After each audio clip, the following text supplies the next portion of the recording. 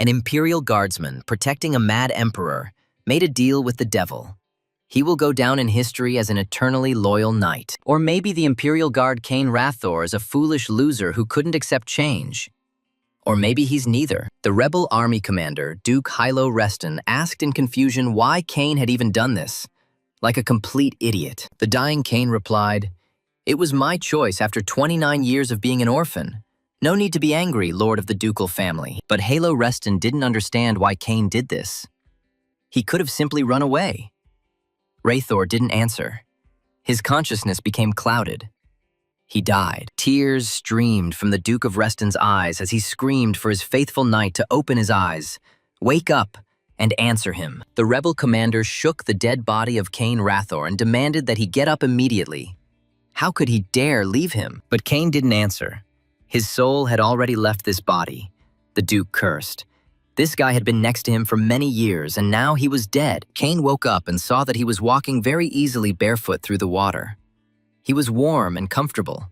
The guy looked around carefully. The space he found himself in was quite unusual. He asked in surprise where he was. Could this really be the world of the dead? There was nothing but water around Cain. He didn't see any other people, only water and stars. The dead knight walked slowly forward. Cain Rathor sighed heavily. It turned out that the long-awaited freedom was not as good as it once seemed. But there was nothing he could do about it. The guy was surprised. Yahello cried so much when he, Cain, died.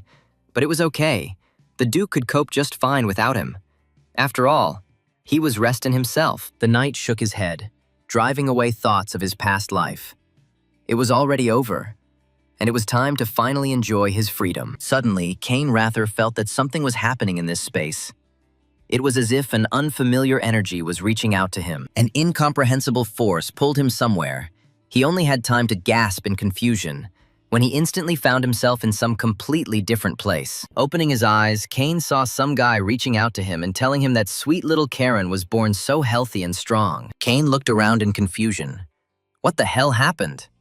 He clearly found himself back in the familiar world of people. Had he really been reborn? The boy offered his father to hold the baby. He was so brave, he didn't even cry. The old man's big, strong hands reached out to Cain. Rathor didn't understand what was happening, and the delighted grandfather dropped the baby off, wishing his youngest grandson to grow up healthy and strong. And suddenly, Cain recognized the one who was holding him in his arms. It was Yahello Reston. He looked so old, but it was definitely him. Cain screamed in horror. The aging Duke of Yahello Reston was upset and made his youngest grandson cry. The baby began to roar deafeningly at the top of his voice. Kyle felt like he couldn't speak, and the baby cried even harder. The knight still didn't understand what was happening to him. The teacher told the grown-up Karen about the knight Cain Rathor, who fell along with the mad emperor 45 years ago. Although Cain was unable to stop his master from going astray, he is considered a symbol of loyalty and remained with his master until the end. The teacher said that this was the end of the last topic of the lesson on modern history, and asked the young gentleman what he thought. But Karen Reston, the third grandson of Yahello Reston and the only child of the Duke of Pale, suggested that the teacher himself speak out about this first. The teacher suggested that the Archduke wanted to restore the honor of his friend.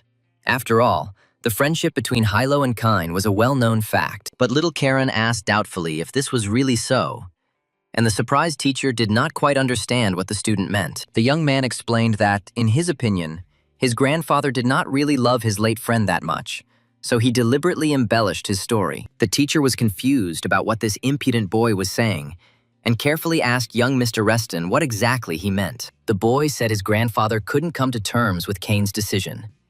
He chose death instead of joining the rebellion. The teacher, with his mouth open, listened to the young Duke, and he said that the grandfather did not care that Cain Rathor wanted a quiet death, and not the glory of a hero. It is, of course, possible to assume that Cain chose death rather than endanger his friend's life and join the rebellion. The teacher understood that this was a completely plausible theory.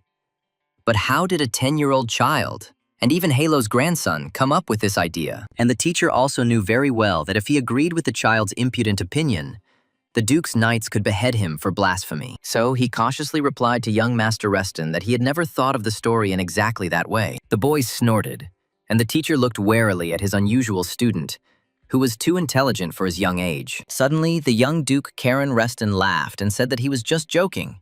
Why was the master teacher so surprised by this? So now the deceased knight Kane Rather is named Karen Reston.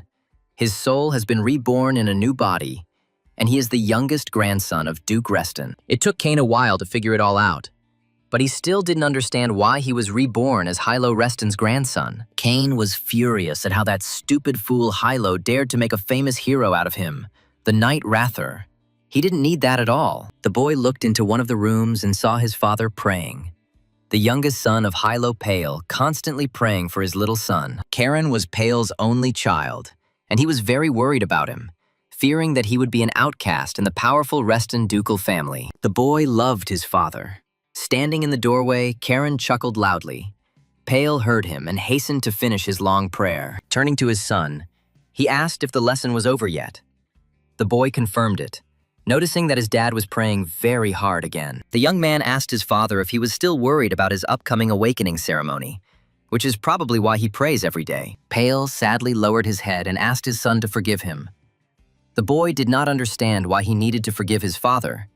He did not offend him. The man replied that, unlike his brothers, he had been unable to awaken magical powers within himself and was afraid that he had passed on his weakness to the boy. Instead of answering, the boy placed a friendly hand on the shoulder of his caring and worried father. Pale looked questioningly at his son. Karen told his dad with a smile that no matter what anyone said, he was the best dad in the whole wide world, and there was no need to worry so much. Pale blushed slightly and looked at his greatly grown son with embarrassment. He had not expected such warm words from the boy. Suddenly, Pale hugged the stunned Karen to himself and excitedly said that he was the best son he could have dreamed of. The touched father tenderly patted his son on the cheeks, exclaiming that he loved his sweet boy very much. Karen silently endured his father's affection. Pale exclaimed, "Now it's time to go to dinner. Maybe Karen wants something special." Of course, the boy really wanted meat. After dinner, Pale lay in his room and thought, throwing a magic stone into the air and controlling it to train his magical power. He caught the stone and said thoughtfully, "So, the awakening ceremony." He had already gone through all this once in a past life. Kyle remembered asking his friend Yahello what it was, and he replied that it was a ceremony that had been going on in their family for a long time. Yahello considered it an outdated family tradition, a ceremony that was supposed to teach you how to use magic, to discover your talent for it. In the Duke's opinion, even magic is something you are born with, like wealth. But Kane Rather didn't care at all about that. Yahello Reston explained to his friend that not everyone can awaken magic within themselves, and awakening doesn't immediately make you the head of the family. The young Archduke, his eyes sparkling, said that one huge secret was being passed on to the heads of their family, and Kane was interested in what secret it was. Kane Rather asked, "This is apparently some kind of legendary treasure or a magic book that makes all your wishes come true." Rather said with a sigh that with such a thing he could live peacefully somewhere in the wilderness, where no one knows him and no one bothers him. Yahello Reston suppressed an involuntary chuckle. Kane Rather shook with anger. Was the young Duke really laughing at his friend's dream? The young Duke hastened to calm his hot-tempered friend. He didn't mean to offend him at all, but his dream was simply very funny. Yahello promised that if he ever became the head of the family, he would definitely tell his friend Kane this great secret. Karen sat up in bed and thoughtfully repeated, "That means the Reston family ceremony of awakening magic will soon take place." Powerful streams of magic flowed around the boy, and he quietly said that his kind and caring father had nothing to worry about. Karen's nursery was filled with the bright light of his powerful aura. Entire magical vortices swirled in space, sparkling and shining. The boy frowned and clenched his fist. He said in a barely audible voice that he had long ago awakened his magic and subjugated it to this new young body. Soon, Karen Reston went to the train station with his parents, and the boy was delighted with what he saw. The father kindly asked his son if he really found this interesting, and Karen exclaimed, "Of course, it was his first time riding a train." The mother explained to her son that the creation of the train was made possible thanks to technologies sponsored by his father, and the boy was delighted. Pale smiled and told his wife that she was embarrassing him. She winked cheerfully at Karen. Even though Dad says so, he is actually proud. The boy happily said that he was also very proud of his dad, and he was not lying at all. He really loved his father very much. This man may not have awakened magical powers, But he is amazing, as he single-handedly provides a third of the Reston County budget. In this life, Cain had perfect parents, a mother who was always kind and gentle, and a loving father who was devoted to his family with all his heart. Young Karen looked at his parents with tenderness. Yes, he was very lucky with his childhood in this life. His mom and dad sincerely love him. The family boarded the train. The train moved off and rushed forward. The harsh landscapes of the duchy flashed past the windows. The boy looked out the window. The green carriages swayed gently. The rhythmic clatter of the wheels was soothing, and the train quickly crossed the vast estate of the wealthy Reston family. Karen sat by the window and thoughtfully looked at the flickering pictures. He knew perfectly well that they were going to the main estate of the Dukes of Reston. The boy's eyes widened. He saw in the distance a place familiar from his past life. Yes, he had once been here with young Yahello. The train was approaching the destination of their journey, the main estate of the House of Reston, the greatest fortress and pride of the entire duchy. It's called the Azure Sea Fortress, and it's home to the head of the family and the older brothers, those who have been able to awaken magical powers within themselves. In fact, Azure Sea Fortress has long since become more than just a manor. It has become the wealthy city of the Dukes of Reston. The boy frowned. The closer they got to the main estate, the gloomier he became, because he knew that he was there, in the estate. It is in the central manor that lives Yahello Reston, a former friend of Cain, now the head of the family, a great and wealthy duke. And although Cain Rather's soul was reborn in the body of Yahello's youngest grandson, he did not stop hating his former friend and dreamed of revenge. The boy smiled maliciously and mentally addressed Yahello. "You really made some great historical figure out of me." Anger flared inside the 10-year-old boy, and because of this, magical currents suddenly burst out. Pale watched his son in surprise. Yahello's youngest son was amazed. So his baby wasn't lacking in magic, moreover. His power was simply amazing. But where did it come from? And the Cain Rathor inside the boy swore that from now on, Karen would become the biggest headache in Yahello Reston's life. The child clenched his fists, his face suddenly becoming quite adult. Karen would become the most infamous rabid dog of the Reston family. Cain Rathor inside the boy grinned wryly, looking forward to meeting the aging Duke and his childhood friend Yahello. He mentally addressed Yahello, saying, "Wait for me. Your dear youngest grandson is already on his way to you, and the fun will begin very soon." Arriving at the station near the main estate of the Duchy of Reston, Azure Sea Fortress, the train slowed down and soon stopped. The chief butler of the estate greeted the third young gentleman with a bow, and the elderly servant said that they had not seen each other for a long time. Pale confirmed that a year had already passed, and asked Henry how he was. The butler bowed and replied that by the grace of the Duke, everything was fine. Young Charon looked curiously at the Knights of the Huron Order, who kept their eyes on the Duke's youngest grandson, noticing the magic. The boy wondered if they had already noticed that he had awakened mana. They were completely different from the knights in their territory, and this means that Yahello will soon find out everything about his youngest grandson. However, Cain didn't care. He had already made his decision. Henry invited the guests to follow him. He leads them to the main castle of the fortress, where the rest of the relatives are already waiting for them. The maid informed Karen that the Duke had asked him to wait here while he greeted the family elders, and the boy thanked her. The boy said thoughtfully, "This is just a reception room. But how huge it is. The Azure Sea Fortress is truly impressive in its grandeur." Karen sighed. How boring. Maybe he should have asked to go into the office. And then his brother's mocking laughter was heard from behind. Leo remarked contemptuously, straight to the office as soon as he arrived at the estate. And Karen really is a good boy, as everyone says about him. Well, it makes sense. Since he's Uncle Pale's son, he has almost no chance of awakening his mana, so he needs to study to rake in the money like his father. Corona was overcome with anger. He clenched his fists and moved towards his cousin, ready to beat the arrogant scoundrel for insulting his father. Leo grinned.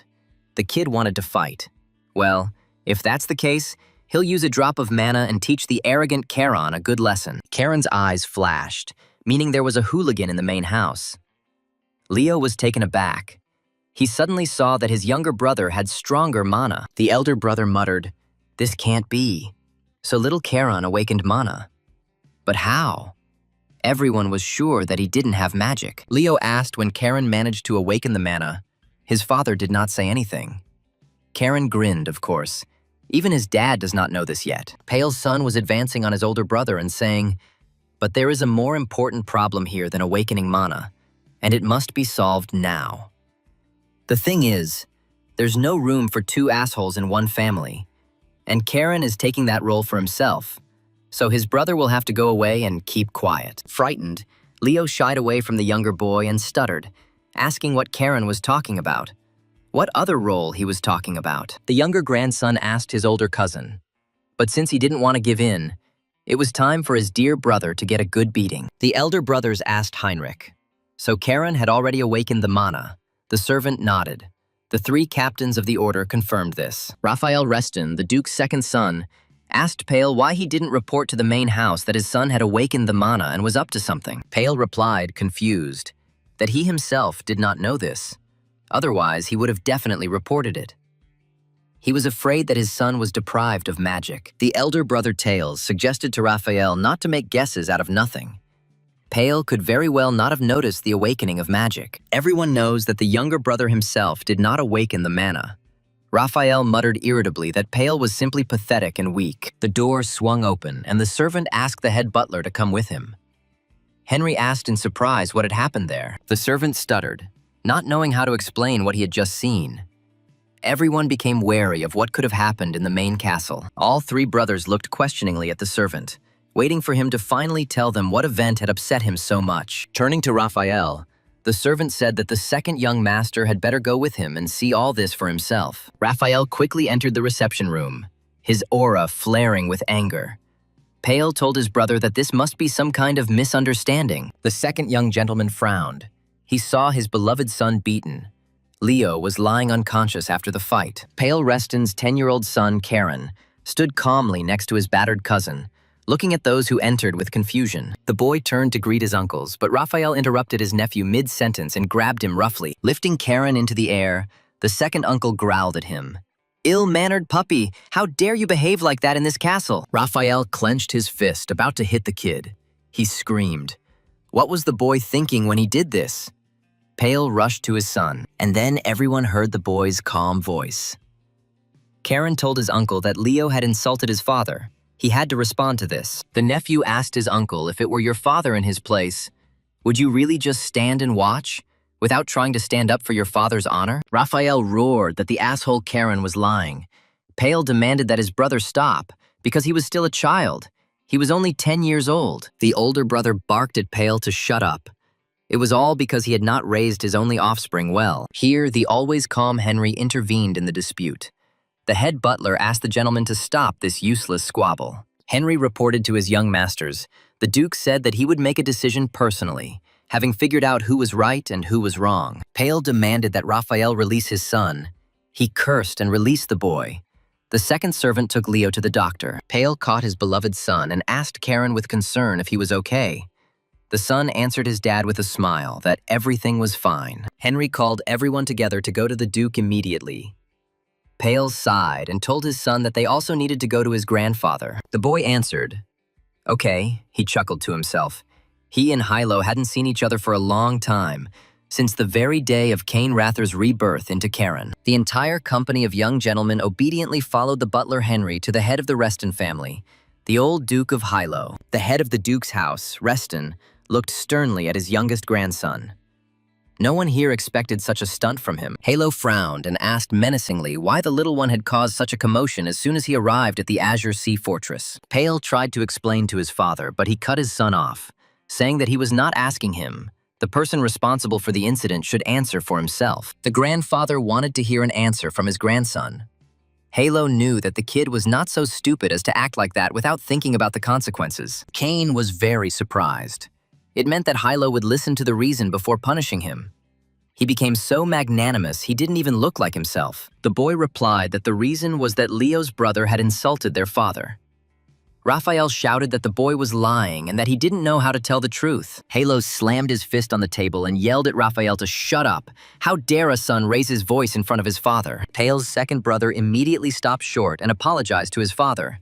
He really didn't like the situation. This little Charon was too insolent. Yahello suggested simply calling Leo and finding out everything. He asked Henry if the doctor had examined his grandson, and the butler confirmed this. But that was not all that the head of the Reston family wanted to ask his youngest grandson. The boy looked at his grandfather in surprise. Cain immediately understood what Yahello was interested in. The boy said with a smile that if his grandfather was talking about mana, then he had awakened it 3 years ago. The leader was amazed that this boy had awakened mana 3 years ago on his own. He asked his grandson why he hadn't even told his father. Karen answered naively. He did not immediately understand that it was mana. Only later, when he read one book, only then did he realize what it was. Yahello Reston asked the child what happened next, and the grandson cheerfully replied that he simply decided to keep it all a secret. Having a secret is fun. And what's even funnier is that none of the knights in their lands have even noticed anything like that over the past 3 years. The surprised head of the family asked his grandson. And that was all, he answered with a laugh. Of course, that was all. The grandfather smiled good-naturedly.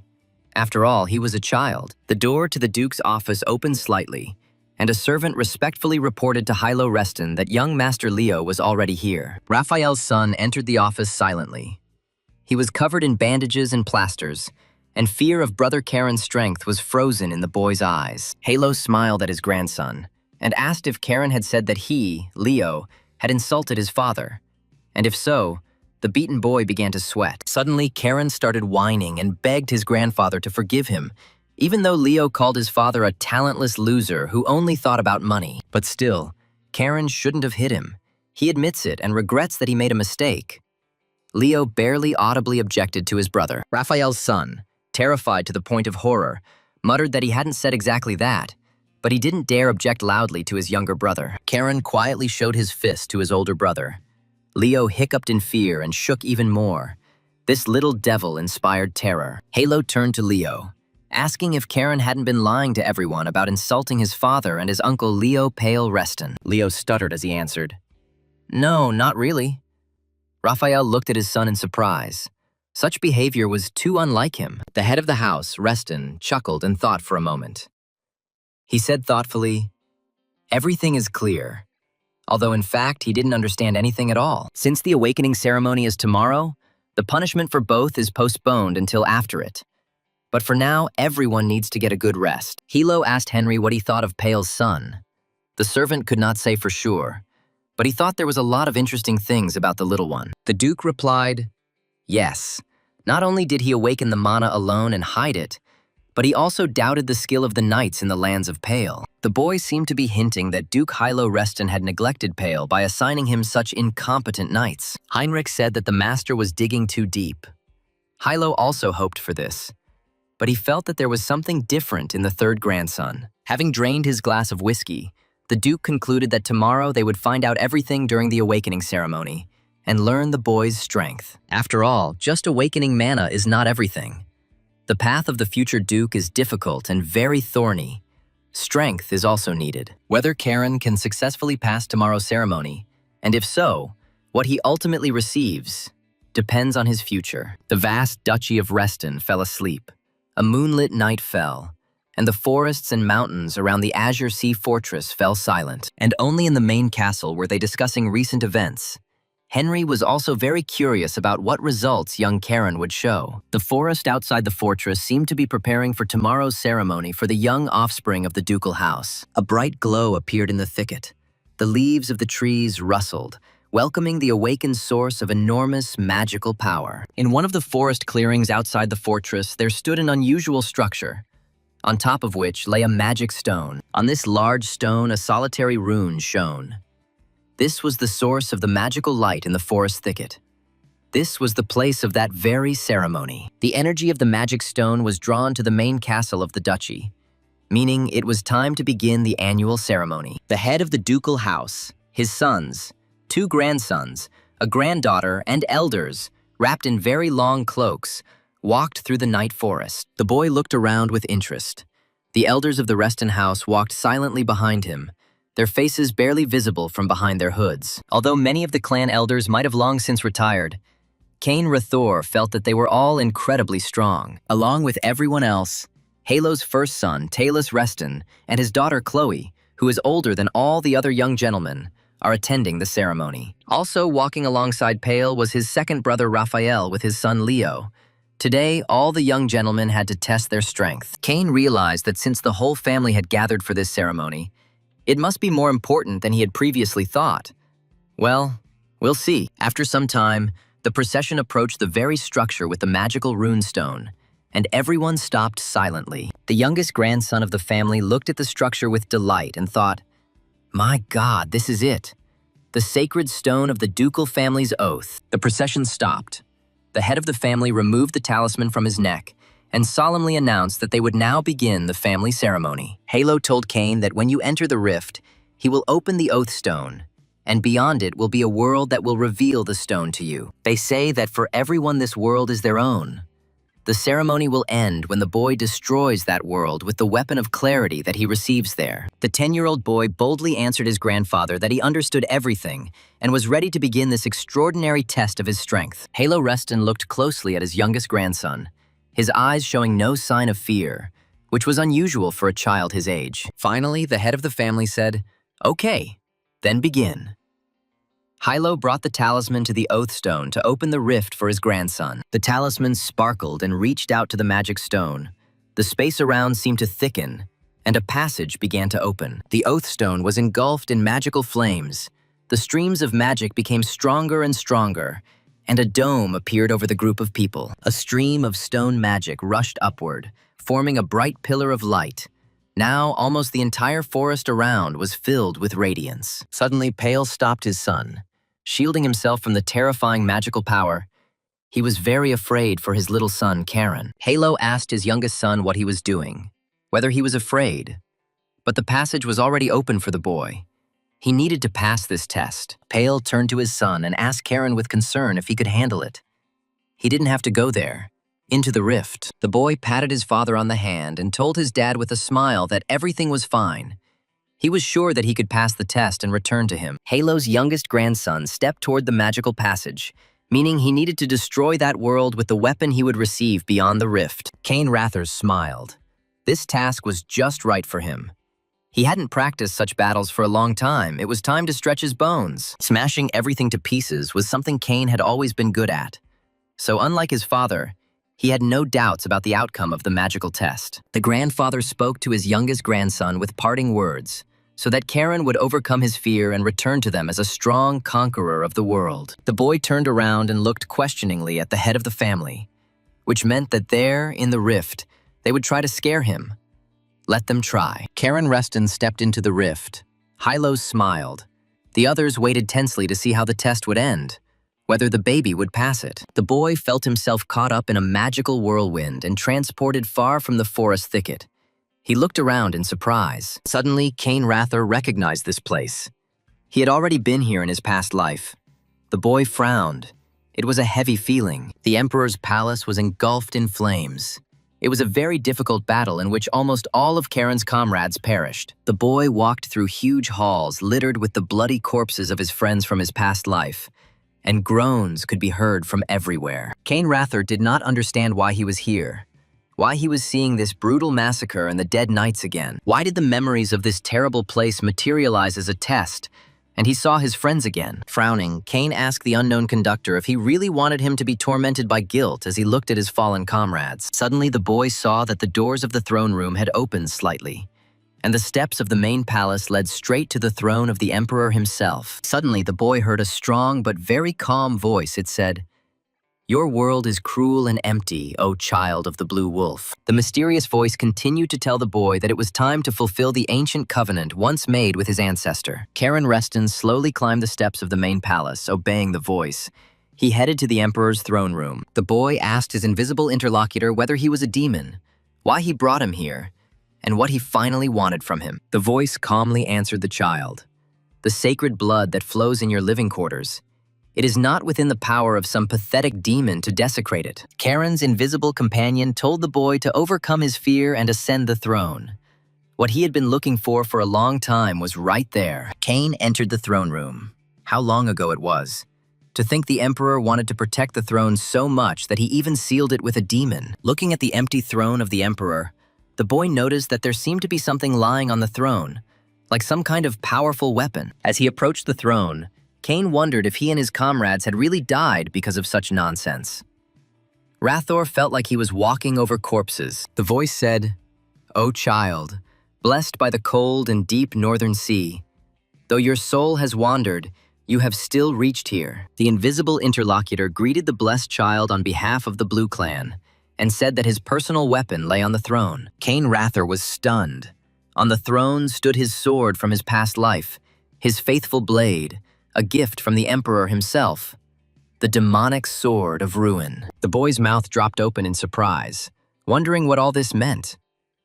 Perhaps his mysterious interlocutor knew everything about his strange rebirth. The voice told the boy to pour his mana into the weapon. Cain objected, "But it is a demonic sword. It devours the soul of its owner." The interlocutor explained that the demonic will that inhabited the sword had already been destroyed by Karen's grandfather. What he saw was just an illusion. The envoy of the Great Blue Clan urged the blessed child to awaken his blade, saying that only he was capable of doing so. Cain didn't know if he could even touch the sword, or if he would become what he was again, the one who mindlessly killed on the Emperor's orders. And suddenly he felt his childhood friend Yahello Reston next to him. He repeated again that Karen should overcome his fear. Is Yahello acting so surprisingly friendly because the true purpose of this ceremony is not just to obtain weapons? An awakening ceremony for the clan's heir, who has awakened the magic of clarity to overcome the source of his fear. In that case, there was no need to be afraid. The boy quickly approached the imperial throne and boldly took up the sword from his past life. Taking hold of the sword's hilt, the boy felt his entire body filled with a powerful flow of magic emanating from the blade. Along with the mana, the consciousness of the youngest grandson of the Reston house was filled with the power and experience contained in this ancient weapon. The boy seemed to have plunged into the depths of a mighty sea, and he asked in surprise if this was really the legendary magic of clarity. Right in front of him in the water, Cain, in Karen's body, saw his sword from his past life. But suddenly he noticed that Ruin's appearance was changing. It was as if the blackness began to creep off the blade. The pattern on the blade became completely different. The aura of the sword began to glow with a blue light. It became cleansed. The voice said to Karen, "I don't know why the blade appeared before you in this form, but originally it was the sword of the founder of your family. The blade Garam, which Karen's grandfather took, is also the founder's sword. But unlike Garam, this blade was not even mentioned in the annals of the family. Perhaps this is because the power that this legendary sword possesses is completely different from that of the entire Reston clan." The boy gritted his teeth and held the sword with all his might. His body was burning. He asked the invisible interlocutor what it was. What was happening? The voice told the young man to be patient. It was the magic that lived in the blade that was imprinted on his body, so he felt very strong pain. But then the pain subsided. Karen smiled. The flow of mana in his body became even stronger. Amazingly, the blade's magic had such a huge effect. "So the magic of clarity is really special?" the boy asked the invisible guide. "Then what is the true name of this ancient blade?" The voice answered, "This is a blade that has decapitated many monsters and absorbed their power. Even the strongest of demons feared it. This sword was born in the depths of the northern sea, in a place dark and surprisingly clear at the same time. It is an execution blade, a guillotine." An invisible mentor told the boy that this was the true name of this blade, and Karen was given the honor of bringing back its glory. The third grandson of the Reston house repeated thoughtfully, "The blade of execution, the guillotine. So that's what this powerful sword is called." The voice explained that this blade was like the deep sea, the darkness itself, and it was a match for the destiny of him, Karen, the blessed child. The boy asked his interlocutor who he was, since he called himself one of the Blue Clan, which meant he was the Blue Dragon, the guardian of their clan. For now, Karen cannot bear this name, but the day will come when he will be able to control the seas with his power. Then he will find him in the northern sea. The third grandson asked how he could get out of here, but the interlocutor was sure that the boy probably already knew how. Cain looked at the imperial throne that he had fought so fiercely for in his past life. So that was it. Wonderful. His eyes flashed. He swung his sword and said, "Great. I've always wanted to try this at least once." Cain Rathor, with the help of young Karen Reston, struck a blow at the Emperor's throne, and this gave him untold pleasure. Meanwhile, the head of the Reston house and his 3 sons silently awaited the end of the test of the third, youngest grandson. Seeing his youngest son's worries, Yahello told Peel not to worry so much, and he sheepishly apologized to the head of the family. Yahello said it must be painful to watch your son go down the path you never took yourself. I know how hard it is. But the head of the family believed that it was precisely at such moments that one needed to hold on. Pale Reston sighed and agreed with his father. Suddenly Leo exclaimed, "The oath stone! It's breaking!" Indeed, the whole structure shook, and the stone cracked in half. The second grandson shouted to his grandfather that the oath stone was crumbling. Yahello Reston couldn't believe his eyes, but it was true. It was as if someone had cut the stone in half and it began to fall apart.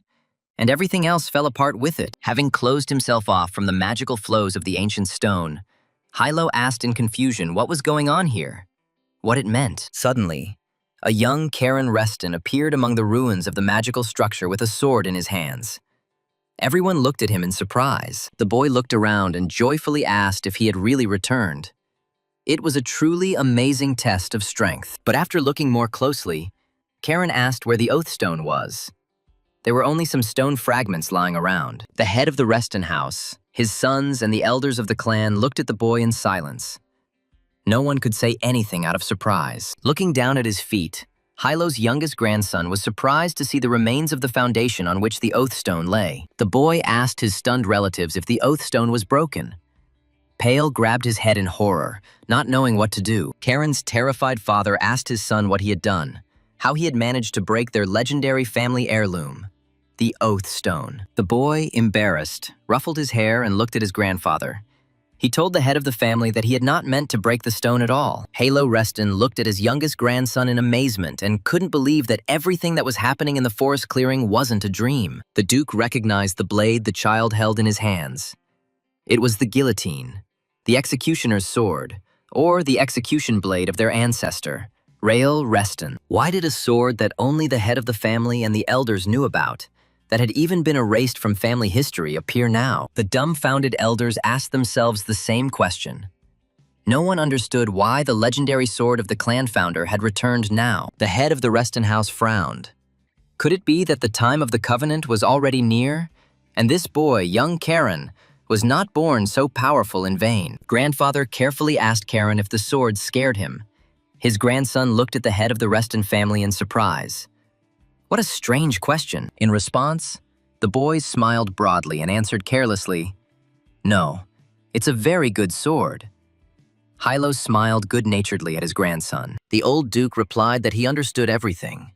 The baby was born a true son of his family, a brave and strong warrior, Reston. Grandfather said that he was not at all angry with Karen, that because of him the oath stone had broken, which meant that he had served his long service. Yahello said that long ago their ancestors failed to fulfill the covenant with the blue dragons and destroy the demons from the very edge of the world. The ancestors of House Reston left an oath stone as a symbol of this covenant for future generations to test their strength. For many centuries, young archdukes were tested with the help of this magical stone, each receiving something different from it. The great ancestors of House Reston hoped that one of their descendants would fulfill the Blue Dragon's covenant and destroy all demons. Today, the Stone of the Oath has been destroyed. It turns out that Charon is the one who is destined to do this, to fulfill the covenant once given by the ancestors. The Duke raised his hand and solemnly declared Charon, son of Pale Reston, a full member of the family's Azure Sea Fortress. Karen Reston also becomes the direct descendant chosen by the guillotine execution blade, with the right to inherit the sea spirit style. Raphael was beside himself with anger. Just think, a young man would inherit the style of the spirit of the sea. The eldest son, Tyles, was contemptuously silent. Pale approached his son and asked with concern if the baby was hurt. He cheerfully answered his dad that he was okay. He was safe. Tails thought he knew all the weapons passed down in his family from generation to generation, but he had never even heard of this blade. And on top of that, the aura of this execution sword is so terrifying that it's scary to even look at. And Pale's son is following this path. But Tails couldn't allow the family succession to depend on such an unpredictable variable as Pale's son, Karen. Duke Yahello Reston turned to his sons and grandson and said that the awakening ceremony was over, and it was time for everyone to return to the castle. The elders of the clan, together with the head of the family, set off on the return journey. Raphael called out to his older brother, He was filled with rage. He indignantly asked his elder brother and heir to the duchy whether he was really going to just stand and watch all this. Tails quietly replied to his brother that it seemed they would soon have a face-to-face conversation.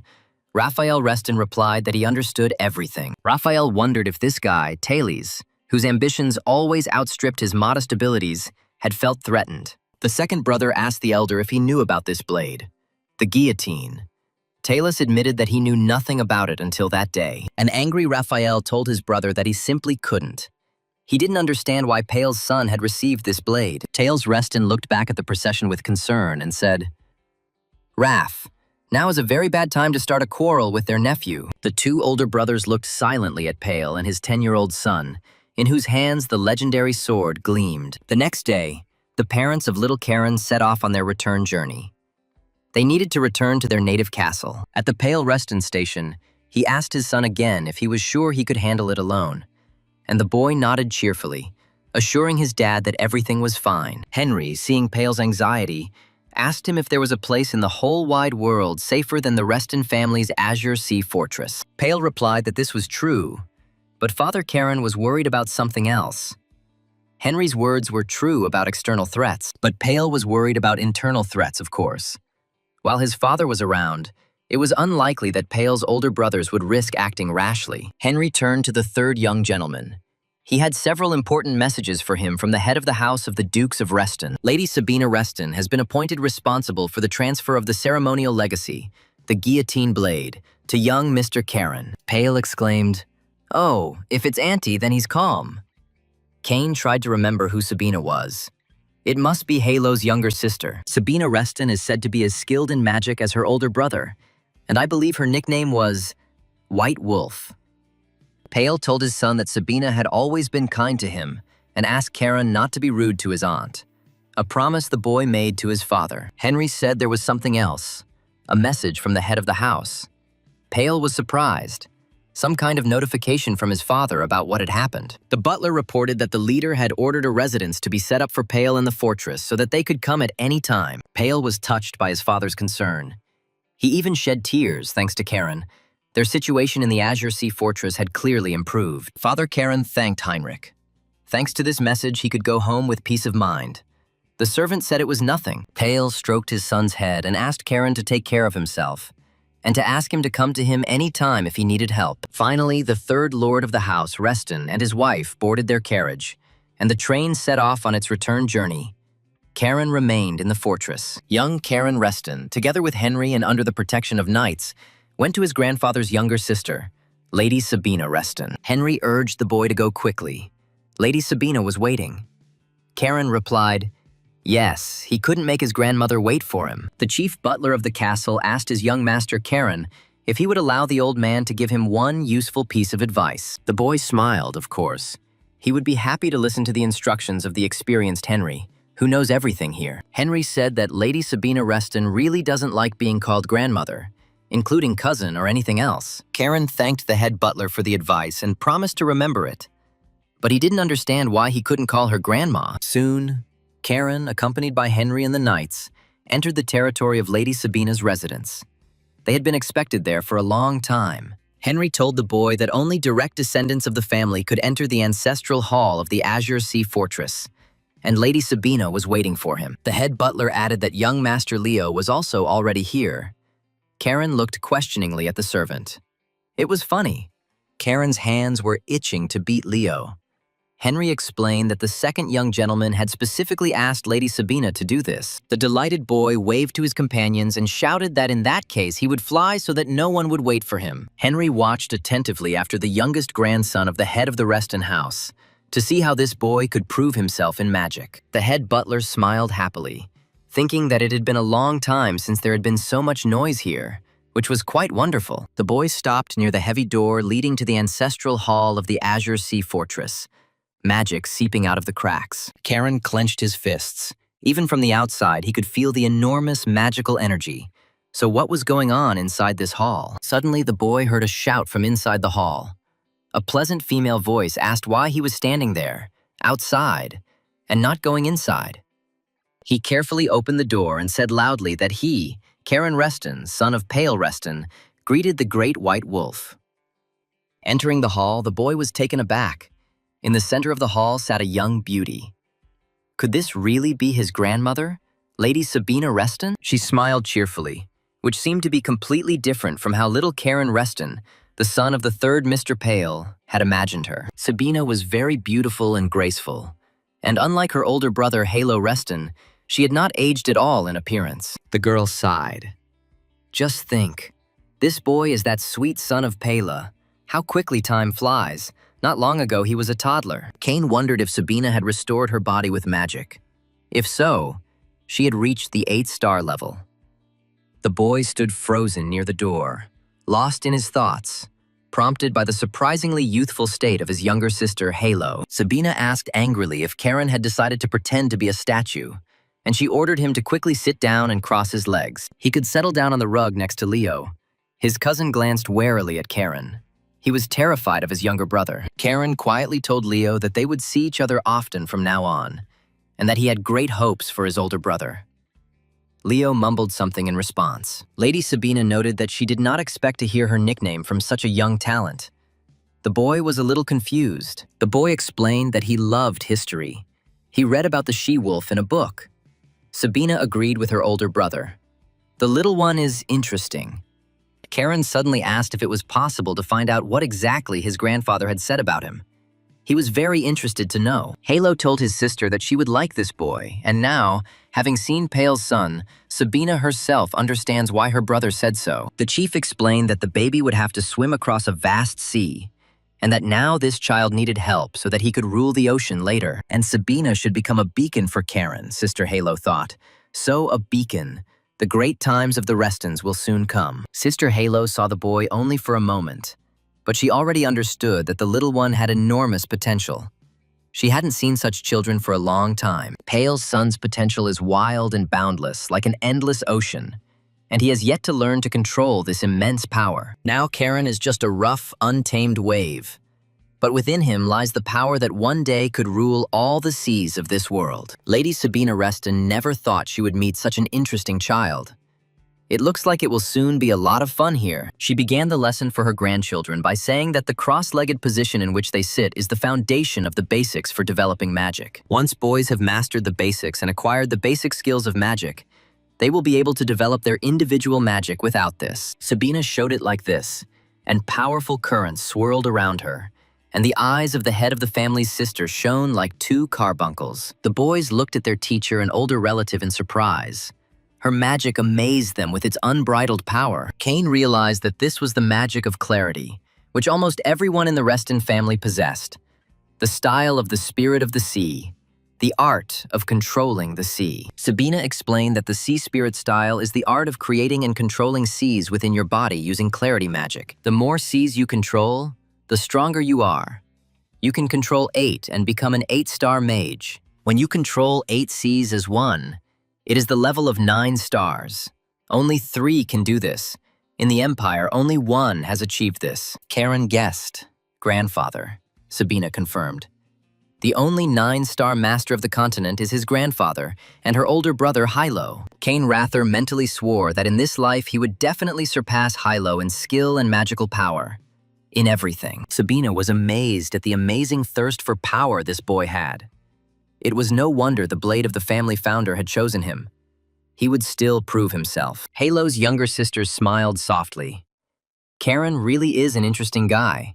Training him will definitely be a pleasure. To begin, Sabina told the boys to channel their magic into the channel that had opened for them during the awakening ceremony. It is very important for young magicians to remember that the power of the sea does not need to be controlled. It is useless. It just needs to be accepted within oneself. Karen felt huge sea waves raging inside his body. He relaxed and let them roll freely. But despite the acceptance, everything still came out rather rough. Kane was looking for a way to cope with the elements raging inside Karen's body. He decided to try to first direct the waves from the heart. Then the raging sea would acquire a certain rhythm, like the flow of blood. Lady Sabina looked at her youngest grandson in surprise. His magic had grown stronger.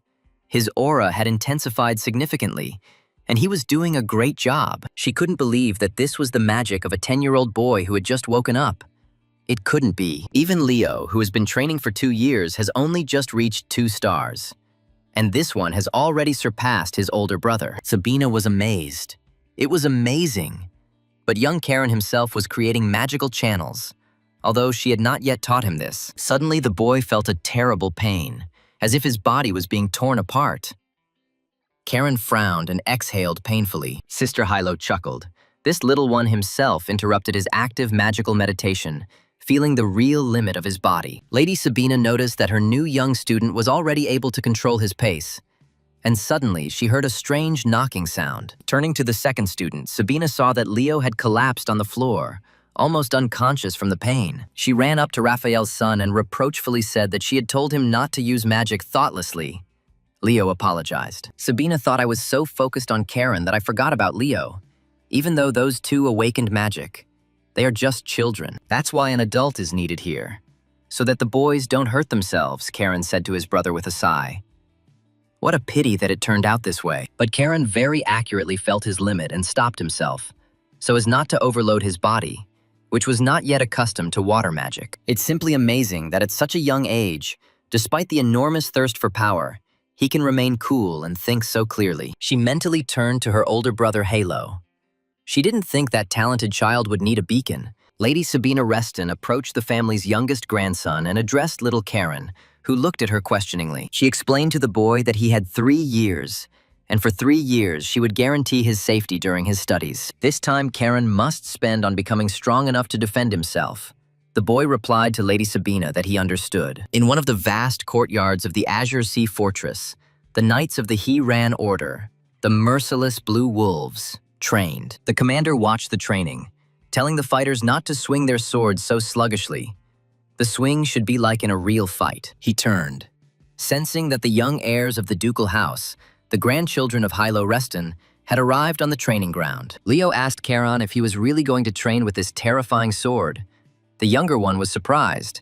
What? Some kind of problem? Karen explained that his grandfather had given him a special scabbard to dampen the sword's aura.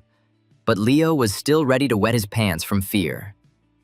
Leo was embarrassed. The Blue Wolves commander bowed respectfully and said, "Welcome, young Master Karen, young Master Leo." The head of the Volkovs announced that from today on, he would be teaching young Master Karen fencing.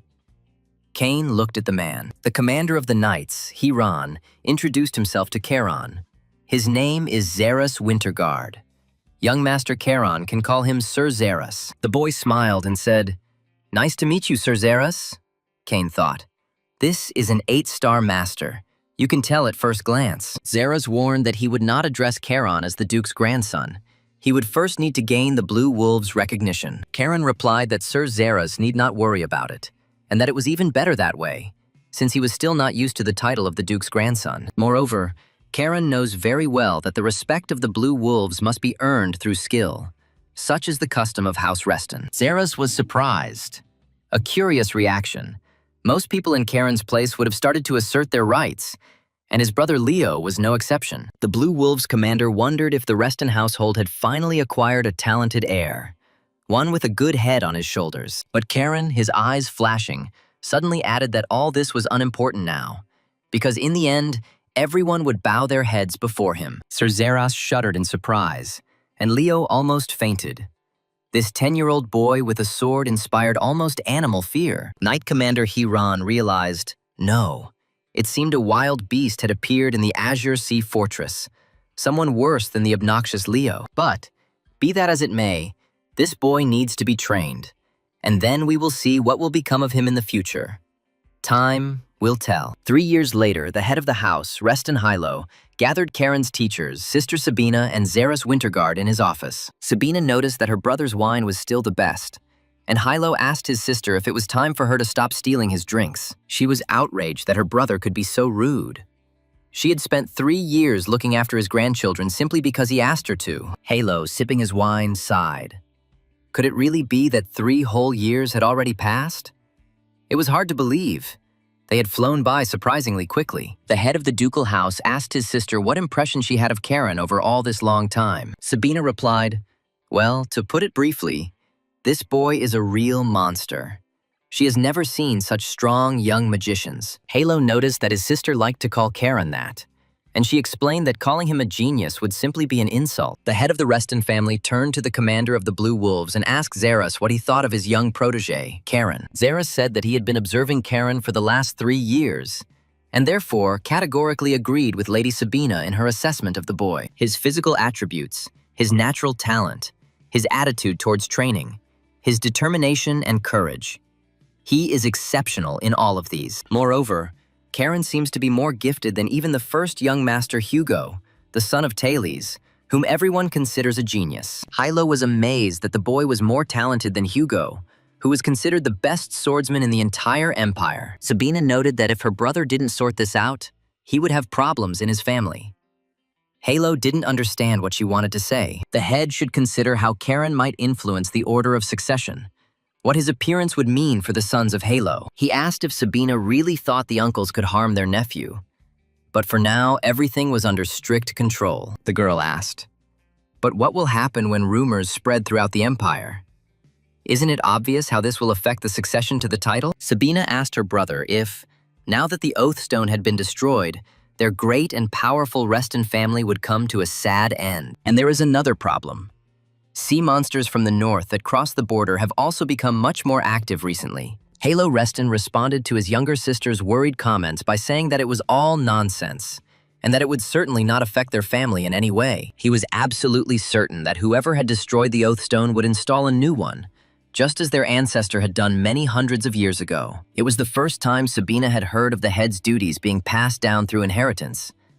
Yahello confirmed that this meant the time of the covenant was near. The head of the family's sister remarked that their youngest grandson would have to shoulder a heavy burden when Yahello told Caron. The Duke did not answer immediately, but seeing his sister's insistent look, he said that he would do it at the right moment, but definitely not now. Karen wrote to him asking if everything was okay with his dad, that he needed to dress his body, and his son apologized for not visiting as he had a lot of training. He recently reached 4 stars in the Sea Spirit style, and mastered the 4th form of wolf swordsmanship, and is trying to get along with his family. By the way, I have a request. I'm out of pocket money. Could he send some more? Pale smiled. What a spendthrift Karen is. Pale Reston told Henry that he still remembered how he had felt leaving his son at Azure Sea Fortress 3 years ago, and the boy settled in so well. Henry noticed that thanks to his youngest grandson, peace reigned in the Azure Sea Fortress. Karen's father sighed. He had told his son so many times that standing out was not good. It was better not to show off your talents to everyone. Henry objected. But a precious stone cannot help but shine even if it lies in place, Pale agreed. That was absolutely true. But soon, everything may change. Perhaps the relatives will no longer be able to conceal information about the talents of young Mr. Karen. Pale's son is expected to carry out any tasks assigned to him as the Blue Wolf, so he may already have a quest. But Pale had something else on his mind. His 2 older brothers would definitely not be happy about Karen's growing influence in the Azure Sea Fortress. Henry tried to reassure the 3rd young gentleman that there were enough people in the fortress who would protect young Karen Reston. For example, Lady Sabina takes great care of the boy. Pale breathed a sigh of relief, right? His aunt is also in the estate now. Karen wrote to his father about this, but hearing it from Henry was much calmer. The servant laughed because Lady Sabina also took care of Pela. He smiled. Maybe it helped that they sent her money every month.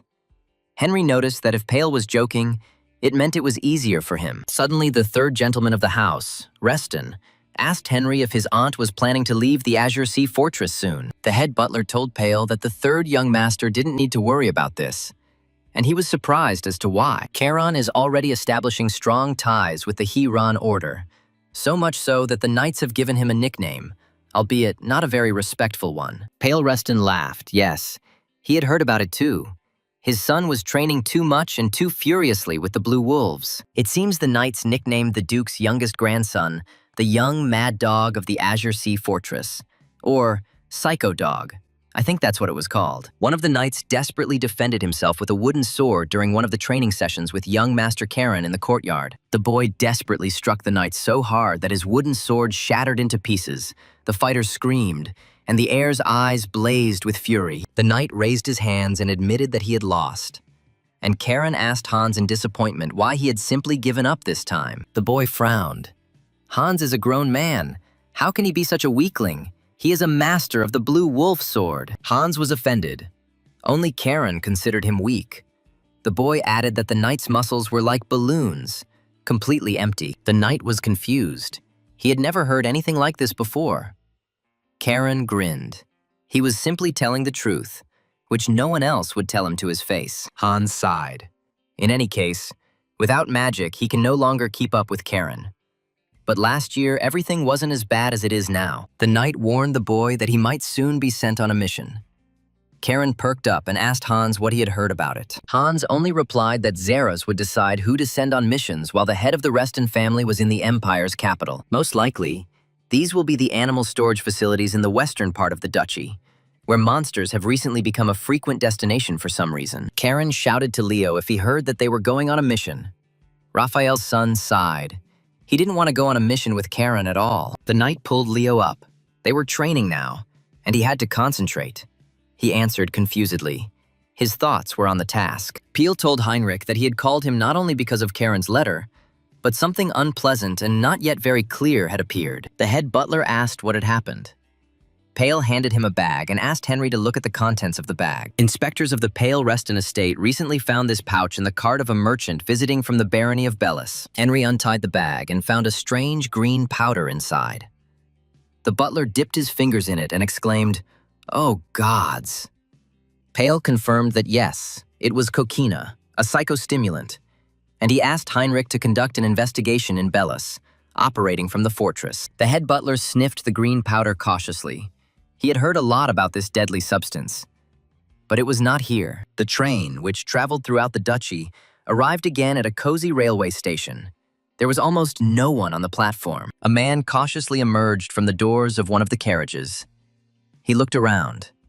There was no one nearby, and he went into the castle. Looking at the towering main estate of the Restons, the man said, "Here is the famous Azure Sea Fortress." A clear night fell upon the main residence of the Dukes of Reston, and almost the entire Azure Sea Fortress sank into a peaceful night's rest. Only the Knights of Hiran stood guard on the main streets of the fortress, ensuring order and peace in the Duke's domain. Karen, holding a bottle of wine in his hands, peered cautiously around the corner, waiting for the patrolman to go far enough down the street. Looking at the bottle, the Duke's youngest grandson smiled cheerfully.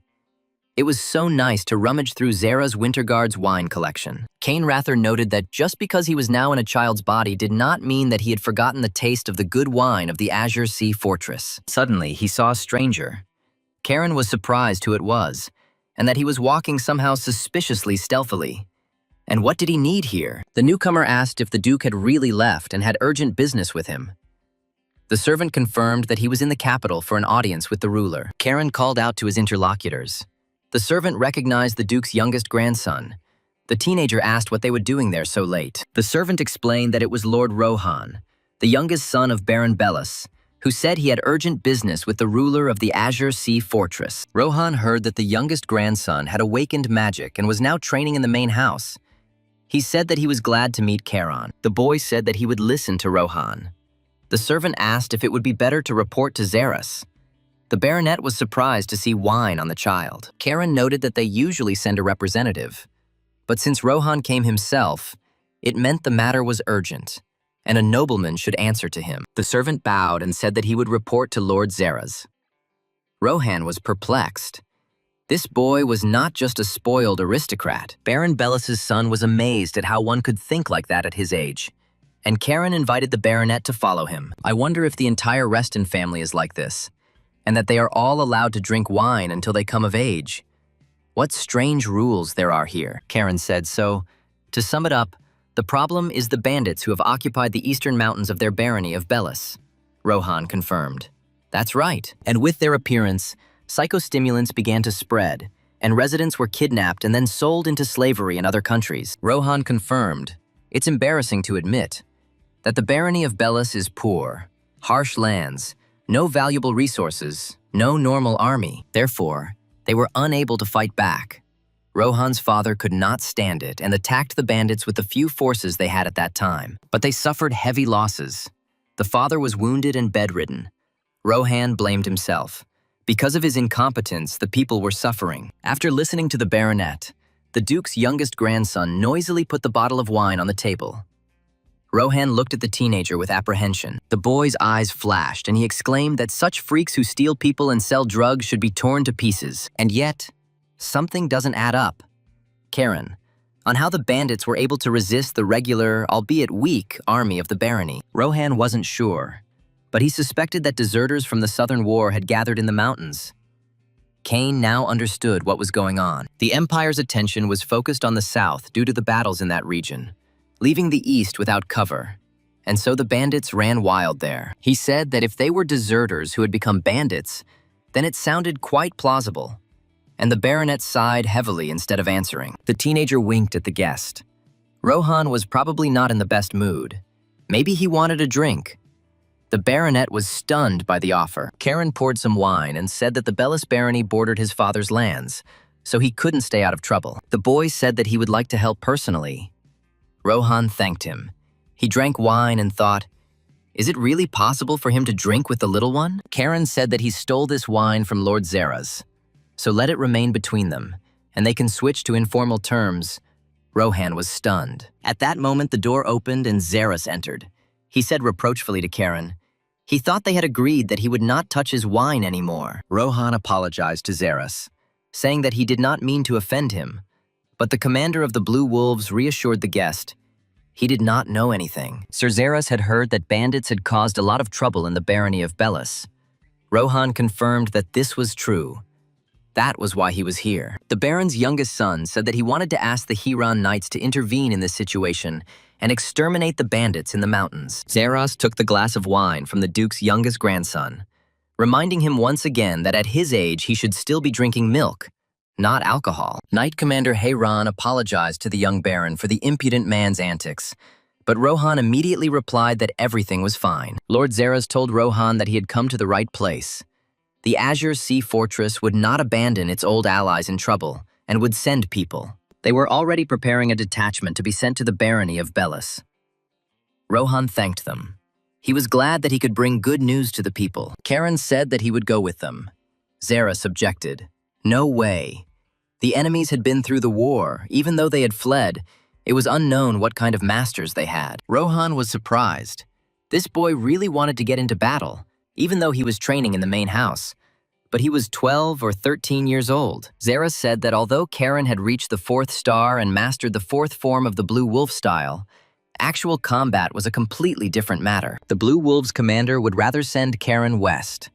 Better to face a known threat, the boy snorted. Zeras declared that he would not allow the boy to risk facing an enemy whose strength, numbers, and location were unknown to them. The Duke's youngest grandson smiled and asked the commander if he would make an offer that Zeras couldn't refuse. Sir Zeras and Rohan Bellis looked questioningly at this very unusual teenager, wondering what he had come up with so quickly. When the younger brother explained his plan to Leo, he asked in confusion why him?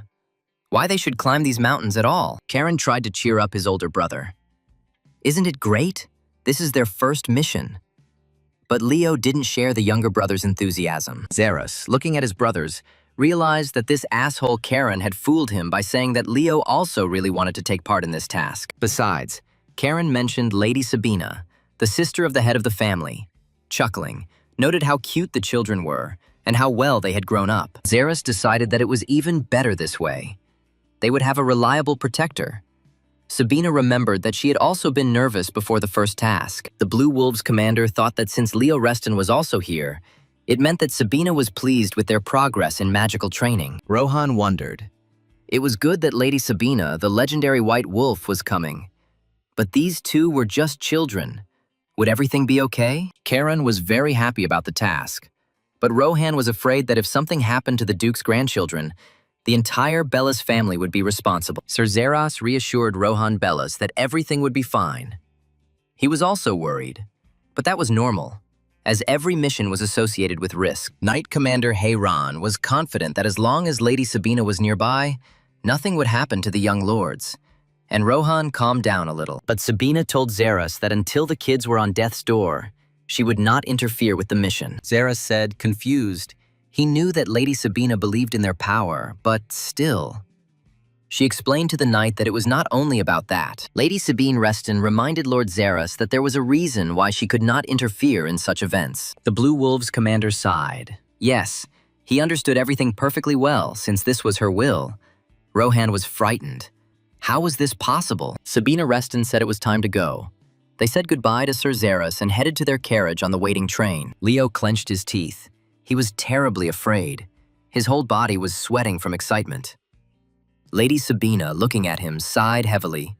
She felt sorry for him. She told Leo it was okay for him to be nervous, but he should look at this as an opportunity to prove how hard he worked. After all, this task is a chance to gain recognition from the knights, become their ally and one of the famous Blue Wolves, Leo thought. He always longed to become one of the Blue Wolves, to earn their gratitude, to be respected like Karen's brother. Raphael's son was very pleased with this idea and enthusiastically headed towards the train, hoping to distinguish himself. Karen chuckled. An older brother always needs someone to give him a kick of motivation. Leo growled at the little one to shut up. Laughing, Karen asked where their seats were. The ride was still a long one, so it would be better to spend this time in a cozy, spacious train compartment. Leo always knew that the day would come when he would have to prove himself, but he just didn't think it would happen so soon. The station attendant announced that the magical train from Azure Sea Fortress to Bellis Barony was departing.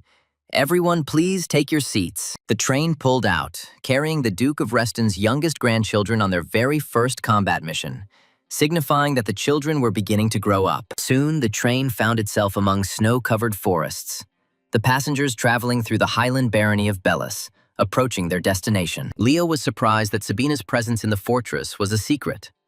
She said that for this reason she could not reveal herself unnecessarily. If the bandits found out she was here, they would disappear without a trace.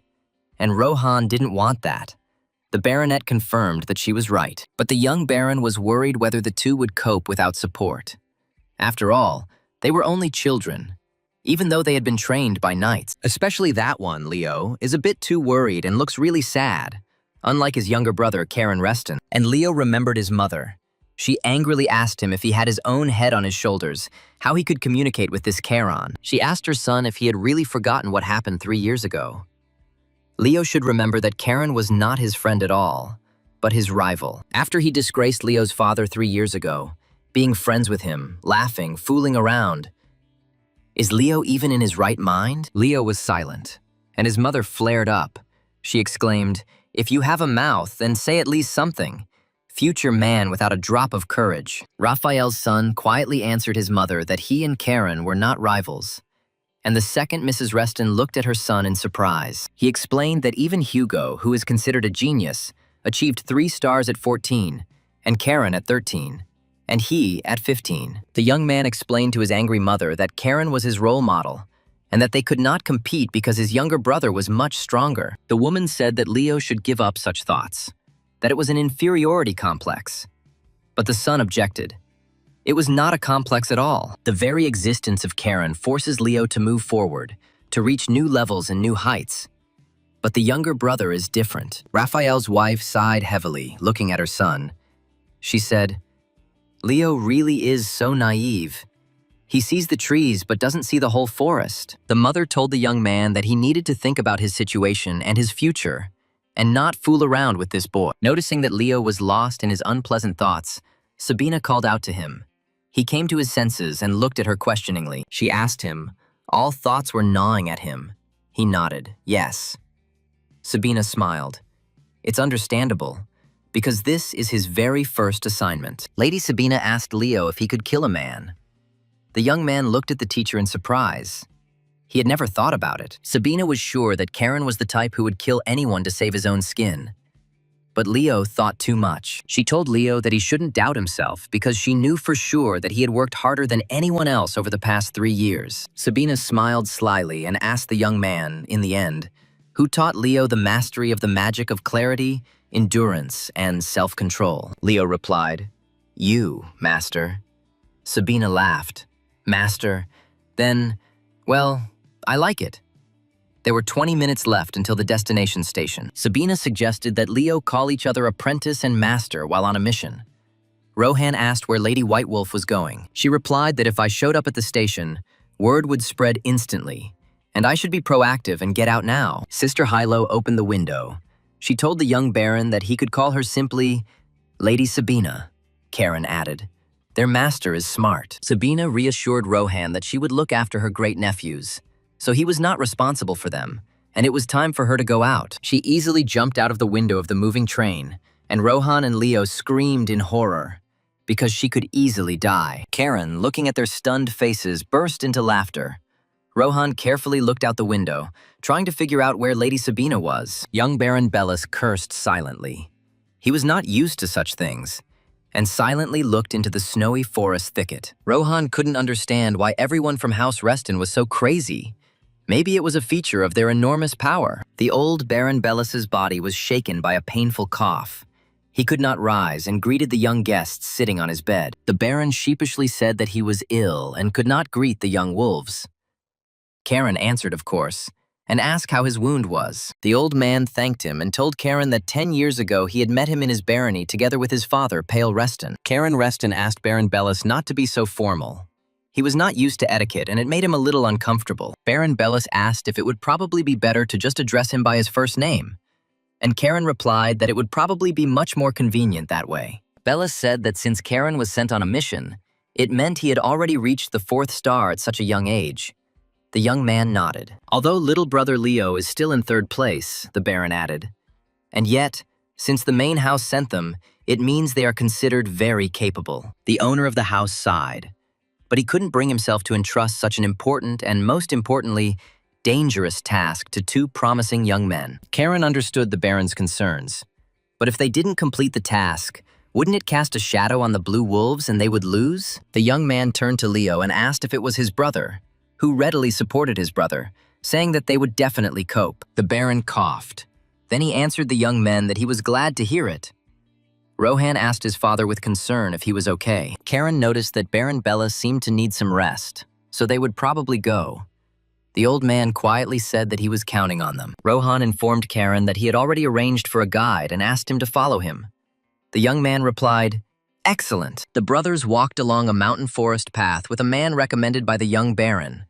It was very snowy and quiet all around. Leo called out to Karen, who asked in surprise if his older brother was already tired.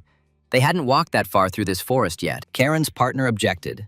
"It's just that this guy, a herbalist, can you trust him? There's no guarantee that he's not in league with the bandits. Even if he knows the mountain paths and was appointed by the young Baron, he could be a traitor." Karen smiled. His brother began to think. Karen said that most likely this herbalist really is from the gang that tyrannizes the locals. Leo asked his younger brother how he understood this. The young man exchanged a few words with the young Baron when they arrived at the station. Leo was taken aback. And what did they agree on then? Karen asked Rohan how they could find the bandits, and the young Baron suggested this idea, and the young wolf really liked it. The Baron's youngest son then said, "I think we have no choice but to use traitors." Karen admired. "Rohan is good." Leo was a little offended and asked his brother why he hadn't told him anything about this conversation and the option of searching for the robbers right away. Karen explained that Leo had already been on edge all day, and this would have been even worse. His older brother quietly cursed. He really didn't like it. Leo was indignant. To slip in a traitor, knowing who he is. "Rohan is very smart," Karen answered. "Exactly so. The fact that he is alive proves it. Rohan is desperate. So now they are bait. 2 young nobles passing through the barony to neighboring lands." A frightened Leo answered his brother that he understood him. Karen's eyes sparkled. He felt that the robbers were about to fall for them. And then, around the bend in the forest path, robbers appeared in front of the 2 young knights, and their herbalist guide stood with them. The bandit handed his accomplice the money, saying, "Great job, Sven, since they're rich." And he added more on top of the usual fee. One of the fighters told the boss, "It seems to me that these young chicks are not going to give up without a fight," and pointed to the armed youths. Kane's hands were itching. He hadn't fought since his death. Now Charon's body was strong enough to go into battle. He drew his sword. His eyes flashed wildly and shouted, "Well, guys, whose hand should I cut off first for selling psychotropic drugs?" After the Duke of Reston's grandchildren left Baron Bellis's house, the owner's youngest son was restless, and his father was coughing. Rohan asked his father how he was feeling. The old man replied that he was fine. He had almost gotten used to the constant cough. The son handed the old Baron a mug, offering him a drink of water to stop or at least alleviate his persistent cough. Rohan remained silent and restless, Looking out the window, he feared for the young offspring of the Reston ducal family who had gone into the forest. The young baron asked his father if he thought the boys would be okay, and the old man chuckled thoughtfully. Most likely, yes. The fact that they sent two teenagers without any information about the enemy proves that even the Azure Sea Fortress is confident in their strength. Besides, this young Karen Reston reminded old Baron Bellis very much of the current Duke Yahello Reston in his youth. Moreover, Karen resembles his grandfather not only in appearance, but also in his free demeanor and calm, carefree disposition. So the Baron was confident that they could safely rely on these young wolves. Rohan was somewhat reassured by his father's confidence. And in the forest clearing, a battle was brewing. The robbers surrounded the young aristocrats with laughter, considering them very easy prey. But the next second, the white snow turned scarlet. Karen swung his sword and killed several bandits. The laughter stopped. Karen's eyes sparkled as he blew off the criminals' heads one after another, causing them to fall onto the snow, drenching everything around them with scarlet liquid. The young man reveled in the battle. He smiled as he crushed enemies, spilling rivers of bandit blood, and the blue glow of the ocean flowed from his eyes. Leo watched the fight with confusion, but did not take part in it. Karen flew around the clearing like a demon, striking the bandits. Their mortally wounded guide lay in the snow, clutching a bag of money. The herbalist whispered barely audibly, "Monster." The entire clearing was already covered in blood and littered with corpses. Leo couldn't help but think that Karen really was crazy. He had killed almost everyone. One of the bandits, seeing the carnage, hastened to retreat from the forest clearing and report the detachment commander about the dire situation. He told the boss that these guys weren't just fools. There was bloodshed. They needed to retreat and report this to the main group. But the captain, cursing, grabbed his battle axes and rushed into battle, shouting that he would never lose to some little brat. Jumping out into the clearing, the squad leader growled at Karen that he would now teach the little idiot, the son of rich aristocrats, a lesson. The bandit's aura glowed with a scarlet light. He swung both battle axes at once and rushed at the enemy with a battle cry. The young man calmly swung the mighty sword of the founder of the Reston clan and brought the weapon down directly on the head of the rowdy squad leader. Karen said at the same time that this commander was so incredibly noisy. And why did he have to shout so loudly and uselessly wave his axes? The young man's blow cut the surprised robber exactly in half from forehead to heels, and blood gushed from the cut body like a fountain. The only surviving member of the bandit squad watched, frozen, as their mighty commander was killed by a boy. Leo looked at his brother in silence. He realized that he had been using the power of the wind without even realizing it. But how did all this happen now? Karen cursed. Because of that idiot with the axes, all his clothes were dirty now. He would have to take everything to the cleaners after this fight. Leo thought about it. He realized that it was not only about Karen himself, who always acts as a leader and is the first to rush into battle. The aura emanating from his sword seems to suppress Leo, preventing him from taking initiative and acting independently. And even more, Leo sometimes felt like this sword could cut his throat at any moment, and he involuntarily grabbed his throat. The surviving robber raised his hands high and shouted that he surrendered, but his head should not be cut off like the others. Karen asked the robber his name. The robber stuttered and replied that he was Urha. He was the only one from their entire squad who remained alive. The young man asked Urhu with a smile if he had a rope. He nodded his head affirmatively.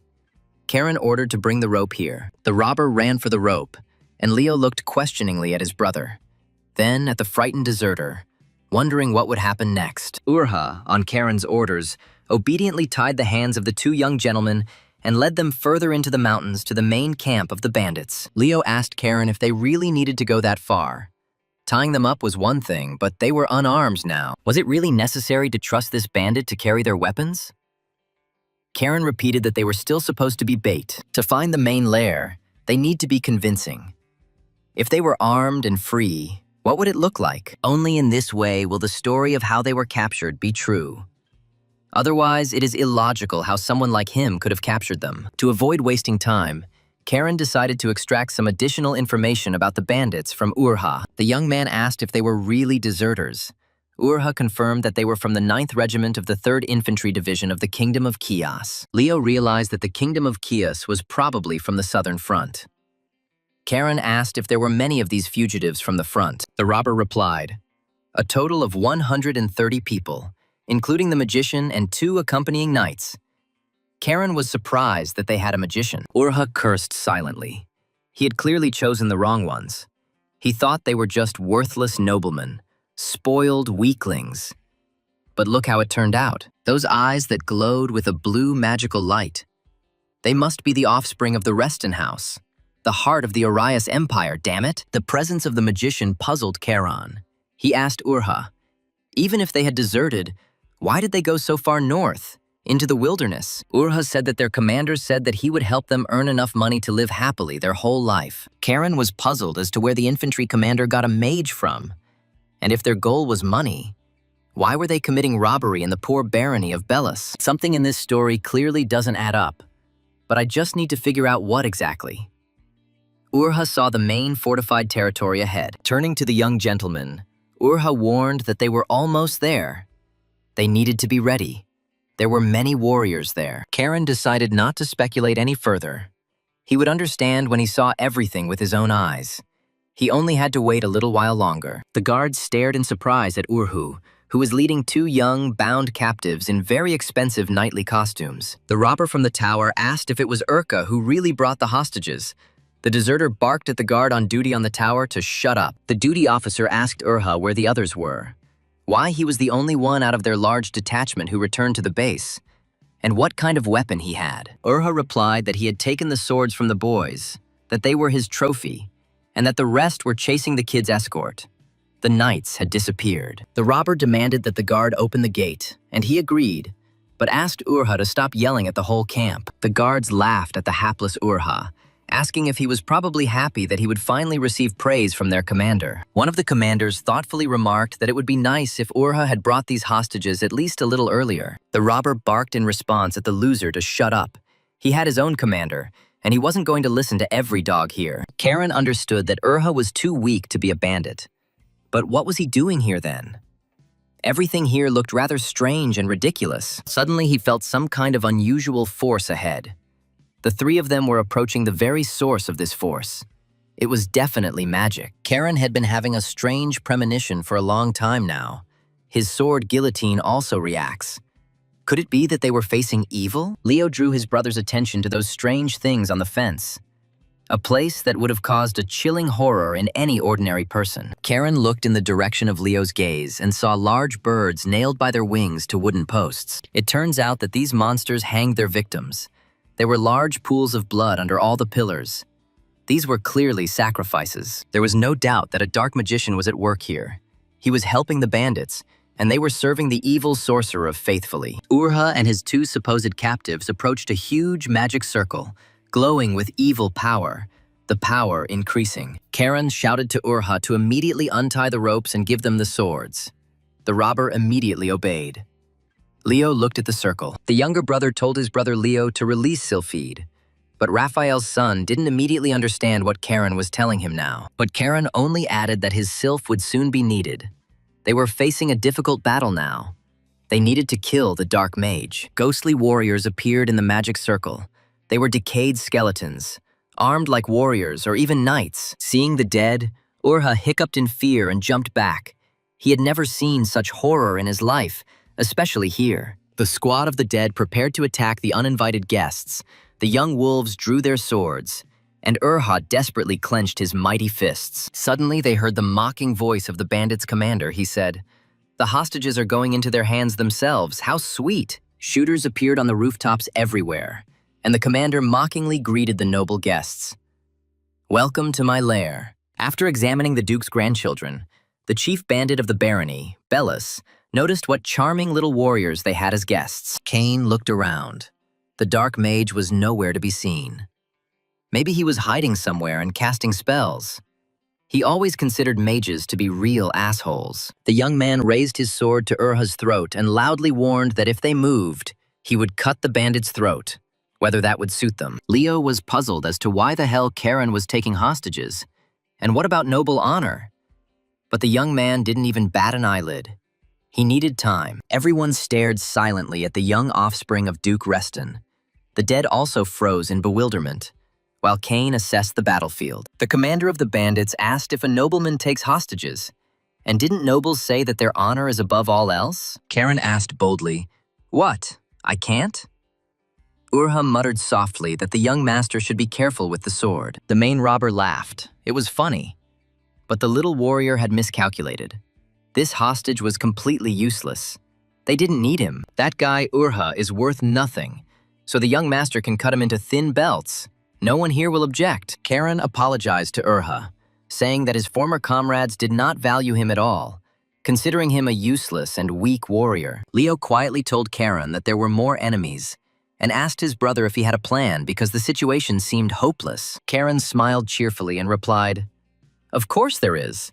They will have to make an effort, but they will still defeat all these pathetic bandits." The young man told his older brother that they simply needed to remove the leader, and then the rest would scatter on their own, like a herd without its leader. The magical fire lit up Karen's eyes again.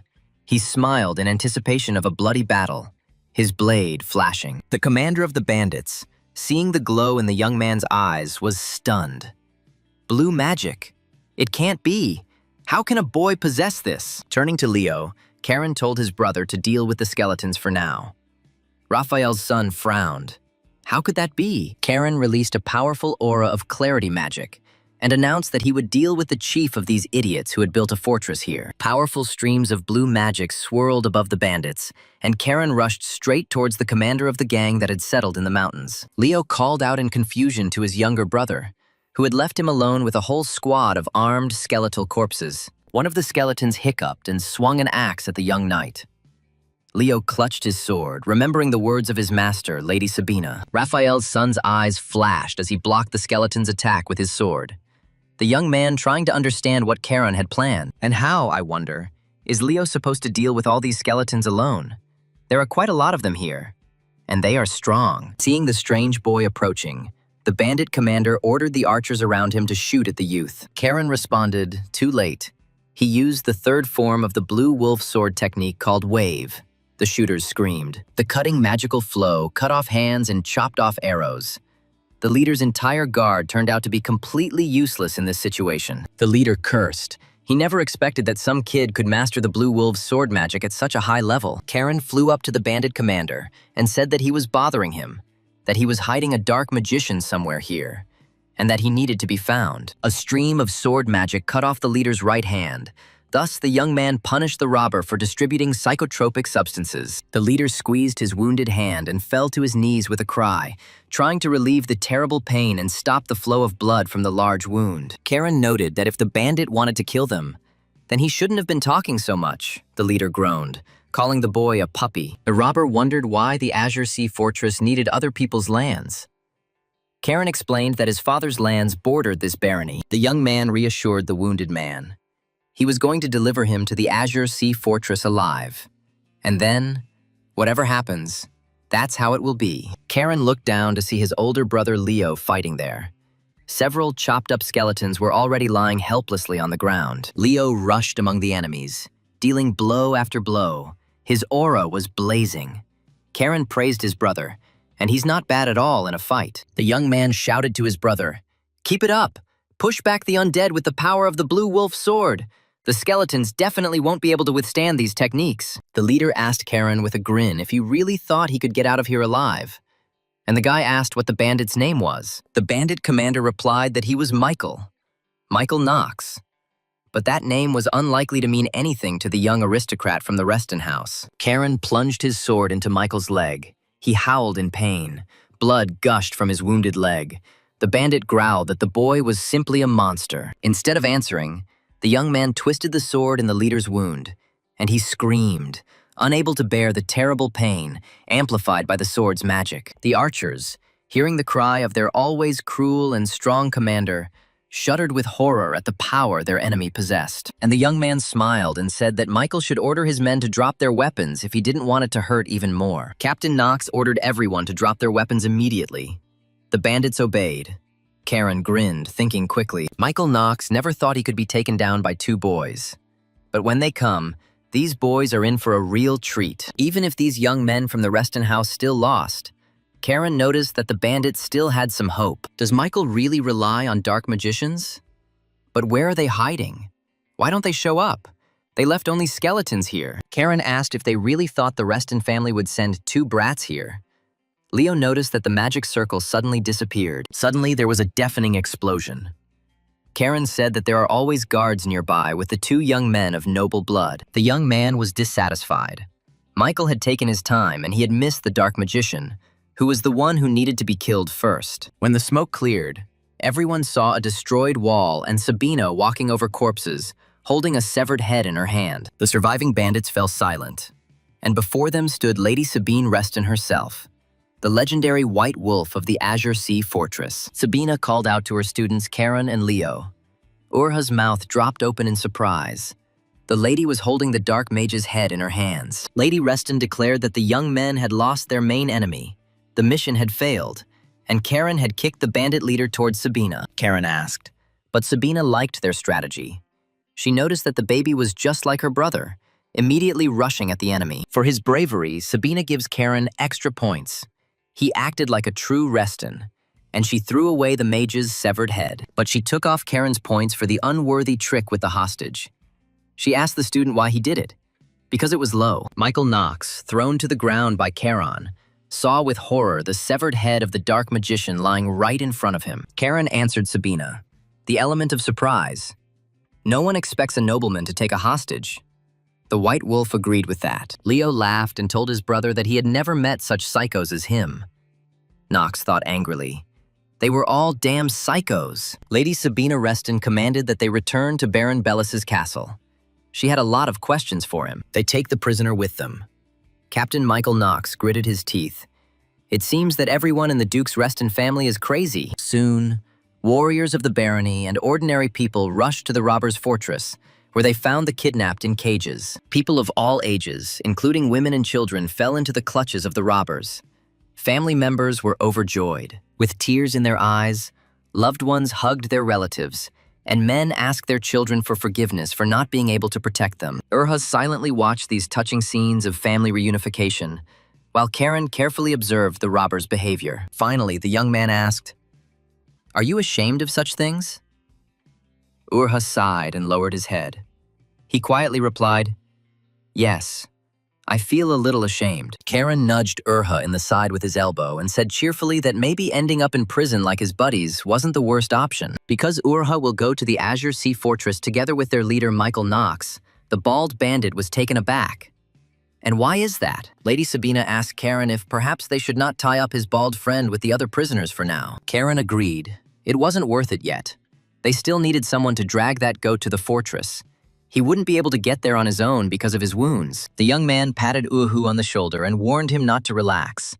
The robber stuttered and replied that he understood everything perfectly. One of the captives apologized to the young master and asked, pointing to Urha, if this man would also be punished like the others. Karen confirmed, well, yes, he was a robber after all. Then the former prisoner stepped forward and asked permission to speak in defense of Urha. Unlike others, Urha took care of the captives.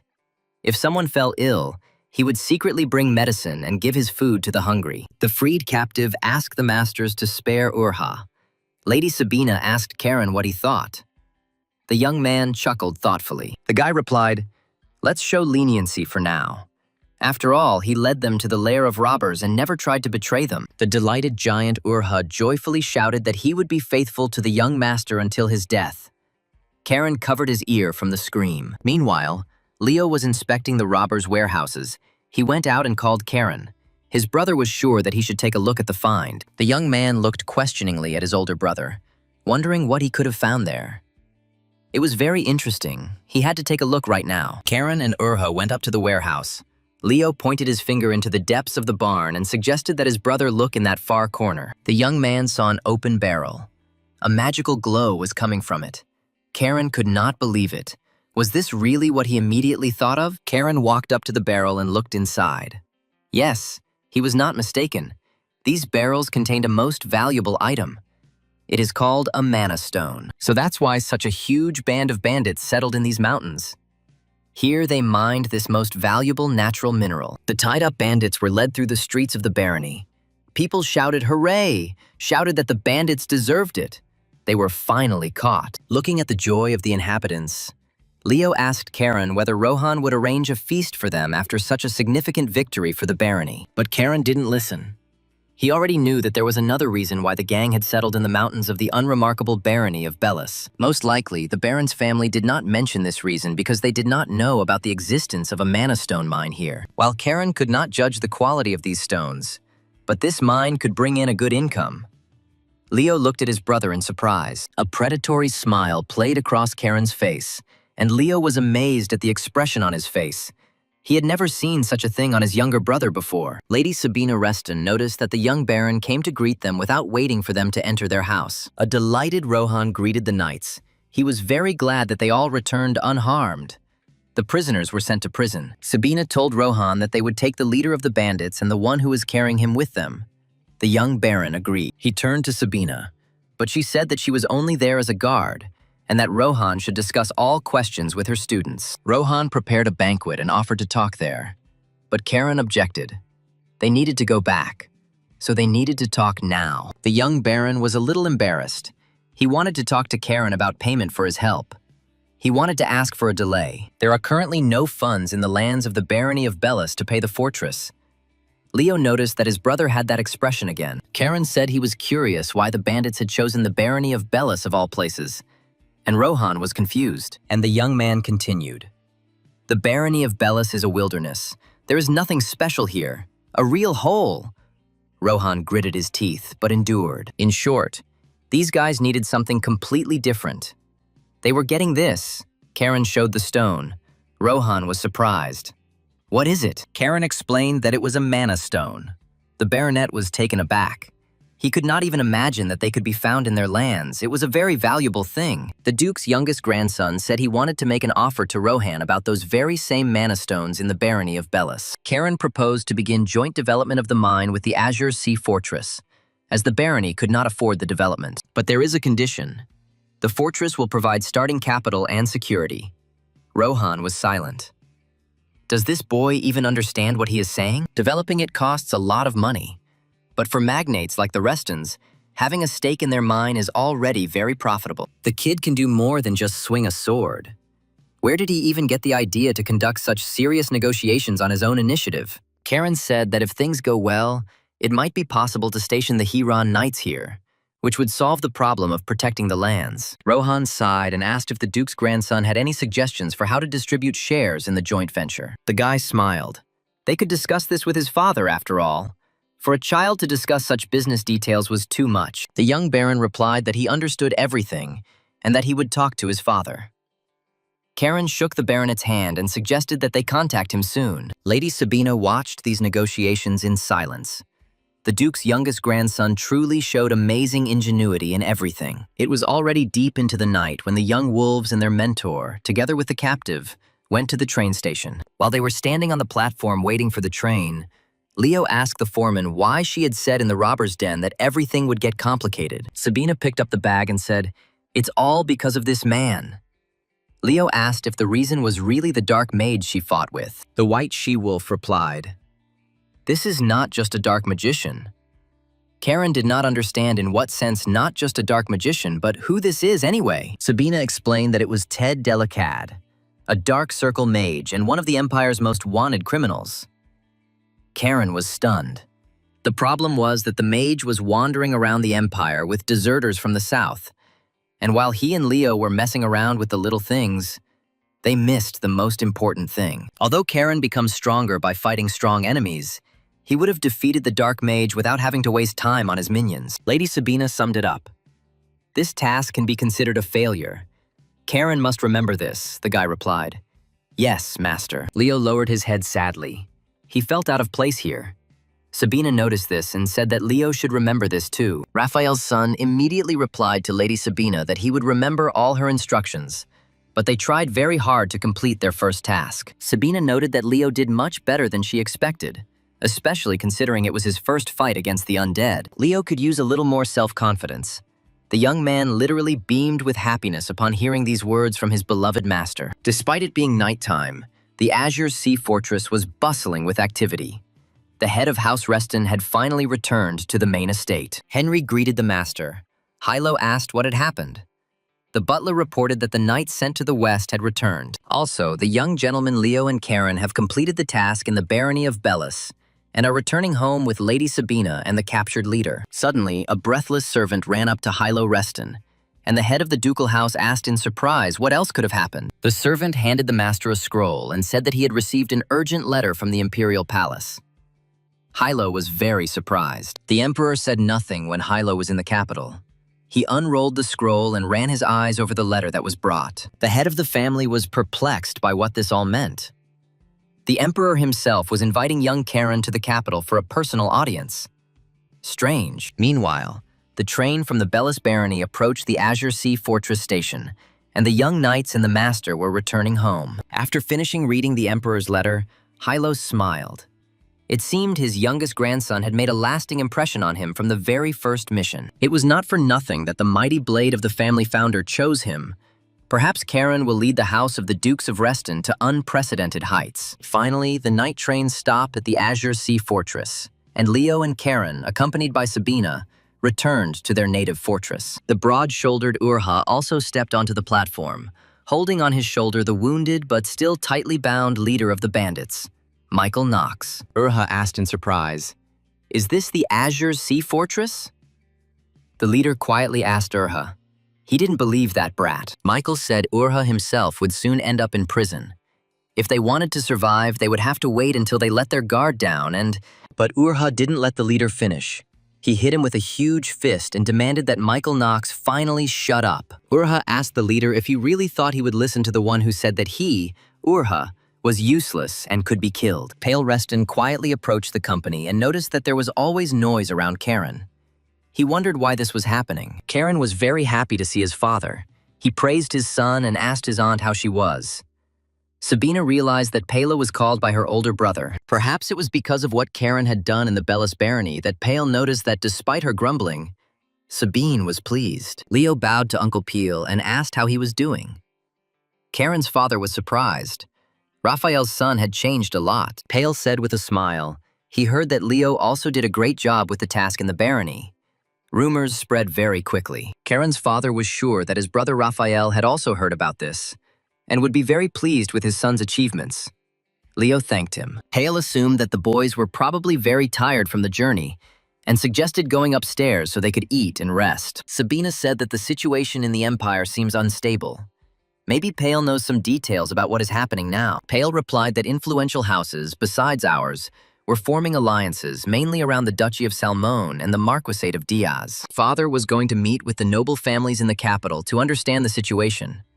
But he angered everyone after talking with the emperor. The Salmone and Diaz families were key figures in the overthrow of the Mad Emperor, and now they hold real power in the empire. Yahello stepped away from central power after the overthrow of the Mad Emperor, believing that this would be better for the future of the empire. Sabina noted that it seemed like the era of peace was coming to an end. Pale agreed that whether they liked it or not, it was time for their family to act. Perhaps what Karen did will play into the family's hands, giving them a legitimate reason to station troops in Bellis and expand their influence. Sabina told Pale that his son had worked very hard. He had done something useful for the Duke's House of Reston just in time. Pale laughed sheepishly. Oh, Auntie really praised him too much. Sabina reminded him that she wasn't praising him at all, but the nimble little Caron. The young wolves were met by the commander of the Huron Order. Sir Xeris praised Caron, saying that he was a good boy and lived up to the expectations of his teachers. The knight said that he had already heard about the achievements of Karen Reston. He and Leo had defeated a gang of deserters in the mountains of the Bellis Barony. Karen explained that the Shaggy One was their leader. Xeris decided to start the interrogation right away, while the bandit was alive, in order to find out everything he knew. Hans asked Karen who the one carrying the leader was. The young man clarified. Was he asking about the bald giant or something? Karen replied, "The bald one is also a robber, so take him." Urha was taken aback and looked questioningly at the young master. The boy laughed. Okay, he helped them, so they just need to ask him and let him go. He will be his personal assistant. Karen waved to Xeris and said that they would go and rest, but the Blue Wolves commander objected. Their mission was not yet over. They also need to submit a report on the completed task. This is for the redistribution of tasks and improvement of their future results. Karen grimaced. Each of them should do a report. Sir Xeris replied that they could easily write one report for both of them. The younger one exclaimed, "Great! Since he was covered in blood, Brother Leo would have to deal with the ink." The older one objected. Together, it would be faster. Karen hugged his brother conspiratorially and said, "Think about it. Everyone will read this report." Leo didn't understand where his younger brother was going with this. The younger one explained that Leo could simply highlight his successes in the report. This was the perfect chance to please his father, Raphael. If Karen's name was mentioned too often, it would have the opposite effect. Zara sighed and ordered Hans to lock up the prisoners. Lady Sabina threw a bag with the dark magician's head to Sir Zaras, saying that it was a gift for him, but he shouldn't play football with it. As she left, Sabina added that Zaras should consider the boy's report as her report as well. She didn't want to write anything herself, but Leo would try. Karen wished his brother good luck and went one way, Sabina another, Hans with the prisoners a third. Zaras and Leo remained in the square. Leo asked his brother where he went. Karen answered, "To the gym. Now he has 4 stars, and he can train there even alone." Zaras was go to the training hall immediately after his first mission.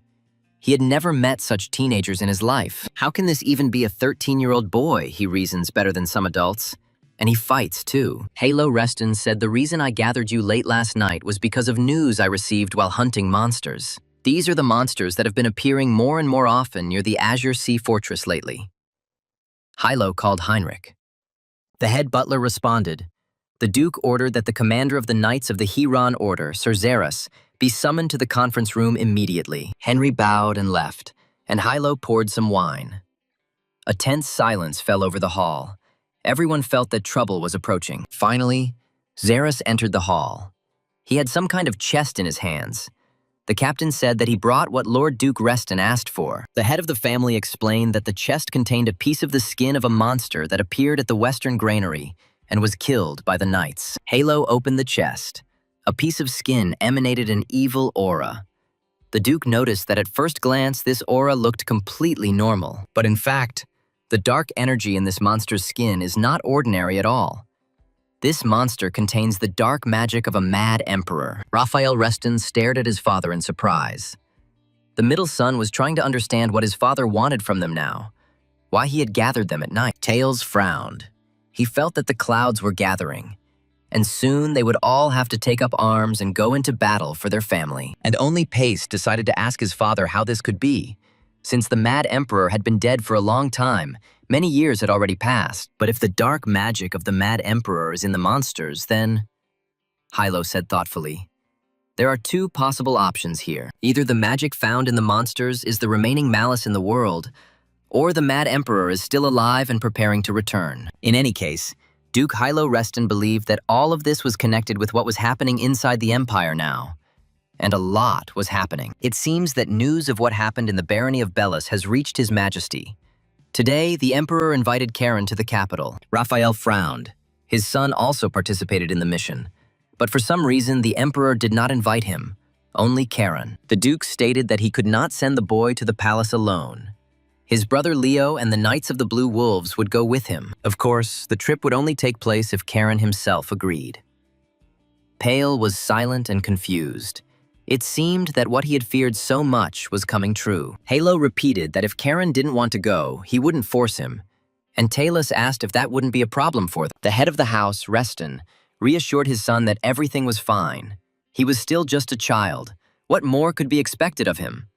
Although, of course, it would be better for him to go. But more importantly, Yahello needed to know what Karen was thinking when he made a deal with the young Baron Bellis for the Mana Stones. The Duke ordered Zaras to bring his youngest grandson to the hall, and the commander of the Blue Wolves went to the hall where Karen was training. Above the ancestral hall of the Dukes of Reston's house, the leaves rustled quietly as usual, swirling in powerful streams of magical energy. Karen sat on his mat and meditated, driving the energy flows and training control over the sea waves within himself. Zaras came in and quietly watched the training. The young man asked when the commander managed to arrive. He did not notice him right away. The head of the Blue Wolves' nightly order replied that he had only been here recently, that this hall was surprisingly powerful, and that it was pleasant to simply be here. Karen, getting up, said, "They say that only family members and Zaras are allowed in here." But the young man did not remember the wolf entering the hall before. It must have been something urgent, since Zaras came here in the middle of the night. The young man looked questioningly at the commander of the Order of the Blue Wolves. Zaras lowered his head and remained silent. enjoying the energy of this amazingly powerful place where the Reston mages trained. The commander of the knightly order told his protege that it looked like Karen would soon have to go to the capital, to the court. The young man was very surprised at what he was doing in the capital. Usually, young nobles are introduced to the emperor at a more mature age. Xeris explained that the head of the Reston Duke's house had summoned Karen to a family council, and the young man would be able to find out all the details from him. Soon, Xeris returned to the castle with Karen Reston.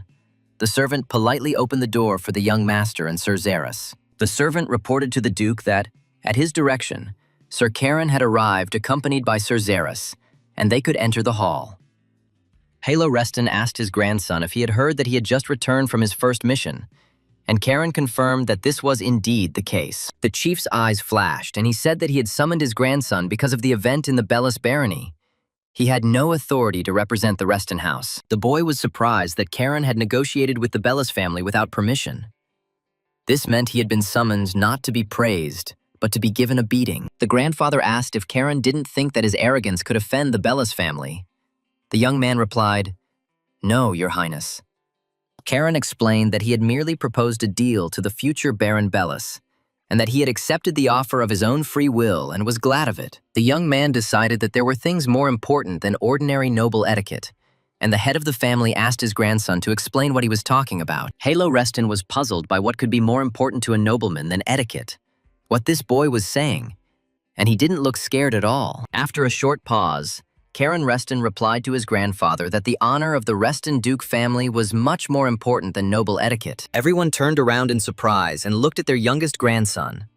This little guy uses quite strong expressions and is not afraid. Yahello was amazed. Considering the value of the deal, Karen could have boasted about his achievement, but he behaved completely differently. Instead, the boy insists on the benefit for the whole family and hides behind this. What an amazing example of prudence. Yes, this little guy will go far, and he is only 13 years old.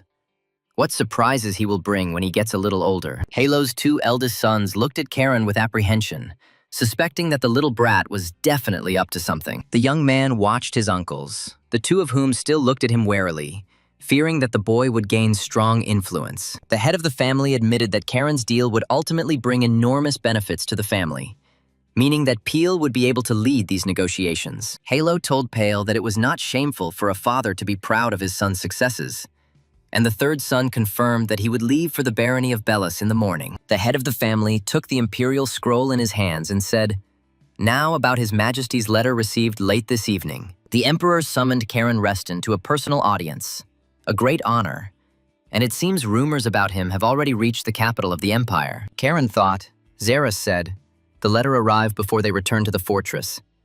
Does the emperor really have such intelligence?" But the current emperor is just a puppet. He himself does not decide anything. Unlike the deposed mad emperor, there is probably a spy network of rich nobles behind him, and that is much more dangerous. We need to think everything through and prepare carefully. Yahello saw that his youngest grandson was tormented by doubts.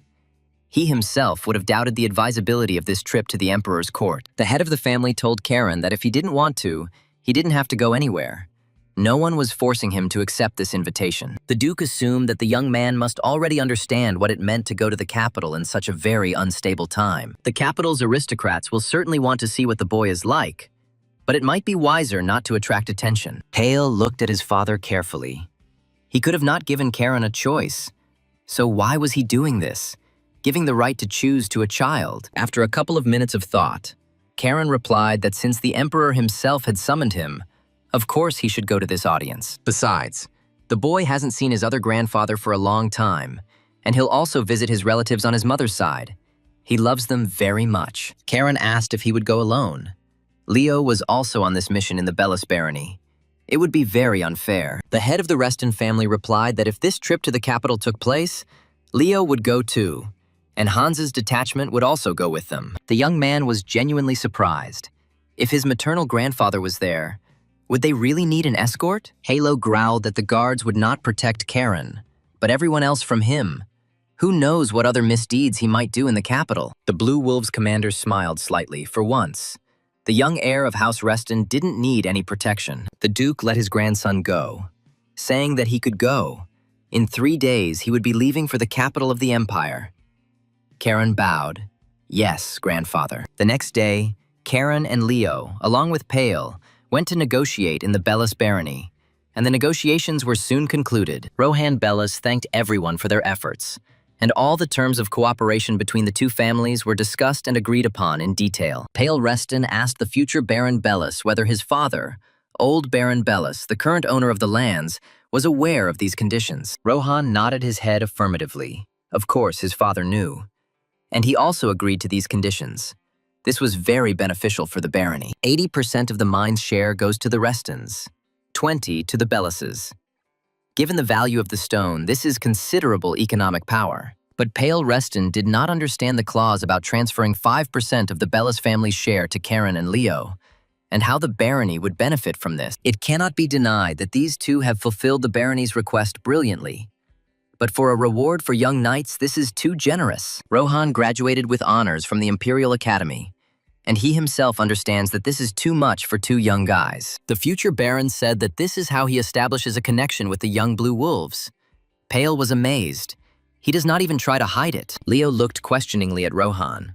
For some reason, he didn't like this young Baron from the very beginning, although there were no prerequisites. Rohan said, "The Bellises are investing in those who will one day lead the Azure Sea Fortress." Charon smiled smugly. Pale was stunned. Rohan was so confident in the boy's potential. This young Baron was very smart, and one had to be very careful with him. Pale smiled. What a bold decision. Baron Bellis raised an excellent son. Rohan answered with a laugh that he was far from Pale. Rohan suggested asking the boys what they thought. Leo glanced sideways at his brother. He didn't understand why Karen was smiling like that again. Karen replied that they agreed, offering to continue to maintain warm relations. Their families had always been allies. Rohan Bellis respectfully responded to the representatives of House Reston that they were honored to collaborate with such a great and powerful family. Having signed all the necessary documents, the young people, together with Karen's father, went to the train station to wait for the train. Leo told Karen that he had a question about how they would divide their share of the Mana Stone mine, since it was a huge amount of money. Karen replied that he got 90%. Leo 10%. It was still obvious. Leo shuddered with anger. What a distribution! Raphael's son was puzzled as to why there was so much corona. The young man looked at his older brother in surprise and even asked why. Karen hugged his brother, showed him his fist and said, "Bro, I did all the work, so please be kind." Leo immediately agreed to the conditions. The younger one warned that if his brother wanted to argue again, he would beat him up in the ass. Leo confirmed that he understood everything perfectly. Pale Reston laughed good-naturedly. These two brothers had always quarreled as children, and even once had a serious fight in the castle, and now they are inseparable. Karen has been periodically bullying his brother for these 3 years in the castle, and he didn't know where to go. But Pale still considered his Karen a cute little boy, and his games completely harmless and even funny. Leo was very worried. He couldn't even believe that he was going to the capital of the empire. The young man couldn't find a place for himself and nagged his brother. He only heard various rumors. He doesn't really know anything. He asked Karen what he should do. He answered that the brothers should not make noise. But Leo objected. They were going all the way to His Majesty the Emperor. A little anxiety before such a trip was completely normal. Leo's dreamy cheeks flushed. They would be able to go to balls. He had heard that the capital of Decus was full of beauties. Karen sighed. Lady Sabina, with a bottle of wine in her hands, cheerfully confirmed that Decus really is a very interesting place, with lots of people and plenty of strong warriors. She was sure that this trip would be a very good experience. Leo was surprised how the master got here. This is the 3rd floor of the castle. The master asked the boys if they had glasses. She had come to celebrate their first task, which they had successfully completed. Karen was surprised. "You can drink from the bottle," Sabina objected. She wasn't raised by pigs. "And any glass will do, as long as it's whole." Although Karen, you see, is constantly carrying around booze, and doesn't seem to be grunting, but he's still a parasite. She asked the timid Leo if he'd tried wine. Leo replied, "Yes, Karen gave it a try." Sabina grinned. "I'm telling you, he's a parasite. And all because he thinks it's better to be together." Sabina poured Leo some wine and said, "Here you go, it's from your master, so don't be shy." The young man thanked his beloved master. While pouring Corona, Lady Sabina noticed that they both had grown so much and become stronger. The young man replied that it was all thanks to their master. Sabina put the empty bottle on the table and said that the 3 years she had promised her older brother had already passed, and it was time for her to leave. She said a little sadly, it was a pity that she wouldn't be able to see what kind of commotion the boys would cause in the capital of the Decuse Empire. Leo burst into tears and sobbed. He heard that she was soon returning to the lands of the Northern Sea, which meant they would not see her again. Lady Sabina asked Leo if he was so sensitive, how did he intend to communicate with young ladies in the capital of the empire? She warned Leo that if he suddenly went to the ball, it would be better if he didn't take Karen with him. Leo asked what the master meant.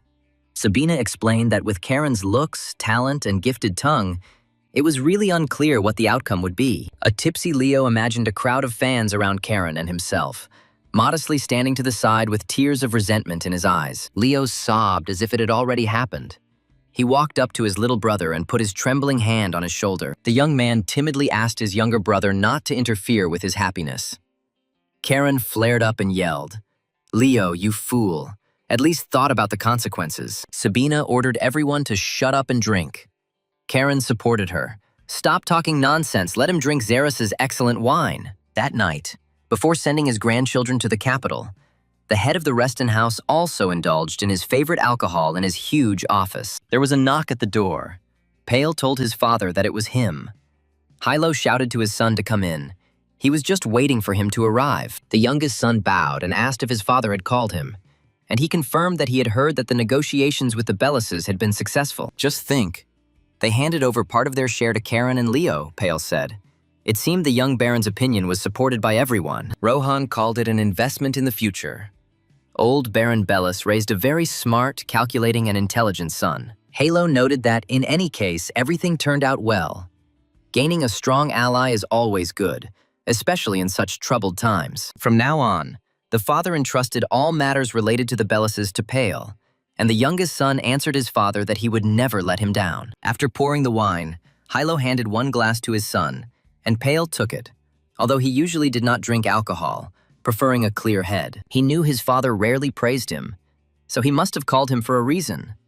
Most likely, it was connected with Karen's upcoming trip to the capital. The head of the family told Pale that, as far as he knew, His Majesty had never summoned anyone from their family except him, Yahello Reston. In this sense, Karen's trip to the capital was quite unusual.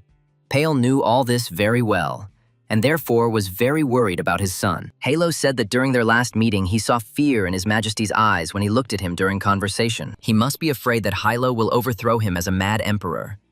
So there is a suspicion that someone else is involved. Pale asked his father if he really thought it was political, and the head of the Duke's House of Reston nodded affirmatively. That was true. Given the situation in the capital, where influential families are now uniting, Yahello could have rejected this request from His Majesty. Pale noticed. But still his father, Duke Reston, did not reject the Emperor's request, but decided to take a risk. Yahello replied, "That's right." Karen's father asked if he could find out the reason for such a risky decision by the head of the family, since this trip was very dangerous. Yahello explained to his son that he was curious to know how much potential Charon had, and Pale looked at his father questioningly. He said that Charon was chosen by the guillotine, the sword of the founder of the family, which means that whether he wants it or not, he is destined to be at the center of their family. As a member of the Reston clan, Karen would face external forces and would be in constant danger, so he did not refuse the Emperor. If the boy is destined to bear the burden of this family, he must be able to bear it. So this is his test. After listening to his father's explanation, Pale Reston drank the contents of his glass in one gulp. He didn't like all of this, but it was too late. The strong alcohol burned Pale's insides, and he gulped in air greedily, the Duke looking at his youngest son with a smile. Yahello asked. Pale must be very worried about Charon and the dangers that might threaten him in the capital of the empire. Having come to his senses, Pale answered his father that he believed in his son, in his talent and strength. He had always been very reasonable and courageous. The Duke looked in surprise at his youngest son, whom he had considered a worthless and untalented man for many years. How wrong he was. The head of the family sighed with relief, which meant that Pale believed in his young son. This was a very good answer from a reasonable and strong father. For the rest of the night, few people slept in the main castle. Everyone was excited about the upcoming trip of the young heirs to the capital. Early in the morning, Lady Sabina led her horse out of the stables, Zeres asked her if she was not going to say goodbye to the boys. She answered in the negative. She had had a great time drinking Zera's wine with them the night before, so they had already said goodbye. Zeres imagined how much wine had been consumed last night. He grinned. Just think. Sabina had made it to his bar on the last night. Mounting her horse, Lady Sabina added that, besides, the boys were very busy today getting ready for the capital of the empire.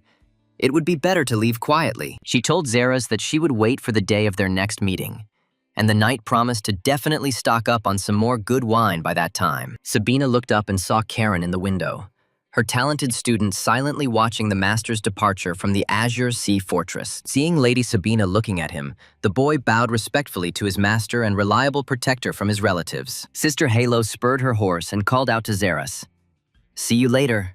As it was time for her to leave Azure Sea Fortress and return north, Karen watched the master leave in silence. Sabina did not go to him, but left a short but very warm and touching letter. She wrote that she was now returning to the Northern Sea. This place was like home to her, and Karen could come anytime she wanted. After reading Sabina's letter, the young man was surprised. Just think, she went so far away, to the Northern Sea, leaving him only this letter. He was sure that now that the master was not in the Azure Sea Fortress, the uncles would begin to act. And as confirmation, he heard a call. The eldest uncle, Tails Reston, approached Karen. It was he who called out to the young man. The first young gentleman heard that his aunt had already left. The guy was surprised. Tails reacted quickly, but Karen didn't think it would be him. Usually, this is how the second uncle, Raphael Reston, behaves. The day of Karen and Leo's departure to the capital arrived, and Heinrich closely monitored that all the young gentleman's luggage was loaded into the carriage. The servants packed a lot of formal clothes and tailcoats, which irritated Karen. Was it really necessary to make such a fuss about leaving? Zeres explained to the young man that they were going to meet with His Majesty as representatives of the Reston family, so this was necessary. Seeing the knights behind him, Karen was indignant at the fact that Hans's entire detachment was riding with them. Zeres reminded him that this was the order of the head of the family. Hans said that they would protect the others because the young gentleman could cause trouble. Karen barked at him to shut up. Anger flashed in Karen's eyes. He thought his grandfather had joked back then, at the family council, that he would send the Knights of the Order with them to the capital. Seeing the elder Talis in front of him, Karen bowed respectfully and wished his first uncle good morning, who returned his greeting. Tails asked his nephew if it was true that he was going to the capital. Karen confirmed. His Majesty had invited him. It was impossible to refuse. Suddenly, the elder uncle looked very closely at his younger nephew and asked if he could ask him for one thing. Karen replied that he was listening, and Talis expressed hope that in the capital, his nephew would not behave the same way as he did in the Azure Sea Fortress. The uncle was sure that the young man understood perfectly well what he was talking about. Karen understood. Talis was simply openly saying that he was constantly watching him. Tails added that the capital was full of enemies. They were just waiting to tear the Reston family apart and take over their wealth and influence. Uncle frowned and promised that if Karen gave the enemies even the slightest reason to do this, he would personally hold him accountable in the most severe manner. Karen smiled broadly and thanked his uncle for his advice, promising that he would try his best to live up to his expectations regarding behavior. Tails wished his youngest nephew a good journey and headed away. Karen looked thoughtfully at his back. And so it began. Neither uncle nor nephew uttered another word. Tails majestically departed, leaving the young man to ponder near the window. Karen chuckled to himself. He would ask him to answer with all severity. It seemed that Talis already saw himself as the head of the family instead of his father. The young man's eyes flashed. Did Talis really think that he could put pressure on him with his status as the firstborn and the first young master of Reston? So Karen will certainly make the arrogant face of the boar Tails grimace. Just let him wait a little. All the fun is still ahead. Finally, all the young gentleman's luggage was loaded. The servants announced that they were ready to depart, and Karen, Leo, and the knights could board. Urha ran to Karen as fast as he could, and the young man warned Hans that he would not forgive him if he continued to pester him in the capital of the empire. Urha bowed to the young master Karen and thanked him once again for giving him a chance to return to a normal, honest life. The young man smiled. Oh well, in reality, he was taking Urhu to the capital to hand him over to the imperial prison as a notorious robber. The giant was taken aback by what Karen was saying, and he laughed and reminded Urha not to relax. But now he was just joking with him. The knights reassured the squad leader that everyone was ready, and they could set off. Karen continued to make fun of the simple-minded Urha. Hans told Zeros that they were moving out. The commander of the Hiran order was worried, but still gave the order to the escort detachment to go. Zeros asked the young gentleman not to create problems in the capital. Otherwise, they would decide that the Reston family does not know how to raise the younger generation. Although the two of them were truly a walking disaster, Karen cursed and suggested that they should go anyway. How much longer could they say goodbye at the station? Suddenly, Karen heard someone calling his name. He already thought that someone else from the family wanted to give him new, boring instructions. He turned around and saw his father hurrying towards him, accompanied by the always imperturbable head butler of the Reston Castle, Henry. Pale was out of breath and stopped to catch his breath. Karen was very surprised. He did not know that his father was now in the Azure Sea Fortress. Karen's father explained to his son that his grandfather had urgently called him on family business, and he had hurried to the central estate. And Pale just really wanted to see his son before his departure to the capital of the empire. Karen noticed that his father was very excited. Pale added that Karen's maternal grandfather was waiting for him in the capital, and the young man himself could not wait to meet his grandfather. The boy knew that his grandfather loved him very much, and had probably prepared a lot of gifts for him. He always spoiled his cute grandson. Pale couldn't tell his son the reason for his anxiety, but he still wanted to warn him about the danger threatening him. But he just couldn't figure out how. Leaning towards Karen, his father simply asked him to return from the capital alive. The young man was taken aback as to where such dark thoughts came from. To soften his words, Pale added that his son should try not to do anything bad in the capital. Leo laughed, and Karen snorted angrily. Tails did not go to the station. He was sitting quietly in the library at that time and studying ancient books, distancing himself from this event. The first son of Yahello said thoughtfully, "The boys are leaving. A lot in the fate of their family and the Duchy of Reston may depend on this trip." He remembered that he had recently been informed, that information had reached him, that the wife of the second gentleman Reston was plotting something against Karen in the capital. But Taylor still decided not to interfere in anything, and let events take their course. And then we would see what happened. The train quickly pulled away from the station.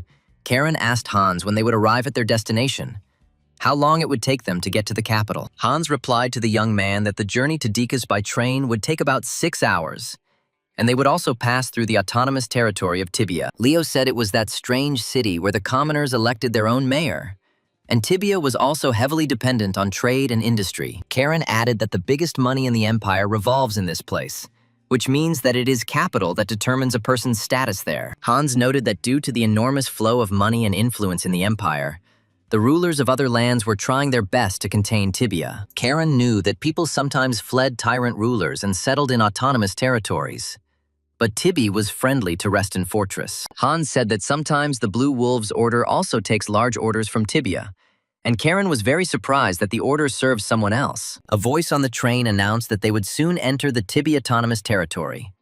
Karen wanted to go there sometime and see it. Karen asked with a smile if they should run away to Tibia when it was all over, and Leo took up the idea, saying that he wanted to go there too. Suddenly, Karen became wary.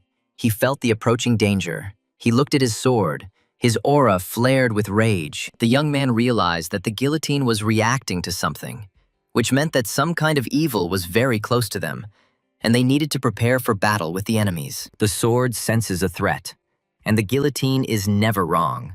Karen was convinced of this more than once. But where is this enemy now? Karen wondered if Uncles Tails or Raphael had sent their spy among the escort, but that was highly unlikely. No, the uncles are not so stupid as to take such a big risk, Hans. Seeing that the guillotine was glowing brightly, asked Karen what was going on. The young man told Hans to contact the Tibi region immediately. The knight was surprised why so suddenly. What happened suddenly? Karen shouted that there was no time to explain. The other cars needed to be warned. They needed to prepare for an attack immediately. They would be attacked soon. Hans immediately contacted the detachment and ordered all those accompanying them to prepare for battle. They were expecting an attack on the young gentleman soon. Karen was perplexed. If the threat was not from within but from without, how could one attack a moving train flying at high speed? And ahead of them, a detachment of mercenaries was already waiting. A long fuse was stretched towards the railway track. The enemies were well informed. A man in a hooded cloak stood among the barrels, waiting for the approaching train with the young gentleman of Reston and the knights. Seeing the train approaching, the hooded man signaled to his accomplices and shouted for them to begin lighting the fuse. A man with a torch approached a long cord that ran through all the barrels stacked right on the railroad tracks. The commander urged them on. Hurry up! The train was approaching. Otherwise, it would simply sweep the barrels off the track and continue on to Tylus and the capital. The bandit reported to the commander that the fuse was already burning. There would soon be an explosion and the rails would fly apart. Then the train would definitely stop here. The commander ordered the entire squad of bandits to prepare to attack a train carrying rich gentlemen in incredibly expensive carriages. The train had already approached the barrels. Another second, and it would sweep them off the road and move on, the flame on the fuse hissing as it approached the barrel. Suddenly, there was a deafening explosion. The fire reached the barrels with the flammable mixture, and the rails were destroyed. The train stopped in the forest. In the autonomous territory of Tibi, the city council met. The councillor was indignant. The National Tax Service took them seriously. Another asked if it was because he had been caught laundering money. And there was an uproar. Everyone pointing fingers at each other and swearing. Everyone turned to the mayor, demanding that the criminals be punished immediately, pointing at each other while the mayor watched silently. The head of Tibier grabbed his head. He knew that he shouldn't have come. That's why they say you can't cook porridge with commoners. The man sighed, asking why he even became mayor. He should have resigned immediately after the Ministry of Finance and lived a peaceful life. He thought that the good thing about this city of Tibia was that it gave all people equal opportunities, regardless of status and origin. But in reality, it turned out that here, every day, nobles and commoners squabble endlessly. And what a mess there is. It's just a nightmare. Suddenly, the door opened, and the mayor's frightened assistant informed the gentleman that very urgent news had arrived about an incident. The assistant approached the mayor and whispered about the explosion of a train carrying the heirs of the Duke of Reston very close to the Tibi Autonomous Region. The mayor's face darkened.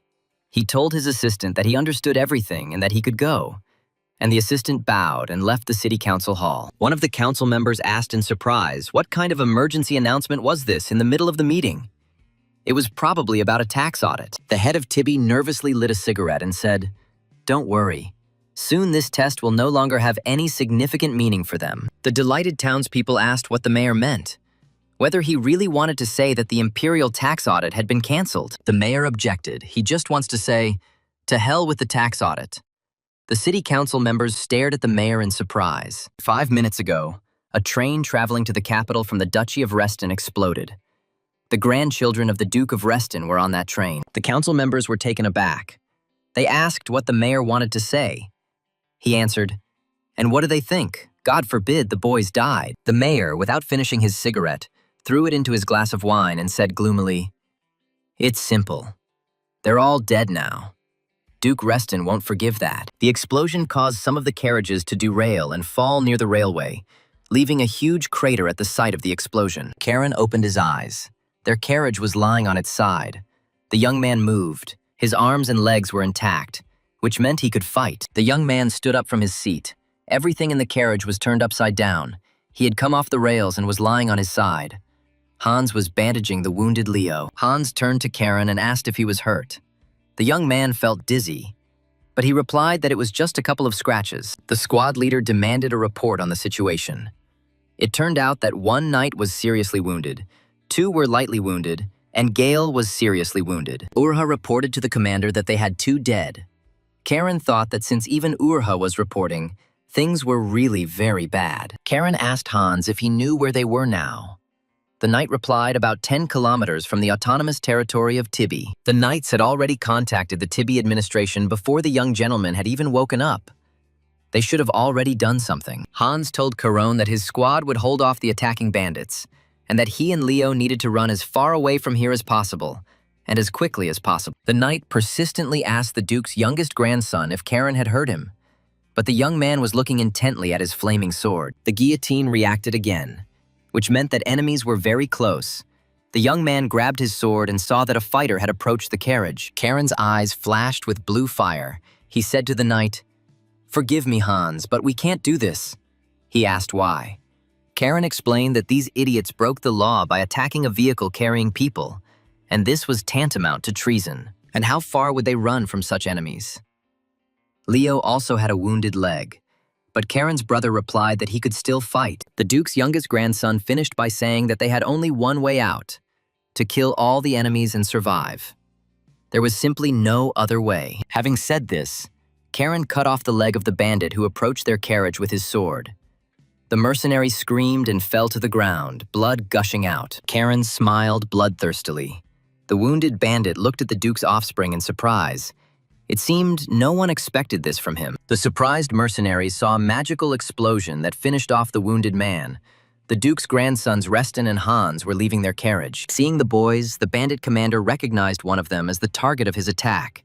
He silently watched the Duke's young grandson. Karen noticed that there were more of these bandits than he thought, but they could easily cope with such a number of enemies. Hans commanded his squad of knights to take up arms and protect the young gentleman. The Blue Wolves, on command, prepared for battle. All the surviving knights of the Hiran Order took up positions, covering Leo and Karen, with the squad leader himself next to them. Hans told Karen that all the bandits in the squad were at least third rank, and the young man noticed this too, meaning the fight wouldn't be the easiest. And the one in front of everyone, sixth rank. Most of the bandits were hiding behind his back, in no hurry to meet the Blue Wolves. The bandit commander turned to Karen Reston and suggested that the young man drop his weapon and surrender before this bloody battle began. Karen realized that the voice had been changed by magic, which meant that this person did not want to be recognized. He was very curious to know who it was in front of them. Drawing his sword from its sheath, the mercenary promised Karen that if he cooperated, they would not kill all of his knights and servants. Karen smiled and told Hans that the bandit's goal was to take him, Karen, alive, and the knight understood what that meant. Everything was fine. When Hans realized what Karen was going to do, he exclaimed, "It can't be. The young master can't do that." But it was already too late. Karen shouted that this was not allowed. The bandits could not kill him, but he could kill them, and he had to take advantage of this. Hans grabbed his head. Could Karen really be serious? Leo gritted his teeth as he watched his little brother fearlessly rush into battle. The commander of the knights commanded the Blue Wolves to protect the Duke's grandchildren from the hooded mercenaries. Karen's sword was burning. The young man rushed into battle. Unlike Leo, he had no fear, because the bandits did not want to kill him. Having reached the nearest robber, the young man struck him with his sword. Blood gushed out, and the mercenaries saw in horror that he was smiling. The mercenary fell to the ground and screamed. The others rushed to the boy. He did not look like a pampered aristocrat at all. The Blue Wolves followed Karen into battle, their mighty swords crossing with the thin, curved eastern sabers of the mercenaries. A bloody battle ensued. The ringing of metal and the cries of wounded warriors could be heard. The knights began to push back the bandits, killing them. Karen was at the forefront, mercilessly killing those who dared to attack their train and the heirs of the ducal house of Reston. The young man growled at the hooded idiots not to attack him one by one, but rather to attack him in a group, so he could deal with them faster. Karen asked the frightened mercenaries why they were standing in the distance. Did they really want him to come to them himself? Well, that was no problem. One of the mercenaries cursed. This Karen Reston is far from an ordinary boy, and no one warned them about it. And then their commander appeared behind the bandits, walking towards the nimble boy, whom no one dared to fight. He ordered everyone to move away as far as possible. He himself would deal with this overly aggressive and combative boy. Karen smiled. Well, finally the boss has come out. Great. Enough hiding behind the backs of your weak and overly timid mongrels. But before the young man could cross his sword with the leader of the mercenaries, the mighty Hans appeared right in front of him, crossing his sword with the enemy. Karen asked in surprise what Hans was doing, and he replied that this man was a very dangerous opponent, so it would be better for the young man to step back. The mercenary, his eyes flashing, told Hans that the Blue Wolf seemed to be rushing too fast towards his terrible death. Hans frowned and growled. We'll see who will be the first to go to meet death. He won't allow the Duke's grandchildren to die. The commander of the Hiran Order's night squad flew up and attacked the mercenary, who drew his curved saber and prepared to defend himself. It was clear that he was not at all afraid of Hans, and was ready to go to the end if he failed to complete the task and capture Caron. The blades of Hans and the unknown masked warrior crossed, the mercenary blocking the furious attack of the night squad leader. The mercenary frowned and looked silently at Hans. He clearly recognized the knight, which meant that Hans could easily recognize him under his disguise. Hans struck, but the enemy dodged. The Blue Wolf struck the ground with his sword. It seemed the stranger did not want to kill the knight at all. The commander of the Blue Wolf squad gritted his teeth. In front of him was a truly powerful warrior, and defeating him would be very difficult. Hans looked closely at his opponent. His appearance seemed vaguely familiar to him. He had definitely seen this man somewhere before. He dodged Hans's blow, and his movements reminded him of a certain famous warrior. But that couldn't be true. Could it really be that he, the warrior of the 6 stars from the Sultanate of Pajar, Zion Hakim himself, who attacked their train? There are whole legends about him in the East. Hans was puzzled why an assassin from the Eastern Sultanate of Pajar ended up in the Empire, since they had a non-aggression pact. But what's even stranger is why Zion Hakim is hunting Charon. There is no feud between the Sultanate and House Reston. The knight sighed mentally. He would have to find out for himself. In any case, the advantage was on the side of their Blue Wolves squad. Hans glanced at the Duke's grandsons cutting down their enemies and thought with a smile that their young wolf cubs were doing quite well in battle. And then the knight saw that the enemy was very close. Zion Hakim decided to attack Hans in response. He defended himself at the last moment. Their blades met again, their burning eyes piercing each other. 2 strong warriors were not ready to give up victory in this battle. The assassin told Hans that the Blue Wolf Knight had chosen the wrong time to turn away, as he could receive a fatal blow. Hans shouted to Zion Hakim that their line of defense had already been broken, calling the enemy by name and showing that he recognized him. The knight lunged and pushed the assassin back from the east. Zion Hakim easily jumped away from the mighty Hans and prepared to attack again. Hans told him that further resistance was pointless and suggested that he surrender, since he was the only one left from the entire attacking squad. Hakim glanced at the battlefield and asked again, "So the line was broken?" Yes, it looked like that. The squad's fighters turned out to be weak. The knight promised that if Zion Hakim surrendered, he would still spare her. What was the point of such a warrior dying on foreign soil, especially under a mask? Zion Hakim proudly replied that he was not going to try to convince someone who did not want to understand anything, but would simply fulfill his duty to the end. Hans saw with horror that the assassin's eyes were bloodshot. The capillaries inside had burst. This was a very bad sign, really. After casting the spell, Zion Hakim rushed towards Hans, who was surprised to see that the assassin had launched a reverse flow of his mana. Hans looked at his opponent in surprise. He was clearly up to something, but he needed to understand and protect Charon immediately. The knight shuddered in horror. This madman from the east was ready to sacrifice himself to destroy the knights and young gentlemen. At this rate, not only will Hans not be able to take Zion Hakim alive, but the wolf cubs could also find themselves in mortal danger. But to confront such a powerful warrior who is determined to destroy everything around him, Hans will have to release all his mana. Zion Hakim's mana was burning. He made a decision and rushed towards Hans. The most important thing for him was to get to Karen Reston. Hans closed his eyes and began to release all his mana without leaving a trace to protect the boys. The knight concentrated on magic. Suddenly, Hans heard Charon's mocking voice. The young wolf cub was telling the knight that he was disappointed with Hans. And where was his composure? After all, Hans went with Karen to stop him if anything happened. And the young man quietly flew up to Zion Hakim from behind. Karen sarcastically asked Hans if the knight was really giving up already. It was too early. He needed to finish off that masked freak who had blown up their train. Zion Hakim immediately turned to the impudent boy and exclaimed, "What luck! It seemed that Karen Reston himself had come to visit them." The young man mockingly replied to the assassin that he was a good fellow. He could take a pie from the shelf, he guessed correctly. He was Karen Reston. The eyes of the Duke's youngest grandson sparkled with a blue magical fire. The battle, the blood, the screams excited him incredibly, and he smiled. Karen struck Zion Hakim with lightning speed and cut off his right hand along with the curved saber. The warrior was unable to dodge the attack. Hans and the assassin looked at the boy in surprise. His strength was growing by leaps and bounds, something even Hans couldn't do during the fight. With his head bowed, the renowned warrior of the East wearily told Karen Reston that he was a true monster and must die. The young man smiled and thanked the assassin for his kind words. But suddenly Karen felt that something was wrong here. Something was happening. The guy looked at the sword in his hand. It was burning even more intensely. The weapon clearly still sensed danger, but was behaving somehow unusually. Karen realized that the guillotine was vibrating, which meant that some deadly deal had been made with the Eastern Sultanate of Pajar. Hans shouted to Zion Hakim that he had probably heard of Karen Reston's title, so there would be punishment for attacking him. The knight looked closely at the Eastern warrior.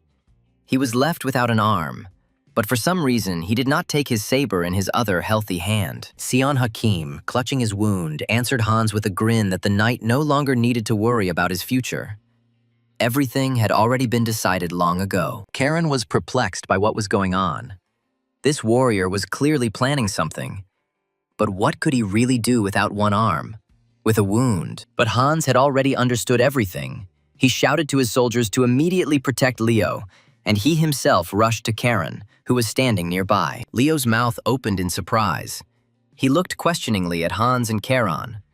The young man could not understand what was going on there. The blue wolves immediately rushed towards Leo at Hans's command, trying to protect him with their bodies from the threat from Hakim. Hans shouted at Karen to stay put and immediately jumped towards him to cover the young master with his body. Meanwhile, Sion Hakim soared above the battlefield, his aura blazing ever more fiercely, scarlet, bloody sparks of flame flying from his eyes. Karen found himself pinned to the ground by the knight's massive body, and the young man indignantly asked Hans what the hell he was doing to him. The knight explained that Sion Hakim had cast a self-destruct spell. His body was filled with magic and would soon explode. Hans admitted guiltily that he had not immediately understood what Hakim had planned. The knight had asked Karen to forgive him. He should have realized this earlier. The young man looked in surprise at the assassin blazing in the sky. What must have happened for this warrior to decide to do such a thing? Sion Hakim sighed. His body was already beginning to disintegrate. And suddenly, Karen heard a strange voice. It told him that he must survive. The voice called Karen a stupid boy. But thanks to the young man, he was able to draw a blade in real combat for the first time in a long time. So he's ready to at least pay Karen back for this. And if the guy doesn't want his eyes to leak out, he should close them tighter. Karen shook the unconscious Hans and demanded that the knight wake up quickly. It was all over. Sion Hakim was dead. The young man pestered the commander of the knights and asked how much longer Hans was going to lie there. The warrior quietly groaned and coughed. Hans stood up and barked at Karen. The little bastard. He had shielded him with his body so that he wouldn't die from the explosion caused by Hakim. Hans's whole body was shaking from the wounds he had received. Karen snorted with displeasure and asked who had asked the knight to save him. He himself would have survived. And then Karen heard that voice again. He said that if it weren't for him, everything wouldn't have ended so easily. The young man was taken aback. Who was it? The guy looked at the weapon, and the sword said that there wouldn't be a wet spot left of Karen, so he should be grateful to it. The sword irritably asked the young man if he was even listening to him. Karen was stunned. The talking sword? No, even too talkative and wayward. The young man looked around in confusion. Carriages and corpses of enemies were scattered about, and Karen was troubled by the question of whether Guillotine really had any intelligence. The battle was over. They needed to think about what to do next. The broad-shouldered Urha helped the knights collect the wounded fighters. Karen was perplexed. He had a blade with its own ego. They say that swords forged by madmen from souls can speak, like the guillotine. The sword was indignant and threatened that if Karen compared him to the damned ego sword again, he would cut off his head. The guy laughed in response. The blade exclaimed that the boy was a pathetic fool. If the sword had not spent all its mana to save him from the explosion, it would have definitely killed him. Seeing the carriage, Hans asked if it was really the enemy again. But Karen reassured the knight that they were definitely not enemies, but rather that reinforcements had arrived. Karen asked the sword if the only way to replenish the weapon's mana was to kill, and he replied that he could absorb its mana. The rider introduced himself. He was Karl, captain of the guard of Tibia. Hans greeted the arriving warrior and politely introduced himself. Karen decided that the sword, thirsting for the blood of its owner, was definitely cursed, and put it back in its sheath. The latter was indignant. He could not speak in this sheath. Hans introduced Karl to the grandson of the Grand Duke Yahello Karen Reston. The young man told the sword to shut up and sleep, and he cursed in response. Karl apologized for the incident and announced that the autonomous Tibi takes full responsibility for this terrible incident. They are here by order of the mayor to ensure the safe escort of the members of the Grand Ducal House of Reston and the knights. The young man thanked them and said that they had a lot of wounded, so they were really counting on their help in getting them to the hospital. Karen rode in silence, thinking about something. Hans asked him if he was sure that they shouldn't return to the Azure Sea Fortress now. Guards and knights remained at the scene to investigate. but it is not yet known when the first results will appear. Hans was sure that it was too early to say that the threat had passed, but Karen abruptly interrupted the night, saying that everything was fine. The young man reminded them that they had contacted Xeris, and he was probably also about to set out soon. So Hans, as always, was making things more complicated. The Imperial Guard from the capital is already on its way, so there is no need to worry so much. Karen did not want to share his suspicions with Hans. Karen looked closely at the knight and said, "Something else is important," because Hans knew that assassin. The squad leader hesitated, chuckling, but under the insistent gaze of the young man, he answered, "It was Zion Hakim, a 6-star warrior from the Eastern Sultanate of Pajar." Karen thought, the Sultanate of Pajar, the neighboring lands are ruled by the Grand Ducal House of the East of the Empire. Very interesting. At one time, the mayor of Tibby personally vouched for him when concluding a non-aggression pact. But everything turned out to be more complicated than Karen thought, Hans said in surprise. The relationship between the mayor and the Grand Ducal House was already strained, but not to this extent. Karen agreed that such an act was a good reason for war. He asked brother Leo whether he thought this was true or not. Leo mumbled something in confusion. Karen looked at his brother in silence. The elder one's thoughts were clearly somewhere very, very far away from here. Leo lowered his head and apologized, admitting that he hadn't been listening to what Karen and Hans were saying. For some reason, the young man was shaking very violently. Leo held his blood-stained jacket in his hands and asked his companions in confusion why his hands were shaking so much. Karen knew the reason perfectly well. It was no surprise. It was a reaction after the first murder. You can't get used to taking someone else's life, but Big Brother Leo must cope with this, because that's life. And he still has many bloody battles ahead of him. Carl informed the carriage passengers that they would soon arrive in the autonomous territory of Tibby, where the respected mayor was already waiting for them. The young man looked out of the carriage and looked around. He cursed in admiration. It really is just gorgeous here. The city was bustling with life. It was immediately obvious that the buildings here were well built and well maintained, and the busy streets had new pavements. Leo also looked around with interest and agreed with his younger brother. The city of Tibia left a very pleasant impression of wealth. The mayor came out to greet the dear guests and was very glad that they all arrived safely in their city. The mayor assured that they would do everything possible to find out the reason for the attack on the train of the highly respected Duchy of Reston. Of course, the Tibby Autonomous Territory will do everything possible to assist the Grand Duke's House of Reston's investigation. And of course, they all realized that the Tibby Autonomous Territory bears full responsibility for this surprise attack on the train. Hans assured Mayor Jean that he had nothing to worry about, and the knight noted that he had changed since his time as Minister of Finance. Jin sighed heavily, asking Hans not to remind him unless he had agreed to this damned position of mayor of Tibby. The mayor noticed that he was chatting away in front of guests. Karen said that when elders addressed him as you, he felt uneasy. The mayor exclaimed how it was possible to show such disrespect to the grandson of the Duke of Reston. Karen asked if perhaps Jean would kneel. The former finance minister said he understood Sir Corona very well and gratefully accepted his kindness to call him informally. The mayor invited the guests to change the scenery and continue the conversation in a more pleasant atmosphere in his private office. Pouring wine for the mayor, Karen said it was contraband. The bandits used explosives, not mana, to blow up the road's rails. The young man reminded him that Jin knew perfectly well that explosives could only be obtained through the Empire's Weapons Supply Bureau. However, the Bureau is under very strict control of the Empire, so it is almost impossible to obtain explosives from there. Karen asked the mayor what if the explosives were brought to the Empire, for example, from the Sultanate of Pajar. Jin shuddered. It couldn't be. The mayor knew perfectly well that the boy was right.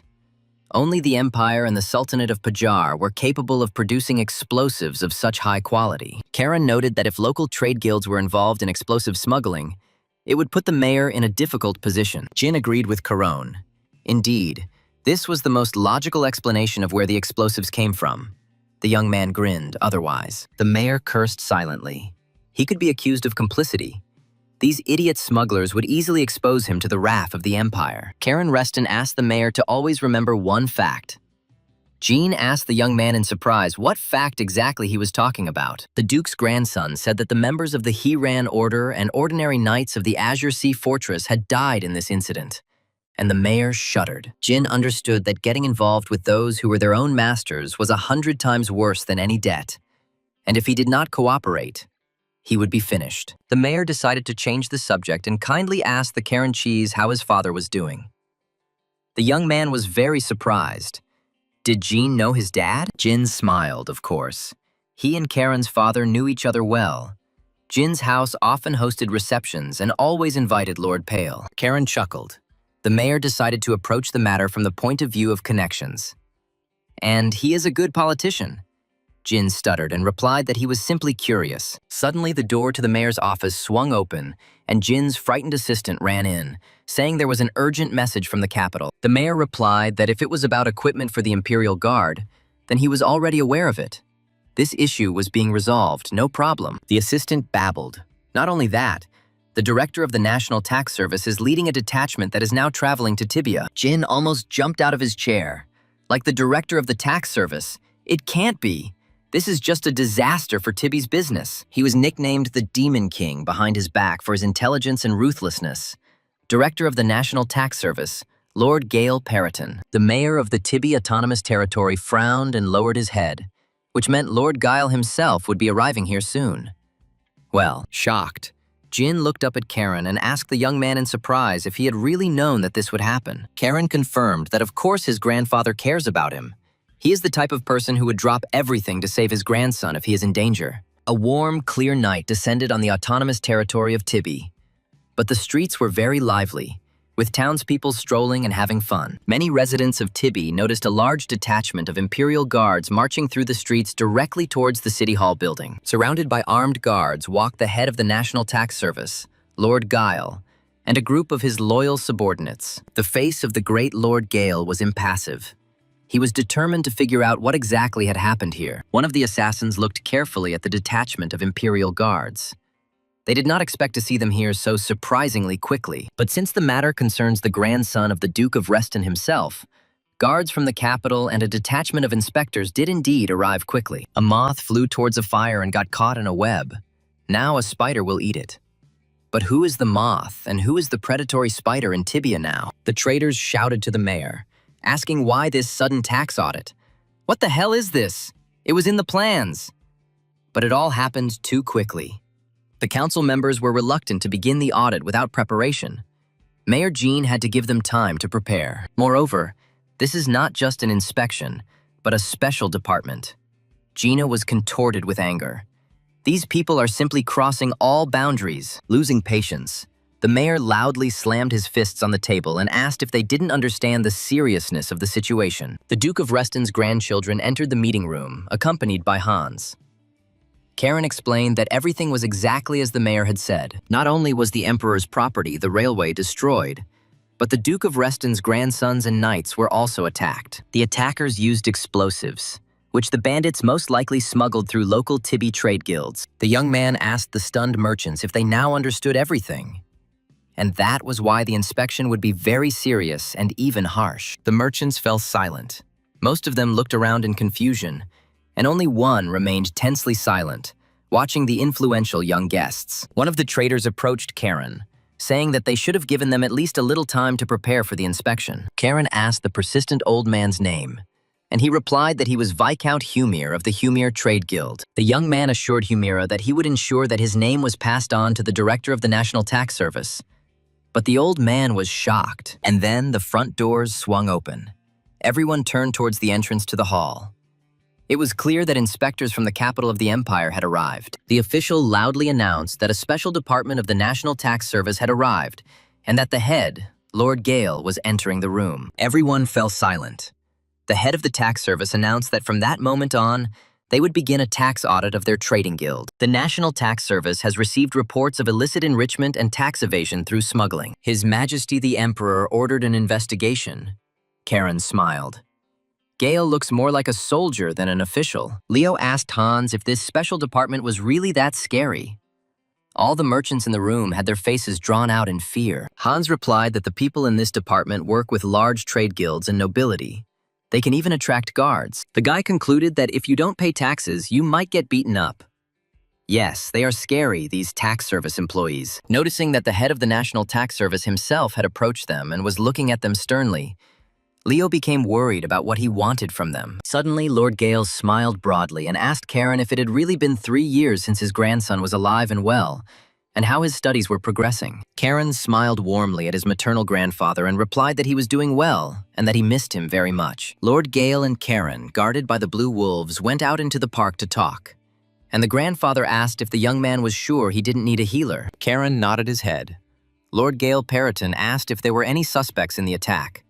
The young man replied that there weren't any yet. Grandfather asked if it was a family squabble.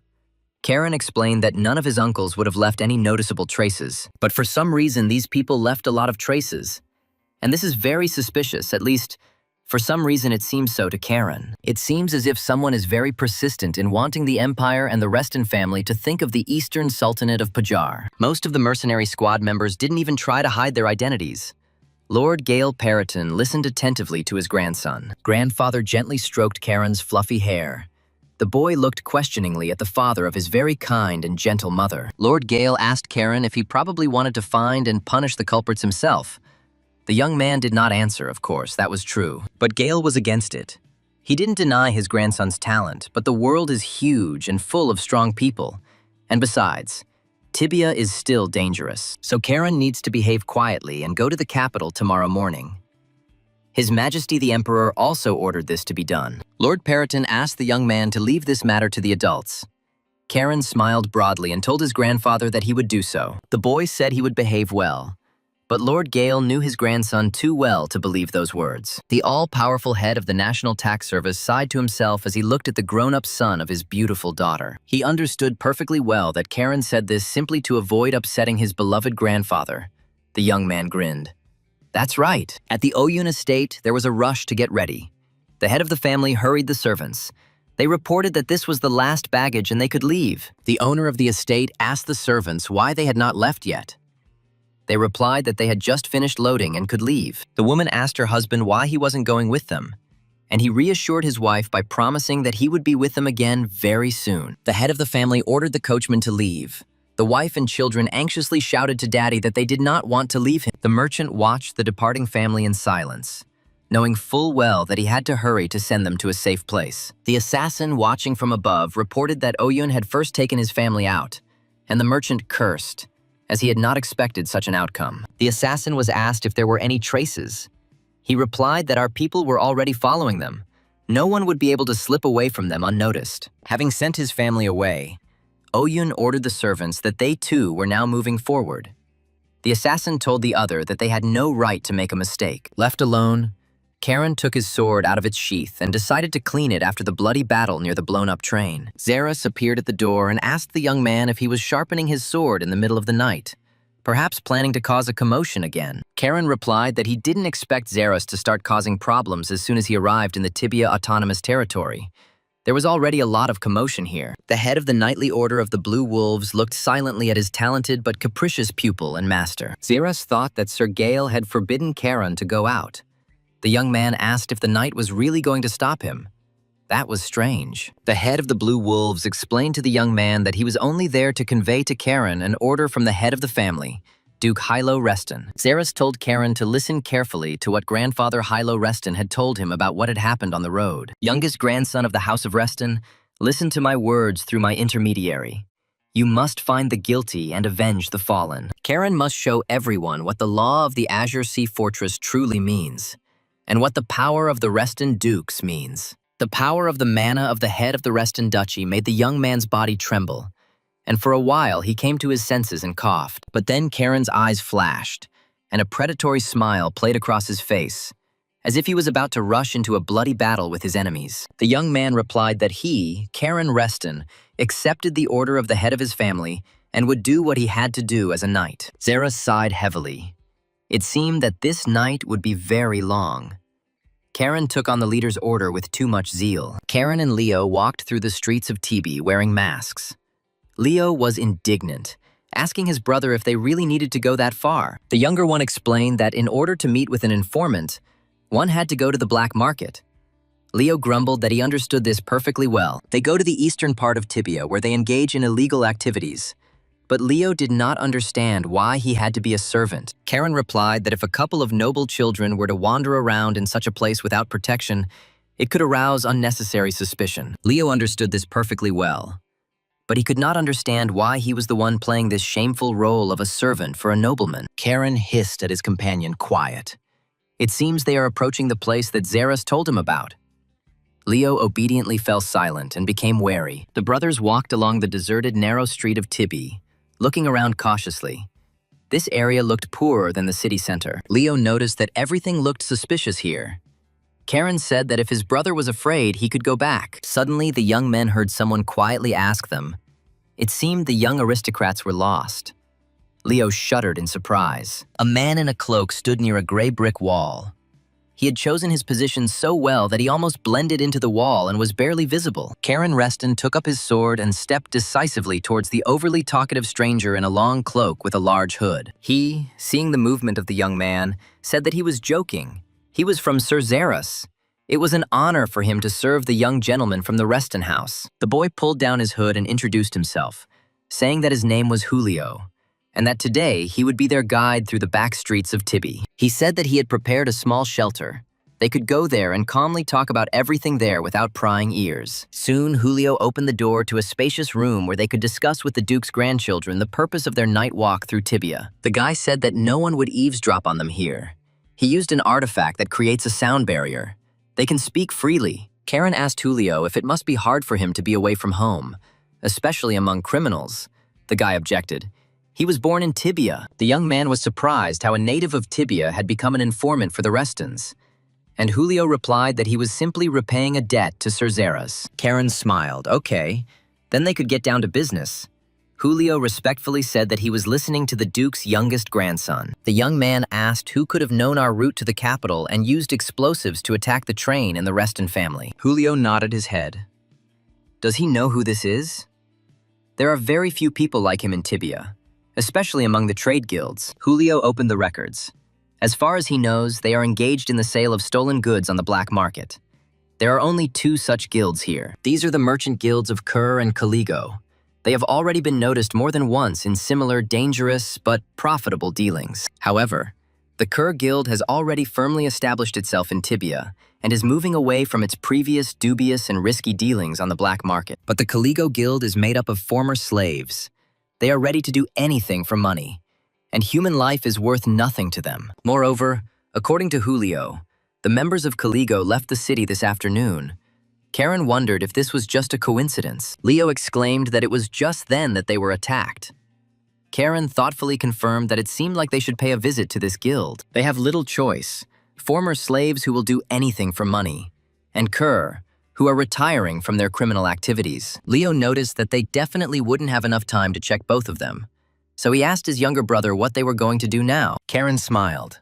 Obviously, those who have nothing to lose always take the most desperate steps, which means they need to go to Caligo. Julio replied that in that case, he would take the guys to the black market of this guild.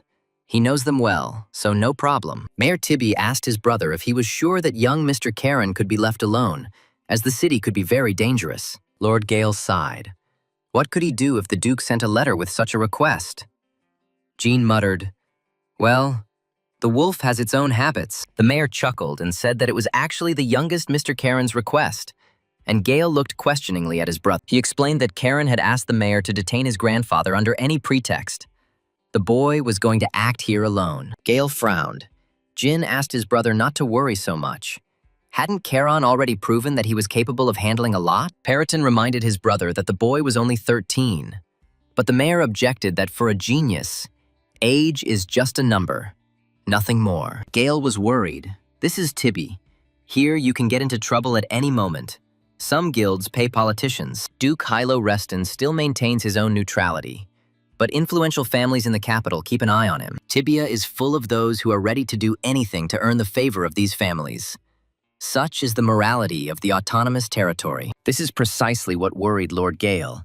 His Majesty the Emperor intervened in the affairs of Tibia for this very weighty reason. The old ruler does not want the great empire to fall into the hands of those who act only in their own interests. While Gale suggested simply waiting for Karen to successfully complete his investigation, the mayor agreed with his brother. The mayor of the city said that there was something else that the older brother should know, and Jin told about the unusual guests of this city. He said that Sir Mason was in Tibia. Gale was taken aback. He frowned and asked what this famous knight was doing here. Everyone in the Empire knew Sir Mason. He was an impenetrable shield, a knight of 8 stars. But this means that that same man is also here. After passing through narrow alleys, the group soon found themselves at the entrance to the black market. Julio said that this was the very place. Karen asked if there was only one entrance to the black market, and the guy confirmed that there was simply no other way in. This means that in case of danger, the Caligo Trading Guild can barricade itself there. It's very convenient. Julio opened a secret passage. Having found the book he needed, the boy pulled it, and a secret mechanism quietly started working, opening the passage to the black market of Caligo. Leo jumped back in horror. Karen noticed that it was indeed a black market atmosphere, and Julio suggested going down the stairs. They descended a long staircase into a gloomy basement. It was deserted, but torches were burning brightly everywhere. Leo assumed that they wouldn't be let into the black market that easily, since it was a secret place, and they were here for the first time, and no one knew them. 2 guards appeared in front of the travelers. One of them recognized Julio and greeted him, saying that they had not seen him for a long time. The guy replied that he had brought guests. The guard objected. He knew Julio worked with reliable people, but today they were not receiving visitors. Julio was surprised. Why? Unless something happened. The guard replied that this was the chairman's order. They cannot disobey him. The guy asked casually, or rather, the guard admitted, they themselves do not know the reason, so it is better for them to leave while they ask nicely. Karen snorted contemptuously and asked the guild guard if he really intended to hack them to death with that toothpick. It was just ridiculous. The young man suggested that the guards try to tell them the hard way, and he would see what would come of it. And he took up his sword. Karen boldly told the tall guard that if he wanted to fight, he should fight faster. Leo tried to calm his brother down. The Duke's youngest grandson quietly told his older brother that they were moving to Plan B. Leo didn't understand what kind of plan this was, and then it dawned on Leo that Karen seemed to want to break into the black market with a fight. The young man's expression was distorted, wondering if he really had to fight again. The armored guards of the black market of the Caligo Trade Guild grabbed their swords, and so did the mysterious guests. The guard cursed. They had never experienced anything like this before. But since words were not helping, they had no other choice but to draw their swords. Suddenly, Karen's sword spoke up, calling the guy an idiot and saying that he would never take the blood of such scum on his blade. Karen was surprised that a sword could speak even when it was in its sheath, but he explained that as long as the owner held the hilt, it was possible. The boy drew his sword, and before the guard had time to defend himself, he struck the guillotine furiously across its wide blade. Karen's blow caused the guard's sword to break in half, and the stunned guards looked in confusion, first at the fragment, then at the young swordsman. The second guard took out his sword and fearfully asked the young man what he was doing. Since they had greeted them normally, what was all this rage about? The confused guard of the Caligo Guild's black market saw with horror that the second boy had also drawn his sword and rushed into battle. Leo, his eyes flashing, rushed at the frightened guard. He did not want to lag behind his brave younger brother Karen. Julio watched the teenagers in amazement. He thought it was impressive, and truly a worthy skill for the wolf cubs of the Reston house. Leo reproachfully told his brother that he could have warned him. Karen chuckled. His brother seemed to have already started enjoying the fight, too. Now Julio understood why Xeris allowed Karen to wander around at night.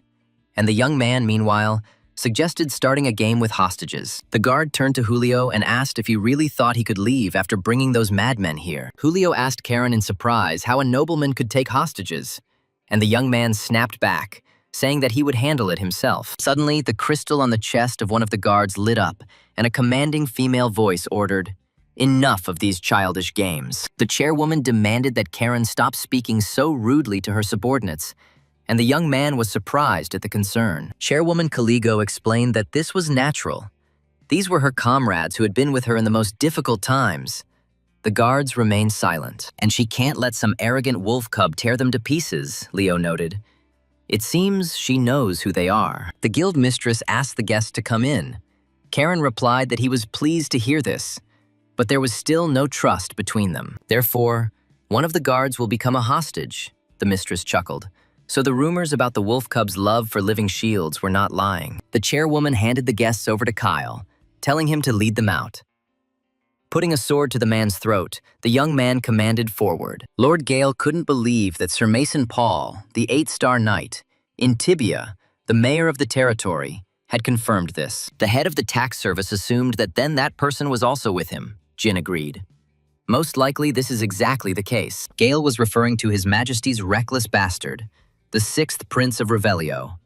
But what could he be doing here in Tibia? The mayor could not understand why his elder brother was so worried about the presence of the illegitimate prince and his guard in the city. Gale recalled that His Majesty had personally taken Sir Mason from the Imperial Guard and assigned him to guard the life of the 6th prince. Jin doubted that the prince was connected with the assassination attempt. Perhaps he had come to Tibia simply because all kinds of goods were in demand there. Gaius Periton was also worried that the prince might accidentally run into Karen in Tibia, and that this would cause a lot of problems. The boy's grandfather really hoped that his grandson would not become friends with the unbalanced prince, even if they accidentally ran into each other. But Gale knew that Revelio could find his boy himself and try to get to know him for further cooperation. Kicking open the door to the chambers of the chairman of the Caligo Trade Guild, Karen shouted for them to greet their guests. The Duke's grandchildren were taken aback when they saw who was waiting for them in the spacious underground chambers of the autonomous territory's most dangerous guild. A man in a golden mask sat on the sofa and drank tea, and next to him stood a silent warrior in a mask, from whom emanated amazing strength. The man in the golden mask greeted Karen Reston kindly as he kicked the door open and invited him to join him. Karen was surprised. The man knew him. Moreover, the energy emanating from the warrior behind him was the power of the 8-star master. The man in the golden mask exclaimed, "I can't believe I met the famous Karen Reston in such a dubious place." Karen glanced sideways at the warrior. His strength was equal to Sabina or Zeras. Even in the Empire, such masters could be counted on one hand. Leo drew his brother's attention to the silent warrior. Karen confirmed that, yes, this was not just some skilled fighter, but a master. Karen asked if the guy was trying to say that he was the chairman of Caligo, and he replied, "No. He came here to see his sister." The young man asked if he was the chairman's younger brother, and he explained that they were like named brother and sister. But he was glad to see Karen. Karen's eyes flashed as he stared at the smug, masked young man standing calmly next to him. The young man suddenly used the secret technique of the blue wolf sword, and in the blink of an eye appeared next to the guy in the golden mask. Karen's companions opened their mouths in surprise. They were horrified at what this crazy boy was doing. This was also impossible. The knight tensed up and snorted discontentedly, and the guy in the golden mask burst into cheerful laughter. He was clearly very amused by all of this. He laughingly told Mason to just look, because now he himself had become a hostage of this nimble wolf cub. Bursting with laughter, the guy said that this meeting with the famous Caron turned out to be much more exciting than he expected. He knew that coming to Tibia was the right decision, but the young man didn't understand what this overtly bold idiot was talking about. The guy looked at Karen with laughing eyes and asked what would happen next.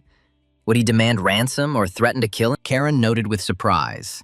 Golden eyes and black hair, next to a knight named Mason, which meant he had captured the 6th prince himself. Revelio asked Karen how about going straight to the emperor's palace and staging a coup d'etat there. Karen was confused. What other coup in the palace could there be? This idiot seemed to have completely lost his mind. But if it was Revelio, then it was not surprising. The mistress of the guild appeared in the chambers and mockingly asked if this meant that in her absence, the young wolf cub had decided to change the hostage. Maybe Karen Reston can explain what's going on here. The young man was stunned. So the chairman of the Caligo Trade Guild is an elf. The young man replied that he had simply exchanged the hostage for a more valuable one. And the elf chuckled that their Rio was not really that valuable. The hostess asked why Karen suddenly started speaking so politely. The young man explained that it was because the elf was clearly much older than him. Karen Reston felt a tremendous magical power emanating from this unusual and very powerful pointy-eared woman. The guy in the golden mask has a similar power. They are both mages, but of course she is much more skilled and stronger than the 6th prince. Revelio. The elf said that if they came here looking for those who gave the explosives for the attack on the Reston family, then it was not Caligo. The mistress of the merchant guild asked Karen if it would be okay to finally put down the sword and have a normal, calm conversation. Karen asked why he should agree, since according to his information, the Caligo guild could very well commit such a crime. The elf grinned and sighed heavily. How stubborn this young wolf cub from the house of the Dukes of Reston was. The hostess said that if she had attacked the Duke's family, she would have done everything much more gracefully and would not have left any evidence. Magic lit up the woman's eyes and streams of mana rushed around her body. She was terrifyingly strong. She didn't need dynamite. Karen was amazed. Incredible magic. At least the 7th circle, or even higher. What was she doing here, in this underground hole? Leo looked at the guild mistress in surprise. She reminded him of their master, Lady Sabina, when she was angry. The elf asked Karen rather menacingly, what would he say? Maybe they could talk after all, and not fight. Guild Chairman Caligo held a white elven fire in her hand, clearly showing that she might not be a peace-loving person. Karen thought about it. There was no point in being stubborn any longer. The elf plus Mason, he definitely couldn't defeat them. They were stronger. Finally, all the masks and cloaks were removed, and those gathered settled down on the soft sofas of the chairman of the Caligo Trade Guild. Pouring tea into mugs, the elf repeated once again that the explosives weren't theirs, although they do use them sometimes. But they only use it for Prince Revelio's experiments, Karen Reston asked. Then, apparently, it was the Kerr Trade Guild that did it. The elf objected no. Such cowards wouldn't dare do something like that. Karen threw off the prince's hand and asked if he could step away. The prince smiled broadly and said that since things had turned out this way, Karen could simply call him Rayo, since they were now friends. The young man sighed and grumbled. Friends, of course. That's all the friends I needed to be completely happy. It's just a headache. Mason pulled Karen up short, telling him to watch his language. He was a prince, after all. But Revelio reassured the knight, saying that everyone here was his own. Mason Paul snorted. His brother's youngest grandson was such an obnoxious, terribly arrogant, and unbridled brat. Karen looked at the renowned knight in surprise. His statement came as a complete surprise to the young man, since they were related. The guild chairperson introduced herself. Her name is Pona, and suggested returning to the main issue that worries the wolf cubs. She is the head of Caligo, and it is an honor for her to meet the grandchildren of the continent's greatest hero, Grand Duke Yahello Reston. And to avoid any more sidelong glances, I can assure you once again that the explosives are not theirs, but she can say for sure whose they are. Only Pona has one condition, Karen grumbled, of course. Everything is not just like that. Such information is not given away so easily to outsiders. Karen looked at the elf and politely said that he was ready to listen to the conditions of the chairman of the Caligo Trade Guild. Pona drank tea and looked attentively with her huge green eyes at her young grandson, Yahello, sitting in front of her. Finally, she said that the golden-haired baby must become friends with Rio. This was her condition. Karen even jumped. The young man replied that gaining the trust of the imperial family was very dangerous. It was better to stay as far away from power as possible. He told Ponya that he understood how everything would be changed if the Duke's grandson and the prince became close, and it would not be considered just an ordinary friendship. Rio objected. What difference does it make what anyone thinks? They really can be friends, and the Restons will get more benefit than the Emperor. Karen asked not to call him a kid and asked what the Restons' benefit was. The prince suggested the young man to think about it. Soon, House Reston will have to make its move. Won't this friendship be a warning to the Emperor and the capital's nobility? Karen thought, okay, the prince is strange, but not stupid, the young man asked. And yet, why would Prince Revengelion go so far? The 6th prince sighed and reminded Karen that he should be called Revelio or Rio. Had he really forgotten that already? They were friends, after all. The prince confessed that, in general, more than anything in the world, he wants to spite his father. His most cherished dream is to become a disgrace to the family. Karen's face lengthened slightly. This prince was clearly no fool, but he was definitely off his rocker. He had to say something like that out loud. Pona looked at Karen and asked, "So what do you say, Goldilocks? The nights in Tibia are long, but we have very little time." Karen asked why there was so little time. Pona explained that the Imperial Guard that arrived with a special detachment had a special mission. Doesn't Charon understand that the Duke's grandchildren were attacked? There are dead and wounded. Even a warrior of the 6 stars took part in the attack. But the guards are in no particular hurry with the investigation. Hadn't Karen ever wondered why? The young man frowned. Was she really trying to say, it can't be that the guards were acting in concert with the criminals? Pona smiled. It depends on who the criminal is. But one thing is clear. The goals of the Imperial Guard and his, Charon, do not coincide at all. Pona took a small scroll from her belt. She showed Karen the scroll and said that this document contained everything they had learned about the criminals' movements and the entire chain of events. The elf asked the young man once again what he would do. whether he would accept her condition regarding friendship with the sixth prince of Revelio. Karen looked at Pona silently. The head of the family's orders had to be carried out, and he would probably get along with Prince Revelio somehow. At the Oyun estate, the hasty preparations continued. The head of the family urged the servants to move faster with loading things. The merchant cursed desperately, urging the workers on, but they reassured the gentleman that everything would be completely ready in a minute. Oyun remembered the promise that as soon as the task was completed, the guards would clean up the traces, and there would be nothing to worry about. The merchant sighed. Finally, the title he had been craving for was almost within his grasp. The elder had promised it to him after the mission. Although Oyun could also be cleaned out. Damn those brothers. Who would have thought that they would survive the attack? A servant ran into the office and exclaimed, "This is terrible. At least Oyun managed to take his family away from the events." He asked what had happened. The servant, out of breath, said that there were knights there. They had burst into the estate. Oyun did not understand what this meant. The Imperial Guards had arrived. Had the guards really come for him? He chuckled. The merchants from the Humir Trade Guild certainly weren't wasting any time, but the frightened servant objected. The master had misunderstood him.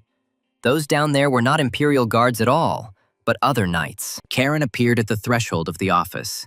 He asked what the noise was about, but there was no fight. Oyun asked in confusion. But the young man was from Reston. Karen confirmed that everything was correct. He was the same worthless nobleman whom Oyun had recently tried to kill by blowing up the railway. It's funny, though.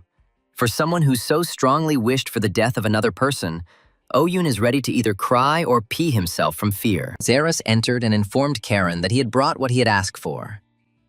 The young man thanked the knight and took the large bag from him. Karen took the bloody bag and asked if Oyun wanted to take a look inside.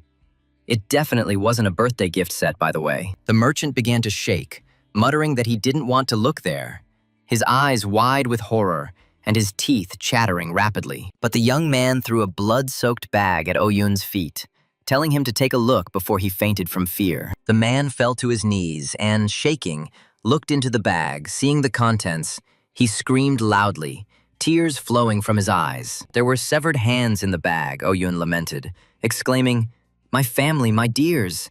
Did they all die a terrible death?" Karen hit Oyun on the cheek and yelled at him to shut up, stop howling. He wasn't in the forest. The man immediately fell silent. The young man asked the merchant if these hands looked like the hands of his relatives, and the man once again looked carefully into the bag of brushes. He asked Karen whose they were then, and he answered, "The killers that Oyun's accomplice sent. Not for Karen, but for his family. To kill." Oyun burst into tears, so the master saved them. How could he thank young Karen Reston? The young man grinned. Not with money. Karen's eyes flashed with anger.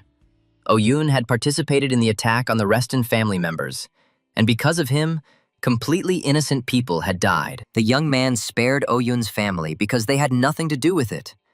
But not the merchant himself. He will be severely punished for his crime. He will rot in the dungeons of the Azure Sea Fortress. He will answer for everything. Does the merchant know what a capistrum is? Well, he will soon find out. Karen told Zeras to take this bastard away. The knight gladly led the prisoner out. The blue wolves were standing in the courtyard of the house. Pona asked Revelio if there were rumors that the emperor's health was not the best, so what was going on in the capital of the empire? The prince smiled. Everything is true. The emperor is ill. Because of this, all the nobility is in disarray. Only the warlike old men are happy. The discord within the guard only intensifies. Some support the military faction, others resist. Complete chaos. Pona smiled, and yet, thanks to her, Rio had a new ally. The prince objected. Was this really his sweet sister's merit? Karen simply fell under the onslaught of the prince's charm. The elf reminded Revelio that he was not like this at their first meeting. The prince sighed heavily. He did not argue. When Reo finally escaped from the palace intrigues in Tibia, his mother was brutally murdered. Revelio suddenly remembered the bloody body of his incredibly beautiful mother, who was still very young, lying spread out in the garden. And if it weren't for Mason, who killed the mercenaries, little Rio would have gone to the grave after his mother literally that same day. The prince turned to his faithful bodyguard and repeated once again that he owed Mason the fact that he was now alive. If he hadn't met Reo in the city of Ponu, he would never have learned magic.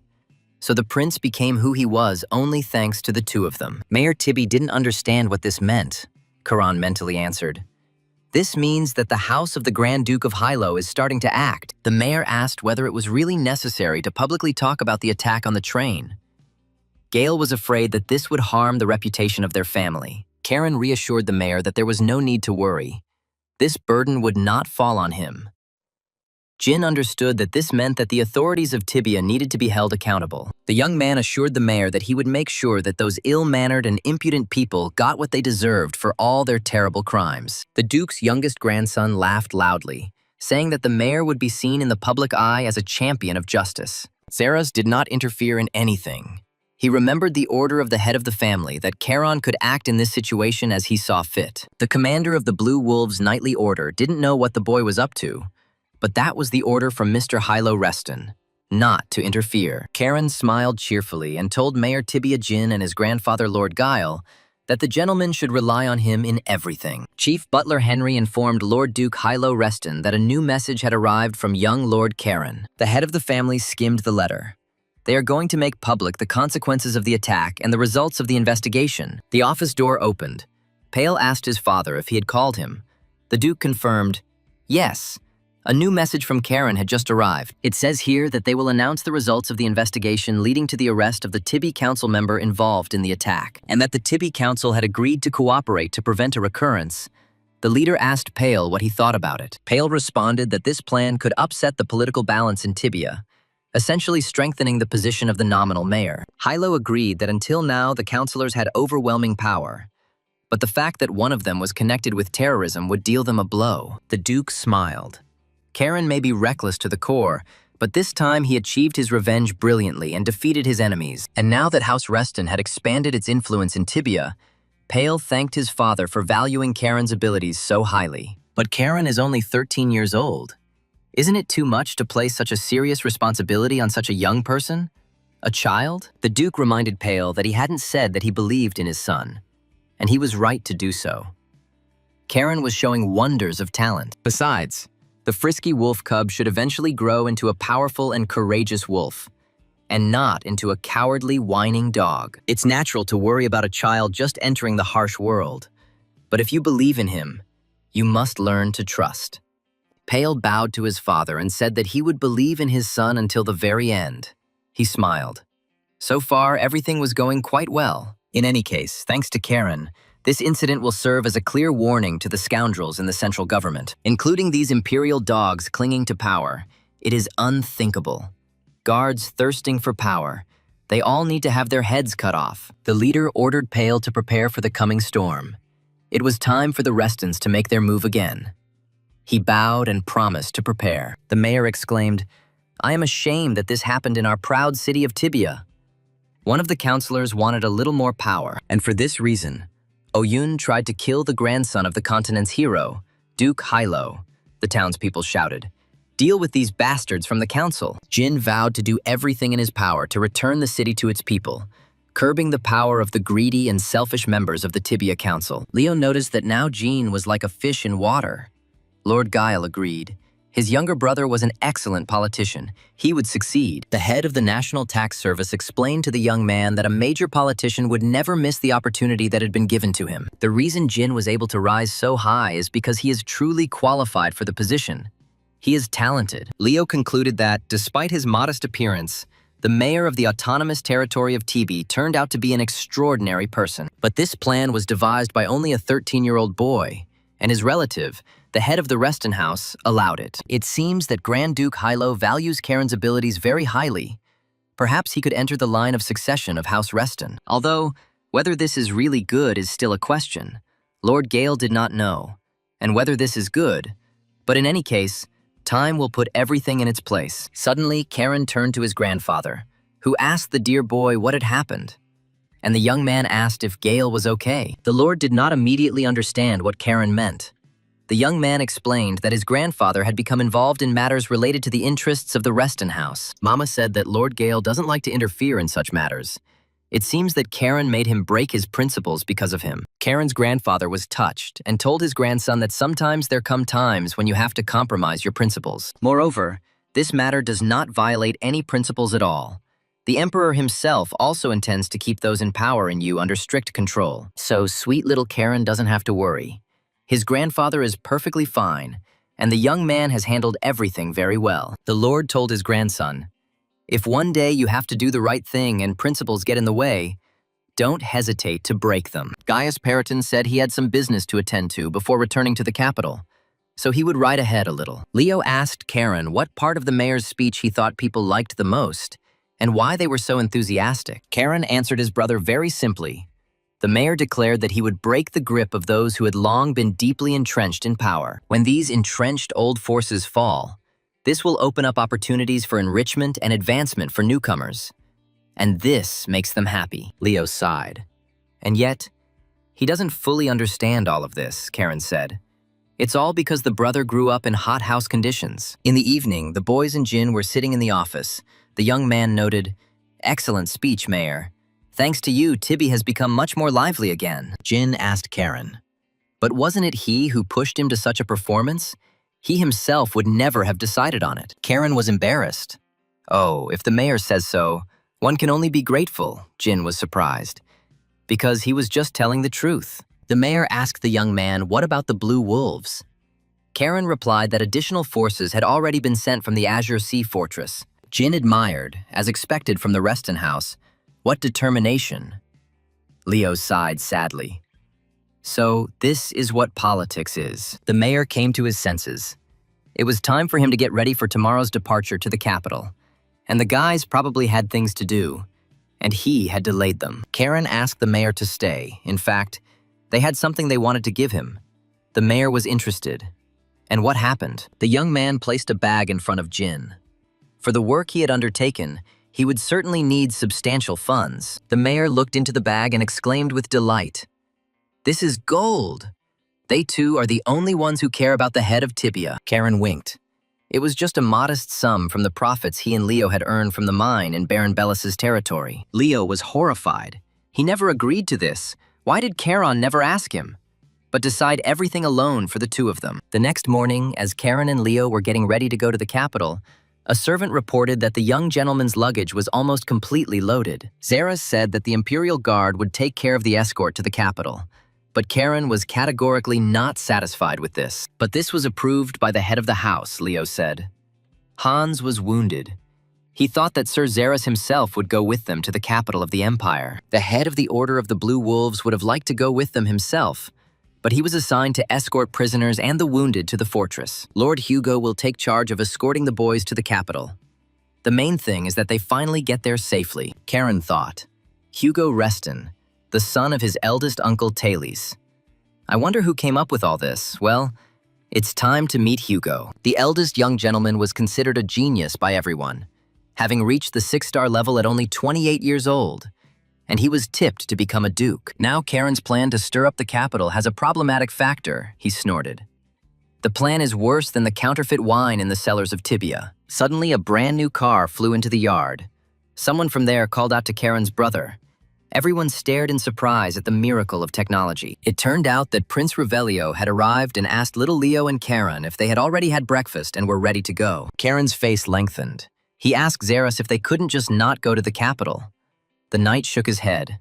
That was impossible. The prince got out of the car and cheerfully asked his brother Karen how he was enjoying the trip to the capital and whether he wasn't worried. He muttered, "Not particularly." Rio laughed. Karen doesn't like being accompanied by the Imperial Guard. It's logical. They have a complicated relationship with the Restons. But don't worry. The most wonderful prince in the world is with little Karen, and they can just go with him. Revelio noticed the approach of the Imperial Guards and exclaimed, "Here they are, so everyone is ready to leave." The guard bowed and apologized for the delay. They were dealing with the attack on the railway near Tibi. The prince said to Sir Ryuk, "It's okay. Let's first greet our new friends, the heirs of the Reston house." The guard introduced himself. He is Ryuk Raymer. The young men can simply call him Sir Ryuk. Karen also introduced himself. He is the Duke's youngest grandson. Ryuk Reimer said that it was a great honor for him to accompany the heirs of the Grand Duke's House of Reston to the capital of the Empire. Karen recalled Pona's words. "Have you ever wondered why the Imperial Guard isn't investigating the attack with full force?" The young man asked if the investigation into the railway was really more important. No one cared that the grandchildren of those who served the crown were attacked. Sir Ryuk replied that the destruction of the emperor's property, the national railway, was tantamount to treason. The Imperial Guard, of course, must first and foremost investigate treason, and Karen was in terrible anger. But the young man pulled himself together and said with a smile that if that was the case, then the guards were busy, and for now, he would just have to put up with it. Prince Revelio added, "Well, since everything was cleared up, maybe it was time to go." Ryuk Raymer bowed and agreed with His Highness. Zeres put his hand on Karen's shoulder and praised him, saying that he had held up well, and that there was no point in spoiling relations with the guards for now. "First, we need to find out exactly who is behind the attack on the Duke's house of Reston," Karen agreed sullenly. All of this infuriated him. The young man told the head of the knightly order that for now, he would be very polite to them. Otherwise, nothing would be cleared up. For now, this is just a suspicion. But if it turns out that the Imperial Guard was acting as servants of some influential house, Cain Rather swore that in this case he would personally arrange a sultry, deadly tango with 2 blades for the guardsmen. The Imperial Guard, which has always been a source of universal pride, is now degraded to the level of pathetic servants for the nobility. A disgrace. Even he, Cain Rathor, who once sold his soul to a demon against his will, would never have done such a thing. Death would have been better. As the prince's car sped down the road, Karen was surprised to note that the interior was much quieter than he thought. Great. Revelio said that if Karen was bored, he could chat with him, his sworn brother. But the young man refused. The prince irritated him. But Rios suddenly remembered, by the way, that fiery speech of the mayor of Tibi-Jin. It was probably the work of Caron, wasn't it? The mayor of the Tibi territory is trying to pull power over to himself, pushing aside the council, with the support of the Reston house behind him. This is as clear as day. Karen asked why the prince decided so. Revelio exclaimed, "Come on. This talk about justice and equality is just a pretext." Restoring the prestige of House Reston, shaken by this incident, and gaining a strong ally. That's a brilliant move. Revelio was sure that this was Karen's plan, the young man replied, meaning that the prince's rapprochement with the black market guilds had not been in vain. The prince was very indignant. He, one might say, also grew up on the streets and went through many trials to survive. Does Karen really think that Rio lacks brains? But does not deny his guess, which means that the 6th prince is right after all. The conversation was not going well, and the companions were looking out the windows, when suddenly Prince Revelio felt his magic crystal vibrate. Pona asked Revelio how things were, and he sighed sadly in response and complained to his sister that Karen Reston couldn't see him. The elf asked the boys not to quarrel too much. They were friends after all. Karen swore. Pona asked what about the deal. The young man replied that he had not yet given his consent. First, he wanted to hear the conditions. The elf laughed, saying that she had been seen through. She suggested that Karen think again. It would be useful for him too. The young man asked if they really trusted each other that much. Pona was surprised when Karen started talking about trust, and he said that if he united with the elves without permission, the elders would execute him. The elf laughed. The young man misunderstood her. Karen asked what exactly he had misunderstood. Maybe Pona could explain it to him in detail. Guildmaster Caligo replied that she wanted to ally specifically with him, Karen Reston, and not with the house of the Dukes of Reston. The young man was very surprised. And why? Because the ducal house is much stronger than one individual, especially a very young one. Pona smiled and answered, because it is always worth investing in a good product, even if it is the most expensive on the entire market. And Revelio really could use a good and loyal friend, Karen Reston snorted. That's what he hates the most. If Karen wants more trust, he can consider the information a gift. Pona is confident they will have the opportunity to help each other. If Karen needed anything, he could contact her through Rio's crystal ball. But now it was time for her to go. The prince was very pleased. The young man thought, these two seemed to have fallen from the same oak, that they had become attached to him with this strange friendship with Prince Revelio. The 6th prince looked out the large window with pleasure. Stretching, he said that they were almost there. There was not much left. Karen looked out the window.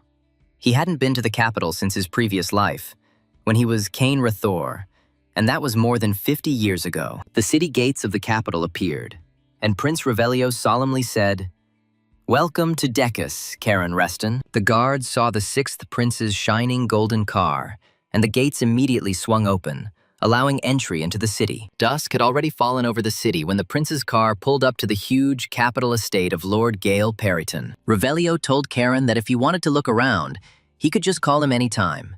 The guild doors were always open. The young man hoped that he and Rio would never see each other again. The prince laughed. He would have to upset Charon. They would meet very soon. Ryuk Raymer told the young gentlemen of Reston that they too would take their leave then, since they were already there, and Grandfather Karen's estate was nearby. Karen thanked Sir Ryuk for the escort. The guard replied that it was not necessary and expressed the hope that they would meet very soon. The young man watched the guardsmen retreat and thought, "Aha! They really will see each other again." But no one knows when. Leo asked Karen if his brother knew what that huge, shining tower was there in the very center of the city. He had never heard of it. Karen explained that this was a magical tower.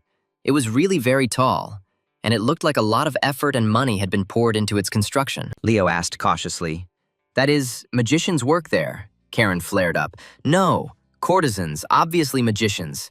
The building is luxurious." Kane stared at the tower. The mages must have poured a ton of money into it.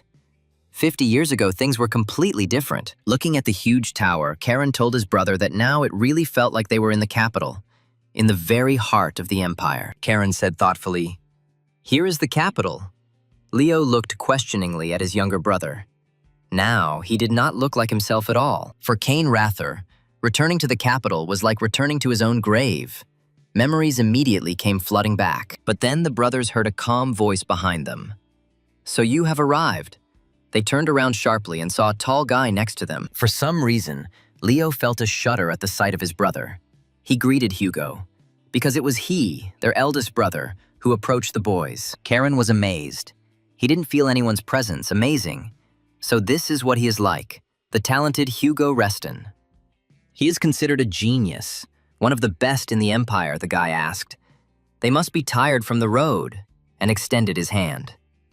Hugo said sympathetically that the journey to the capital of the empire must have been very long for them, but they were both great, both Karen and Leo. Extending his hand, Hugo remarked that he and Karen had never met in person before, and it would be very interesting to meet his brother. Karen took the outstretched hand and replied that he was very pleased to meet his older brother Hugo, the genius of their house Reston. Hugo remarked that if he had known that the younger brother was so good, he would have arranged the meeting earlier.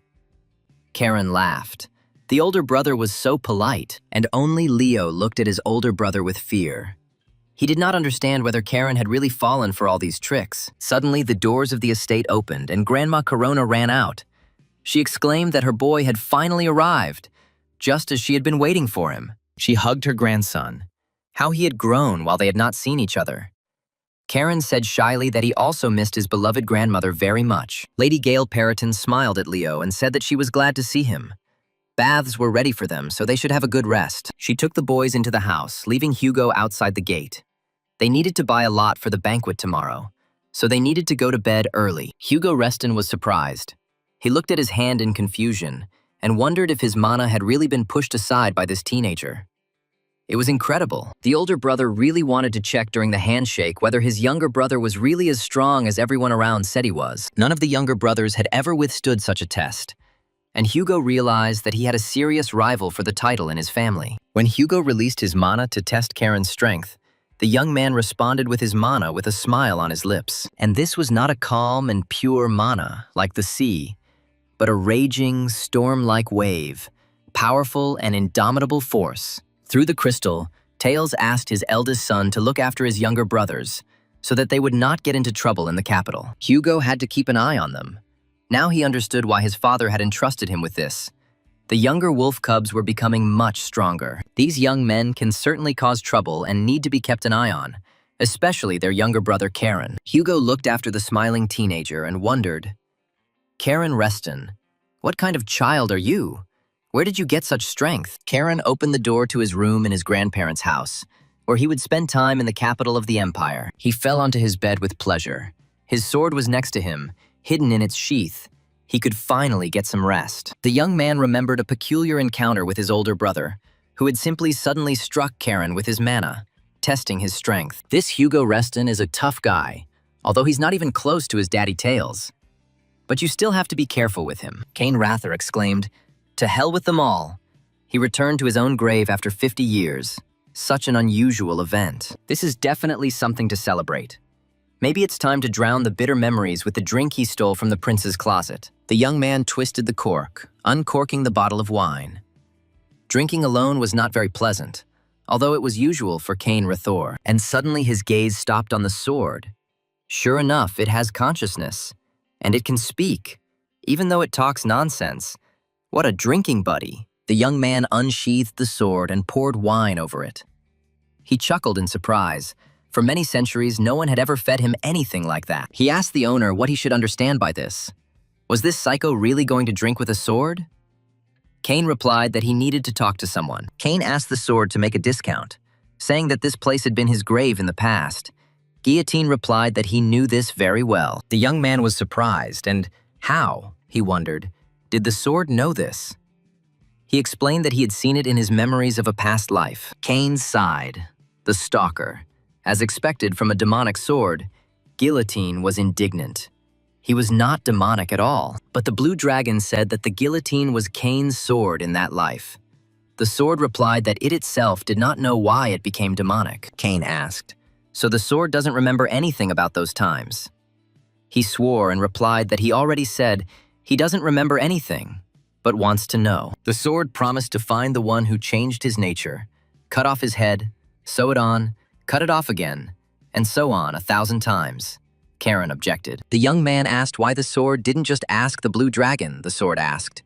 And how? Should he grow legs or something? And Karen was still weak. Taking a sip of wine, the young man grinned. Well, then, legs, the sword asked the owner. Was he offended at him? But he didn't do it on purpose. Karen asked why. The sword is just a demonic piece of iron. The sword was indignant. You yourself are demonic, and I am a sword, not just a piece of iron. Cain thought that he had to find out the truth, the reason why this second life began, and he became the grandson of Yahello Reston. This could not have happened without the intervention of some great power, and there must be very good reasons for this revival. Suddenly, the sword turned to its owner in confusion. Karen turned to Guillotine and asked what he wanted. The sword fell silent in confusion. After hesitating a bit, the sword asked the owner if he would pour him some more wine. He really liked this scarlet liquid, similar to blood. The next day, Karen and Leo, along with Hugo Reston, went through the shopping streets of Decus to buy supplies for the banquet. Karen hissed at Leo not to embarrass him. Stop looking around like a country bumpkin. Leo asked, why a country bumpkin? Hugo supported Karen. Leo must behave with dignity, as befits a member of the Reston family. The young man fearfully agreed with his brother. Turning to Karen, Hugo remarked that he should show respect to his older brother in public, and the young man snapped. Hugo insisted that when they were alone, Karen could behave as she wanted. But in public places, she had to watch her manners for the sake of the family. Karen smiled and asked Hugo if that meant he could say whatever he wanted in private. And it should be noted that it wasn't Karen who said that. Turning around, Hugo said, "It seems they are almost there." Karen clenched his fists. The cunning older brother took and deftly jumped off the topic. The young man was seething with anger, and now Hugo ignores him, not daring to get involved in an argument with the wily and sharp-tongued Karen. Suddenly, Karen's gaze stopped on the sign of a sewing workshop, a place he remembered well from his past life. Stopping, Karen turned to Hugo. "Highly respected elder brother, would you be so kind as to show the younger ones this place?" Hugo said that they made simple and old-fashioned clothes for the elderly. Leo asked if Karen really wanted to look like an old man. Karen sarcastically replied to his brother that fashion is cyclical, and what was old-fashioned yesterday will again become the height of fashionable style tomorrow. And in general, Leo was indignant that Hugo and Leo even understand fashion.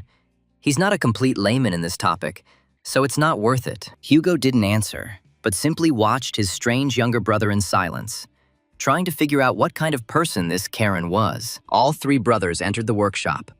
Leo looked around in surprise, and Karen swayed, memories of Cain Rather flooding his mind. The owner of the studio welcomed the visitors and said that it was a great honor for him to welcome such young gentlemen into his workshop. The old man asked Karen if he was sure he wanted to order from here, as they didn't usually make clothes for modern youth. But since they decided to trust the old master, he will do everything in his power. So which of the three of them will order the clothes? Karen replied with confusion that he would order. He had the feeling that he had gone back decades in time when he heard that voice. The master said, "Mr. Kane, how many times do I have to tell you to be more careful? It's so difficult to fix. It's enough to drive you crazy." Kane apologized to the young tailor, saying that he did everything so well that it made it much more difficult for him to work and train. The tailor grumbled, "Excuse me, or does Kane think that he, the owner, doesn't work hard here, sewing clothes for all the young gentlemen?" Rathor sighed heavily. He thought that at least today would be a calm day. It didn't work out. And why did the master grumble so much? The master took Karen's measurements, saying that since he was the grandson of Duke Yahello, he would give his best, and even more. The young man was very surprised. The tailor smiled. It was hard not to recognize the Reston family crest, and this place used to be called the Duke's Shop. Karen asked if the master remembered Mr. Kane. The tailor confirmed, of course. Kane Rathor was infinitely kind to him. The owner of the workshop laughed, although Mr. Kane probably didn't even know his name. But he was still an amazing person. Karen thought, in all the years that Kane had come into this shop, he had always called the tailor just Little One and never thought about it. So someone remembered him, Kaina Rathora, all these years. That's what it's like, this feeling of nostalgia. It even makes you want to cry. Turning to the owner of the sewing workshop, Karen asked the name of the tailor. The man was very surprised by the question, but he immediately broke into a joyful smile and replied that his name was Lucan. Kane remembered how the old man had smiled when he was young. Suddenly, the workshop door swung open with a noise, and a girl appeared on the threshold. She shouted whether Grandpa had heard the latest news. Luhan's granddaughter excitedly blurted out that the sworn enemies of Lord Kane Rathor, the grandchildren of Duke Yahello Reston, were already in the capital. Everyone turned to the noisy girl in surprise. She looked carefully at the visitors and, noticing the Reston coat of arms, fell silent. The girl's emotional statement greatly surprised Karen. He wondered why she considered Yahello's grandchildren to be enemies of Kane Rathor. The girl apologized and politely greeted the young gentleman, telling Sir Hugo that they had not seen him for a long time. Hugo Reston bowed gallantly to the girl and confirmed that yes, he had not met Lady Amy since the last exchange tournament. Then it dawned on Leo. He asked if this was really the same Amy Altura. Karen asked his brother in surprise if he knew this loud girl. Leo replied, "But she is a fencing genius. She received 4 stars at 17. Karen sighed. Why are there so many geniuses? Hugo apologized to Lady Amy for his younger brother. He still lacked manners, the girl replied. It's okay. Hugo Reston turned to his younger brothers, Karen and Leo, and introduced the girl. Lady Amy Altura of the Imperial Guard. The boys started introducing themselves to the girl, but Amy interrupted them, pointing her finger at Karen and asking if he was Karen Reston. Turning to the second one, she asked if he was Leo Reston. The guy confusedly confirmed that he was. He was Leo Reston. Leo flushed excitedly. Amy knows his name. Karen asked the girl how she knew who they were. They were new here. She explained that she had been told about the brothers by the senior knights who had been appointed to guard them after the assassination attempt on the railway. Karen was surprised that Amy recognized them, although she had only heard their names. In any case, this loud girl had an excellent mind. Luhan asked Lady Amy if she had eaten. The girl begged her grandfather not to be so formal. Let him speak to her as before. She waved her hands and exclaimed, "She is just a student who hasn't even been knighted, so don't do that." Hugo remarked that Lady Amy was too modest, and they said that she would lead the Imperial Guard for the next 50 years. Karen asked the girl why she said that they all, including their grandfather, were enemies of Sir Kane Rathor. Amy shuddered. The young man continued with a sigh. Kane simply sold his soul to a demon, didn't he? But he didn't personally harm anyone. Amy clenched her fists indignantly. She was ready to pounce on Karen for such words about her idol, the hero of the country, Kane Rathor. Hugo Reston told his younger brother that Karen should be careful with his words and not say such things about Kane. Amy Altura exclaimed angrily that this boy said, "How dare he say such a thing? Insult the honor of Sir Kane himself." Everyone tensed up. The situation was explosive. The girl, clenching her fists in a warlike manner, was raging, ready to grab Karen by the throat. The girl shouted that she was challenging Karen Reston to a duel. She wanted to run her sword through this smug boy right now. But Karen calmly asked the young lady. Interestingly, And on what grounds? Whether he had insulted her dignity or the honor of her family. Tears welled up in Amy's eyes as she replied that she would fight him because she had inherited the will of the knight Sir Cain Rathor. Karen asked, "What is the will to stay with the mad demon emperor until the very end? Until death? What if Cain Rathor did this not by his own decision, but because he was controlled?" Amy did not think about this. The girl exclaimed, all the same, Sir Cain would have stayed with the mad demon emperor until the end. He was a man of honor. Karen sighed heavily. How pretentious. You can't cook porridge with this girl. Her brain is clearly askew because of Cain Rathor. He asked how Amy was going to become a real knight if she was so easily provoked by such simple provocations and became angry. The girl objected, "It's not true, it's not personal, but for the honor of Sir Cain." And then everyone heard how loudly Amy's body demanded food. Karen smiled and lowered his head. It was familiar to him from his past life. And Leo asked in surprise what that roar was. The young man asked Amy if we should eat first and then duel. She snorted. Was Karen dropped as a child, or is he just a fool? But Karen, with a smile, offered Amy to choose what she would like to eat. Pork, beef, or maybe lamb with a side dish. Suddenly, Karen released mana, blue streams of clarity magic swirling around the small hall of Luhan's sewing workshop. The young man asked Amy if she wanted to go out and find out what was going on in the Imperial Guard. The girl covered her face with her hands in surprise. What kind of monstrous mana was this? She had heard that Karen also had 4 stars, just like her. But this magic was on a completely different level. She didn't understand where this teenager got such terrifying magical power from. The wise Luhan decided to intervene and asked Lady Amy if she would like to join Mr. Karen for dinner and discuss everything. The girl must have been eating poorly while paying off her family's debts, but since fate brought them together, why not eat something tasty? Karen confirmed the old man's words. The young lady needs to watch her diet. Amy touched her stomach. It was completely empty. Lady Amy Altura sighed, feeling a spasm in her stomach. She blushed with embarrassment. Karen understood correctly. She was hungry. At the restaurant, all 3 brothers watched silently as Amy devoured her food with astonishing speed, leaving behind mountains of empty dishes. Juicy steaks disappeared from the plates one after another. The girl greedily chewed the delicious fried meat. She hadn't eaten like this for a long time. Noticing the surprised looks, she said that she just wanted to have a good meal before the duel. Karen was surprised. Wow, she wasn't screaming. Amy assured Karen that she would definitely return the cost of her lunch with her next paycheck. The young man smiled. They understood everything. The girl jumped up indignantly and declared that she could not accept promises on an empty stomach. But Karen was calm. Seeing that the young man was not reacting to her words, Amy extended her hand and offered to shake hands as a sign of their agreement about this lunch. Karen looked closely at the hand extended to him. Amy's hand was not at all like the pampered hands of young aristocrats. She had rough, calloused hands, covered with a huge number of different scars and abrasions from all kinds of weapons. It was proof of hard work during grueling training sessions.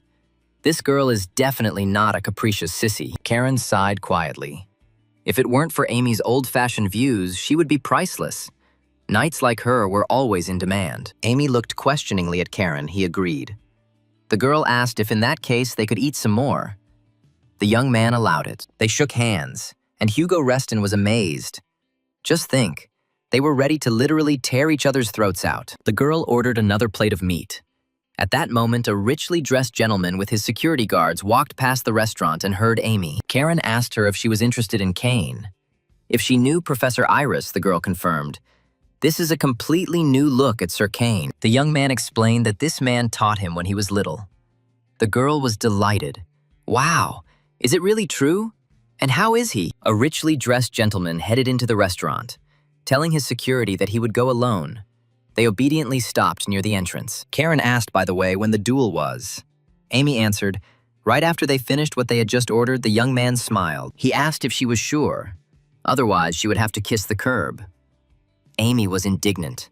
She would bury it herself and not care that it was small. The gentleman who entered the restaurant noticed that Amy looked pleased, and the girl glanced fearfully at the speaker. He frivolously touched the girl's shoulder and said that she came here without even telling him. How could she not be ashamed? He would be offended at her. She doesn't want to spend time with him, but she dines with some troublemakers. How short-sighted of her. He will punish her. Karen looked closely at this colorful peacock. trying to figure out who it was and where it came from. It was clearly hitting on Amy Altura. The guy noticed that the students of the Imperial Guard apparently had a lot of free time, since they could hang out with such types. Karen's eyes flashed, and he said with a smile to this peacock, "It seems that he is also very eager to eat the earth. This can be arranged." Amy noted that, in fact, she had already paid the interest for this month. The guy replied that he was not worried about the interest, but about her. Needing to make a good impression on his creditor, Hugo asked why the boy was interrupting him while he was eating. "And isn't it customary to introduce oneself first?" the dressed-up young gentleman asked Hugo. "Doesn't he know who is in front of him?" The guy laughed. "Just think, there was someone in the capital who didn't know him. It's just funny," he introduced himself. "I'm Daigle Kian," Hugo Reston calmly asked. So he was the youngest son of Count Kian, one of the most influential aristocrats in the capital. De Gaulle confirmed that this was true, which meant that young Reston knew who he was. Hugo replied that he didn't know de Gaulle, but he was familiar with the family. A noble family that lends money to other nobles, the largest moneylenders in the capital. De Gaulle noticed, the guy is well informed. De Gaulle Kian advised Hugo that he should not forget their family name, since they were in charge of all the finances of the wealthy Marquisate of Diaz. Karen laughed. Yes, de Gaulle is just an ordinary joker. The younger Kian frowned and indignantly asked what the boy meant by this. The young man stood up and declared that he had not come to the capital to be nice to everyone. De Gaulle barked at the boy to keep his mouth shut. Count Kian's youngest son yelled, "Who the hell is this kid anyway?" Apparently, he urgently needs to be taught some good manners. Karen told Hugo that he would explain everything to Grandpa Yahello himself, and the older brother asked Karen with concern what he had in mind. Taking his sword, Karen showed de Gaulle 2 vials and asked if the moneylender could see this. "This is a very cool potion that instantly heals wounds." "This is quite an expensive thing," the younger Kian grimaced and asked why the little bastard was putting on a comedy act here. "He was tired of living," Karen said with a smile. "No, my dear. I'm not putting on a comedy act, but something much more disgusting." De Gaulle took a step back in fear. The young man took off and, swinging his sword straight in its sheath at the moneylender, exclaimed that he was now breaking Daigle Kian's fucking face. Karen, his eyes flashing, shouted at the rich coward not to worry. He wouldn't kill him. At least, not right now. Count Kian's youngest son screamed in horror. "No!" But it was too late. A fierce storm called Karen Reston had descended upon him. The head of the National Tax Service was furious. He angrily asked the servant what he had just said, demanding that he repeat it. The servant did not dare to tell Lord Gale the unpleasant news about his beloved youngest grandson once again. Plucking up his courage, the servant said that Lord Gile's grandson, Karen Reston, had been detained by guards about half an hour ago. Corona's grandfather grabbed his head. He had messed up again. The boy had only just arrived in the capital and didn't know anything yet. Lord Gale Peroton asked the secretary what had happened there, why the boy had been detained. He couldn't have done anything very serious. The secretary reported that Sir Karen had attacked Daigle Kian, the youngest son of Count Kian. Gale was stunned. That was the last thing he needed, Gale thought. Daigle Kian. The name is familiar. Where could he have heard it? The secretary said, "In Decus, they call him the main womanizer." That's right, that same young scoundrel who pesters the daughters of the family's debtors. It's him, the secretary confirmed. That's exactly it. He deserved a beating. But why Karen got involved with him is unknown. The guy gave Daigle some medicine and beat him up again. Gale sighed. Well, this is a situation. Since this is a quarrel between 2 nobles, the Imperial Guard will be investigating this matter. Given the relationship between the Reston household and the Guard, the circumstances are unfortunately not in Karen's favor at the moment. It looks like we'll have to intervene. Lord Gale said he's heading to the Empire's security department immediately. The secretary told the gentleman that he wouldn't have to. The Lord was taken aback. In what sense would Count Kian just leave it? Never in his life. The servant reported that the victim, Daigle Kian, was supposedly simply asking for leniency. But Gale was stunned. Asking for leniency, not punishment. The Lord's secretary smiled. Daigle claims that he is to blame, not Karen. They say he even cried, asking not to punish the boy. But what is even more interesting is that Sir Daigle promised to re-educate himself and become a different person. Gale Peroton could not believe all this. He suddenly laughed loudly. I can imagine Daigle Kian will be re-educated. Well, his grandson pulled off a number in the capital of the empire. The influential official's hands trembled slightly. He couldn't even imagine what Karen had done to that bastard Degel. Rumors about the boy would quickly spread throughout the capital. And how could he explain this to his Grace Duke Yahello Reston? He didn't want that. The head of the National Tax Service wondered if perhaps this was how it was supposed to be. And Gale just didn't know about it. Yahello Reston wasn't the type to send Karen to the capital without a plan. Certainly not the Grand Duke. Does this mean that the Duke himself unleashed a mad dog, sending him to the capital and allowing him to do as he decided? The sun was setting. The day was ending in the capital of the empire. Evening was about to come, and the banquet would begin in the emperor's palace. Karen was leaving the empire's security department. He cheerfully told the head of the institution that he was very glad to meet him. They would see each other again. The boss, seeing the boy off, said, "Of course, come back any time." Then he remembered. Was he going to do something like that again? Karen said there was something else. Daigle had confessed to everything.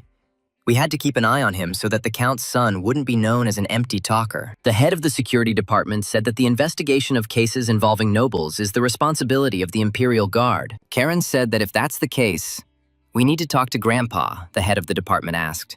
The young man talks about the Grand Duke Yahello. Karen confirmed, but he would still have a talk with the second grandfather. The head of the security department's eyes widened in horror. What kind of kid was he? Opening the gate, the official politely asked the second grandfather if he could find out who it was. Karen replied, "This is my mother's father, Gale Periton, director of the National Tax Service. What's wrong, boss?" The official's jaw dropped and he stood at attention. The head of the department assured Karen that he would follow up on everything concerning his case. The young man thanked him, Leo noticed, and finally left. Hugo asked his brother what he had said to the head of security, which made him stand at attention. Karen grinned, just like that. The young man smiled, let's say, motivated and inspired him a little. Hugo silently looked at his younger brother and was surprised. Hugo sighed and said, "Okay, I won't meddle in something that's none of my business." The main thing is that Karen was released and everything went without consequences. But he asked Karen to at least warn him in the future before doing something like that. The younger one simply had an unbearable character. Karen smiled, "Of course, brother." Hugo realized that the more he tried to control the boy, the more he would do. Hugo was horrified. Just think, their grandfather was a highly respected man in the empire, and his grandson was a rare bastard. Amy lowered her head and asked Karen to forgive her. It was all because of her. The young man answered that she should relax. He even enjoyed it. The girl cheerfully asked how about going and having some tea. This time she was treating him. Karen replied, "Since you are treating him, then let's go." Amy showed the way, and Hugo was perplexed by what he should do if Karen didn't get into trouble, but created it himself and dragged others into it. Maybe I should go to the mage's tower and buy a magic rope or something like that to at least try to somehow restrain him. Confused, Hugo Reston trailed behind everyone, not knowing what to do. This was the first time he had been unable to cope with the baby. Soon, the group approached a pastry shop owned by Emi Altura's family, and she invited everyone inside. Karen sat at the table and was silent. He was in a foul mood. He sighed heavily and did not take any of the desserts into his mouth. Leo was delighted. It looked delicious, Amy noticed. But Karen didn't seem to like it. Hugo looked questioningly at his brother. The young man replied that it was not that. The girl looked at him in surprise, but he could not explain to her why he was behaving like this now. Amy's father said with a smile, "There are a lot of desserts, so eat as much as you can." Karen asked if it was too much for them. The man objected to Karen. "Of course not. Don't you understand what you have become for our not very influential family?" Amy's father smiled broadly and said that Karen Reston was the hand of God that punished the arrogant and impudent de Gaulle Kian. The young man was surprised. Wow, for the first time. Just because he punched someone in the face, he was considered a hero. The world really had changed a lot. After chewing the cookie, Karen noted that the food was, of course, delicious. Amy sighed with relief. She wanted to please the strange young man. He asked the girl, by the way, "How did you manage to get into debt with the Kian family?" Amy was a little confused. It was a very difficult topic for her. She explained that her father was trying to expand the business and ended up having to take out a loan from Kian's family, and Amy was paying off the debt. Leo asked in surprise, "But weren't the taxes from their lands enough?" Amy lowered her head. Rich people like the Restons couldn't understand. She said that it was hard for provincial nobles like us to live in the capital, so we needed an additional source of income. Hugo wondered if the Imperial Guard hadn't supported her. With her abilities, that would have been quite natural. The girl shook her head. No, she hadn't joined any of the factions. She would have chosen a side. Then, of course, she would have received support. Eli Altura quietly said that she couldn't do it. Karen asked in surprise why. The girl smiled. It was obvious. She cheerfully explained that her idol, Sir Kane, was a proud man, a knight with honor, and he would definitely have chosen the path of the sword, not politics. Kane mentally responded to this enthusiastic girl. It was not pride at all. He was just trying to survive in the guard then. After thinking for a while, Karen said that he had a proposal for her regarding her debt to the Kian family. The girl asked what he was talking about. The young man asked if he paid off her entire debt. Would she go with him? Upon hearing this, Leo almost choked and Hugo's face darkened. Amy asked what Karen meant. Leo jumped up and said that this was too much even for Karen. The guy asked his brother what was wrong. Leo shouted, offering to pay the debt so that she would become his woman. He is no better than de Gaulle, Karen flared up. What other woman? Hugo said Amy wasn't knighted, but don't try to buy a lady. Karen shouted at them to be idiots. That's not what he meant. Enraged, Karen indignantly explained to his brothers that he was offering Emmy to become a knight and join their Heiran order. Leo muttered that his dear brother had changed his tune on the fly. Amy quietly laughed at how many defenders she suddenly had. She thanked Karen for the offer, but she was forced to refuse, even though the Order of the Blue Wolves was a very prestigious organization. Karen guessed that she wanted to stay in the Imperial Guard and change it from the inside. Amy nodded. That was right.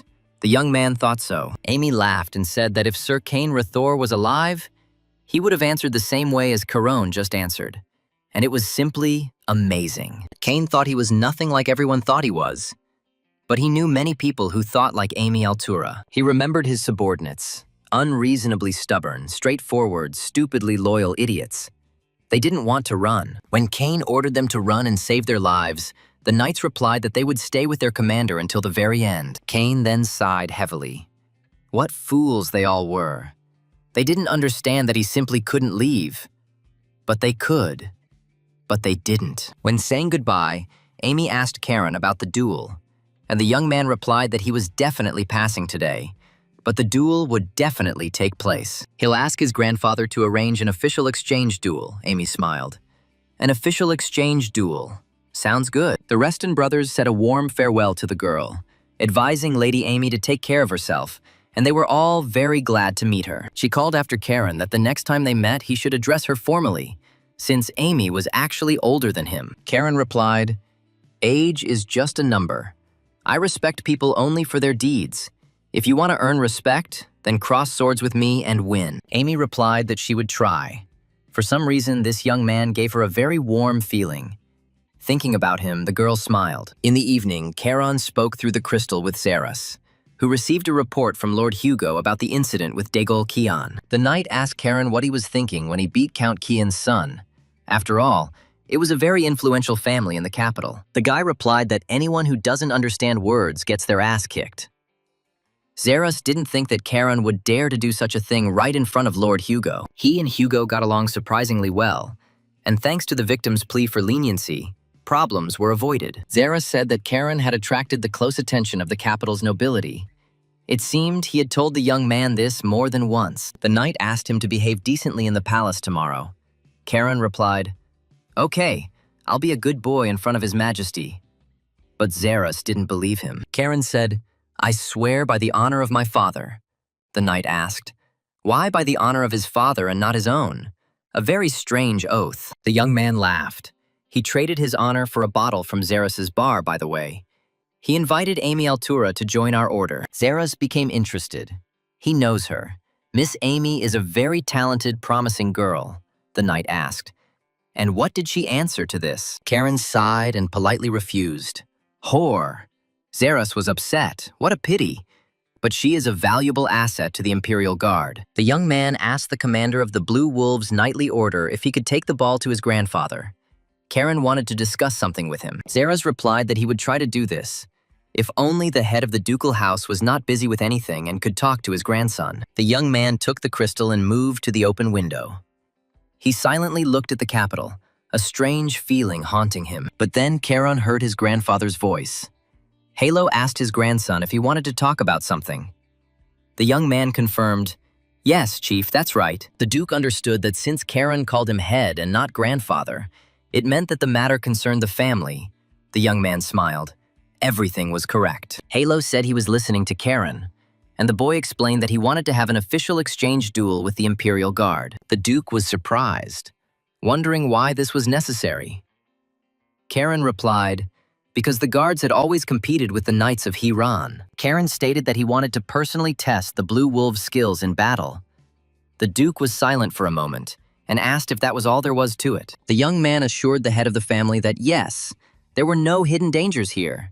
And Yahello agreed, well, let's assume that all this was true. The head of the family replied that he agreed, but he had one condition. Charon asked what the condition was, and he was ready to listen. The Duke ordered, behave quietly at least until the visit to the palace. Do not create problems and do not attract attention. You understand me? Charon sighed and replied, yes, Chief, the Duke said. Okay, and look to me. Behave decently in front of the ruler of the great empire. The young man assured his grandfather that he would definitely be able to live quietly as a mouse for one day. At least he would try very hard. Besides, Charon doesn't plan to make a scene there. He can't even imagine how he'll go to the emperor's palace tomorrow. In the end, this place became his grave. And it seems that it is not customary to quarrel in graves, Cain thought inside Charon's body. The next morning dawned, and few people slept in the Azure Sea fortress. Everyone was worried about Charon's upcoming audience. The commander of the Order of the Blue Wolves knocked on the office of the head of the family and said that it was Zeras. The Duke replied that the knight should come in. Zeras sent an official letter to the Imperial Guard as Charon requested. Duke Yahello asked, and what was their answer? The knight said, the guard accepted this proposal without hesitation. The head of the house Reston chuckled thoughtfully.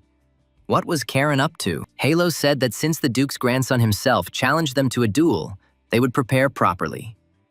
Zeras asked, are you worried about Charon? Duke Reston sighed slightly.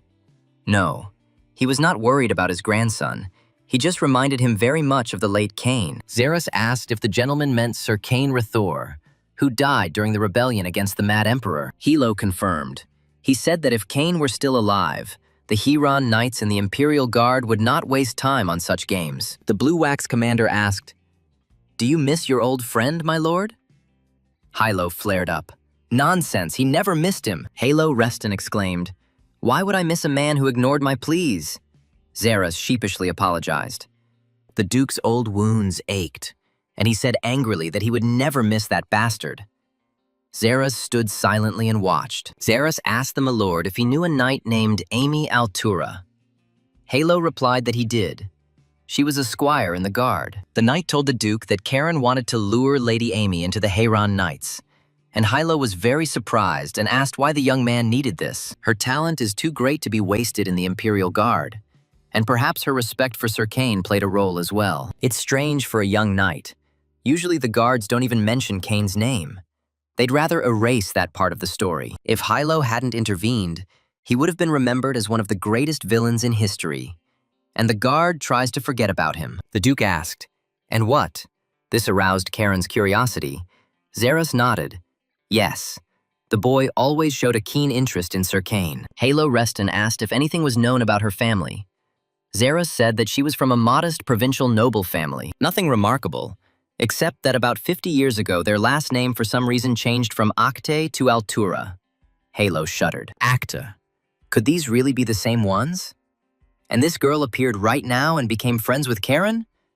There are too many strange coincidences. The inhabitants of the imperial capital loudly chanted, "Glory to the heroes of the ducal house of Reston! Hooray to the young heroes who defeated the traitors!" Leo, looking out of the car window, reproachfully asked his brother, "Aren't you ashamed, Charon?" He answered in surprise, "Why would you be ashamed?" Leo asked why everyone was greeting us like that. Charon reassured him that they weren't doing it for them, so there was no need to pay attention. The guy didn't understand what Charon meant, but then why were they doing this?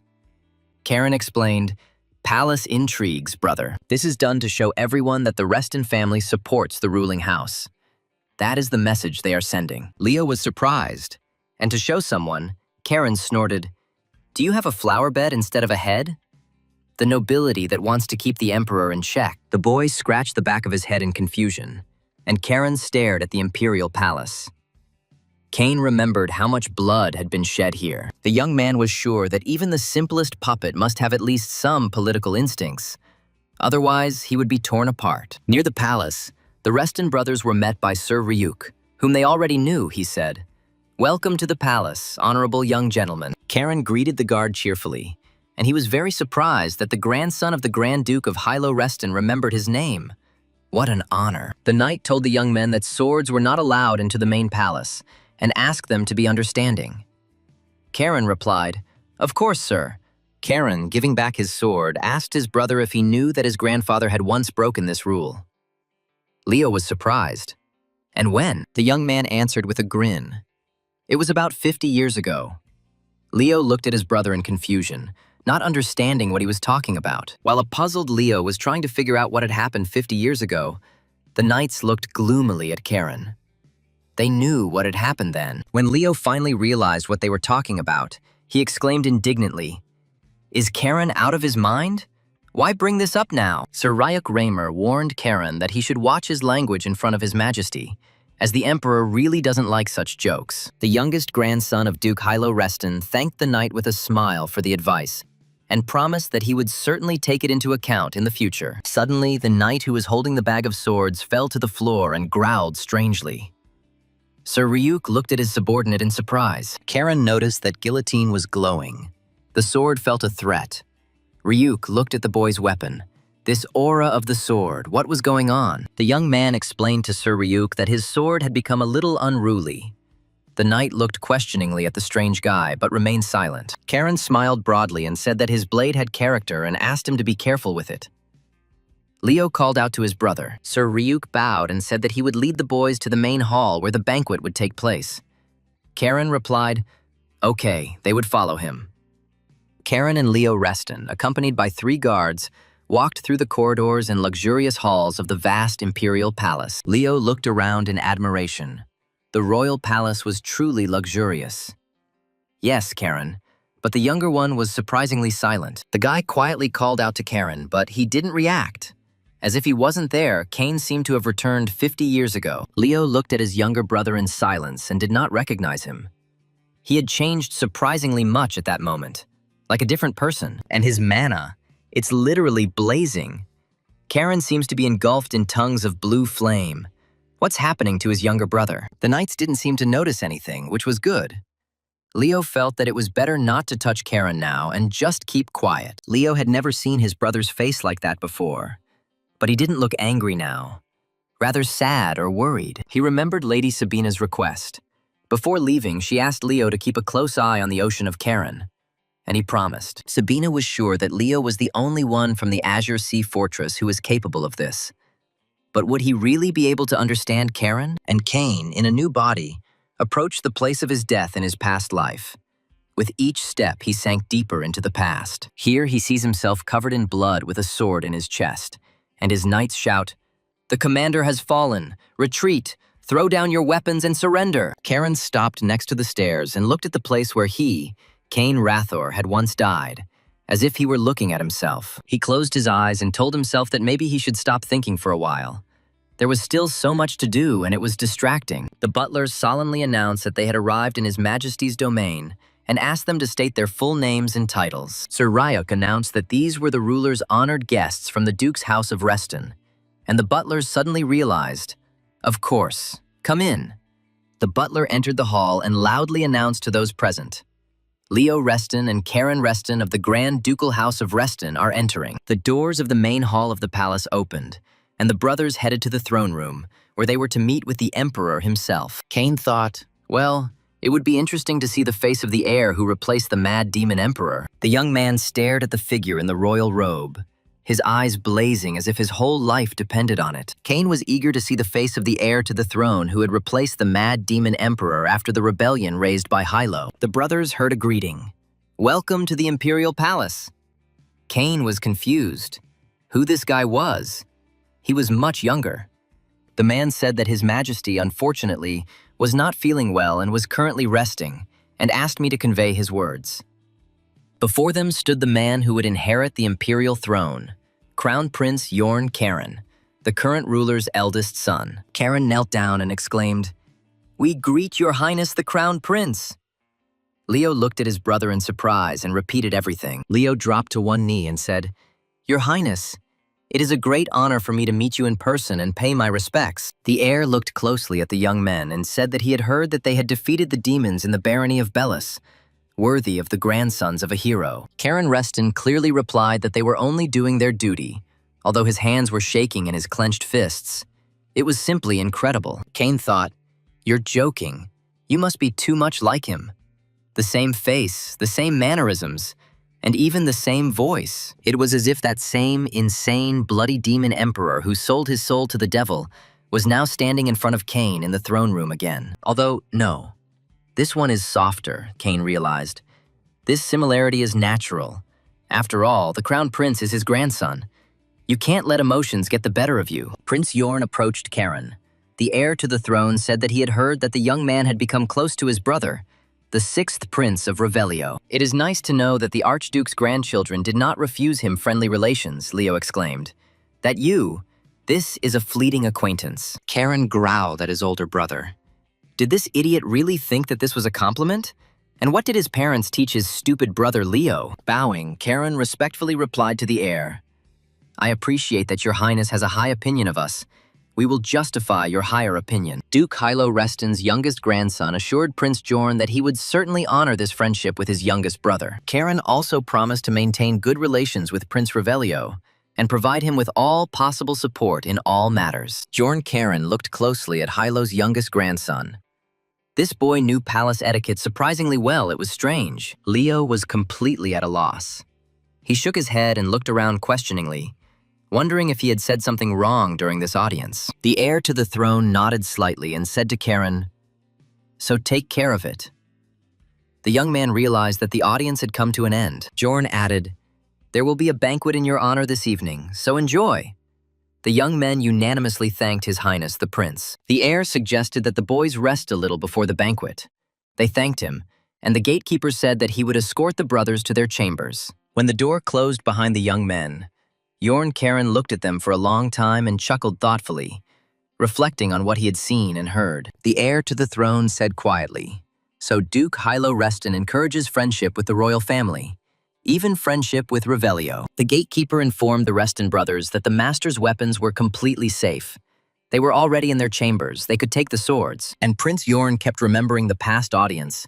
He decided that this Karen Reston really was a funny guy, even though he was very young. Soon, Leo and Karen found themselves in a spacious, cozy room with a massive carved fireplace. The brothers settled into soft armchairs. Leo asked his brother, "Their grandfather overthrew that crazy demon emperor, right?" Karen confirmed, "Yes, indeed."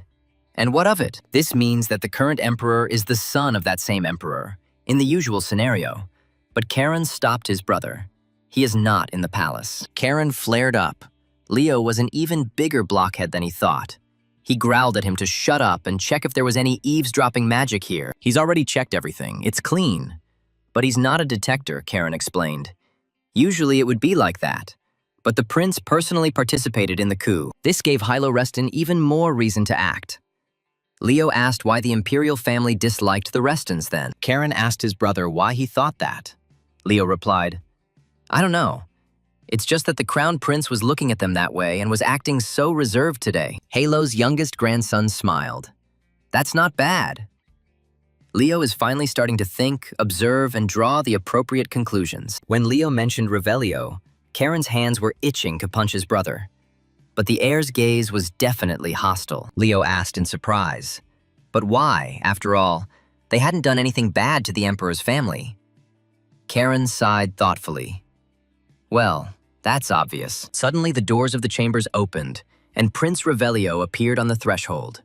He answered the young man, "Because the family of Leo's mother is the Marquise Diaz." Revelio smiled broadly and asked the boys how they were doing. The prince noted that they looked good in their formal suits. really handsome. Leo jumped up in his chair, hurrying to greet His Highness the Sixth Prince. Karen snorted in displeasure.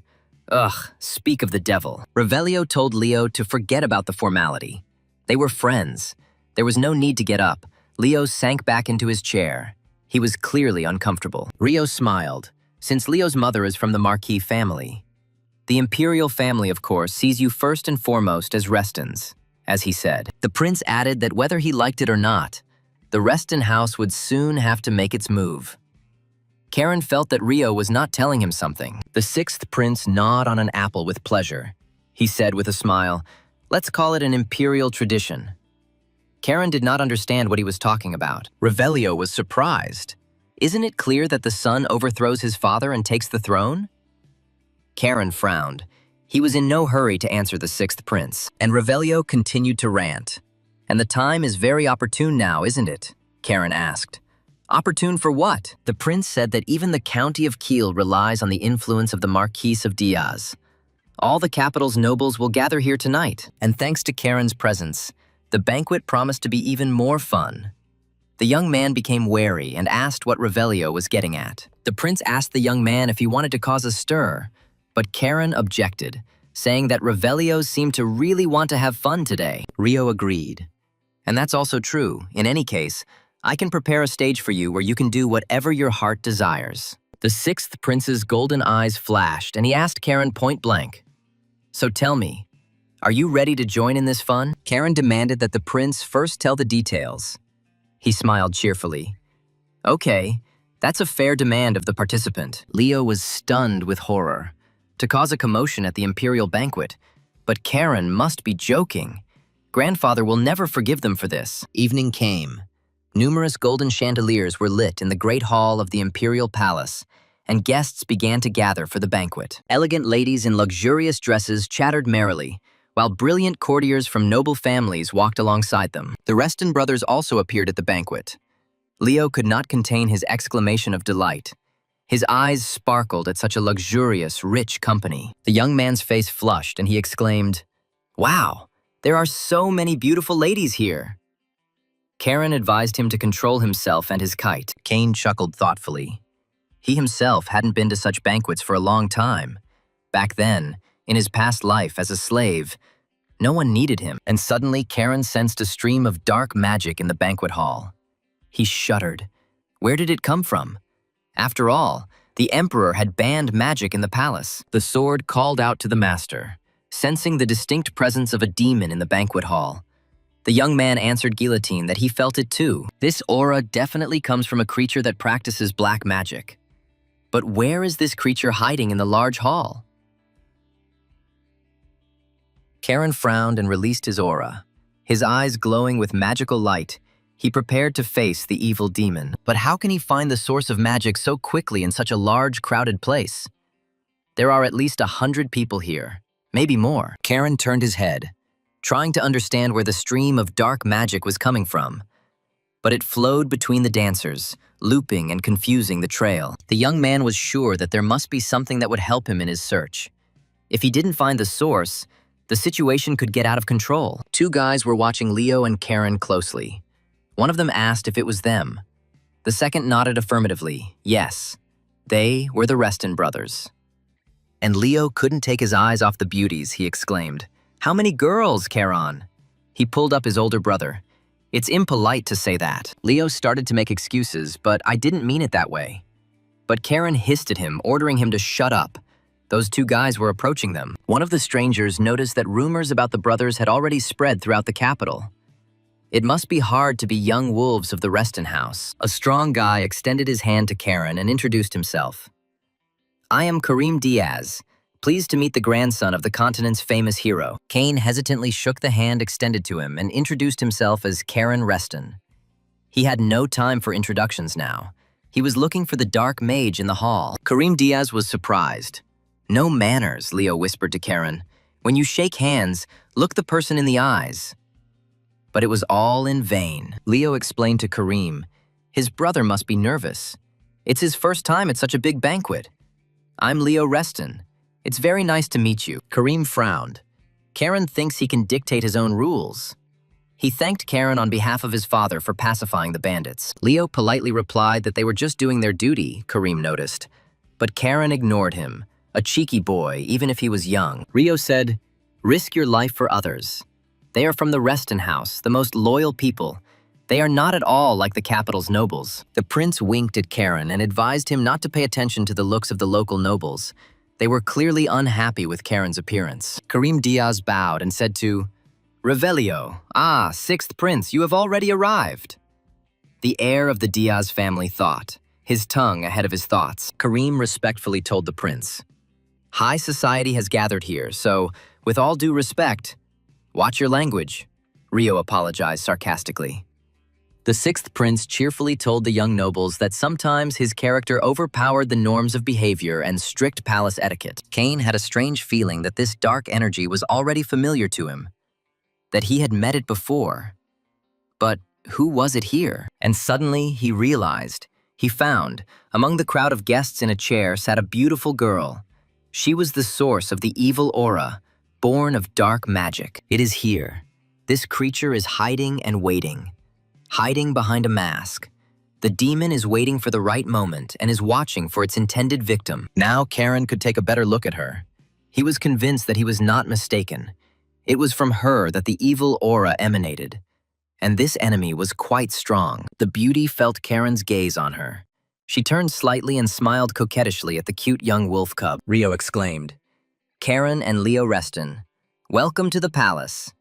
Kareem was indignant. He and the young dukes were talking now. The prince smiled. A masquerade was for fun, not for discussing business. But Kareem objected.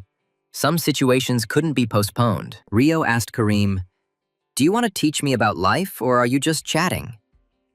Who would have thought that the marquisate would decide to shake the norms? A frightened Kareem Diaz shuddered and began to justify himself to the prince, saying that he did not mean it at all.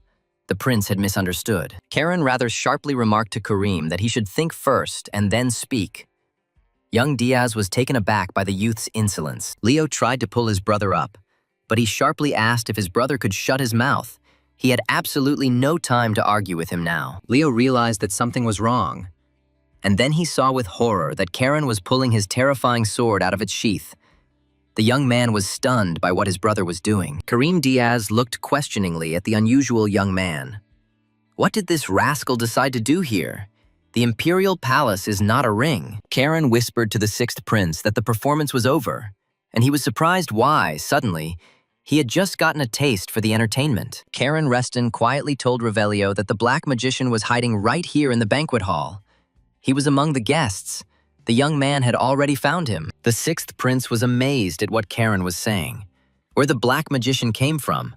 How the guards let him into the imperial palace. Karen asked the prince to buy him some time. Revelio asked if perhaps it would be worthwhile to urgently call the imperial guard here. The young man asked Revelio with a smile. He probably forgot who Karen was. His sword would cope with the demon much better than any guard. Rio smiled. Doctors destroy diseases, and Reston destroys demons. He asked what needs to be done. Karen answered, "Don't let anyone out." The prince warned that he wouldn't be able to hold off the crowd for long, but okay. And then Kareem Diaz appeared in front of Karen, trying to stop him. The young man glared at the young marquis and whispered to him to be quieter. Kareem stopped dead in his tracks. Everyone silently watched Karen as he walked down the hall with his sword drawn, straight towards the mysterious girl in the beautiful mask. The young Marquis Diaz was in shock. He couldn't even draw his sword under Karen's gaze. The boy's blood pressure was so terrifyingly strong. The guests at the imperial banquet made way for Karen, everyone asking each other who this strange guy was and why he had a sword. Leo looked around in confusion. He asked Karen what he was going to do. And then he looked at the serious Rayo. The prince didn't understand what the hell was going on. He never thought that he would have to use this thing here, in the Emperor's palace. Seeing Revelio's manipulations, everyone started whispering. The sixth prince, does he have magic? Rayo explained, "It's an illusion barrier. It will help." The prince explained to the guests that we could buy time until the guards arrived. But no one understood why they needed to waste time. Revelio reminded the aristocrats that doctors destroy diseases, and Reston destroys demons. Now is the decisive moment. Karen calmly said that he had not even hoped to find support in the capital, since their glorious ducal family was a thorn in everyone's side. Leo didn't understand anything. He asked in confusion, "What other demons, Karen? This is an imperial banquet. They can't be here." The demoness took off her mask, Karen noticed. "Just think, someone is greeting me here like this." She smiled welcomingly.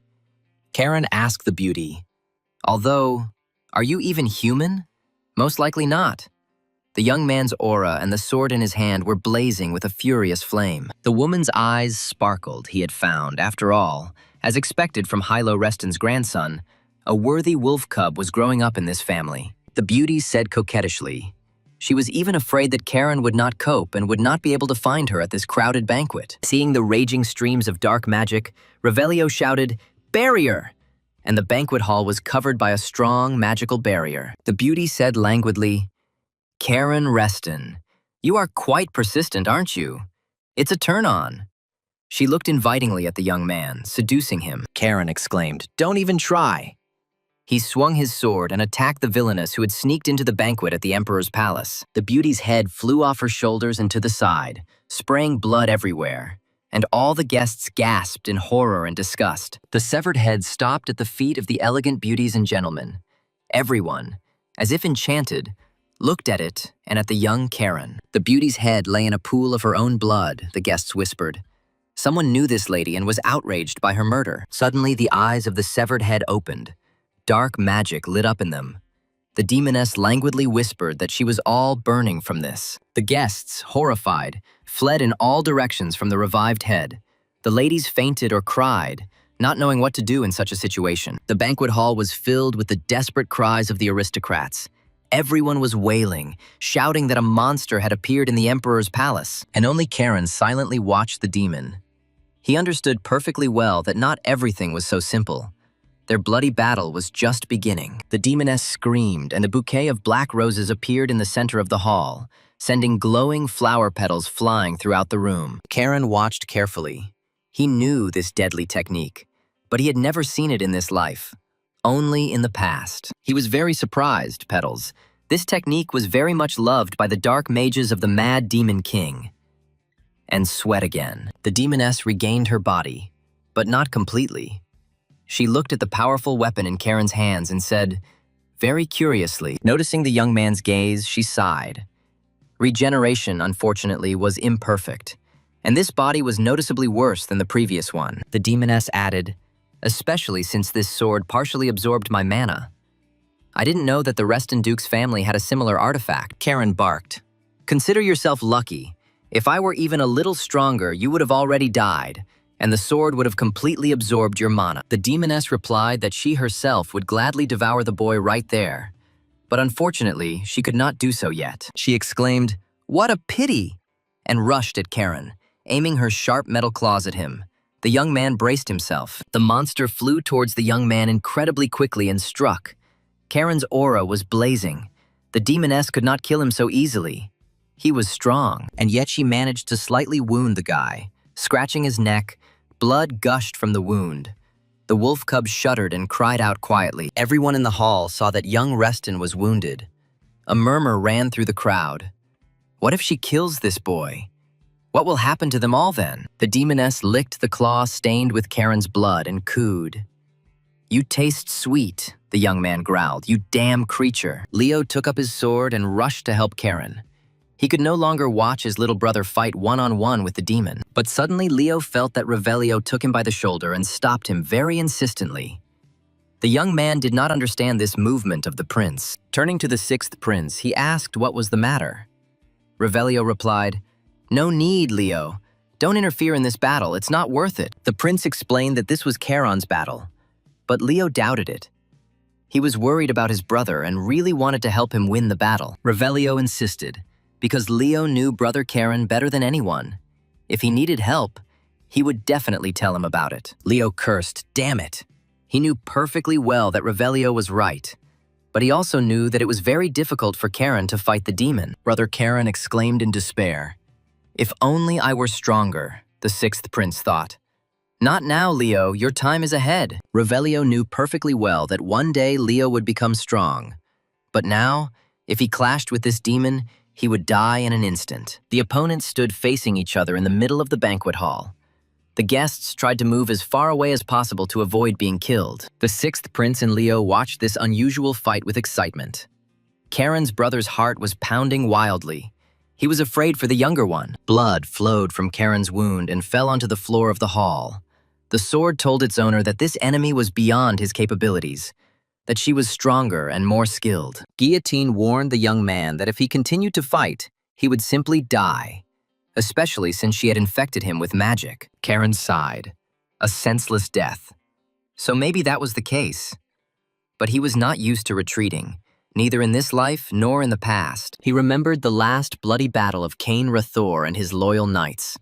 Almost all of them died here, in the Emperor's palace. Karen decided that if this was the price for standing up for one's principles, then it was not a useless death, but a heroic one. The young man's eyes flashed, and he told the sword that there was an evil demon standing in front of him, and he could not let him leave here alive. He gripped the hilt of his sword tighter and prepared to fight to the death, his face now looking exactly like Cain Rathor's. The demoness noticed the change that had occurred in the young man.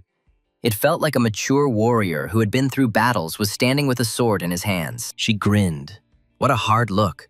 Still just a child, but full of hatred. And not a drop of fear or panic. It was amazing. Rushing into battle, she shouted, "Incredible! The blood of the Dukes of Reston is truly something special. They are already brave warriors from the cradle." Karen was ready to die, but to take with him this evil, poisonous creature that had come here uninvited for the blood of people. A whirlwind of demonic petals flew across the banquet hall. The demoness launched a deadly attack using her favorite technique. The guests at the banquet screamed one after another. The petals did not discriminate whom to strike. Many in the hall were wounded by the demoness. She cried out that her name was Shunya, and that the little blue wolf cub of the Reston Dukes would remember that name until her death. Karen cursed mentally. Damn it! It hit the others too. He had to finish this creature off quickly. Otherwise, it would kill everyone in this hall. Revelio heard Karen's thoughts and shouted at the young man to ignore them and just do what he had to do. The sixth prince cast a spell, protecting the people behind him from the attack of the demonic petals, and some of the demoness's weapons disappeared. This game was already starting to bore the villain. She attacked Karen seriously, but he was able to dodge the stream of deadly petals. She said, "You're not so stupid as to relax just because you dodged. My petals are not just decoration." Guillotine asked the owner what he was doing. If he couldn't dodge her blow again, he would die instantly. She was stronger. Realizing what Karen was going to do, the sword exclaimed, "No way! Hey, this is too dangerous! You don't have enough strength for this yet." The ocean of Karen began to churn, and he decided to use the He-Ran sword style, the fifth form, full tide, even though the young man only had 4 stars. Everyone froze, and raging waves of clarity magic swirled around Karen, quickly sweeping away all the demonic petals. The demoness shuddered when she saw this power. She thought that this boy's level was somewhat lower, but he was growing right before her eyes. The sword scolded the young master. It is not appropriate to use mana so openly. Here, in the Emperor's palace, magic is highly discouraged. Karen felt that he was at the limit. Blood gushed from the wound more intensely. The sword warned the young man, "Your body will not withstand, master." But the guy replied that he didn't give a damn about it. He never clung to life. If he was destined to die today, so be it. The most important thing is to rip out the heart of this creature. The demoness was surprised. She did not think that the young blue wolf cub Reston would go so far. The demoness laughed, exclaiming that she was completely delighted with her young, but so stubborn opponent, she even felt sorry for him. Revelio was perplexed. His spell had long since worn off, and the Emperor's guard was still not there. What was going on? Could it really be all for a reason? Meanwhile, an alarm was raised in the castle. The knights of the Imperial Guard realized that something strange was happening in the Great Hall. Sir Ryuk Raymer asked the knights on duty what was going on, and why the alarm had been raised in the castle. The duty officer reported to the commander. The thing is that someone used magic in the banquet hall. Ryuk was stunned. What and how could such a thing happen here? Ryuk asked what about the magic tower? The knight replied that the situation was critical, so the magicians urgently arrived through the portal. Raymer cursed mentally. Damn it. There was magic inside the royal palace. Ryuk ordered the knights to move into the hall. Ryuk Raymer didn't understand why this happened on the very night when His Majesty was holding a gala banquet in the palace. Approaching the banquet hall, Ryuk asked why the doors hadn't been broken down yet. The knight explained that mages couldn't break the barrier. The guard commander was amazed that it was possible that the members of the High Magic Tower could not cope with this spell. The duty officer told Ryuk that the Imperial magicians said that this barrier was similar to black magic. It seemed that there was an enemy inside. Raymer frowned. How was this possible? Dark magic in the Imperial Palace. It had been a long time since anyone had heard of anything like that here. What the hell is going on? Is the Empire returning to the dark times that were under the mad demon emperor? The demoness's eyes glittered, and she said that since the king had not given permission, she would not kill the little blue wolf cub. She approached the young man, seeing that he was weakening before her eyes, but still did not give up, striving to kill the monster that appeared before him. Karen was silent, and the demoness gently told him not to worry. This time he would stay alive, but only for now. She charged again, screaming, "So let me enjoy this longer." Such sweet young blood of Reston. The young man clenched his teeth. He thought through his strategy and tactics, and knew that now her deadly claws would dig into his body and cause pain. Karen swung his sword, but instead of the demoness, there was only a whirlwind of rose petals in front of him, and she herself disappeared, moving upward. Shunya hovered under the ceiling of the banquet hall. She really liked this delicious, sweet young Reston with a mighty sword in his hands. The young man felt Shunya circling above him, looking for the best place to strike with her claws. He froze in anticipation of her attack. Seeing the demoness above him, Karen cursed loudly. Damn, it looks like he won't be able to dodge her this time. Nothing can be done. Karen suddenly remembered Lady Sabina's very first lesson. She told him then, "Remember, the power of the sea cannot be controlled. The power of the sea must be accepted. Only then can you control everything. Only then can you become the all-powerful ruler of the ocean." The young man understood that his master was showing him the way, and he actually accepted the flow of the sea, opening his right shoulder to the enemy. Seeing that the monster was about to grab his brother, Leo couldn't stand it. He pulled out his sword and shouted for Karen to get out of the way. Shunya's eyes sparkled and she laughed, anticipating how she would now torment the body of this stubborn boy from the Reston clan. Leo was terrified. The demoness was approaching Karen. He simply wouldn't have time to run and shield his wounded brother from imminent death. Karen's blood spurted out, and Shunya dug her predatory claws into his shoulder, causing the young man horrific pain. The demoness exclaimed, "As expected, Karen Reston is amazing. I knew you would release your mana with willpower, but to deliberately expose himself to attack in order to create a breach, what impudence." Shunya did not expect this from a 13-year-old youth. Karen didn't listen to her. He swung his sword and cut off the demoness's hand, which she so carelessly extended to his right shoulder. One more blow and Shunya was torn in half. Now she could no longer restore this body. Too much of her mana had been absorbed by the sword. The demoness said with a smile that Karen Reston was very funny. And this sword, she now saw, was a legendary weapon known to everyone. This is the guillotine. So that's what it is, the executioner's sword. The sword told its owner that it can absorb dark mana and turn it into his power. The more demon blood the sword absorbs, the more mana it can transfer to Karen. The young man was surprised. An interesting property. As soon as the young man cut Shunya, the magicians reported that the barrier was removed. The sword told Karen that the demon in front of him was not a real body. Karen understood that even if she had an accomplice in the palace, her real body could not just walk around freely here. Sir Ryuk, at the head of a detachment of knights and magicians, entered the banquet hall. He ordered all the guests to disperse and not interfere with the battle. Karen promised Shunya that one day his blade would enter her flesh very deeply. The demoness replied, "Ah, I will wait for this, baby." Turning into a stream of petals, Shunya added that she would wait for him beyond the northern sea, and the king would also wait for him there. There was an explosion, and the demoness's remains scattered throughout the banquet hall in the form of glowing pink and black petals. Ryuk Raymer was stunned. Could it really be that a demon had just been here? And this young man, Karen Reston, could he really fight the demon himself? The knight was perplexed. A demon in the imperial palace. How was this possible? The guests sighed with relief and began to chatter, discussing everything. Ryuk heard that if the sixth prince hadn't protected me with magic, it would have been the end.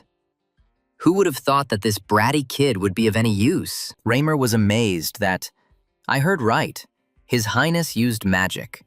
But this is strictly forbidden for heirs. The duty officer turned to Sir Ryuk, who asked what he wanted, and the knights quietly conferred, wondering what they should do. Karen swayed, he said barely audibly. Damn, I lost too much blood.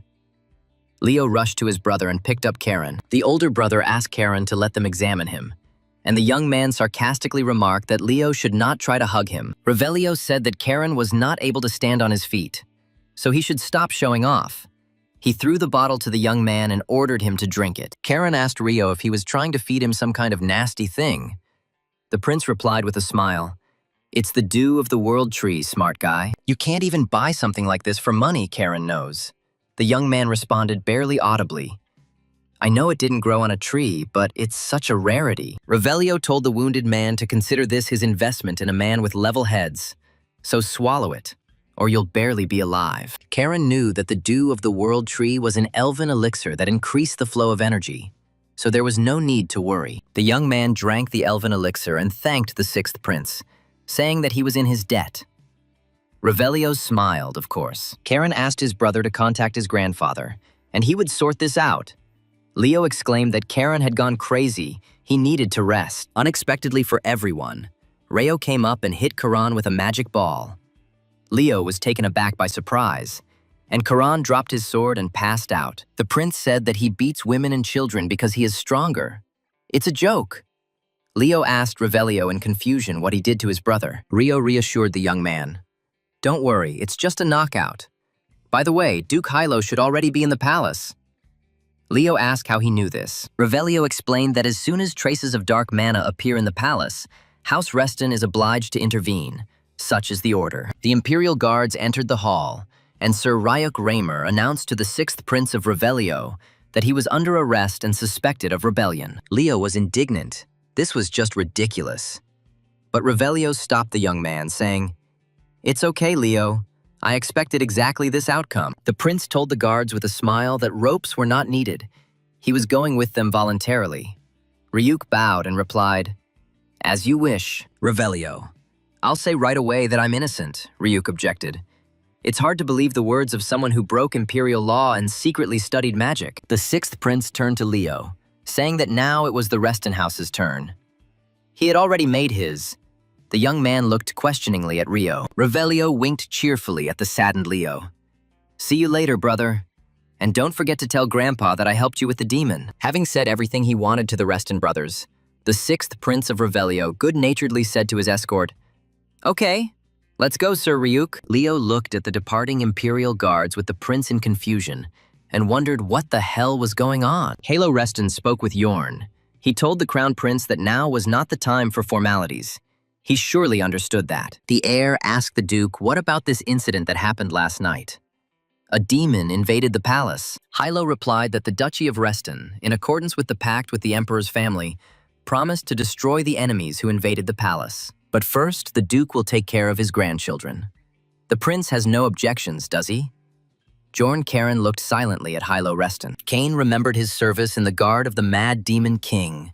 The rebellion, raised by Hylo Reston and the heir, had already begun. That day, Kane Rathor, as always, was on duty on the fortress wall, checking the guards and talking with his knight friends. The smiling knight asked Kane what he was thinking about so hard again. Rathor, waking up, recognized his friend. It was the merry fellow Karua. He asked Kane. Apparently the commander was nervous. Rathor objected. "No way. There would be something to be nervous about. Everything is fine." Karua noticed, and it would have been worth it. Kane had never won against the young Duke Hylo. He was a very strong fighter and well prepared. Kane frowned and said that he was actually stronger than Hylo. He just had no luck so far. Karua smiled cheerfully. Yes, I readily believe it." At that moment, someone called out to Karua and he left, leaving the commander to reflect and make a decision. Kane told his friend that because of dark magic, Karua would now be hunted for life, but with his skills he could definitely survive. The commander urged his friend to flee before it was too late, before Hylo Reston's army broke into the capital, and then no one would be saved. Karua smiled in response. He thanked his friend for his concern, but spending the rest of his life on the run sounds like a pain in the ass. The knight declared that he would rather die here with him, his commander, and Cain Rather angrily called Karawa a stubborn fool. Karawa suddenly asked the commander why he never chose himself, why he risked his life for this mad emperor. Cain Rather calmly replied to his friend that it was not a matter of the mad emperor. He had lived his entire life as a submissive slave, and he decided to end this worthless life here. This is his, Cain's, choice, albeit the first and last, but others are not obliged to follow him. Karawa sighed sadly. It was stupid, of course, but since the commander had already decided, there was nothing that could be done. We had to go to the very end. The always cheerful Karawa added that he would escort the commander to the next world without complaint. Cain cursed. What a stubborn moron he was. A squad of knights from the Imperial Guard walked along one of the streets of the Empire's capital. After the attack, the city's security was strengthened. Stopping next to the knights on duty near the Reston house, the guardsman angrily muttered, "Those damn blue wolves." The guard angrily told the Huron knights not to relax there, as they were settling in there a bit too openly. The blue wolf noticed that we all felt awkward in the same company, and asked his comrade when he thought we would return to the fortress. "We'll have to wait until the Grand Duke finishes his investigation. Considering what happened, he won't just let it go." So the blue wolves are apparently in the capital for a long time, since Mr. Karen almost died during the fight with that demon in the Emperor's palace. And Karen was still unconscious. Leo and Amy silently watched by his bed, waiting for the young man to finally wake up. The silence became oppressive, and Leo thanked Miss Amy, who was surprised, for which the young man explained she had helped him and Karen a lot. And given the Reston family's relationship with the Imperial Guard, it wouldn't have been easy, the girl said, if Mr. Cain had lived. Suddenly, Karen sat up in bed and barked at Amy. This again. Cain this, Cain that. Leo carefully asked his brother how he felt. Enraged, Karen declared that he didn't care how he felt. Where that half-poker Revelio was, that bastard made him pass out. Leo explained that the prince was arrested by the guards. His grandfather should have already gone after him. Karen was stunned by the arrest, and his grandfather was also here. Leo said that Grandpa led the Blue Wolves into the hall immediately after the attack. Karen realized that Yahello used a teleportation circle. Karen asked if anyone else had attacked. Leo replied, "Of course not. Who would risk entering the palace when the Blue Wolves were on guard?" Looking at the girl, Karen asked Leo, "By the way, where's this one from?" Leo said, "Thanks to Amy's help, you were quickly patched up." Karen smiled that she wanted him to get better faster. "And you could beat me," Amy was offended. She wanted to repay the savior. The Duke and Zeras entered the room. The grandfather asked his grandson with concern, "Are you feeling better, Karen?" Everyone stood up and greeted the leader. The Duke hastened to calm them down, saying, "Sit, sit. You are probably tired of looking after Karen while he was unconscious." Karen greeted the leader. Yahello said that the number of oceans inside him had grown to 5. It was amazing how he managed to do that. The young man explained that in order to stop the demoness, he had to open the channels by force. He used the 5th form, full tide. The Duke told his grandson that it was stupid. He had only mastered the 4th form, hadn't he? Jumping to the 5th was risky. The grandson admitted that he had copied the 5th form from others. So it wasn't perfect, of course, but it still helped him win the fight. The Duke said, "Karen Reston, as the head of the family, I order that when we return home, I forbid you from any political activity. This ban will last for 4 years, during which time Karen will only be occupied with training at the Azure Sea Fortress." The young man obediently replied, "Yes, sir." Karen understood his grandfather perfectly well. Over the years, the boy should become noticeably stronger. Yahello asked his youngest grandson if he had learned anything from this incident, it being his first encounter with a demon. The guy answered, "He realized that I still lacked a lot." The Duke carefully told his grandson Karen, "Obsession always leads to trouble." The young man explained that it was not just a matter of lust for power.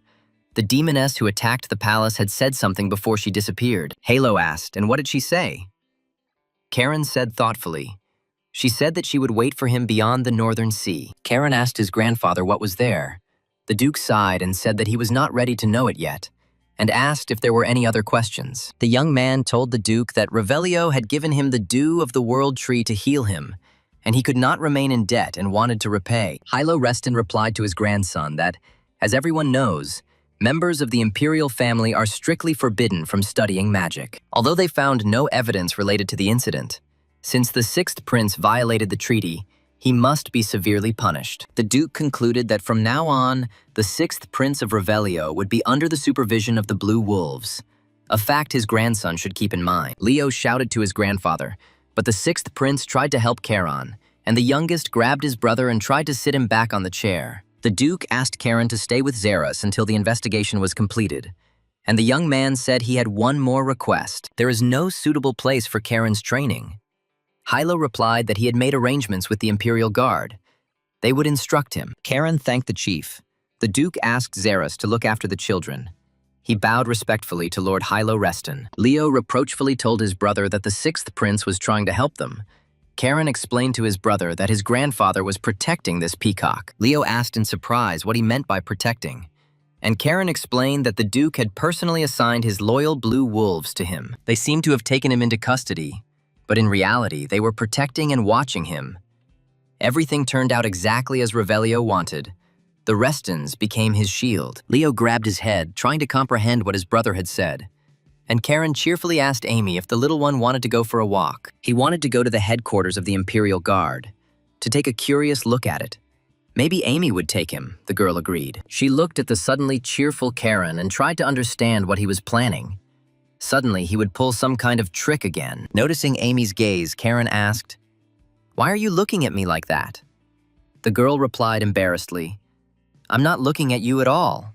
It's just your imagination." The commander of the Knights of the Order of the Blue Wolves looked closely at his young, high-born protege, but said nothing. Charon told Xeris with a smile that he trusted him to protect their noble bodies, because he was one of the strongest. Xeris sighed that the bastard was up to something again.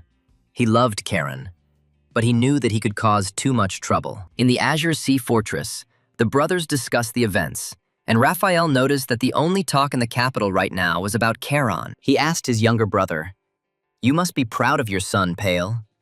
He was outraged by Raphael's words. "Charon almost died, brother." Pale slammed his fists on the table in frustration, exclaiming, "Rumors don't matter." This is the second time he's found himself on the brink of death. Raphael noted that Pale was right. It seemed that Tylus's vaunted intelligence was no good. The older brother had remained stubbornly silent all this time. Tails thought, "What a fool Raph is. The one you were baring your teeth at was not me, but Pale's son, Charon, whose name is already thundering everywhere." Pale rose with difficulty and said that he would probably go. Today had been a very difficult day, and there were still unresolved business matters. As he left, the younger brother said that someone had to take responsibility for everything that had happened to his son Charon these days. Raphael stood up after his brother and said that he would go too, wishing his older brother a good rest, who thanked Rafa. Tails was left alone. He thought that Charon was not just a potential threat. He had now become his main obstacle in the fight for the inheritance. Perhaps he is even more dangerous than Raphael. Tails headed towards the magic crystal. He couldn't sit still. He had to do something. The first young master of the Reston house approached the magic crystal. He needed to consult with his mentor. He asked what it was. Thales. Father Hugo answered that he had a personal request for the elder. It was extremely important for him. The elder told Thales that now was not the best time for such requests, but he objected that it was all for the sake of their own family. The elder was silent for a moment, then reluctantly answered, "Okay, but Tylus will have to wait a little. He will come to him soon." A satisfied Tails mentally addressed Charon, saying that the boy would also soon have to make his final choice. The youngest nephew will have to decide whether he will side with his uncle Thales or whether they will forever be bitter enemies. The forest around the Azure Sea Fortress began to rustle mysteriously. Streams of magic flowed through the thicket, and Tails' mentor headed towards it. Charon, who had recovered from Rio's magical attack, began magical training in the Imperial Guard's special hall. The young man worked hard. He needed to recover and absorb the rare elven potion that Revelio gave him after the battle. Finally, the training was over. Charon's whole body was covered in sweat, but he was pleased with the result. Even more than he expected. The young man said thoughtfully, "It was impressive. Even though the potion contained only pure mana, it mixed with his body completely naturally. It's no wonder the dew from the World Tree is as valuable as a bud. And where did Revelio get such a rarity? It instantly heals and increases strength." And then he remembered. Oh, right. He has some shady business there with the elves, and they are real smugglers. They can get anything. Karen decided that at the next meeting he should ask for another such thing.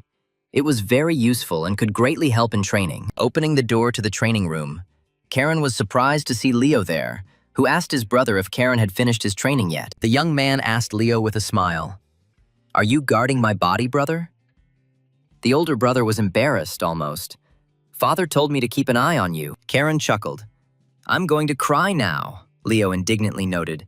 "You are my younger brother, if you haven't forgotten.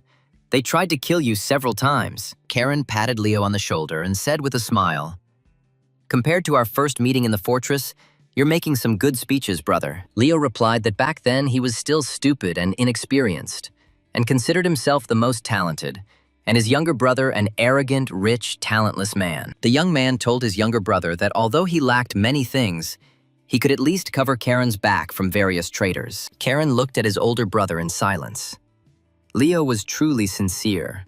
Unlike Hugo and his uncles, Leo was definitely not a traitor. He told Leo that he knew and appreciated it very well. It was very important to have someone very reliable and loyal to cover your back. Leo sighed sadly and mentally said to his bratty little brother, "I know how talented you are, Karen, and that you will reach heights that I never dreamed of. So I will follow you to be at least a little useful to you." Karen was silent. He felt Leo's mood but did not say anything. Perhaps his older brother would still play a role in his life. He walked out onto a large platform where the knights of the Imperial Guard were training to fight with swords, just like in the fortress. Leo looked around and asked Karen in confusion why they had come here, since his grandfather had not agreed with the guards about training here. This is the Imperial Guard's training grounds, so borrowing the training hall is one thing, but sword fighting is a whole other matter. Karen smiled mockingly and told his brother that they came here to sell the loot and their honor. Leo was taken aback. What was he talking about? Karen already answered seriously, "We will train, idiot." Leo was offended by his brother. He was already annoying me with his stupid jokes. Xeris called out to Karen and Leo. The commander of the Knights of the Order of the Blue Wolves said that they decided to do as Karen asked. Amy Altura noticed the guys. "Oh, they finally came." Karen cheerfully waved to the girl. Leo looked at her questioningly. Leo didn't understand why Lady Amy was here. The girl said that she really didn't understand why they were sparring after everything. Karen approached the training wooden swords and asked the girl if she really needed a reason. He would quickly come up with one. The young man asked, "How about this? Will Amy have enough skills to follow in the footsteps of the one she admires? Let's check now." She caught the wooden sword that Karen had thrown and asked in confusion what he was talking about, in what footsteps, and what kind of path this was. Karen asked the girl provocatively if she didn't want to prove herself in front of all these people. Everyone was really looking at Amy. She gripped the training sword and looked at the smiling Karen. He didn't look angry or offended, rather cheerful. The young man was delighted. Such a fighting spirit. He bowed respectfully to the girl. "Lady Amy Altura, I challenge you to a duel." She responded with the same elegant feminine bow and quietly said, "I accept your bold challenge, Sir Karen Reston." Karen suggested starting right now. Amy agreed. Leo turned his head in confusion, wondering what his younger brother was up to. Leo was puzzled as to what Karen was even thinking. The Imperial Guards already fiercely hated the Knights of the Blue Wolves Order, and testing the skills of Amy Altura, the Guard's squire, right in the courtyard of the Imperial Guard, is an outright provocation. Amy and Karen climbed into the ring. He told the girl that he was giving her a head start because she was still a girl and had not yet been knighted. She replied, "Then I will not hold back," and rushed into battle. She herself did not know why she so wanted to show him her skills. Amy raised her wooden sword towards her opponent's head, but he didn't even move. However, she didn't stop her attack. But Amy didn't manage to hit Karen. He easily blocked her attack, simply covering himself with his sword, steel flashing in his eyes. He pushed Amy away, and the surprised girl flew back. She had no idea that this boy could be so terrifyingly strong. Amy Altura was amazed. Karen didn't even have to get into a proper stance, but he so easily repelled her attack. What kind of skills does this strange young man have? And why did Amy feel like she was holding an imperial sword in front of her, not a wooden training sword? This guy really is unusual. Karen's face became cold and hard. He immersed himself in the atmosphere of the battle. He took every training fight seriously. The young man said, "Well, now it's my turn," and rushed to attack his graceful opponent, the enthusiastic admirer of Amy Altura. She shuddered. Such fast and strong movements. Few of the knights of the Imperial Guard have such amazing skills. Amy clutched the sword. Karen was so quickly next to her, and his appearance was so terrifying, as if he was actually going to kill her now. She put up a defense, but already realized that she wouldn't be able to block this attack. It was too fast, strong, and furious. Opening her eyes, Amy was surprised to see a huge banner of the Empire hanging on the fortress wall. She didn't even have time to understand anything. She lay on the ring in clouds of dust and silently looked around in surprise. The girl trying to remember what had just happened here. Karen dropped to one knee and sternly told the defeated Amy to get up. The enemy on the battlefield won't wait for her to catch her breath. The girl stood up and grumbled that she knew that without him. Amy glanced sideways at the one she considered just a little bastard. The girl's aura flared. She warned the enemy that she was attacking.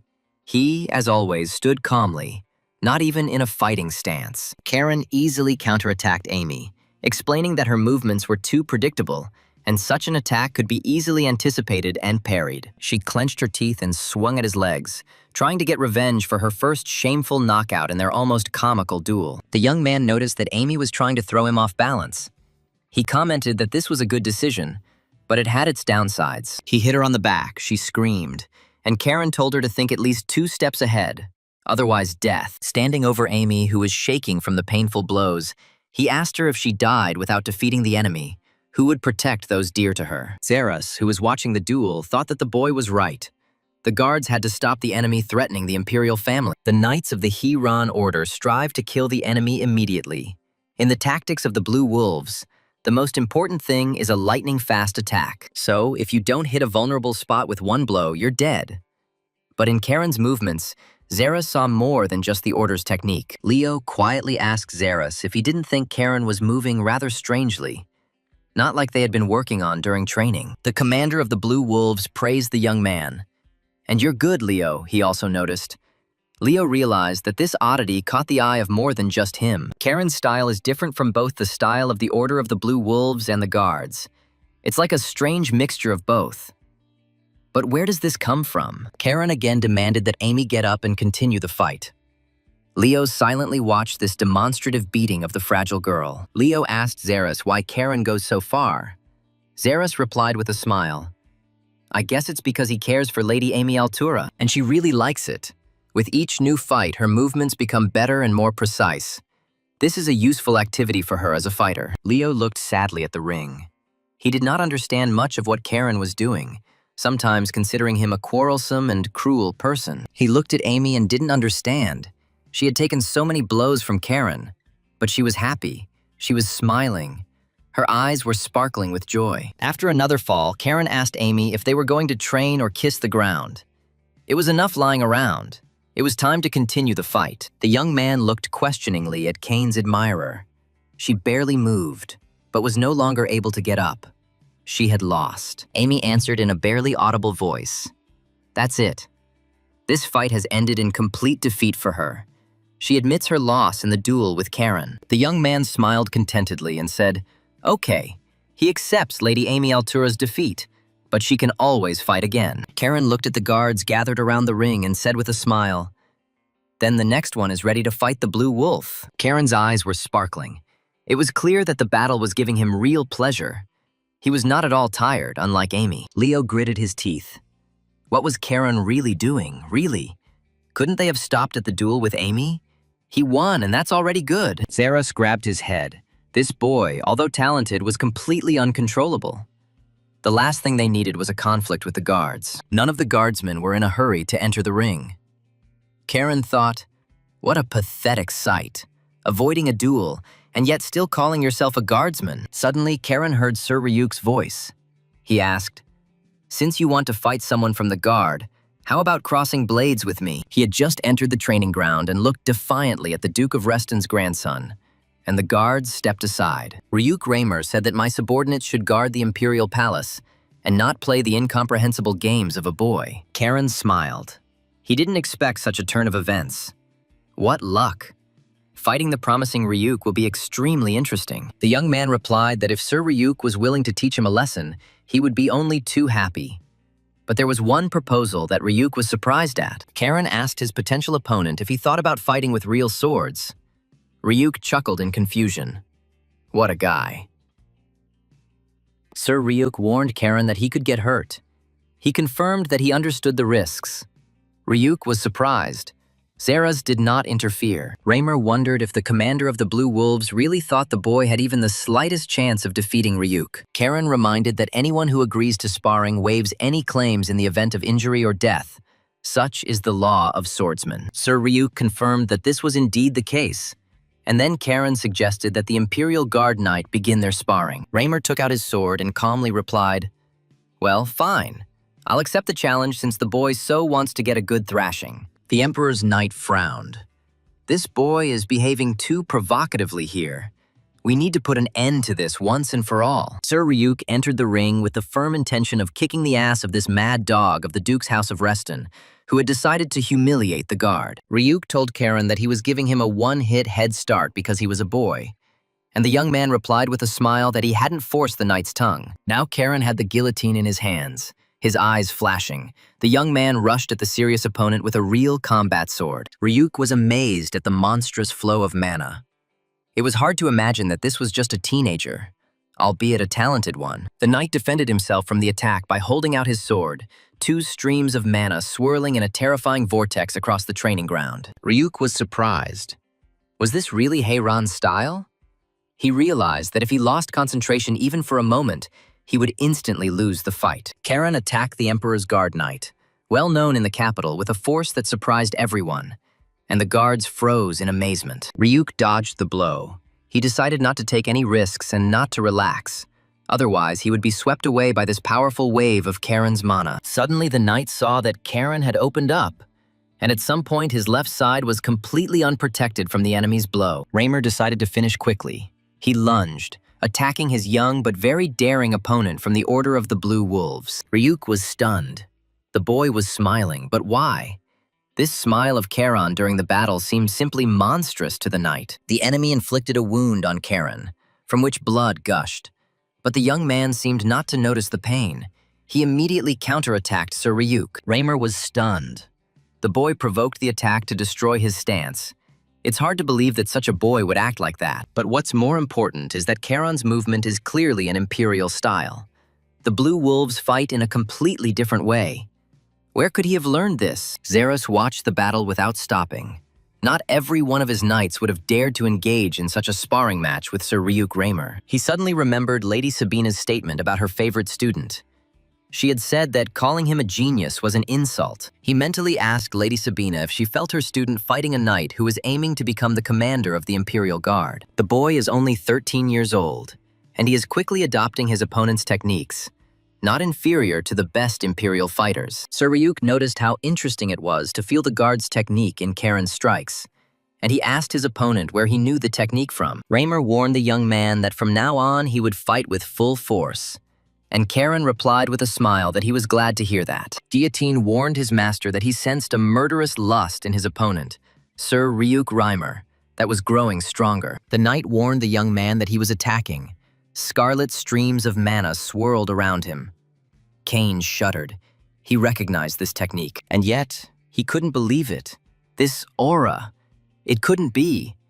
Karawa was unlikely to be able to teach anyone, and he himself died in that battle along with Kane. And yet, it was the moonlight technique, with sickle-shaped deadly streams flying around Ryuk, capable of striking the enemy. Karen mentally praised his opponent. Not bad, Ryuk. At least he was able to surprise during sparring. That's already very good. The sixth form of the Imperial-style moonlight. If you don't dodge the sword aura hidden behind the moonlight, you're finished. The knight rushed into battle. Considering the technique Ryuk used, Karen decided to use the wolf's favorite technique. Powerful blue streams of mana swirled around the youth as he used the Heiran sword style.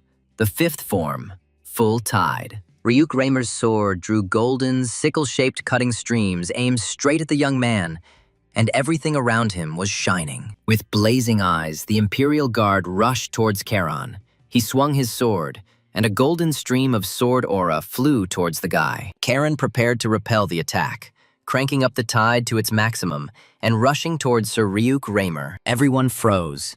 It seemed as if two raging elements were rushing towards each other on the market, and the waters of a mighty ocean were splashing around Karen. Ryuk's aura was blazing with fire. Crescent moons of varying sizes circled around him, and his opponents were using a lot of combat energy. Suddenly, Karen saw that his mana streams were cutting Sir Ryuk's moonstream into pieces, and the moonlight was disintegrating and disappearing. Karen was surprised. Could this really be a trick? It couldn't be. It's unlikely that anyone in the Imperial Guard could teach this style now. Kane remembered the almost always smiling Karua. He had mastered this style perfectly. But where did Sir Ryuk get moonlight from? Leo shouted at Karen to dodge. He was watching this fight with bated breath and was very afraid for his little brother. Ryuk attacked his opponent again, releasing a striking aura from his sword. A wide golden stream flew towards the young man, and everyone froze. The two elements met. A powerful explosion occurred. For some time, nothing was visible. A frightened Leo loudly called out to Karen. Everyone heard someone coughing heavily, but no one understood who it was. Karen or Ryuk. The energy flows began to thin out little by little. When Leo saw what was happening at the market, his eyes widened in surprise and he fell silent. Neither he nor the others expected such an outcome. A bloodied Karen stood over Ryuk, holding the knight tightly by the throat. The young man's eyes were blazing. He wanted to know about Karua's style. The guy asked Ryuk Raymer menacingly, "This moonlight, how do you know him?" Deep down, Kane hoped that Karua was able to survive. The Imperial Guards, seeing the boy holding Ryuk by the throat, froze in amazement, and deathly silence reigned. Karen abruptly released Ryuk's throat and said, "I'm sorry, I seem to have gotten carried away. I'm sorry, Sir Ryuk, please forgive me." Ryuk cursed silently. And where did the child get such a death grip from?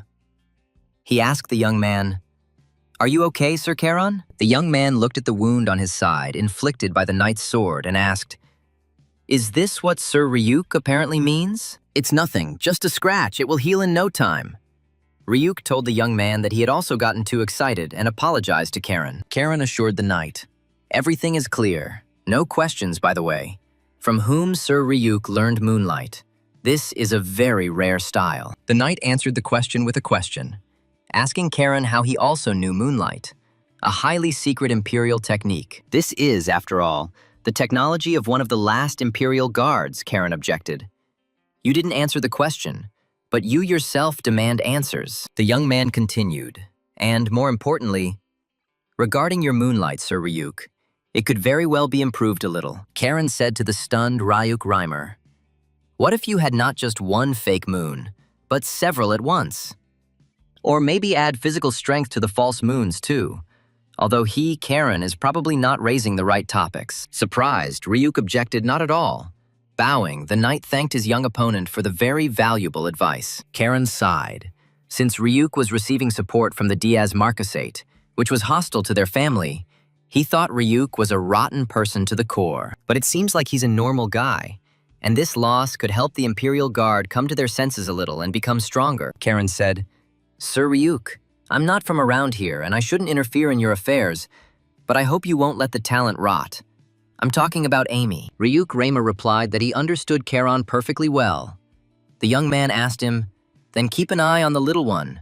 She will be a good fighter." Ryuk thought, "This boy not only gives advice, he also wants to help Amy. This is my personal fiasco in fencing and in personal development." The knight suddenly felt very ashamed that he had wanted to kill him.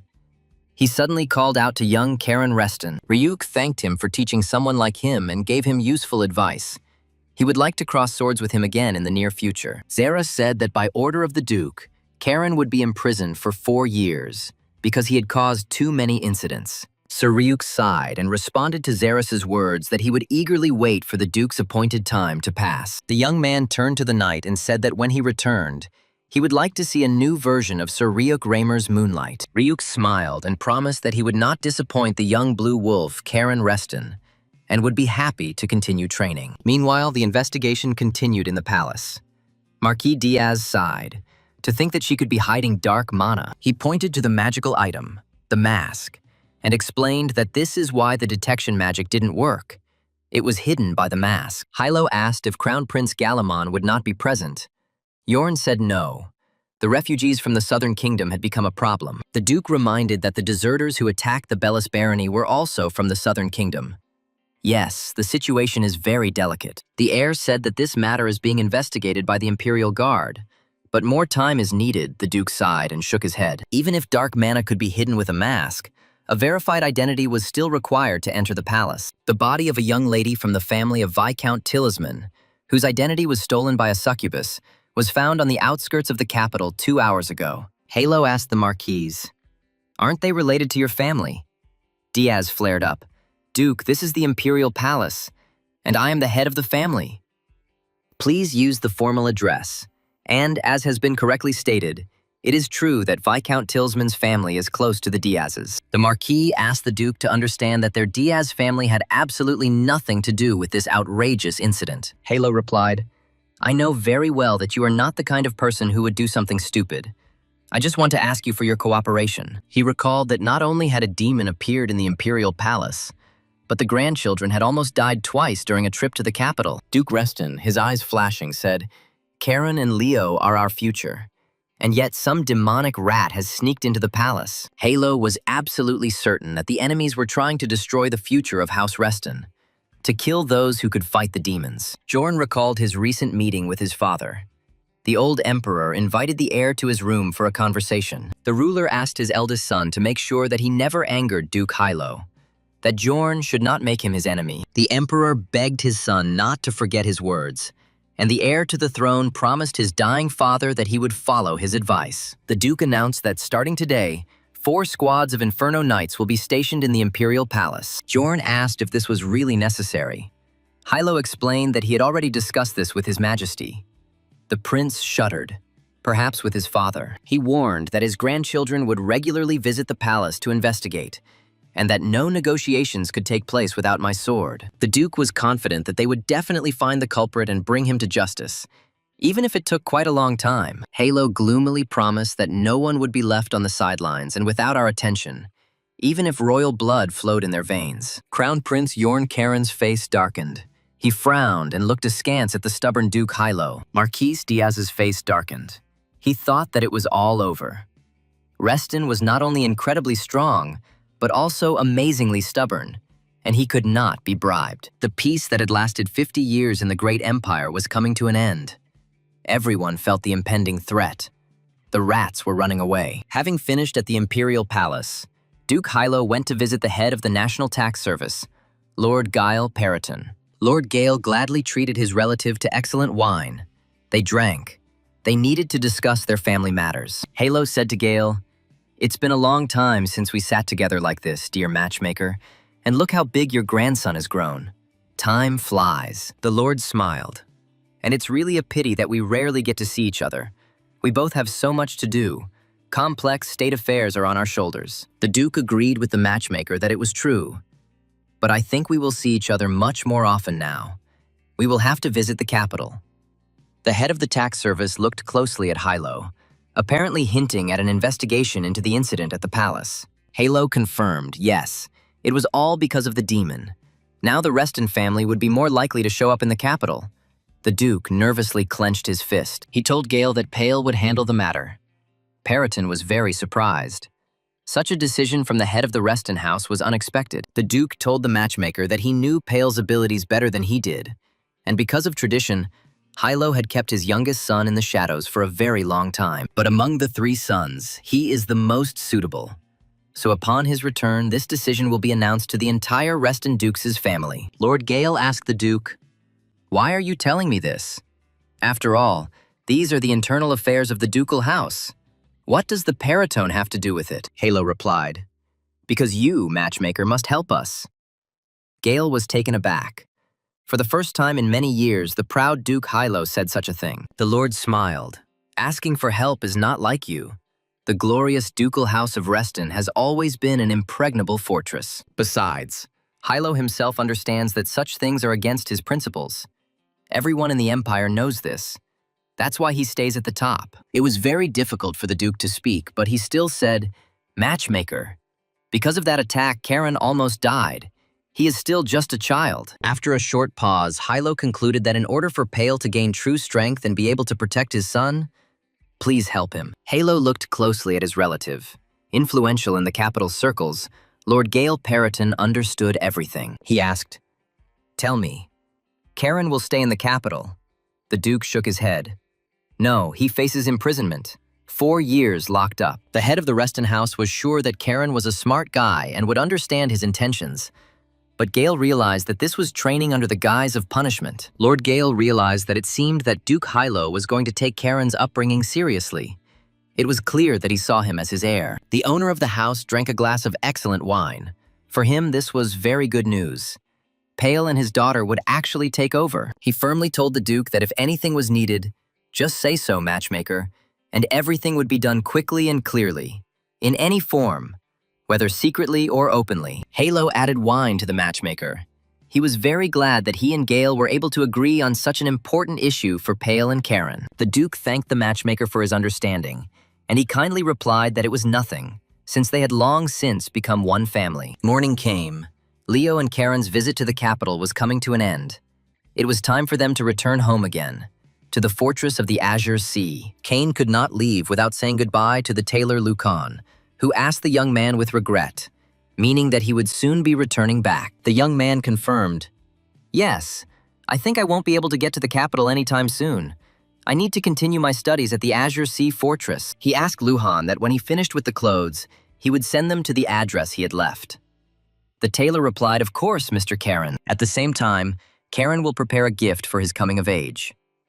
Lucan assured the young man that if Karen entrusts this to him, he will definitely not let him down. The workshop door opened and Emmy appeared. She finally found the Reston brothers.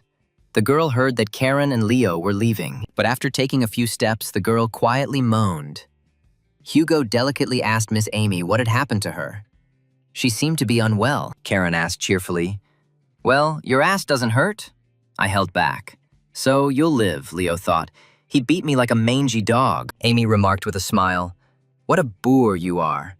But it's okay, it's been worse. Such lessons are very useful for a guardsman." The girl's stomach growled loudly again. She gasped in pain. Karen reminded her, by the way, "A debt must be repaid, you heard, little one." The girl exclaimed, "Yes, I'll return your money. I'm about to be officially appointed. Then the salary will be quite decent." Moreover, since Sir Ryuk Raymer said that he would personally prepare it, Karen was surprised that the knight had decided to follow his advice. Karen smiled, so Amy plans to join him. They will sharpen apples together later. The girl embarrassedly answered no. And in general, Duke Yahello agreed to become her personal patron, so there won't be any particular problems with money now. That's why she really wanted to say goodbye in person. "Thank you so much, Sir Hamlo.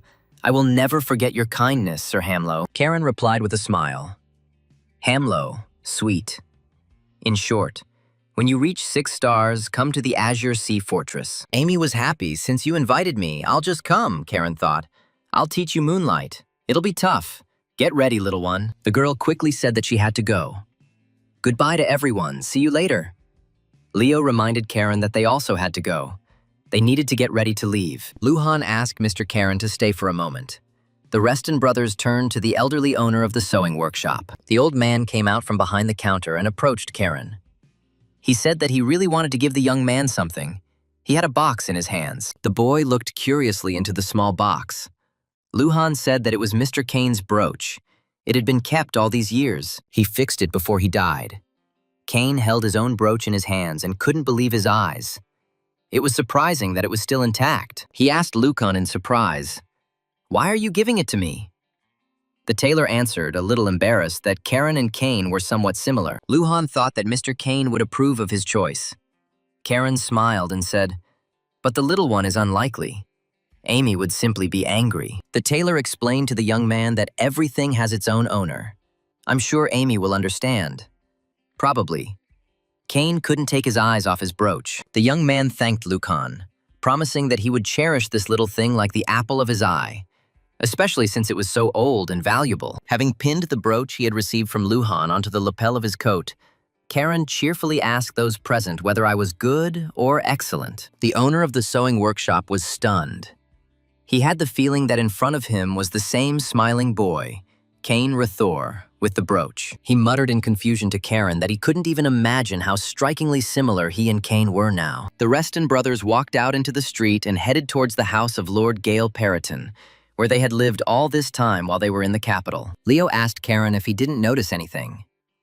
The young man looked around in surprise, but it seemed like there was nothing special. Then Leo explained to his brother that for some reason everyone was looking at them.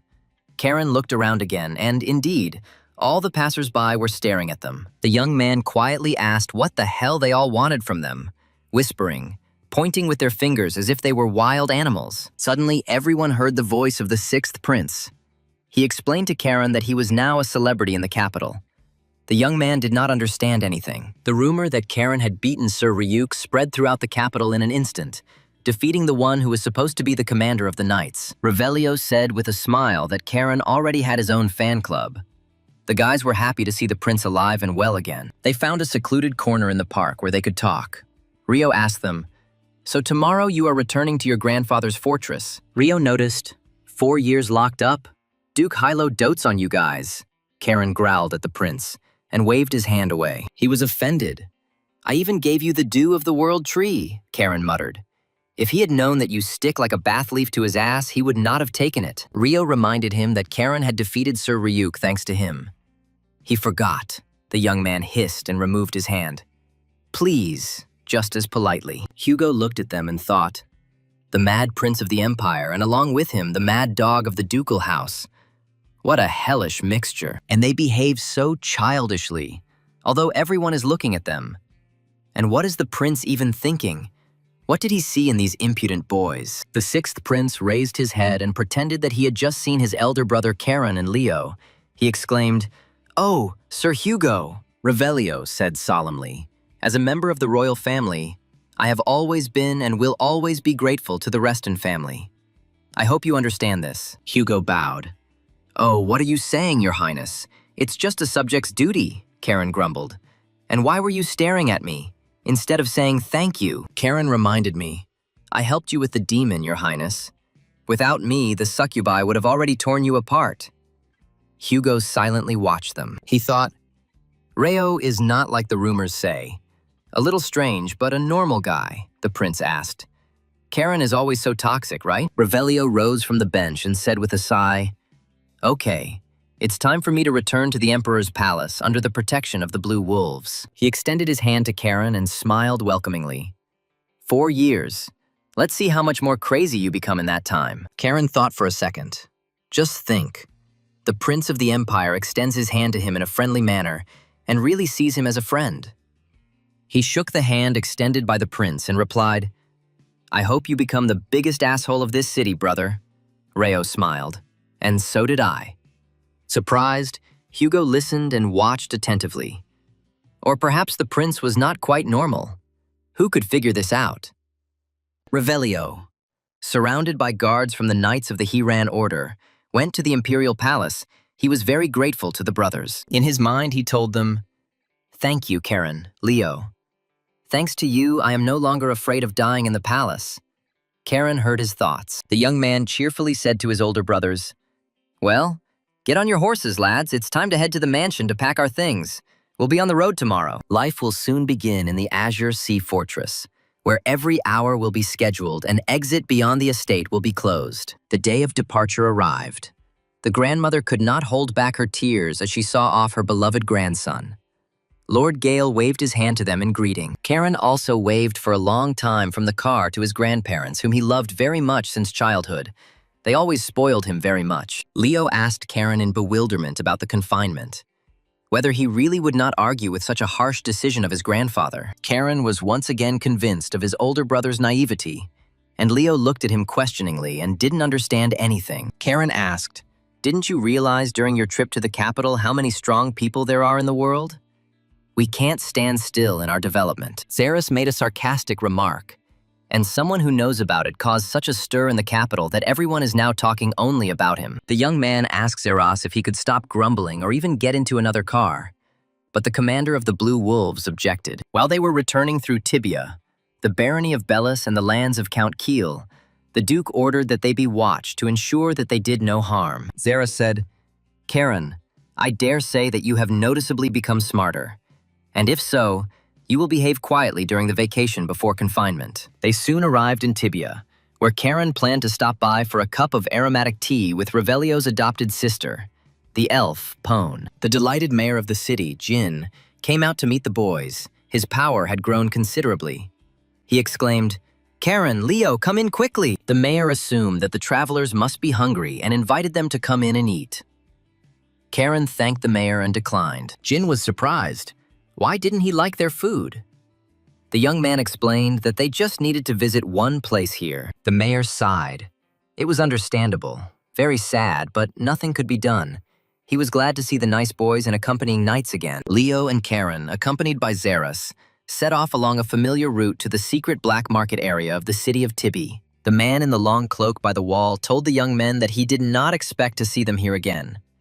Karen looked inquiringly in his direction. Julio threw off his large dark hood and said good-naturedly to the Reston brothers, "Long time no see, young gentlemen." He bowed low to the Blue Wolves' commander and respectfully asked, "How are you, Sir Xeris?" Leo exclaimed joyfully. "Julio." Xeris told Julio that he had done a great job. The boy replied, "It was nothing compared to the kindness you showed me, sir." He invited the boys to follow him.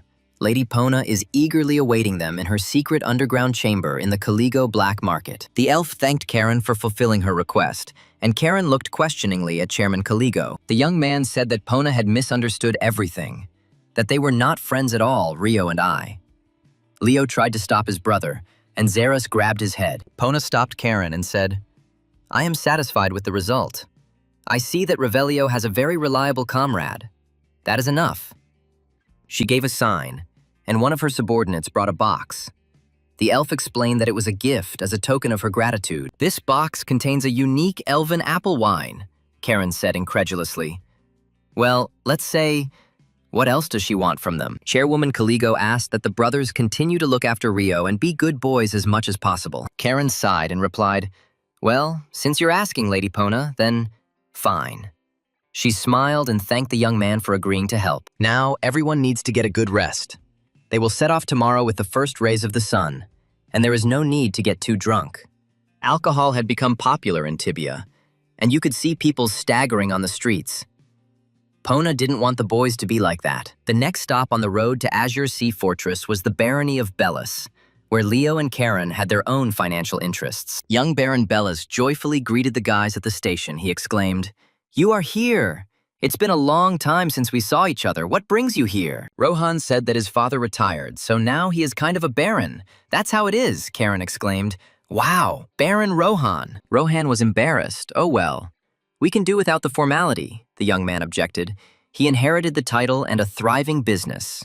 Authority now. The young baron replied that it was all thanks to the Reston house. They must be tired from the road. He invited them to come with him. Rohan showed the guests the area of mana crystal processing workshops, built with the support of the dwarves, with the help of Lady Pona. Thanks to her, the Bellises were able to hire many artisans. Lady Pona is truly very capable, simply an incredible talent. Rohan handed the brothers 2 mana stones of excellent quality, which he had prepared as a gift for the boys. Such stones are very expensive. Karen was very happy and exclaimed, "That means my pockets will also become fuller thanks to this," Leo whispered. "Karen, that's enough," Rohan smiled.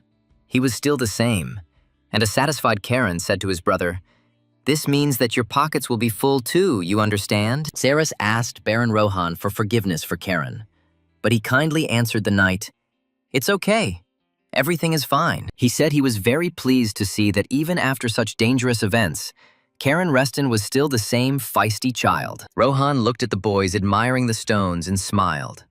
The Baron was very glad to see them and bring them such genuine joy. Before heading to the Azure Sea Fortress, the travelers stopped by Karen's home to visit his parents. They met them on the platform. The mother burst into tears, hugging her beloved son, Karan. So much time had passed. He warmly hugged his mother. Leo bowed and asked Karen's mother, "How have you been, Auntie?" The woman gasped in surprise. Leo had become such a polite guy. She approached her son's cousin, who stood with his head down, ashamed of how he had behaved earlier with his brother's mother. Karen's mother noticed that Leo was also here, and the young man quietly replied, "Yes, Auntie. Karen and I visited the capital and are returning. The woman smiled and gently stroked Leo's head, saying, "Welcome to our cozy home. I'm glad to see you healthy." Leo looked up at her in surprise. There was no arrogance in her at all. He muttered in confusion, "Yes, Auntie, thank you." Pale placed his hand on his son's shoulder and congratulated him on his return. Karen quietly said to his father, all the talk in the building. Father thanked Karen for returning safe and sound. They were very worried when they heard about all these attacks. After 2 weeks, the entire campaign finally returned safely to Azure Sea Fortress, where Karen was to undergo a long training period. Yahello announced that he was sentencing Karen Reston to 4 years in prison for his offenses, and the chief asked Karen if there were any objections. The young man answered obediently, "No, Chief. I humbly make the decision in front of the family members," Yahello said. "That's good." The uncles and brothers looked at Karen in surprise. Such humility was too unusual for him. What was the matter here? The head of the ducal house of Reston said that Karen was free. He could go. The young man bowed respectfully to the head and left the hall. Tails Reston asked the chief if there were any more orders. Yahello replied that yes, there were changes coming to their ducal house of Reston. All of Yahello's sons tensed up, wondering if their father really wanted to entrust them with running some of the family's affairs. They had been waiting for this for a long time. But who would it be? The Duke stated that from today onwards, the family's diplomacy would be entrusted to Pale, a huge responsibility and hard work. Raphael was indignant, but Pale had not yet awakened his mana, and yet he was given such an important role. It was very unfair. The head sternly asked his middle son, "Do you really think so?" Raphael confirmed, "Yes. It's completely unacceptable." Tails told his father that on this matter he shared Raphael's opinion. This was an absolutely unprecedented decision in their family. Yahello Reston, this is the pure truth, however. And the problems our enemy now faces are also unprecedented. He angrily asked his sons who provided the bulk of the family's available assets, who was trusted by nobles throughout the empire. Yahello's aura flared as he continued. There is much more to be said about Pale's significant achievements outside of our home of Reston. And yet, first of all, the head decided to ask Pale himself. Perhaps he would not want to take on such a burden of responsibility. He explained to his youngest son that this was a position in which he would wield enormous power, for he would speak on behalf of the family. And along with power, there will be enormous responsibility on his shoulders for many questions whether Pale will accept this position. Pale thought for a moment and replied that he would accept the position and would gladly serve the noble ducal house of Reston. After the family council, the brothers were standing by the window when Karen suddenly heard the voice of his sister Chloe, the youngest daughter of Uncle Thales Reston. The girl heard that Karen was seriously wounded in the capital, and when she came up to him, she asked him if he was probably feeling better now. Karen smiled, and then, "He ate for 3, so his arms even became stronger," Chloe answered cheerfully. "This is great news." The girl said, "To be honest, I wanted to fight with you." Leo was taken aback. To fight with his brother? What kind of news is this? Chloe added that we could use real swords. Karen looked at his sister, and he didn't seem to be bullying her and probably didn't want to chop him into pieces. Karen rarely encountered his younger sister. The children of Talus always kept a little apart from him and Leo, considering themselves superior to them. One day, Karen asked his kind aunt if Hugo was the greatest talent on the continent. Then, how would you rate Chloe? Lady Sabina replied that Chloe definitely lacked talent in mana management. In this regard, she was inferior even to her and Leo, despite being older. But if we judge only by the level of fencing, then Chloe may even eventually catch up and surpass her older brother Hugo. You won't hear a kind word from Auntie, but look at the compliment she gave Chloe, Karen chuckled. Well, interesting. He was taken away for the sister, known in the South under the name of the Bloody Flower, to ask for a duel with real swords. It would be an honor, my lady. Karen added that Zeras might speak out against it. You know, you need to ask him first. Otherwise, everyone will get into trouble for this fight. Chloe replied, "Get permission from Zeras. There are some problems with this." Karen was very surprised. And what problems? The girl explained that Sir Zeras had recently left the Azure Sea Fortress and urgently set off for the Northern Sea. Karen became worried, wondering why the hell Zeras was going there, and whether something had happened to their beloved master, Aunt Sabina. Chloe told Karen, "So if you don't mind such a competition, you can ask Grandpa for permission." What do you think? At this time, an enraged Tayless came out of his grandfather's office. He said to the guys, "Hugo, Leon, come with me. And Charon, too." Tails told Charon gloomily that his achievements in the capital had increased the family's reputation. But the boy should remember one thing. If you start to be content with only the present, even a carefully built high tower can collapse in an instant. Chloe waved cheerfully at Charon and promised that next time they would definitely cross swords with her talented younger brother. Raphael said to Pale, pointing at Talus, "This is the one who said that we need to prepare in advance for the ceremony of awakening Charon." The middle brother chuckled. "In principle, I understand why the brother is so gloomy." Pale asked Raph, "Why are you telling me this now?" Raphael smiled slyly and said, "I am different from my older brother because I treat Charon the same way as my own son." He pointed at the boys. "Our sons get along great, real brothers, right? You can see it yourself, so be grumpy." Raphael hugged his younger brother.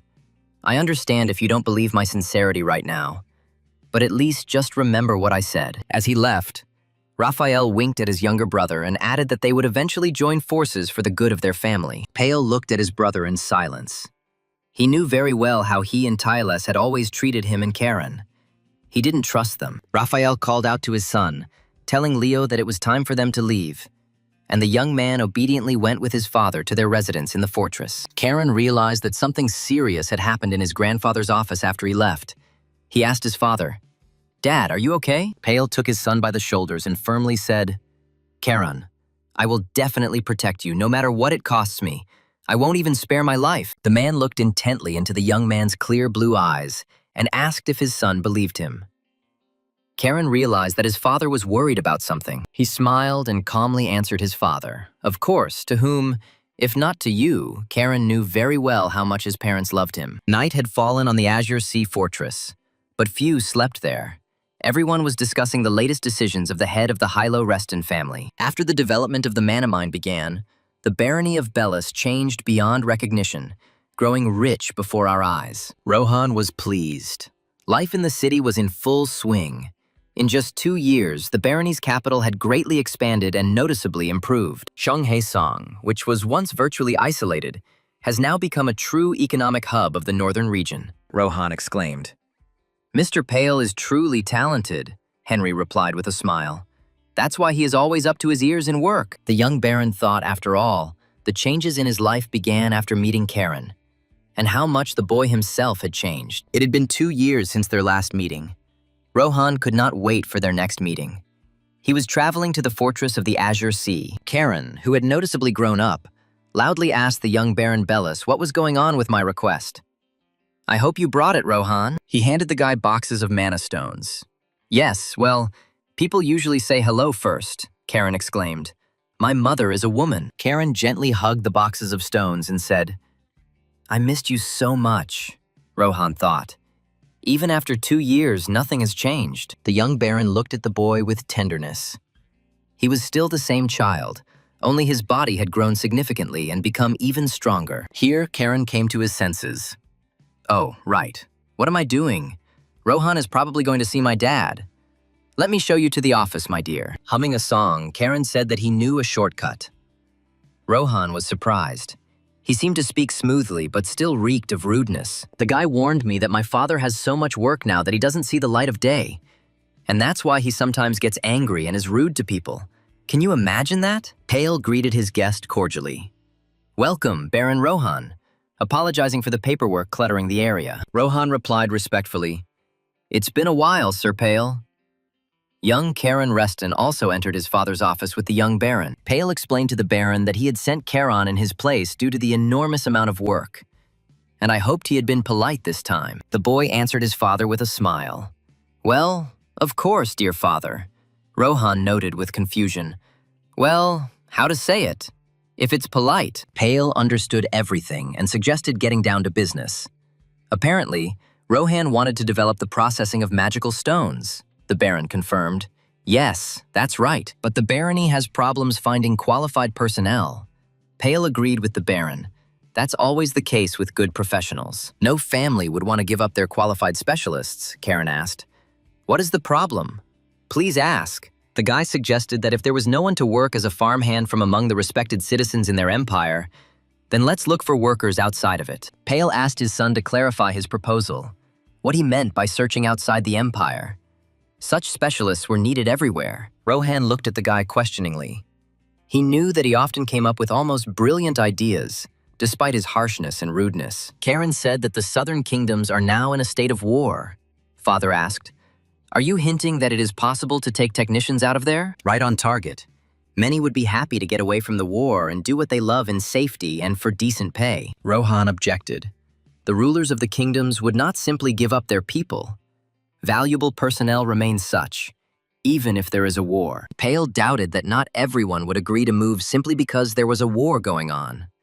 Wars never end. That was their nature. The guy asked what if a respected person, a beacon of the empire, were to come and make an offer that couldn't be refused. Pale sighed and reminded Karen that he was still under house arrest by order of the head of the Duke's House of Reston. Karen laughed. Dad, would I really call myself a beacon?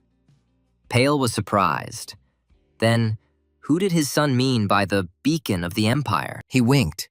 We have one good-for-nothing who just sits around in the fortress. His name starts with Lee and ends with O. Pale thought about it. He didn't really like the idea, but it still made sense to try to implement Karen's daring plan. Rohan and Pale decided to try sending Leo south on a serious commercial mission, with Karen's father instructing him. Leo didn't like this idea. He was indignant. What the hell, Karen said. Relax your buns, brother. A little later, your sister will help you out. And our faithful Hans will also be with Leo. The knight was pleased. He had not been on a business trip for a long time and was looking forward to the journey. The station attendant announced that the train would be leaving soon, and Karen reminded his brother that they first needed to register as mercenaries. Karen sighed. While I'm stuck among the walls of my native fortress, go do your business. Maybe I'll see your face as a free man. The younger brother added, so don't let me down. We'll measure our authority later, brother. Take care of yourself. If you get hurt, I'll kill you. Leo looked at his brother. Over the years, he had learned to see Karen's concern and care for his friends behind his jokes and rudeness. As he boarded the train, Leo simply said with a smile, good luck to you too, Karen.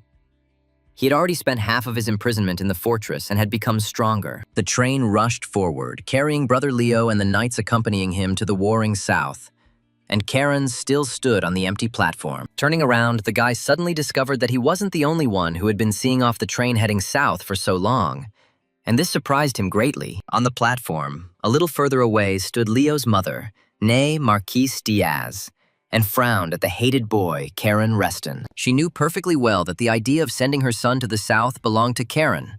The boy bowed respectfully to his aunt, but she did not respond to Karen's silent bow. She turned sharply and hastily left the platform with the maid. Karen asked the enraged aunt, do you think it was because of me that Leo got a difficult task? I won't hide it. All this is true. The guy smiled. Wait, and your son will become the pride of our duchy, thanks to the smart and wonderful me, of course. Meanwhile, the train was flying towards the war-torn south. This time, Leo had to cope with the family's mission without his brother Karen. Urha approached the ancestral hall of the Reston house and persistently called the young master. But Karen did not answer him. He was still busy, but the former robber did not leave. He spoke loudly to the young gentleman, informing him that Mr. Yahello Reston was looking for him. Tired of shouting, Urha fell silent and stared intently at the training hall, where only family members and Zeras were allowed to enter. Finally, Urha decided to go closer to the door of the ancestral hall of the Reston house and call out loudly for Sir Charon from the threshold. But as soon as he approached the hall closely, a very heavy door suddenly opened, hitting Urhu painfully and knocking him off his feet. Charon breathed in the fresh air with pleasure. For the first time in a year, a gentle breeze caressed his face. On Yahello's orders, he had spent a year in the hall. And then he saw the shaking Urhu. The guy asked what the former robber was doing here, and what he was shouting at the doors of the Hall of Ancestors. Urha repeated with an offended expression that the head of the family was calling Mr. Caron. The guy was surprised. Was this really true? Then he had to go. He told Urha that they needed to hurry, and he agreed and followed the much-grown young Master Charon. Yahello Reston told his grandson that over the past 4 years, the situation not only in the Empire, but on the entire continent had changed dramatically. The Imperial Guardsmen behind the attack on the palace revealed during interrogation that demons had begun appearing across the continent. And everything that is happening can be described in one word: chaos. The world has changed, and Karen will soon have to face all of this. Having handed his youngest grandson a glass of wine, the head of the family asked him, "Well, Karen, have you learned anything during your imprisonment in the fortress?" The head of the Reston house asked the young man if his mana was pure, and if his level of training allowed him to act in such a dangerous situation. Karen smiled and replied that if he had not been ready, the leader would not have let him out of the Hall of Ancestors. This was obvious to anyone. Yahello sighed. "You speak politely, but still try to tease. Some things never change, even after time." Grandfather asked, "Since you are now free, what do you want to do?" Karen replied, "First, leave the fortress, with your permission, of course." The Duke remarked, "After 4 years of confinement, this is natural. Good. I will find you a suitable task." Karen thanked him. Pale exclaimed, "It's been a while, Karen. A whole year has passed," the guy said worriedly. "Dad, you look exhausted." The father reassured his son. "Don't worry. There's a good reason for that, by the way. Reaching the 6th rank at your age is very cool. They say that no one except the founder of the family has achieved it so early. It's impressive." Karen smiled shyly at his father. "You flatter me." Pale asked his almost grown son if he already had plans. After 4 years of imprisonment, he certainly must have. Karen said that Grandpa promised to find some kind of task outside the fortress walls. He would probably have to fight, and that would be great. But before leaving, Karen would like to receive something. "That very thing," Pale said with a smile. "Well, I'm not surprised at all by this." He handed his son the card and explained that this was the power of attorney for receiving payments that Karen had requested. Now he could take it. Thanks to what Leo did 2 years ago, he managed to earn some good money. They are Corona. But he needs to spend it wisely. He must remember that this is the result of the efforts of the Reston family and the entire Bellis barony. The guy smiled, "Of course, Dad." Pale sighed and looked at his son with a smile. He thought, "Oh, Karen, I hope you really understand everything, even though you are still a boy." Suddenly, the door to Pale's office flew off its hinges with a bang, and the elder apologized for interrupting their family idyll. But since Karen was already released from the Hall of Ancestors, he might as well have told his younger grandfather about it, the little bastard. Karen exclaimed, "Yoshki Matryoshkas," Peel laughed. "You're here, little uncle." And he thought that he was away on important business. Yahello's younger brother grabbed the boy with his huge, strong hands and shouted cheerfully, "Yo-ho-ho, Karen! You're finally free!" The rowdy elder reminded his granddaughter that they had agreed that the boy would call him little grandfather, not elder. Having let Karen go, he said, "In short, I brought a task especially for you." The elders made a unanimous decision on this matter. This is Elder Ulrich Lestern. He was against the return of Caron, but after seeing what he had achieved, he began to treat him with warmth. Ulrich said this is a request from the south. Monsters have become active on the border of the Holy Kingdom, so a detachment needs to be sent. Karen found it hard to believe that Ulrich was Yahello's brother. Their characters were completely different, but they both respected strength very much. It doesn't seem like the elders need to gather a council for this. If it were just a matter of exterminating monsters, it would be routine. Ulrich Lestern patted Caron on the shoulder with a laugh. The young mind grasps things quickly. Even if it was the most ordinary task, then yes. But, as Karen correctly suspects that it is not just a matter of monsters, he asked his grandson if he had ever heard the name Karua Act. The guy's face lengthened. He shuddered, of course. Cain Rather heard the names of his former comrades who defended the Emperor. Ulrich noticed, judging by the reaction. He heard. He confirmed. Yes, this is one of the members of the Suicide Squad who fought alongside Cain, Peel asked. But weren't they all declared dead 50 years ago? Ulrich Lestern replied, "According to the papers, yes. But that's not true." Yahello spared them, despite Ulrich's opposition. And as a result, the self-improvement methods and the Imperial Sword were handed over to the Guard. Cain wondered if Yahello had spared them. Then there must have been other survivors of that last battle besides Karua. But since they were all imbued with the dark mana of the Dark Emperor, they were only allowed to live in exile under the supervision of their family. But recently, Karua disappeared in the south. No trace. And what's strange is that the area in the request is the very place where Karua was last seen. Therefore, the elders ordered Karen to go south, where he should unite with Leo and Ryan, who are already there. Ulrich cheerfully told his youngest grandson, "Chop off the monsters' heads. Look for traces of Karua." Karen replied that he understood everything and was going to. In addition, one must be careful with the fanatics of the Southern Holy Kingdom and not get involved in their affairs. They may be harboring Caria. Ulrich Lestern walked out of the office, leaving the doors torn off their hinges. Pale and Karen silently watched the elder go. Suddenly he appeared in the doorway again, and with a smile asked his grandson if he understood. The little one. And he cheerfully answered, "Yes," the younger grandfather. Soon the train was already carrying Charon to the south. He went to carry out the family's mission, and at the same time, he wanted to see his former comrades, the boy thought. So Sir Ryuk Raymer really did take over Moonlight from Karua, as he had suspected from the very beginning. His very existence was a secret, so he remained silent. This is all understandable. But where could he be now, and why did he suddenly run away? But putting that aside, the Holy Kingdom, Karen would really not want to get involved with fanatics. You never know what to expect from them. We need to stir up something in Tibia, like some kind of fake documents. But we still need to be extremely careful on this mission. Sword said, "If you're worried, try using the stone you received yesterday as a gift from Grandpa Hilo Reston." Karen promised that if the sword gets into the head again, he will melt it down into collars. And is it really just a precious stone? Guillotine chuckled. "What are you doing? Only eating into your head.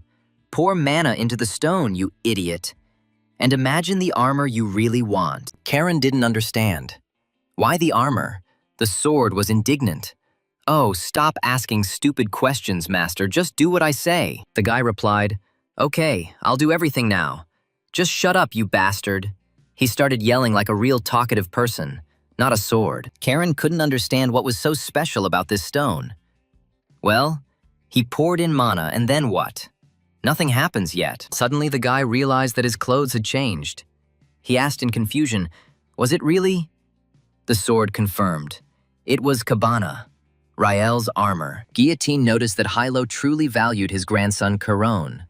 The old man gave him Cabana, the pinnacle of ancient technology. The guy smiled. "So this is armor that can freely change its shape. Great. And really a very useful thing." Karen asked Guillotine, "But the armor cannot speak like you." The sword was indignant.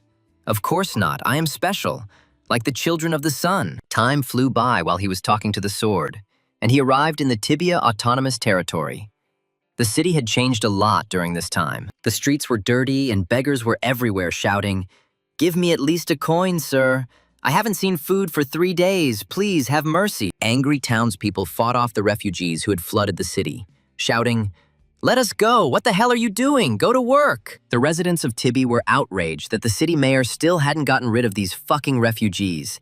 It was impossible to walk down the street. Suddenly the boy heard a man call out to him, calling, "Lord, Karen!" The young man looked around, trying to understand who it was. The man removed his hood, and the boy immediately recognized him. Julio, the spy, bowed. "I am honored that you remember me, Lord Karen." The guy told Julio that he was going south and needed fake mercenary documents.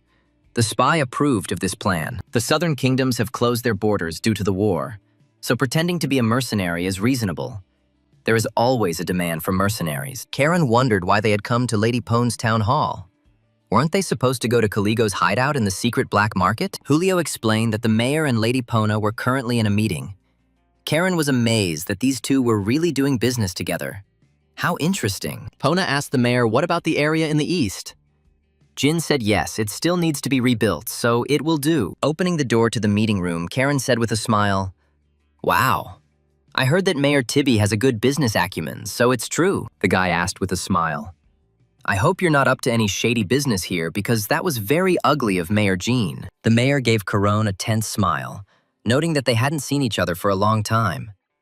He assured the young man that, of course, everything was completely legal. Because of the war, refugees continue to arrive. A lot needs to be prepared. Work for them is desperately needed, and housing too. Pona supported the mayor. The Caligo Guild is in the same situation, and if these are my people, I am obliged to feed them. So they decide what to do. The elf assured that they were not breaking the law in any way. The guy smiled. "But I never even had such thoughts. I don't care at all," Karen clarified. "Unless we are talking about the southern kingdoms," Pona said. "And I understand that the guy told her his request in advance," the elf said. "So that's why he needs a mercenary. ID. If it's not a secret, why he needs to cross the border? It's very dangerous. She reminded him that there was a war there. Karen glanced meaningfully at the mayor of Tibia, who immediately understood the young man's gaze. He immediately said that he had urgent business, so he would go, and they would discuss everything while he was not here. Pona told Karen that she had already installed a magical soundproof barrier here. The guy praised her, a good approach. He told the elf that he was heading south to deal with the monsters. She asked Karen incredulously. And that was it. It didn't seem like anything. He also needs information about an 8-star knight who is active in the kingdom of Chios, and he may not be using his own name. Pona thought there would probably be various rumors about such a very strong knight, and yet this would not be enough to find him. Karen exclaimed, "That is why I came to you, Lady Pona. This strong knight may well be hiding in the great southern forest." She asked if she needed my help or the elves. Karen replied, "The great southern forest belongs to your race, so you know better." Pona explained that even she would have a hard time convincing the pointy-eared brethren. They hated people. First, she would have to earn their trust. Karen's face lengthened.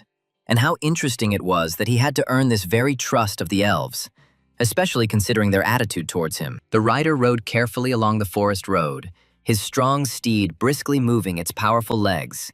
This was the southern border. Karen glanced at the well-fortified city and said thoughtfully, "So this is what it's like, Regent. I wonder what's behind the gates." The guy swore, "Pona, you big-mouthed woman, you'll convince the devil to work for you, and he'll still owe her a lot." She told Karen that she had destroyed all the slave traders in Tibia and its surroundings, and now those scoundrels were nowhere to be found. The elf has no influence in the south, causing slave hunters and slave traders to flock to the southern fortress of Regent. In the chaos of war, it must be much easier for them to settle there. And according to new information, elves are being traded on the black market in Regent. Karen thought, of course, elves are slaves. They are probably very expensive. That's why they try to catch them in order to sell them for a high price. The guy turned to Ponya. Did she really want to say? The elf confirmed. That's right. She was asking to save them from the traders. He shouted, "Can't you see that I came alone?" Pona asked if the young blue wolf from the Azure Sea Fortress was really afraid. Pona reminded that Karen was no longer a boy. The wolf cub had become a wolf, so she thought that he had become even braver. But she was wrong. The guy said, "If you make me a space bag, I'll think about it." Pona was stunned. "Do you even have any idea how much that costs?" Karen offered the elf another option. Give her the dew of the world tree. It's a very useful thing. It could come in handy in war. Pona quipped, "Maybe you should take off your blouse. You'll get by with just one spatial bag." "So be it. You'll get your bag soon." Karen smiled as if it would happen right away. Julio silently watched their squabble. He couldn't believe that Pona had agreed to such a gift. Looking at the knight at the gates of Regent, Karen thought that perhaps he should have asked Lady Pona for the dew of the world tree. At the entrance to the city, the knight demanded that the young man stop and show his documents. Karen noticed that this fighter was not a weakling. The guy showed his token, made by the elves of Pona. The knight asked if he was a mercenary or something. Karen calmly confirmed. As you can see, Guardian Regent asked the boy where he was heading.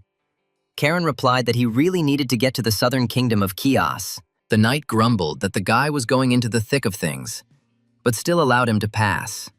Mercenaries are always in demand, especially in the south. Finally, the knight advised the guy not to create problems if he didn't want to meet him again. Karen replied that he understood him. The guy was driving through the city and observing the city guard. The border troops here are practically at the level of a regular army. The young man chuckled to himself.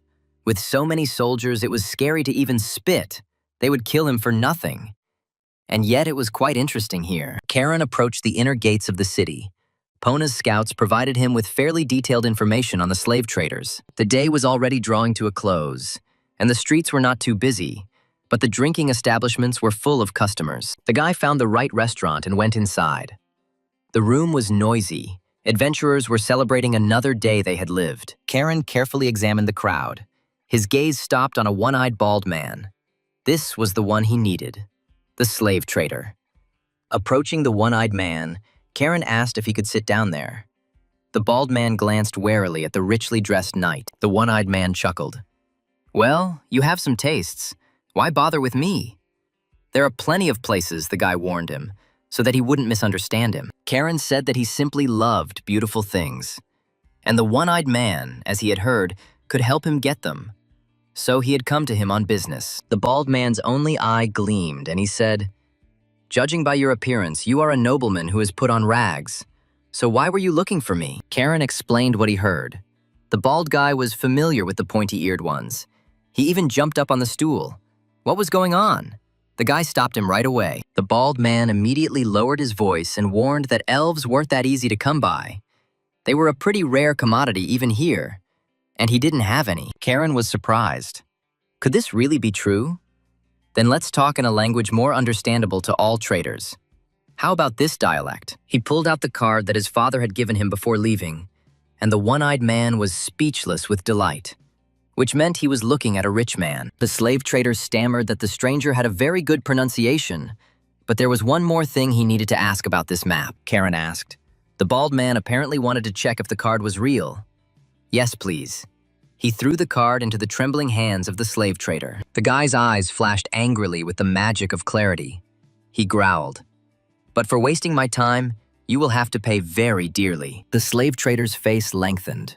He realized that it was better not to joke with this gentleman, but he did not dare let go of the treasured card. Karen angrily asked the one-eyed man if he was going to open it or what. The slave trader stammered, "Sure, just be patient for a minute." The door finally opened, and Karen kicked the bald man out of the room, where he fell, hitting the hard paving stones painfully. The guy asked the one-eyed man if he was okay, the one who was lying down in the middle of the road, and suddenly his legs went numb, so he would now treat him. The slave trader's entire face was smashed to blood. He was shaking with pain and fear, but he didn't show it, only moaning barely audibly from the blows. Karen reminded him that his time was valuable and he was wasting it. If he didn't move faster, he would get more kicks. The banker confirmed that the bill was genuine, so there would be no problems with the money. You'll just have to be patient until the deal is closed. The bald man couldn't believe that the guy beat him up just for checking. Karen warned him, "Move it if you don't want to get beat up again." The slave trader quickly stood up and answered with a smile, "Of course, sir." He took hold of the large lever and lowered it, opening the passage. Karen watched the bald man in surprise. The lever activated a secret mechanism that concealed a secret passage to the trading venue. He noticed he looked quite convincing. The bald man bowed and invited the gentleman to follow him. Now he would see everything for himself. After passing through the underground passage, they found themselves somewhere on the outskirts.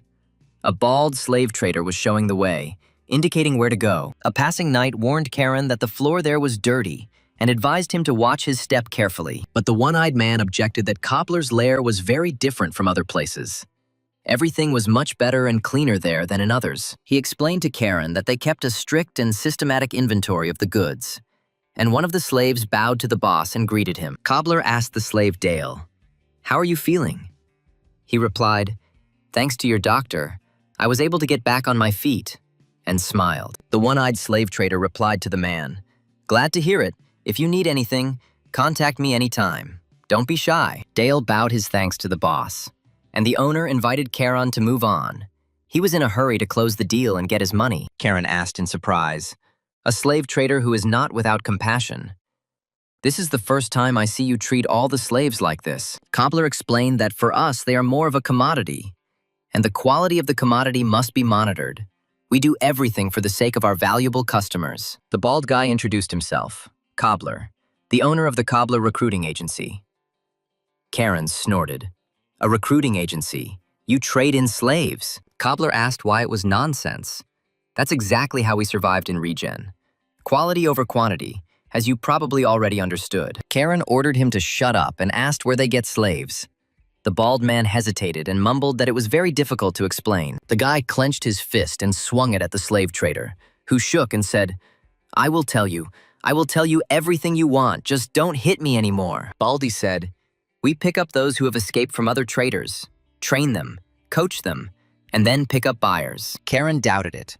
Other slave traders wouldn't sit idly by, and your bald one's subordinates don't look particularly strong. Cobbler replied, "That's not a problem at all. They are all guarded in turn by the Lord's soldiers." Karen was stunned. "The Lord's soldiers, wow," the guy asked. "But how is this possible?" Cobbler sighed and asked, Do you really think the former slave had another way out? Karen asked Cobbler if he had given a bribe to someone. He objected. No, it was simply an expression of gratitude through capital. The boy realized that the ruler of region was in charge of the slave trade here. Otherwise, his soldiers would not be guarding the local slave traders. What kind of strange guy is this Cobbler? A slave trader who trains slaves and finds them work? I've never heard of such a thing. If everything the bald man said about himself is true, then he is an interesting guy. Perhaps because he is a former slave himself, more humane than others. Pointing forward, Cobbler said to Charon, "We have arrived, sir." The boy looked carefully where the slave trader was pointing. A little ahead, there was a fenced and guarded area, Cobbler explained. There was a large auction house over there. Charon estimated how many guards there were. It seemed that this fortress would not be taken immediately. He would have to resort to cunning. But so be it. The guy said to Cobbler, "You know, I was just thinking about making some money," he asked in bewilderment. "I beg your pardon?" Charon asked, "How about I invest in your business?" The former slave smiled.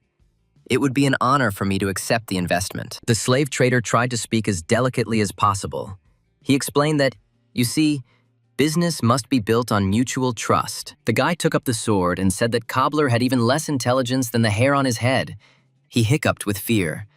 Was he really going to cut him down with a sword? Charon asked the bald man if he at least understood that he was still alive only because he was not yet in the mood to chop off his head. A frightened Cobbler wondered who he was, first offering to develop the enterprise together, and now threatening. Charon asked the slave trader if he still didn't trust him.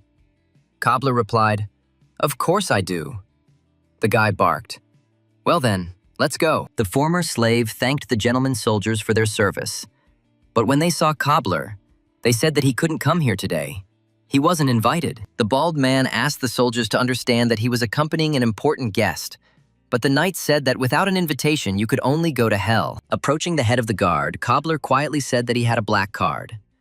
The knight asked if it was an elite payment bill or something. The guard asked to wait a minute. He knocked loudly on the gate. Anger was boiling in Charon. He really wanted to kill the soldiers. He said, "How can you waste someone else's time so carelessly? What impudence!" The knight was quietly talking about something, pointing at the guy. Charon's eyes blazed with anger. These jerks. They are very different from the people of Cobbler. There is not a drop of compassion in them. These soldiers are well trained. Apparently, they are the knights of region. The manager appeared at the gate and asked to forgive their rudeness. The manager introduced himself, saying that his name was Nur.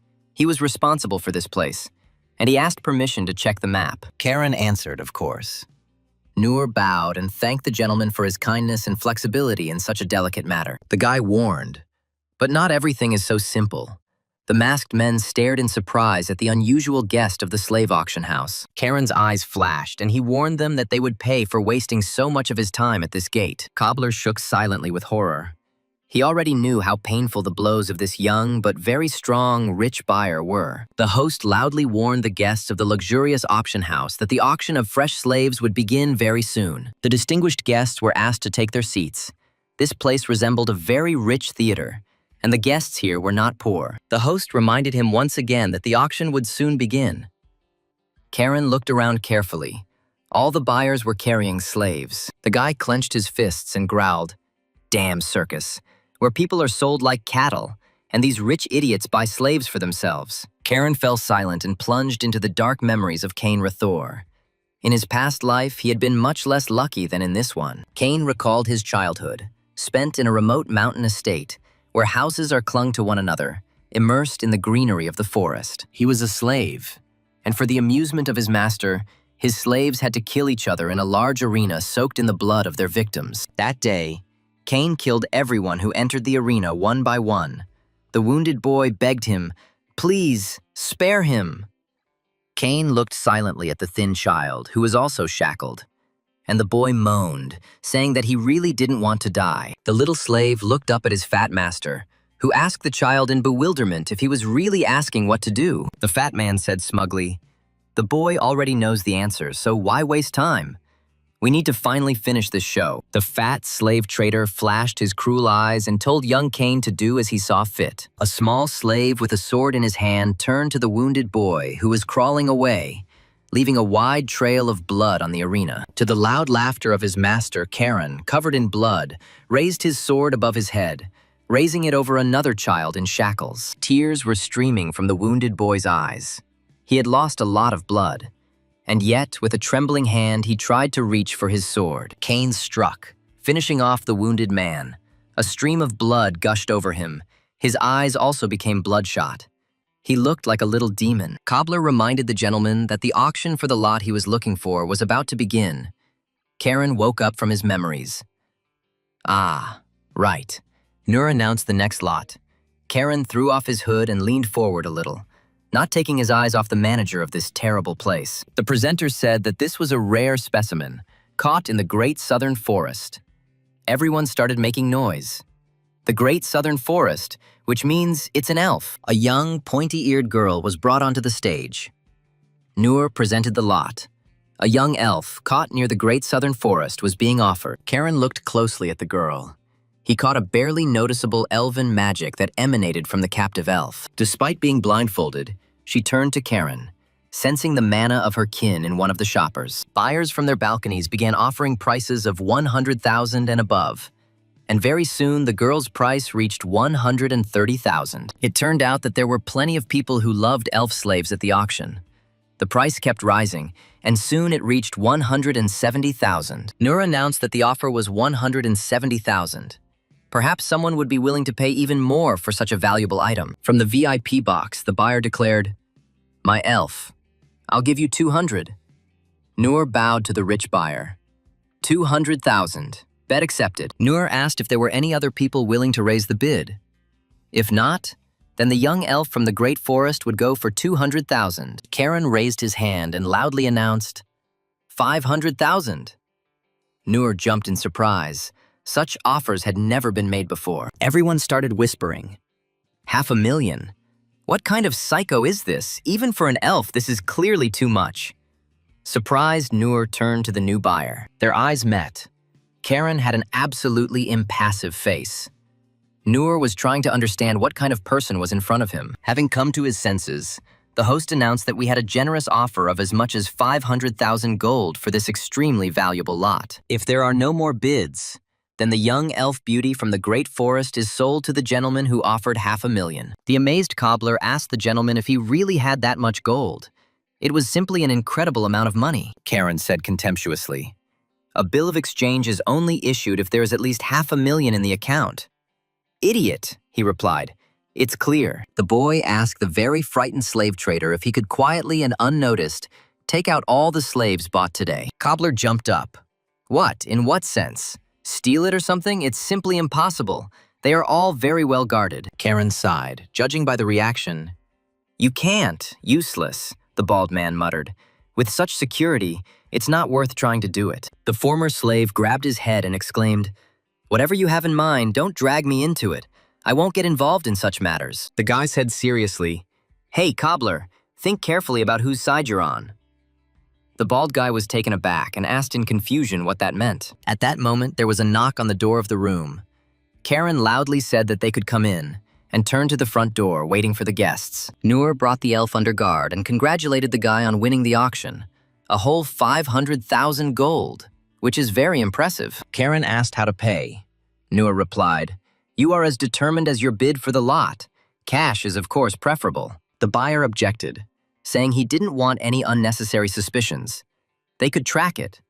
But Nur assured him he didn't have to worry about that. To conceal the fact that the slave was purchased, the auction house framed the transaction as a purchase of jewelry for the 500,000 gold pieces. Karen asked with a grin, Are you laundering money?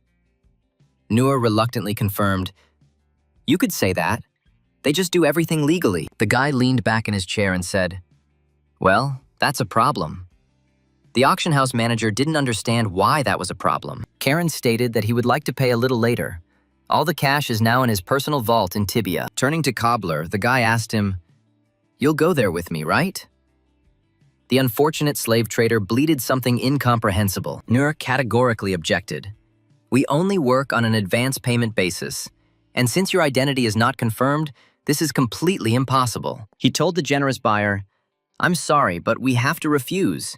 You will not take the elf until you make full payment. Karen said, regarding the identity, it's all clear and understandable. He took hold of the mask on his face. The manager of the auction house looked at him. The guy asked, "Then how about this?" He quickly took off his mask and showed his face. Cobbler's mouth dropped open in surprise. Karen asked if post-payment was possible if he revealed his identity.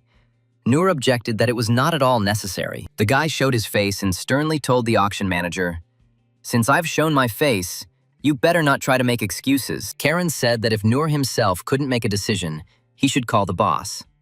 Noor objected. "It's me. And besides, even seeing the face," the customer's eyes flashed and he barked at the manager. "Shut up and report to the owner.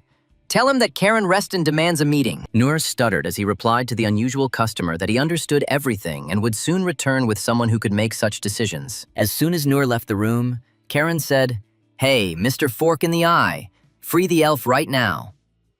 Cobbler didn't understand right away. The guy shouted at the slave trader, promising to gouge out his other eye right away. Cobbler quickly answered the master that he was already on his way. Soon the shackles and bonds were removed from the elven girl. They ended up on the floor. The elf, caught in the forest, breathed a sigh of relief. She flexed her hands and silently looked at her buyer. Not understanding what he had in mind or why he had bought her at the auction, Karen threw her a bottle of potion and told her to drink it. It would quickly heal her wounds and make her at least a little stronger. She thanked him. Noticing that it was a good potion, the girl immediately swallowed it, and her wounded body began to heal instantly. Karen was surprised. An elf who knew the language of people. He thought that she would start to riot when she was released. But she was surprisingly calm. The girl explained that she felt her mother's presence in Karen and a faint trace of her relative's aura, which meant he was not her enemy. The boy immediately remembered the 6th Prince Revelio and his amazing gift that saved Karen from death after the fight with the demon. He realized that it was probably because of the dew of the world tree that he had once drunk. But 4 whole years had already passed since then. Karen asked the elf in surprise how she had been caught, since elves were incredibly strong and the great forest itself was their home. She explained that she was ambushed while she was exterminating monsters in the south of the great forest. Karen was surprised. The monsters reached the outskirts. The elf's face hardened, and she told them that there was a knight among the slave traders, and it was he who had captured her and put her up for sale. Karen wondered if he was a knight. Then he was certainly from region, most likely a subordinate of the local ruler who patronized them. The warring southern kingdoms have no spare fighters. He asked the girl if she remembered his face. She answered, "No." He was wearing a helmet. Her eyes flashed angrily. She added that she clearly remembered the aura of his mana and would be able to recognize it from millions of knights. Karen smiled. This was enough to find and punish this scoundrel who had dishonored the title of Knight of the Great Empire. Karen explained to the girl that he had come to save the girl at the request of her relatives and asked what her name was. The elf replied that her name was Neria. The guy warned Neria that they weren't out of here yet, so there was no point in doing anything stupid.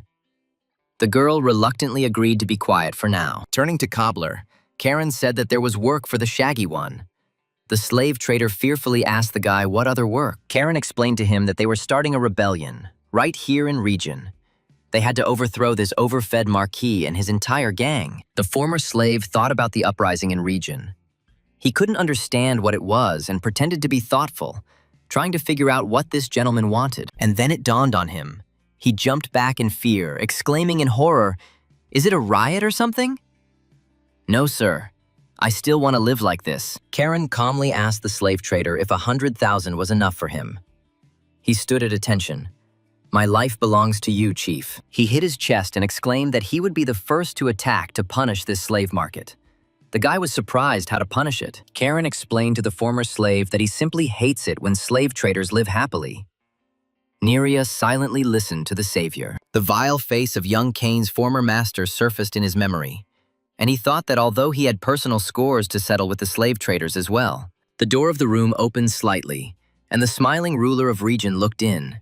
He exclaimed in surprise, "Well, it's Karen Reston." The Marquis entered the office and, bowing gallantly to the highborn guest, asked the Duke's grandson, Yahello Reston, for forgiveness for the wait. The man who entered introduced himself. "I am Leandro, the ruler of region, and I am very pleased to meet the grandson of the continent's greatest hero, Duke Yahello." The boy bowed slightly to Marquis Leandro and kindly replied that he was Karen Reston, and was also glad to meet the ruler of glorious region. The captain of the guard region looked askance at the young elf, who also looked very closely at the knight and immediately recognized him. Hatred flashed in the girl's eyes, although not a single muscle on her face moved. She did not take her eyes off the one who had once deprived her of her freedom. Karen looked closely at Neria. He noticed how much her gaze changed, how her mana aura flared with anger, and he understood everything. For a second, anger flashed in Karen's eyes. He hated slavers with all his soul, and a slave trader knight should not live at all. He followed the elf's gaze and realized that it was this knight who had captivated her back then, in the forest, and only the promise he had given to the boy was holding her back now. The girl's eyes at that moment were more eloquent than any words. There was so much hatred in her gaze that it was difficult to even describe it in words, and only the smug Marquis Leandro did not notice anything. He felt invulnerable and unpunished in his city of region. Cobbler looked from one to the other. The slave trader was shaking with fear. He thought that he really didn't like all of this. Leandro had heard much about the outstanding skill of young Karen, but to go all this way to save an elven slave was too much. The Marquis noticed with surprise. He didn't know that the guy had such tastes. But the elf, apparently, also liked young Karen. She was quiet. The ruler of region said with a smile that this deal would be beneficial to everyone. Karen agreed with the Marquis. Right on target. I'll just pay later, okay? Leandro said thoughtfully, later. Then I understand perfectly well. The amount is not small. It's not very convenient to carry around like that. But Mr. Karen Reston must understand them too. How can one take such a risk without collateral? The guy chuckled. Ah, so that's it, collateral. He glared angrily and exclaimed, Isn't my family's name in itself a reason to take my word for it? Or does the Marquis not believe them? The ruler of region was silent for a moment. Thinking about the situation, he smiled wryly and said, All this is incredibly interesting and unexpected. The Marquis invited the Duke's grandson to sit down and discuss the details of the upcoming deal.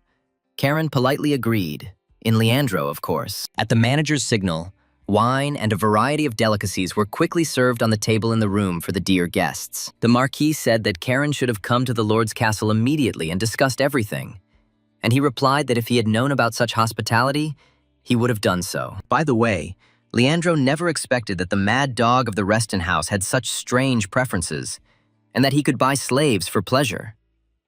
The ruler of region, looking at the guy, chuckled.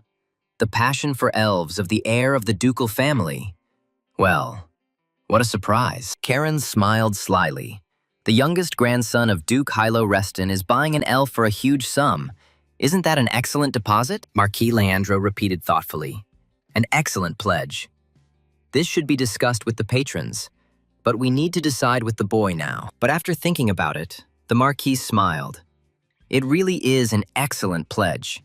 It means that I have dirt on Yahello's beloved offspring. Duke Salmon will be delighted to hear this touching story about Duke Yahello's grandson and his young elf girlfriend. The ruler of region asked his guest, Aren't you worried, young Karen?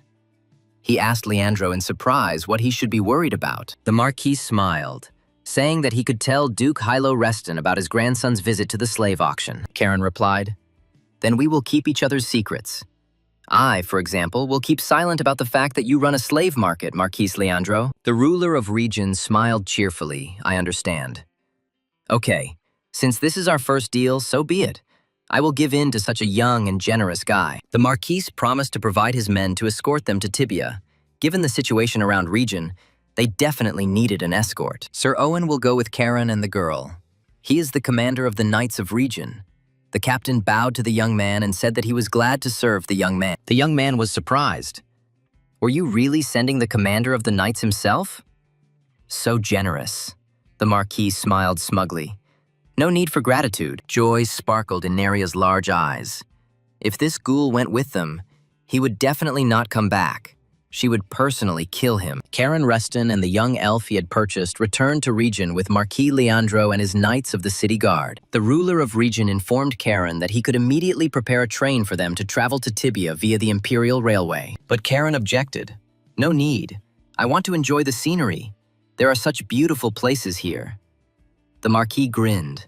A young man with refined taste. Leandro promised young Reston to prepare another excellent elf next time. Karen replied with a smile that he would wait. The travelers got into the carriage. The Lord wished them a safe journey. Karen thanked them kindly, and they set off together with the knights. Neria kept her eyes on the captain of the city guard. Owen rode right next to the carriage, periodically glancing at the unusual travelers. Karen asked the girl, "It was he, yes, the one who kidnapped you in the great forest and sold you for a huge amount of money at a slave auction, like cattle." The girl confirmed, "Yes, he is the most active, strong, and cruel slave hunter in the great forest." Karen smiled. He thought so. The guy noticed that, judging by the look, Neria probably wanted to tear Owen to pieces, but now was not the time. They were too close to Regin. He asked the girl to be patient a little longer. Soon they would find themselves in the thicket. The elf raised her surprised eyes to the guy. Could it really be that he himself? Karen confirmed. "That's right. I plan to kill them all." But at the right moment, when they calmed down and relaxed a little, Neria replied that she understood everything and was ready to be patient for a little while. But she would like to kill him herself. This was evident from her pursed lips. The guy suggested that she get some sleep. It was a long way to Tibia, and she had not yet fully recovered from her time in captivity. Karen himself leaned back on the soft seat and fell fast asleep. But Neria did not sleep. She continued to closely watch the knights. Soon their carriage, accompanied by guards, entered the forest. The huge trees rustled their leaves menacingly, and the day was drawing to a close. Night found the travelers in a dead forest. Dead trees stretched their dry branches towards the dark sky and creaked menacingly in the wind. The knights pitched a tent in a forest clearing and lit a fire. The carriage stood nearby, and finally, only Captain Owen remained by the fire. The slave hunter periodically glanced at the carriage with its curtains drawn. The travelers had not yet left the vehicle. The knight thought that his impudent, high-born boy paid as promised. Owen's fortune would increase significantly. That would be great. Karen quietly asked Neria how she was feeling. The girl replied that she had not yet fully recovered, but would like to help. The guy told her in that case to stay in the carriage and not get out. The elf suggested that she at least call on the spirit for help, but Karen objected that if she went out, she would only get in his way. He could easily deal with these alone. Neria remained silent in response. He took out his communication crystal and sent a message to Pona. "Everything is fine. The coordinates of this place have been received. It's time to act." Karen walked towards Owen. The knight stood up to meet the grandson of the famous Duke of Yahello and bowed respectfully, making him sit down by the fire. The captain asked the boy with a smile. It seemed like he had a good time on the road with that young, gentle elf. "They say they are amazing." Owen assured Karen that he understood him perfectly. She was a rare beauty. It was not for nothing that the guy bought her, after all. It was Owen who caught her himself. Karen asked if the captain had any drinks. Owen suddenly realized that he had completely forgotten about their travel supplies of alcohol. The Marquis had given them some excellent wine for the journey, the boy remarked. Wonderful. That meant they would now try this wine together. Otherwise, it was getting cold. Good wine is good, Karen asked. And what the others were doing, it turned out that they were checking if there were any monsters or other threats nearby. Karen sighed. What a pity. It would be great to have a drink together. But maybe then at least Captain Owen would join me. The knight replied that since Sir Karen Reston himself insisted, he could not refuse such an honor to drink with a celebrity of the Empire. Owen, after taking out Marquis Leandro's wine, smiled broadly and said that he would be happy to join Sir Karen for a glass of good wine. The guy smiled. Great. Then they will enjoy the moment together now. The night in the deep forest near the fire is amazingly beautiful. Meanwhile, in Tibia, Pona was studying Charon's messages. No one slept that night, waiting for the outcome of the boy's mission in the center of the slave trade. Pona asked. So this was the order of the young blue wolf, the guard confirmed. The report came last night, and the coordinates just now, Guildmaster Caligo asked. And the place seemed to be Tirisfal Forest, right? Pona's faithful comrade confirmed. Yes, they stopped there. The letter read, The rescue of the elf is complete. The knights of the Marquis will be destroyed in the Tirisfal Forest near Regin. I request a meeting. I request the transfer of troops from the Kingdom of Zion to the border of Regin. In case of refusal, an immediate response. Julio asked if something had happened. Pona replied, Your young master Karen Reston sent this. Look, he wants to request troops to the border through his father. Julio replied that if everything went according to Karen's plan, then soon Regin would become a defenseless and empty city. and he would be able to free everyone. The spy was amazed. It was incredible. And how all this came into his head. The young man thought up a grandiose operation, almost military. Pona smiled cheerfully. It seemed that this genius boy was planning a very large-scale robbery of the border slave traders of Regan. Sipping his wine, Owen explained that hunting beastmen like those gives a rather unique feeling of excitement. It is very impressive. That's why Regen's knights quickly improved their skills, Karen asked.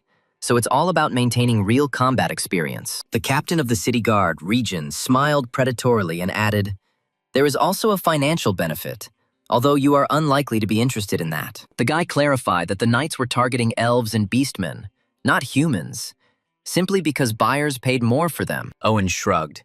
"Well, to put it briefly, yes." Karen asked the captain, "And how many elves have you personally caught in all this time?" Since elves rarely leave the Great Forest, including this elf, there are only 4 of them, but they provide a large income. Karen noticed the captain's sword. He asked Owen what kind of sword it was. It looked pretty good, probably a very expensive weapon. Owen smiled smugly and replied, "I expected you to notice. You are an expert in weapons. This sword was personally given to me by Marquis Leandro. This blade was forged by the best blacksmith from the capital." Karen became interested and asked, "Maybe you could show it to me. I'd be interested to see it." Owen beamed with pleasure.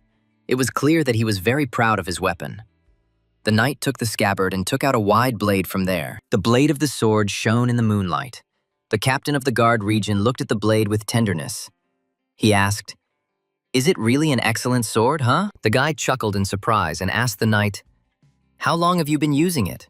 He replied, "Yes, for about 5 years, even a little more." Karen noted that for such a short time it was in excellent condition. Owen smiled. "I've been taking care of it since the Marquis handed it to him. And besides, the better you control mana, the less strain is placed on the blade," Karen asked in surprise.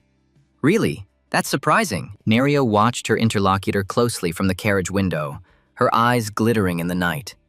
She eagerly awaited Owen's death. Karen suggested that perhaps Owen had simply never encountered an opponent strong enough to defeat the captain. Owen frowned and asked the guy, "Are you really saying that your sword is something special, Karen?" He replied, "It's interesting." Karen took the scabbard with his sword in his hands. His eyes flashed strangely. He asked the captain, "Should I unsheath my blade before you?" The knight looked at the sword with curiosity. He shook his head and said that he really wanted to see it.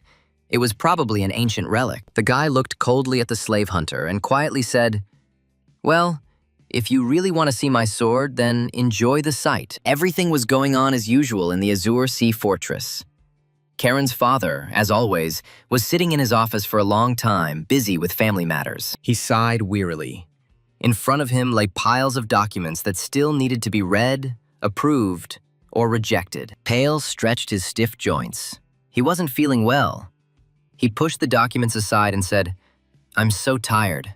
That's enough for today." At that moment, the magic communication crystal lit up, and the man was surprised who would need it at such a late hour.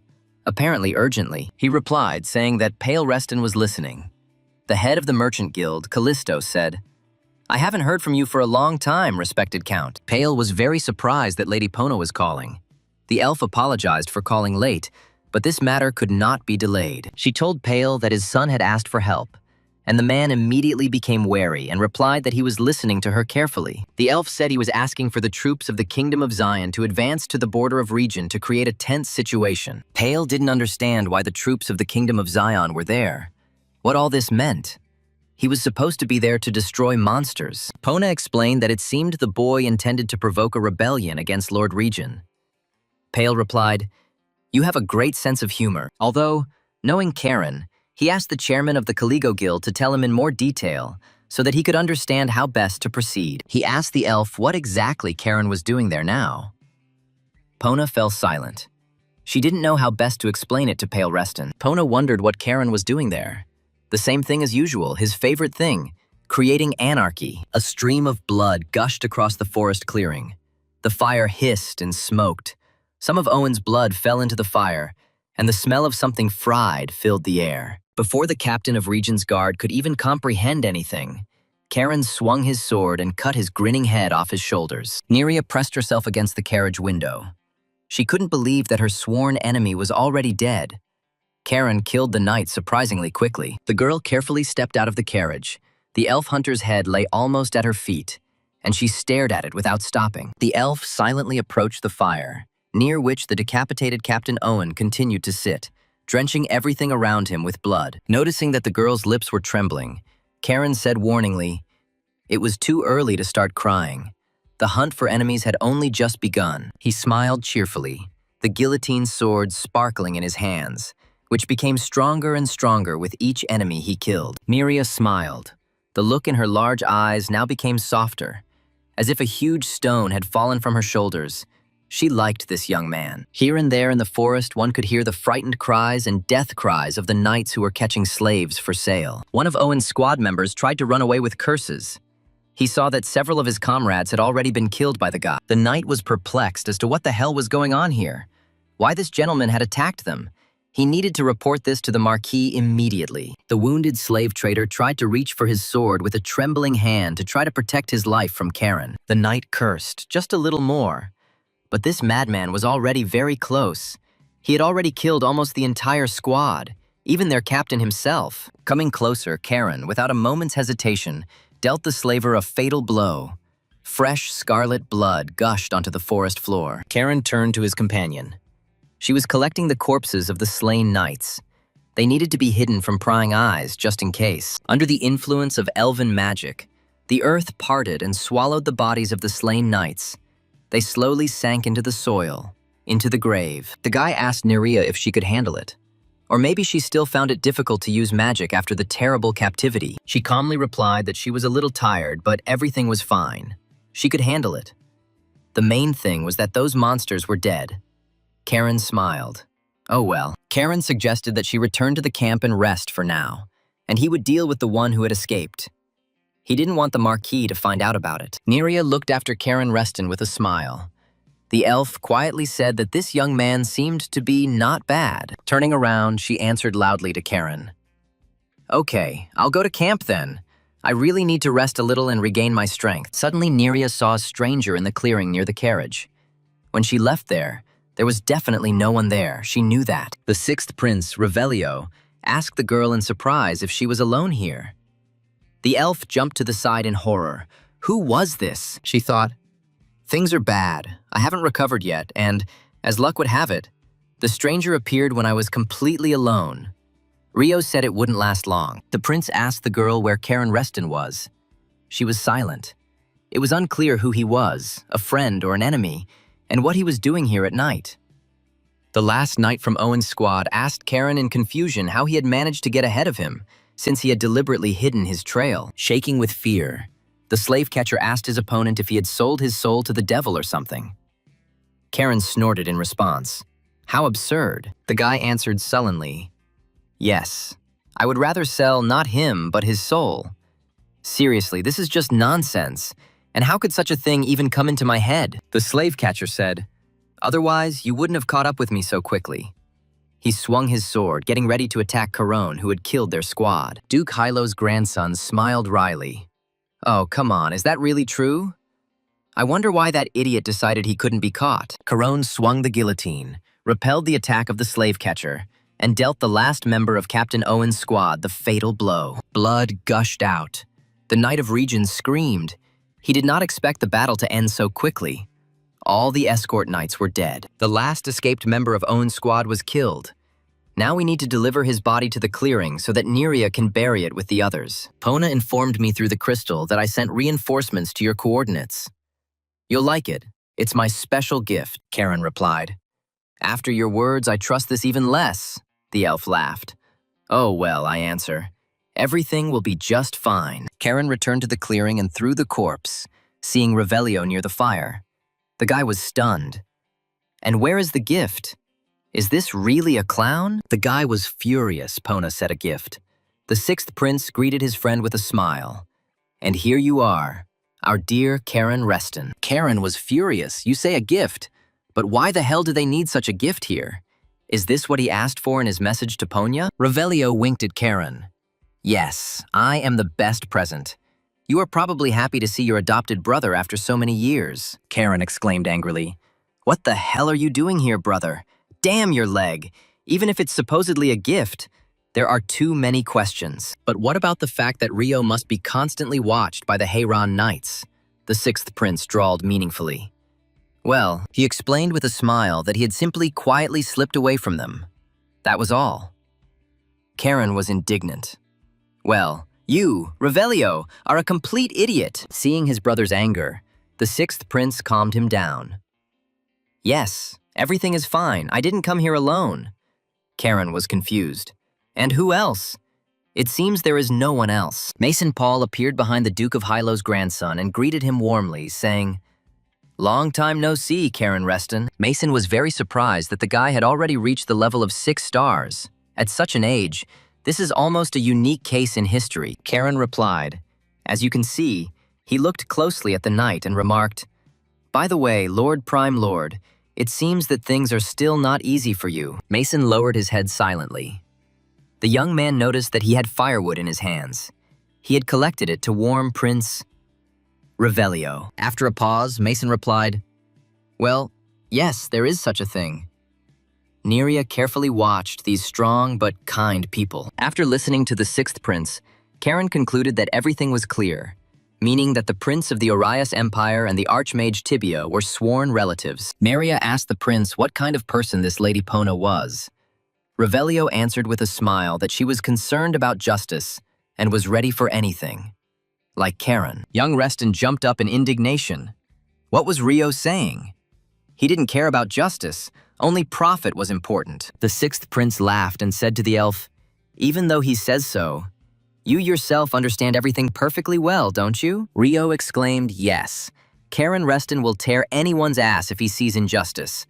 Then growled so that the prince would shut his mouth. The elf saved by Karen looked at her savior, who was puffing with indignation, with a smile, and replied that she knew it. The prince turned to the girl and said seriously, Oh, he also wants to tell her about what happened to the wise clan of the forest. He, as one of the princes of the empire, asks for forgiveness on behalf of His Majesty the Emperor for everything that happened, and promises to punish everyone. Karen laughed. Revelio calls his father a puppet, and still apologizes for him. It's very funny, the prince flared up. He indignantly shouted at Karen, How dare you insult my father? He is not just anyone. He is the ruler of the empire. Revelio turned to Mason and asked if he was really going to stand there like that.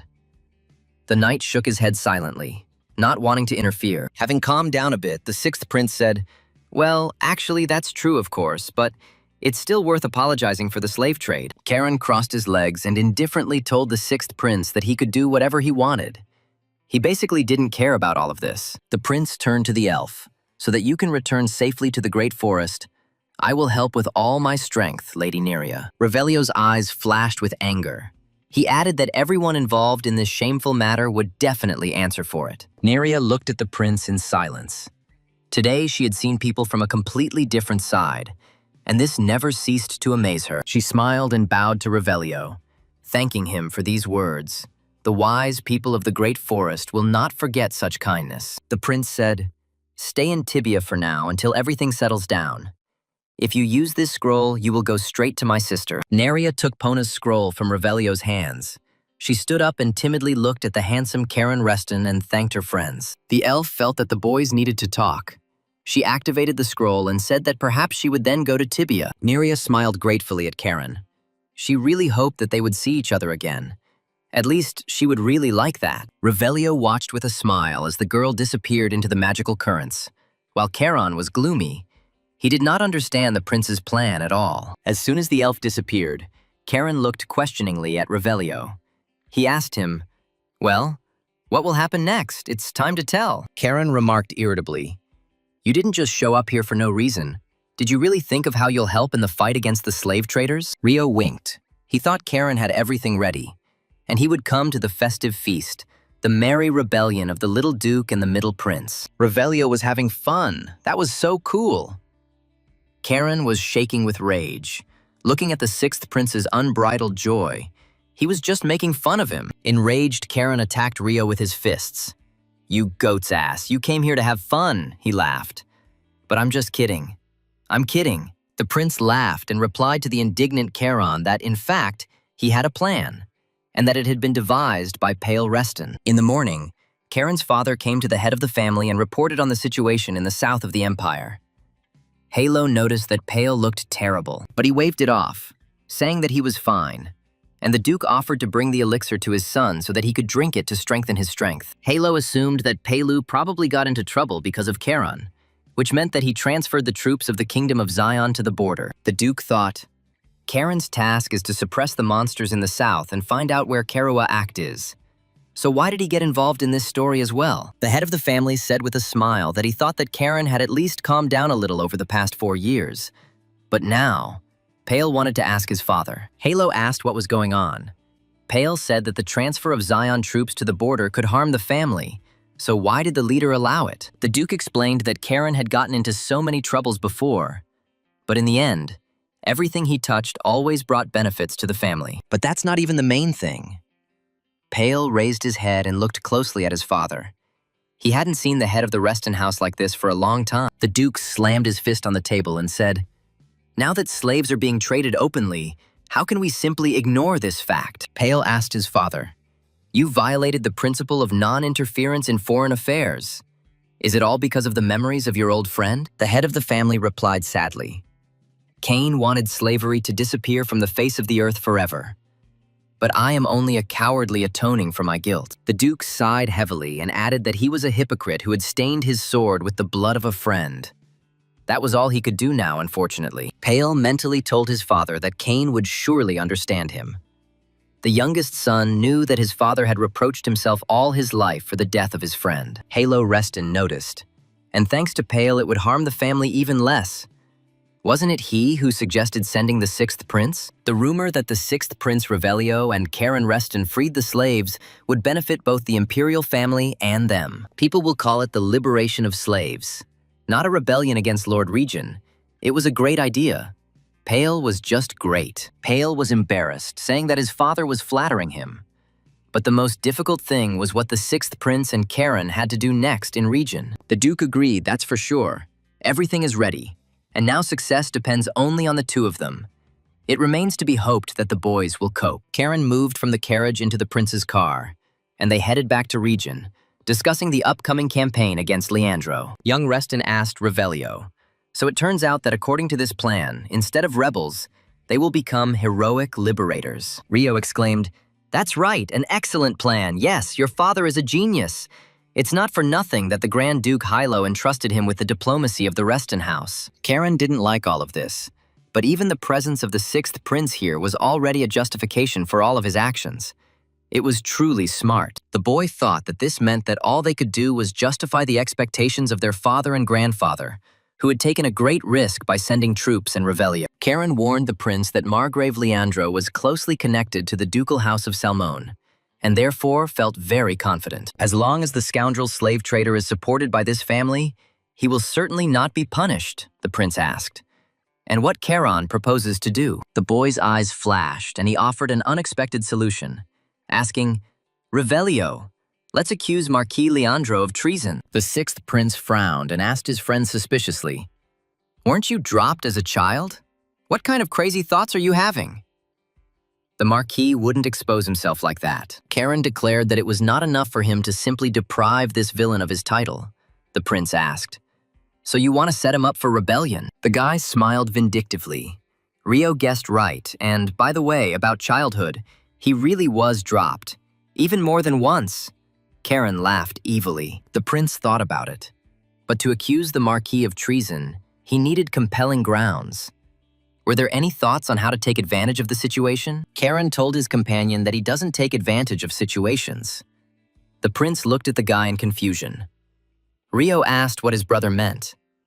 Reston explained with a smile that he was simply creating situations, because there was no one in this world from whom you couldn't take something if you tried hard enough. Moreover, we are talking about murky sources of funding, which go, among other things, to maintaining security and control over city residents. In other words, the Marquis's Achilles heel was his enormous black ledger, acquired through the slave trade, and also his enormous military power. As for what Rio thinks the central government and His Majesty will think about this, The prince objected.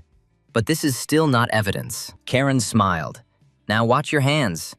What if an informant from Marquis Leandro's inner circle suddenly appears? The guy grinned. There is no loophole. Make one.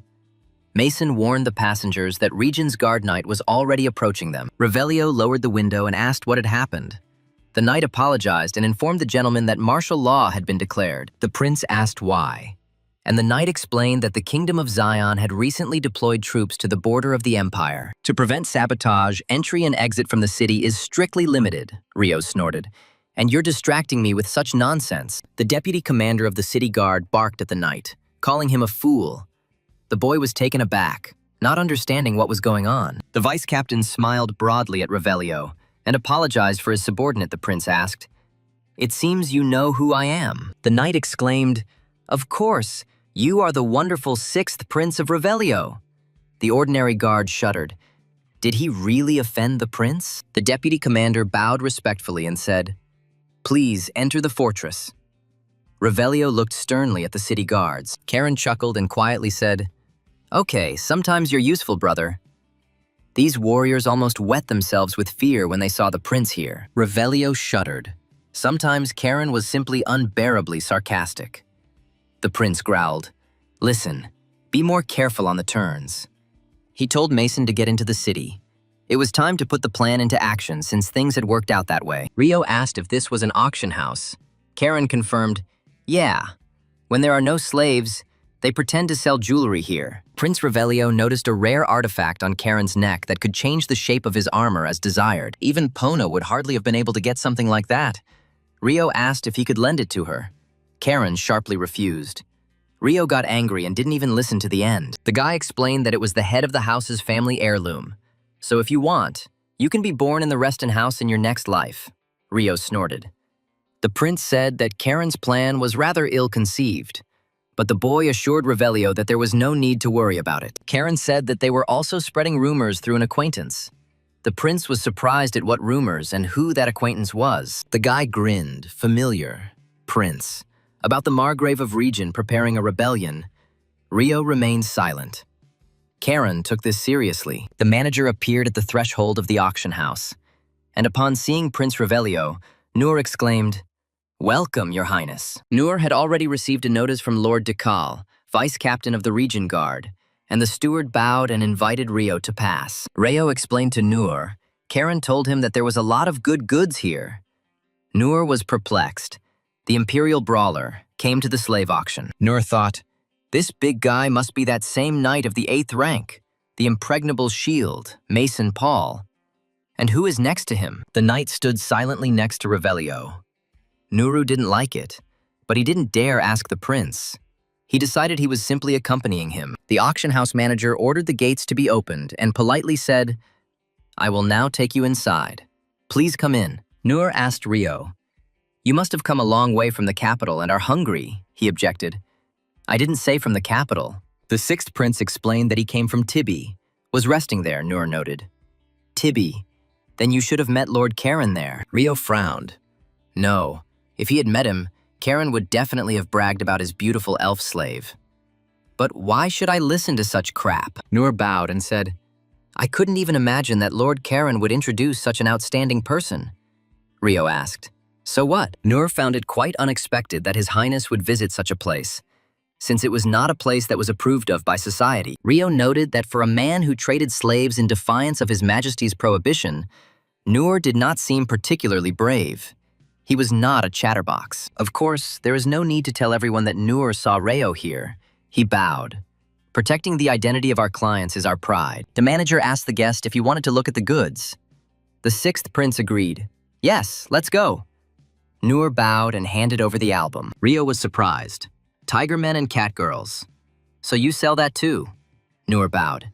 Yes, we respect the preferences of our clients. Prince was unhappy with the album. But what are we to do with it? It's not what I need at all. I can't even choose anything to buy. The manager politely said that it would be wonderful if Your Highness could be more specific about your tastes. Revelio asked. So what? You'll pick up the order? Well then, bring the ledger. The manager was taken aback. What is the prince saying? The 6th prince explained that if Nur reports to the Margrave, he must write everything down somewhere. and he wants to see these records. Noor said irritably, "This joke has gone too far, Your Highness." Revelio frowned and declared that it was not a joke at all. The prince asked menacingly if he looked like a comedian.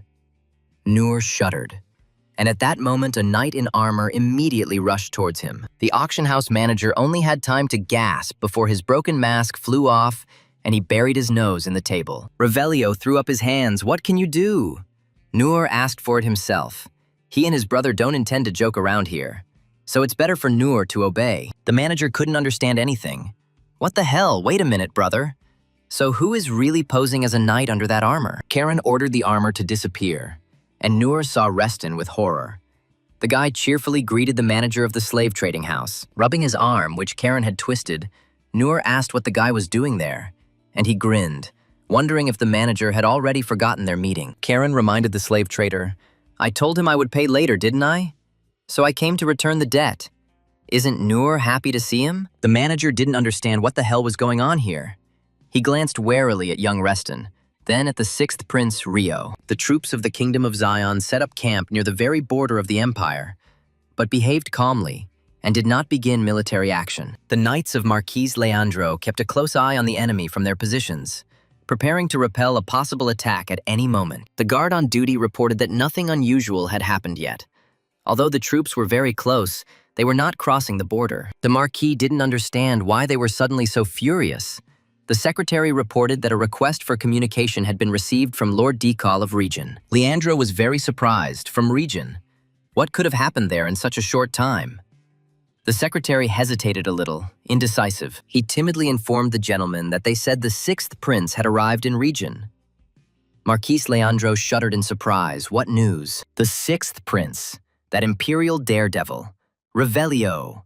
In Region, the Marquis understood that nothing good could be expected from this visit. Meanwhile, Revelio sipped wine in the auction house while Karen used blows to persuade Noor to be more accommodating with such guests. The manager fell to the floor of the luxurious office with a crash, and Karen took great pleasure in beating up the stubborn slave trader. Noor groaned. "If I give up the ledger, I'm finished." Karen asked him, "You still don't understand what situation you're in." The guy took up his sword and warned that if the manager did not give up the ledger, he would die right then and there. Karen's eyes flashed angrily. He growled, "Give me the ledger and follow my orders to survive. Think carefully if you want to die here by my hand." Karen promised. "I will cut open your stomach, pull out your intestines and hang them around like a garland. And you will watch. Or give me the ledger." The Marquis asked the vice captain if there was still no contact with Owen. Decall replied that there wasn't yet, but it hadn't been long. Leandro suggested that maybe he was having fun in Tibia, which was a common thing, but Decall doubted it. Owen wasn't that carefree. The ruler of Region ordered the vice captain to ensure that the prince was received properly and that there were no complaints. Decall confirmed that he understood the Marquis and would try to make sure everything was as good as possible and would do whatever the sixth prince wanted. The vice captain sighed. "Well, I'll be damned. He came when the Margrave was away. I hope it won't cause any trouble. There are only 4 knights in Region." Decall walked to the window and looked down. Near the special prison for Marquis Leandro's special personal slaves, a knight stood guard. The vice captain ordered the duty officer to go down and cut the prisoner's tendons again, and the knight readily responded. The temporary commander of the guard cursed that these half-humans would break everything and run away, killing all the guards in the city. Decall watched as the prison door opened and the knight walked inside. The vice captain sighed, wishing he could live in peace for at least one more day. Karen asked the manager, who was shaking from the many blows, "Do you want me to tell you how to live from now on?" He only groaned in response. A trembling Noor asked Karen, "Even if I tell you everything, you'll kill me." The guy was indignant that the manager was offending him. Karen asked with a smile, did he look so much like a street thug he was telling the manager how to save a life? Besides, the slave trader had little choice anyway. The bloodied Noor looked gloomily at the high-born guests and remained silent. Having made up his mind, the manager asked, "What should I do then?" Karen chuckled. "Well, I didn't even have to cut off my balls. It's a pity." "I'm just kidding." Karen explained to Noor with a smile what needed to be done. The manager would give false testimony that the Margrave was preparing a rebellion. Noor's face stretched out in surprise and horror. He realized that if he didn't help these gentlemen kill the Marquis, he would kill him himself. And in a small cafe in region, preparations were in full swing for an uprising against the slave trader and the city's ruler, Marquis Leandro. One-eyed cobbler commanded his slaves, employees, and the agitated inhabitants of the city. So, everyone check your equipment. The former slave shouted for everyone to gather together, as the decisive battle against the usurper and villain Marquis Leandro was just around the corner. One of the fighters asked the boss how they would fight against the army of the ruler of region, since he had well-armed knights there. Cobbler contemptuously declared that the fighter was just an idiot. He was talking nonsense because he didn't know who was behind them. The slave asked who was behind them. The slave trader answered importantly, "Those who don't want to be seen are very serious people. Do you think I'm going to tell you, a fool, everything like that now?" The one-eyed man proudly said that he was the most important here, because he was the middleman. The slave clapped his hands, saying, "Boss, you are really cool." And only then did Cobbler notice that Karen had entered and contemptuously asked who was the tough guy here. The slave trader swore in surprise. He bowed and asked fearfully, "Have you already arrived, my lord? And we are here preparing for battle. We have armed ourselves and taken our equipment." Karen was surprised. Cobbler also equipped his slaves. He noticed that the one-eyed man spent a lot of money to fulfill the agreement. The slave trader confirmed that he couldn't allow the goods to lose value, which would lead to all his savings going up in smoke. Seeing the guy's face, he muttered, "Of course. Not only for that reason," he asked. "If you are afraid that the goods will become cheaper, then why did you take them?" Cobbler was at a loss, mumbling thoughtfully, trying to figure out what to say to the hot-tempered but very rich Mr. Karen Reston. The slave traders smiled slyly and told the master that because they were pathetic, they were waiting for a chance to distinguish themselves and earn their complete freedom. Karen sighed. This former slave was as cunning as a snake.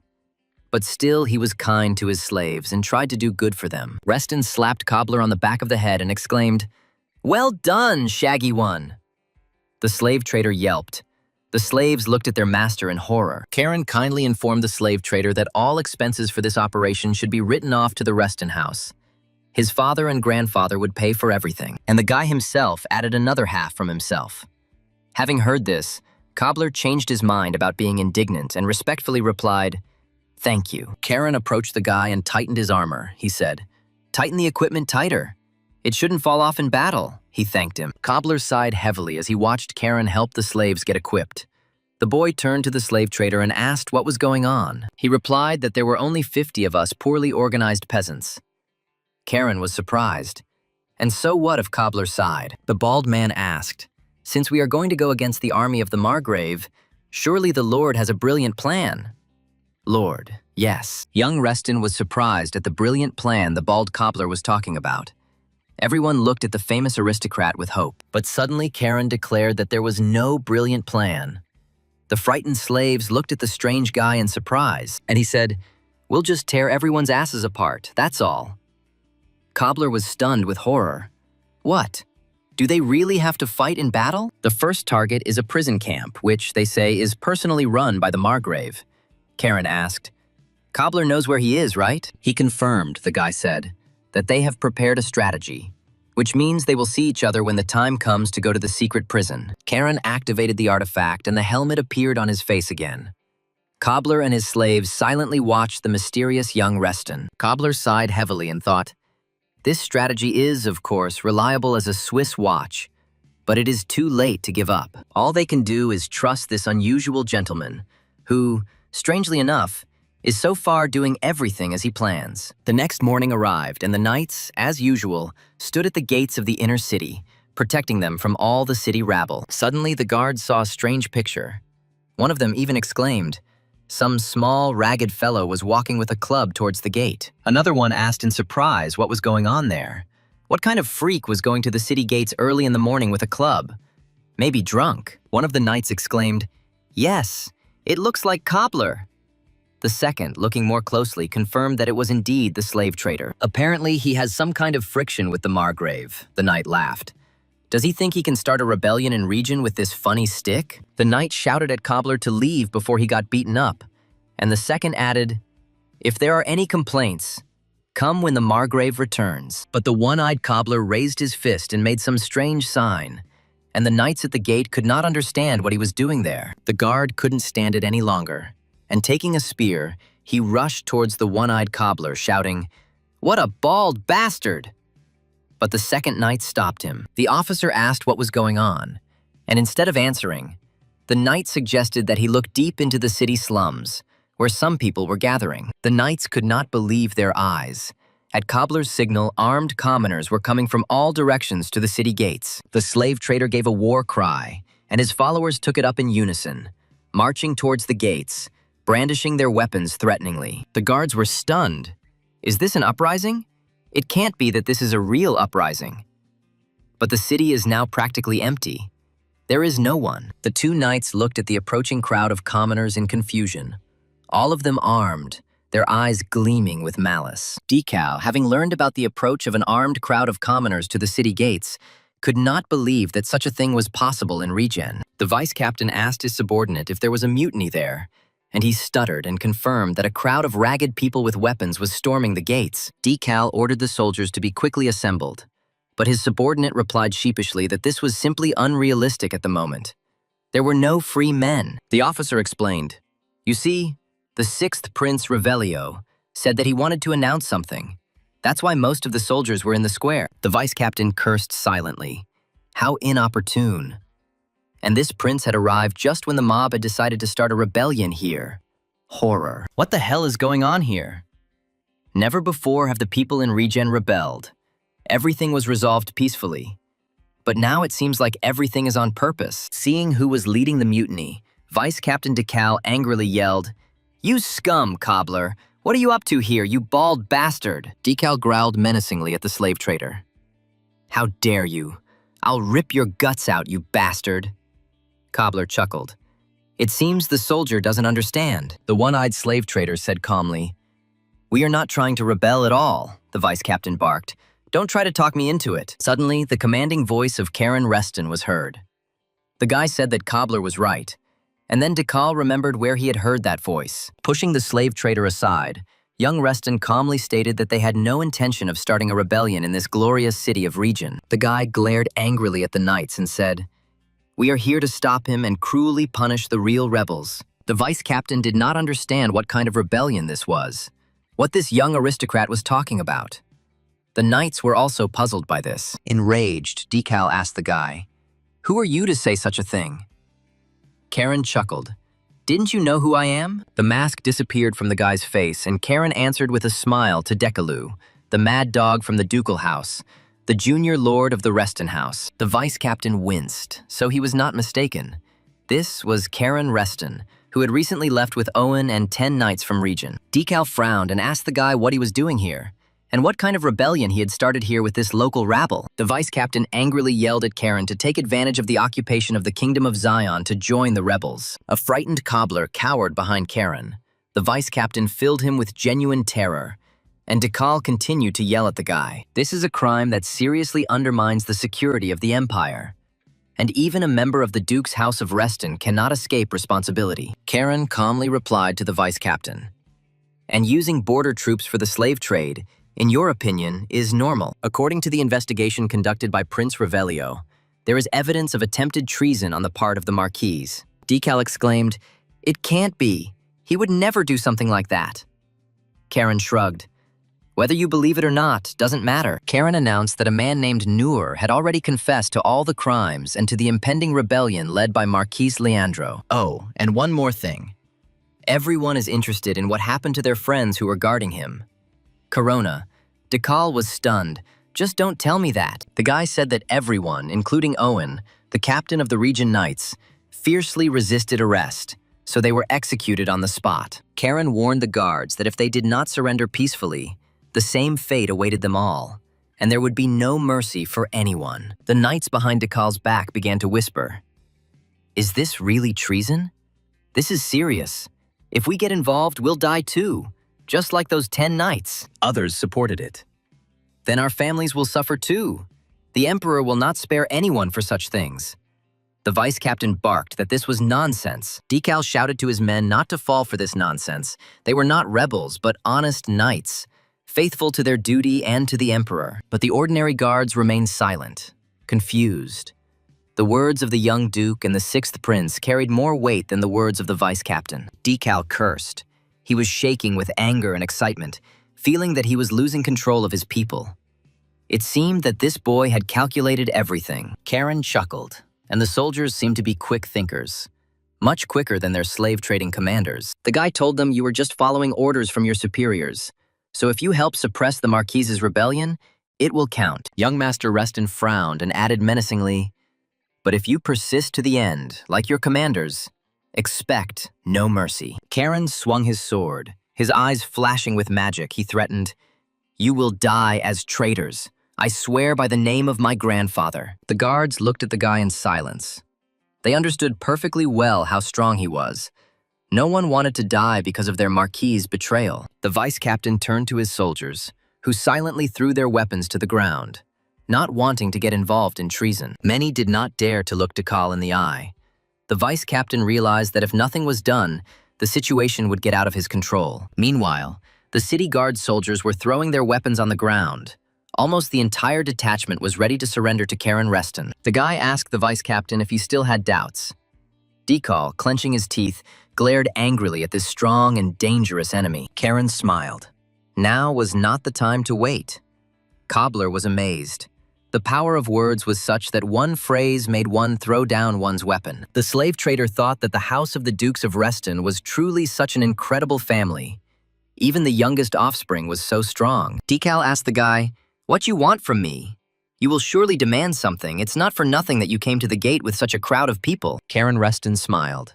He didn't need anything special from the vice-captain. He just had to hand over his master. Vice-captain of the Region Guard looked silently at the smiling Karen Reston, wondering how best to handle this situation. Finally, Decal asked the young master of the Ducal House of Reston what he would receive in return if he agreed to this condition. Karen sighed. Today's knights look more like traitors than loyal and skilled soldiers who put their honor above all else. The boy swung his sword, and with lightning speed cut off Decal's right hand along with the sword. A stream of blood gushed from the wound. The deputy commander of the city guard, Region, didn't even have time to say anything. Everyone was stunned.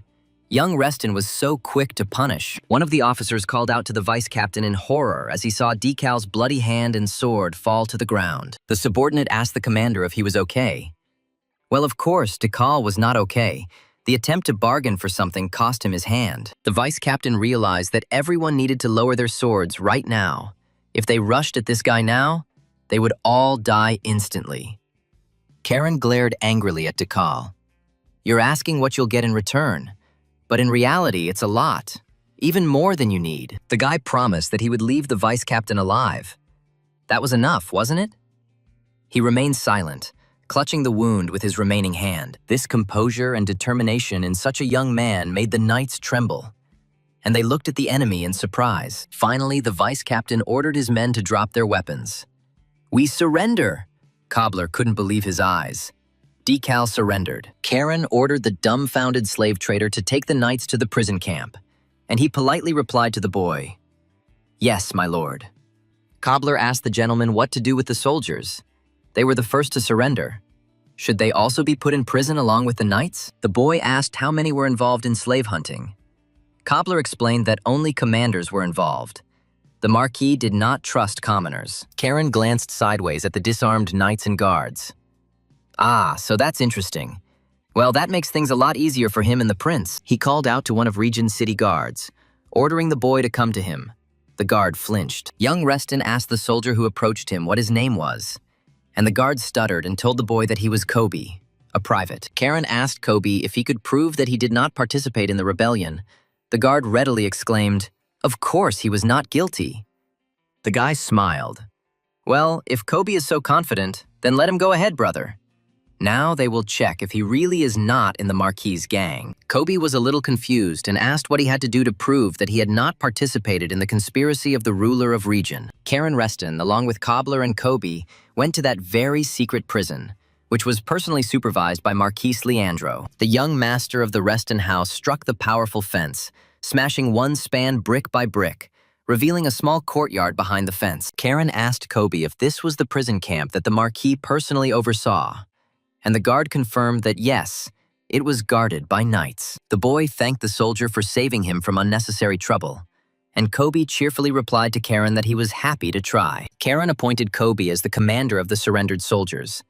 They are to help Cobbler liberate all the prison camps in the city. The surprised guard thanked the young gentleman for the honor, and Karen ordered Kobe to go and carry out the task. The soldiers walked away, and Karen stopped at the entrance to the unusual prison, wondering who Marquise Leandro was holding there. There was clearly someone unusual there, since they didn't even allow ordinary soldiers to guard this prison.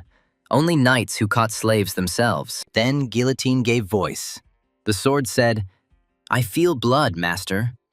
The stone on the sword's hilt flared brightly. The prison was flooded with blood. Karen chuckled. "It's not for nothing that they call you the demonic sword." He immediately smelled blood. The sword was indignant. "I told you it wasn't demonic." The guy walked into the prison and looked down. Damn, how deep. What a hassle. And why was it necessary to build such a deep underground prison? Young Reston looked around carefully. It seemed that this prison was simply enormous, and that they didn't just keep slaves here. They killed them. Karen noticed a staircase and a long corridor. He quietly asked what it was. Something told the guy that he had to go there. In one of the cells, the guy saw a skeleton in torn clothes. A fat rat was sitting next to the corpse. It turned around with displeasure, hearing the noise. Reston saw that the body had been mutilated, its limbs had been cut off, and eventually part of its head had been cut off, from which it apparently died. Taking a torch, Karen moved on. There were probably living people here. Otherwise, why would this prison have been so carefully guarded? He walked along the endless corridors of the stone dungeon. Most of the cells were empty or contained the decayed bodies of prisoners. The guy saw another staircase. It led to the lowest level of this terrible prison. Karen headed down the stairs. Looking around, he asked Guillotine if this was where the Marquis kept his most secret and precious prisoners. Karen felt the smell of fresh blood in the corridor. He looked closer. It seemed there was someone alive behind these bars. The prisoner asked the man if he was their enemy, and after taking a closer look, Karen realized that these were the same ones from the catalog that Noor had shown them. The boy told the prisoners that he was glad to meet them, whoever they were. He was Karen Reston, and with these words he entered the cell and freed them. Karen cut the shackles of the unusual creatures with his sword. The tigress, stretching her arms, asked if he was Reston. The guy confirmed that he was. Approaching the giant, the boy cut his numerous shackles, allowing the prisoner to rise freely in the cramped cell. The tigress was surprised that an aristocrat from a noble family had come to such a hole. The giant objected. "I know the glorious warriors of the Reston house." The giant said, "Nice to meet you. My name is Utula. I am from the Black Axe tribe." Karen replied, "Nice to meet you, big guy." Tigress noticed that Reston clearly hadn't come here for a tour. So why was he helping them? She wanted to know the young aristocrat's purpose. Karen threw the freed captives bottles of healing potion with a smile and replied that he wanted to give them a great chance. The tigress sniffed the potion. It turned out to be excellent. And yet she asked what other chance there was, what the guy was even talking about now. Utula opened the bottle and poured the potion into his mouth, noting that the bitter medicine was very beneficial for his large, wounded body. Karen looked at the tiger girl and explained that he wanted to give them a chance to take revenge for the humiliation and for this terrible slave prison. Utula scratched the back of his head in surprise and looked questioningly at the guy. The tigress honestly said that she still didn't understand anything. Karen didn't want to stay here any longer and said that he would explain all the details on the way up. The prison was very deep. Turning to the giant, the guy asked him, by the way, "Utula, the passage there is very narrow for you. Will you be able to get out?" The giant pounded his fist on his chest and said proudly, "Utula is a giant. He will find a way out." Karen smiled. "That's great.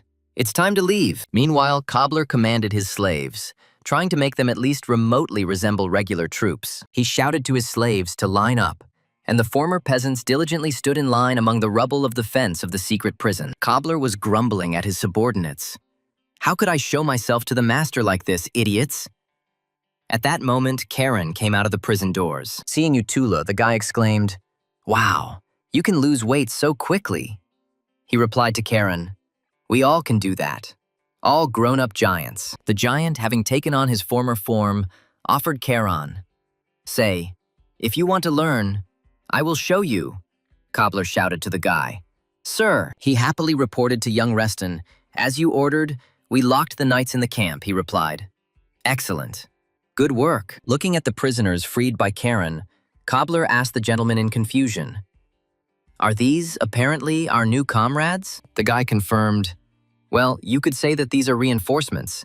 They will help us liberate the camps where Regen slaves are being held." The tigress's eyes flashed, and she asked Karen if he was talking about this revenge. He decided to use them simply as a fighting force. The guy confirmed that everything was correct. This was a chance to kill those who had captured them and chain them up in a stone cell, putting them up for sale. The tigress growled, "If we can finish off all these dirty slave traders, I'm in." Utula supported her. Cobbler quietly yelped. Tigress noticed that this guy in armor looked like a slave trader. "But since he's your subordinate, Karen Reston, I'll overlook it." The guy grinned. "I would have used him as fertilizer myself." The frightened cobbler asked the gentleman in a trembling voice what he was talking about. Karen suggested splitting into two groups and attacking. Utula would go with Cobbler, and he would go with the tigress. That way, they would definitely finish faster. Utula took the slave trader under his arm and said good-naturedly, "I like you, Cobbler. For a human, you're quite attractive." Cobbler desperately called for the young master. Karen asked Utula to be easy on Cobbler and not to tear him apart. The tigress asked Karen if he would let her deal with one guy. Her claws were itching to tear him into very small strips. He asked who she wanted to deal with so much, and the former captive answered, with the captain of the Knights of Regen, the creature Owen, who had captured her. Karen grimaced. It seemed the late captain had a long list of admirers. The tigress worriedly asked the guy if something was wrong. He replied that he had already buried Owen. The girl frowned. What a pity. She would have liked to personally rip out the scoundrel's heart with her claws. Her eyes flashing, she asked Karen, "Then at least tell me where exactly you buried him.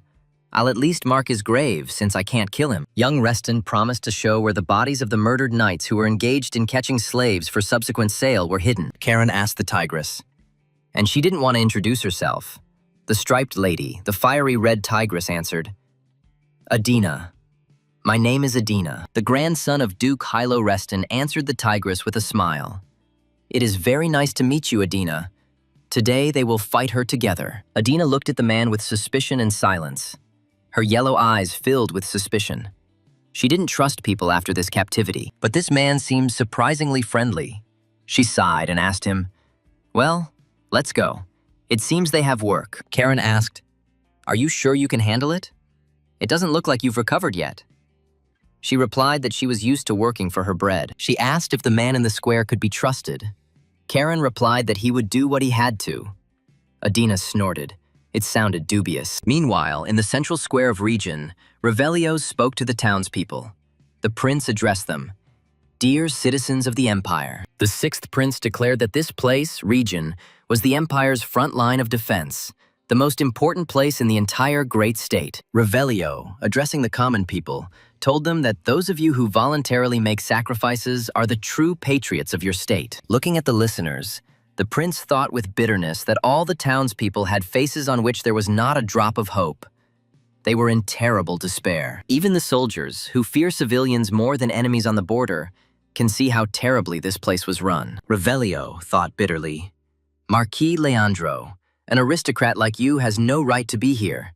Such a ruler is worse than an enemy." He declared, "I am the sixth prince, arrived in Regen, having received important information about those who are greedily devouring this city from the inside." He turned to Lord Mason and said to the people of Regen, "I present to you an accomplice who knows the whole truth about the Marquis." Revelio hoped that the truth that the people were about to hear about their ruler, Lord Leandro, would not be too much of a burden for them. Mason brought Noor onto the stage, stood him next to the sixth prince, and pulled the sack off the slave auction house manager. Revelio ordered the steward and confidant of Marquis Leandro to confess his crimes to the citizens of Regen. The manager looked around in fear.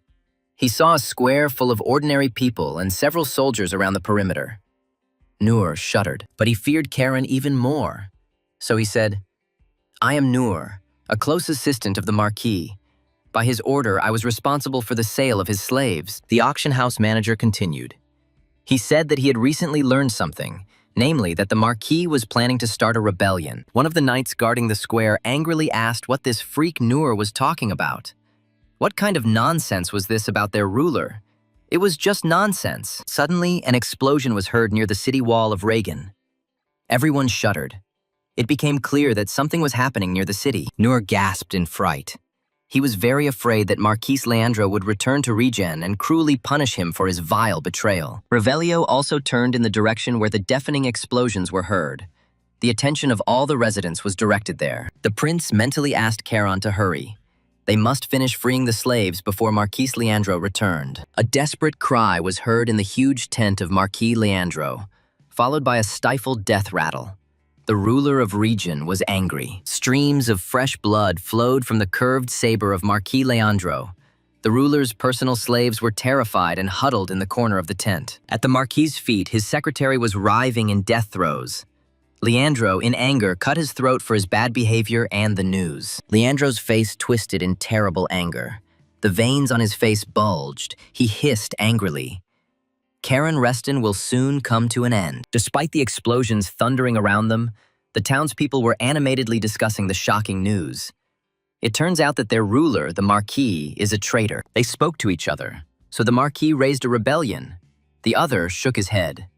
This is terrible, because for treason against the emperor, they chop off anyone's head. The enraged knight shouted at the townsmen, "How dare you say such things about the ruler of Regen, the merciful Marquis Leandro?" The townsmen tried to object, referring to His Highness the Sixth Prince Revelio. But the knight yelled at him to shut his mouth. The knight raged, shouting across the square, "How dare you accuse the Marquis? I'll cut out your tongue right now and shove it down your throat." And then Mason appeared on the square. He asked the knight what kind of setup he was talking about.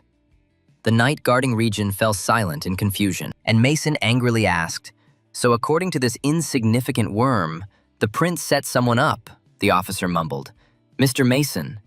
The renowned warrior clenched his fist and harshly struck the insolent man for his brazen insult to His Highness the Sixth Prince of Revelio. It took only one blow from Mason for Regen's guard knight to not only shut up, but also fall to the ground, choking on his own blood. Revelio's bodyguard remarked on the audacity of doubting the words of the Sixth Prince, the son of the greatest emperor Arias. At this point, the prince turned to Regen's soldiers, saying that if they were truly loyal to the empire, they must renounce the traitor Leandro. Revelio called them to join him, and together they will punish the traitor Marquis Leandro. But they must choose. The rank-and-file knights were doubtful. They suspected that something was wrong with the Marquis, but at the same time, they were very afraid of the ruler of Regen. And Revelio escalated the situation, shouting, "Remain glorious soldiers of His Majesty and the Empire, or become traitors." The Sixth Prince was horrified at what he was doing now. To think that the Prince of the Empire was inciting the people against the Marquis, and suddenly one of the townspeople raised his hand with a clenched fist and shouted loudly, "For His Majesty the great Emperor of the country of Arias." Another ringing voice over the sleepy town square of Regen took up the cry and shouted for our great and invincible empire. And now the rest of the townspeople joined in, shouting, "Death to the vile traitor! In the name of the Emperor, give blood for the blood god!" Revelio looked at the square in confusion, wondering if he had really succeeded, while the people enthusiastically shouted to him for His Majesty. Emboldened, the people were already chanting boldly, "Hang the Marquis! Death to the slave traders! Shame! Leandro must pay with his blood!" Still gloomy, Mason heard loud cries from the square, people shouting, "For the Empire! In the name of the Emperor! Death to the traitor!" The face of the renowned knight broke into a smile. His master, Prince Revelio, had finally managed to wake these people up. And then the knight saw one of Cobbler's former slaves running towards him.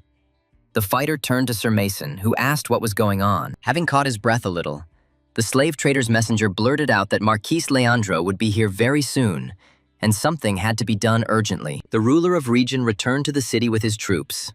They are already standing near the city walls and are about to attack. Marquis Leandro, clad in armor, was beside himself with anger. He was absolutely sure that he would be able to quickly punish the conspirators. Behind the ruler of Regen stood thousands of well-trained and armed soldiers, ready to carry out any will of the ruler. Marquis Leandro growled angrily, "Karen Reston, I will hang your head on the main gate of the city as a warning to other insolent people." The ruler of Regen threatened the Sixth Prince that he would also answer for this. Revelio watched the approach of the Marquis from the city wall. The prince frowned. Leandro had returned earlier than Revelio thought. Many of the former city guard soldiers were in a panic. Next to Revelio stood the ever-faithful Mason Paul, frowning at the approaching army of the ruler of Region Leandro. One of the Marquis's subordinates begged Caron in horror to spare him. He knew everything about his boss's machinations and was ready to tell about them. But Caron was adamant. He replied, "If you are guilty, be punished." With these words, the guy struck Leandro's accomplice. The unfortunate man's blood gushed out, splashing the young face of Duke Yahello's grandson. The boy, who traded slaves in Region, showed no mercy to him. After looking around, the guy concluded that it seemed like they had almost figured things out here. "I wonder what Cobbler has going on. Is there really more to come?" And then he heard the satisfied voice of the one-eyed slave trader. He called out to his master, Caron, chuckling, turned to Cobbler. He reported that they had finished. The smiling giant Utula walked behind them. Caron praised them, saying that they were great fellows. The young master of the Reston house, looking around, concluded that almost everything was here too. He looked at his cruel accomplice, the tigress. She was tearing apart another knight of the Marquis. Licking her lips, she asked Caron Reston with regret, "You say you're already finished?" Adina sighed. "What a pity. Now I won't have anyone to take my anger out on." Cobbler hiccuped in fear and backed away towards the giant Utula. Caron, smiling, asked the tigress, "And the shaggy one will go?" Cobbler even jumped in fear. Would the gentleman really feed Adina? Cobbler, turning to the gentleman, reported that we had liberated all the camps, and what we were doing next was that people were standing in the street and waiting. The guy ordered that they were now going to the central square of Regan. The bald slave trader was stunned by what the guy was saying. He reminded them that the square was still full of the Marquis's soldiers, and even if we brought in the freed slaves, they would be of little use. Cobbler asked if it wasn't dangerous. Vice Captain DeCal sent most of the remaining soldiers of the Region garrison there. Caron sighed and solemnly announced that the central square was probably the safest place in the entire empire. After all, Mr. Mason, one of the continent's greatest warriors and Prince Rio's personal bodyguard, is there now. So Caron was almost certain that there were no enemies left in Region Square, because all these soldiers were no match for Mason. And then the guy felt the communication crystal vibrate. Someone was calling him.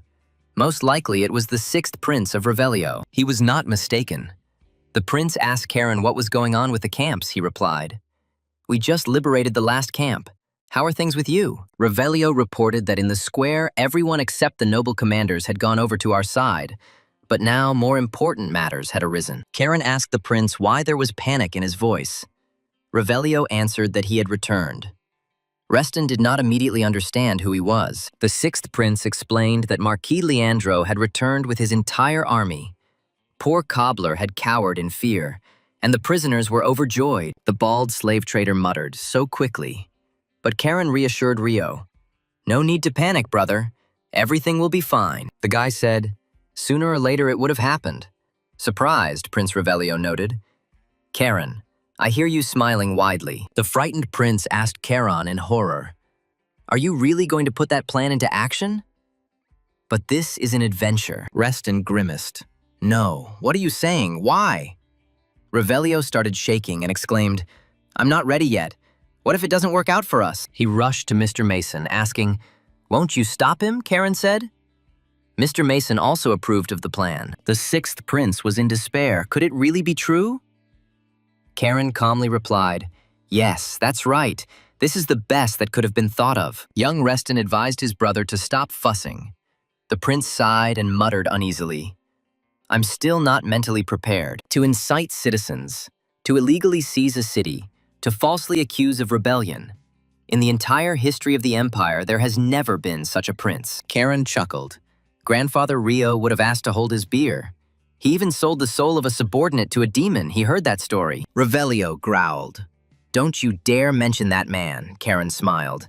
"How shameful it is to talk like that about your own grandfather." Rio asked what he thought the Marquis would do, and Caron replied that he would try to break into the capital and declare his innocence. In the capital, Marquis Leandro will most likely be acquitted. Revelio always wanted to ask Corona something. He allowed it. "Go ahead while you're alive." The prince asked, even if the slave trade was prohibited, why go so far? Would it somehow help House Reston? Caron shook his head. "No, it won't help." Then the prince didn't understand why all this had to be arranged here in region. Karen's face suddenly became very hard. He seriously answered the prince that he simply could not stand it when someone's freedom was taken away. Revelio looked at his friend silently. If he hadn't known that the boy had grown up in a wealthy family, he would have decided that he himself had experienced slavery. A horseman rode up to the gentlemen and informed them that Marquis Leandro wished to meet with them in person to clarify what had happened here. The sixth prince suddenly became very serious too. He told his friend that he understood him perfectly and supported him, but he had his own reasons. Revelio answered the messenger. "Tell him that I will meet him."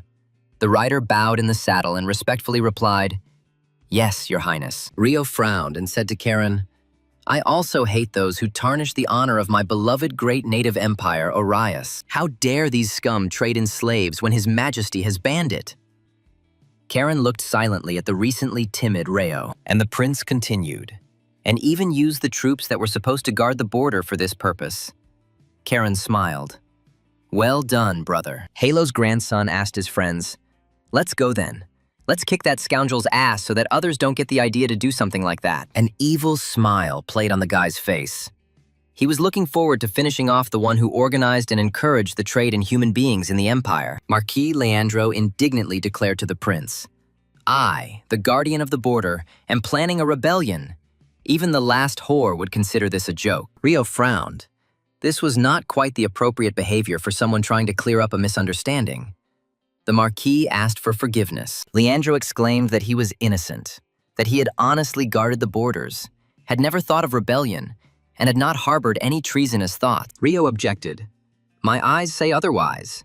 Slavery is prohibited, but there is proof that you sent knights to catch demi-humans." The Marquis exclaimed, "Your Highness, this is—" But the prince stopped him. "I don't want to listen to this, for I have already collected all the evidence." Revelio stated that he had no choice but to punish the Marquis according to the law. But he replied that even if so, it was not treason at all. Caron told Marquis Leandro, "Your close subordinates testified about the conspiracy, and you will still deny it." The ruler of region gritted his teeth, as expected. The political support of the sixth prince of Revelio is the ducal house of Reston. Leandro frowned.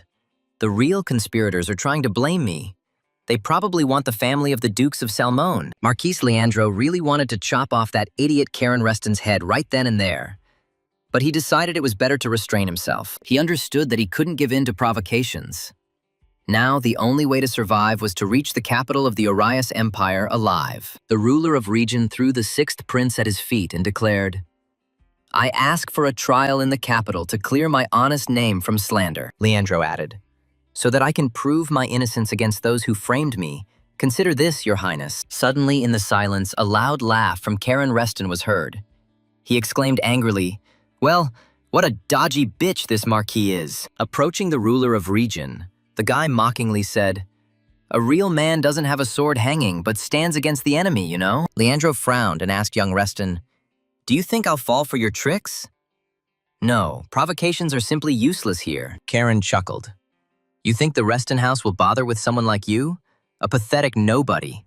What nonsense." The Marquis said the Restons needed a reason to expel Duke Salmon. Karen smiled. "Do you think we would bother for Salmon's sake?" The guy said, "Dear Marquis, I just have a grudge against you. Family has nothing to do with it," Leandro objected. "It doesn't matter. I'm innocent." Karen Reston shrugged. "Whatever you say. But you know what, crime? Sometimes it's just created by someone's will." The guy smiled mockingly and said to the Marquis, "A crime can appear at the will of a stronger one. Familiar logic, isn't it? After all, it was precisely this logic that Leandro was guided by when he took away the freedom of others and made them slaves, selling them at auction." Karen asked the slave trader, "Do you think everything will be resolved safely if you go to the capital of the Orias Empire for trial?" Young Reston said, "Don't flatter yourself. This won't save you." The Marquis shuddered. What was this little wolf cub planning? Would he really kill? The boy's eyes flashed, and he promised Leandro that the Marquis's head would reach the capital of the empire only separately from the body. While Karen distracted the frightened ruler of region with conversation, the sixth prince, unnoticed by everyone, used elven magic. Suddenly, the townspeople saw with horror that an arrow was flying straight at the sixth prince of Revelio from the direction of Marquis Leandro's army. Everyone froze. Rio stared at the arrow approaching him. No one understood anything. Everything was happening as if in some kind of delirium. And then the arrow pierced the sixth prince's body. Everyone gasped. The emperor's son was wounded in region. Now no one could escape punishment. Revelio fell to the ground along with his chair. Marquis Leandro stared at the prince, not understanding what all this could mean. Cobbler asked in fear, "Your Highness, how are you?" The trembling prince pulled the arrow out of his shoulder and groaned in pain. Everyone started making noise. Leandro trembled and Karen Reston smiled. "Well, I told you. You can't expect anything else from a traitor. Except this." The guy grinned. So the ruler of region would definitely not reach the capital alive. The Marquis asked in confusion what was going on here, and then the chief slave trader of region realized that they had planned all this in advance, that it was a cunning trap for him. Leandro, was the sixth prince really wounded by an arrow? It was very risky because the emperor's son could have been seriously injured, but at the same time, Lord Mason simply watched without interfering, which means he was aware of what was happening and was confident that the prince would not be harmed. The Marquis quickly realized that this was a setup. He glanced sideways at young Reston, wondering if this boy, almost a child, could have really organized all this. Karen loudly declared that everyone had seen how the traitor to the emperor had just now shown his true face as a traitor to the homeland. The rebel wanted to kill His Highness Prince Revelio, who had come to region and conducted his own investigation here. The Marquis rushed to his knights. He realized that he needed to run quickly. Otherwise, these idiots would finish him off right on the spot. Leandro could not believe that Prince Revelio was really ready to risk his life to set him, the Marquis, up for battle. He shouted to the knights. The Marquis shouted to his warriors. "They are going to declare us traitors and kill us. The only way to get out is to fight." Karen Reston, looking at the panicking Marquis, said with a grin, "What a troublemaker. He's even dragging his knights into this. What a fool." He noticed that Rio should be performing on stage, the prince grumbled. "I didn't think I would go so far as to stage such stupid crap." Karen suggested that the sixth prince go inside the fortress and rest, promising that he would take care of everything else. Prince Revelio objected to his friend. "It doesn't matter how strong you are. There are 2,000 of them, and you say that you can handle it yourself? It's impossible," young Reston explained. "I mean, Mason doesn't need to interfere with the fight, and if Revelio stays here, then Mason will too." The guy assured Rayo that he had to go inside the fortress, that he was helping Karen, and he didn't say that he would do everything alone. The giant said, "Utula is a warrior. I help if this is a friend's battle." Adina added, "I want to scratch someone's eyes out until I die." Karen, taking up his sword, asked, "Revelio, did you hear this? These guys will be happy to destroy those who caught them, turning them into living goods." Reston turned to Cobbler, and the shaggy slave trader winced, but firmly answered his master that he was ready to carry out the order. The guy said, "Don't interfere. Otherwise I'll die of shame looking at you in battle. Take care of the people we saved from the Marquis' camps." Cobbler breathed a sigh of relief, blurting out, "Yes, sir. Everything will be done in the best possible way. Don't worry about it." Mason called to the prince, "Come, your highness."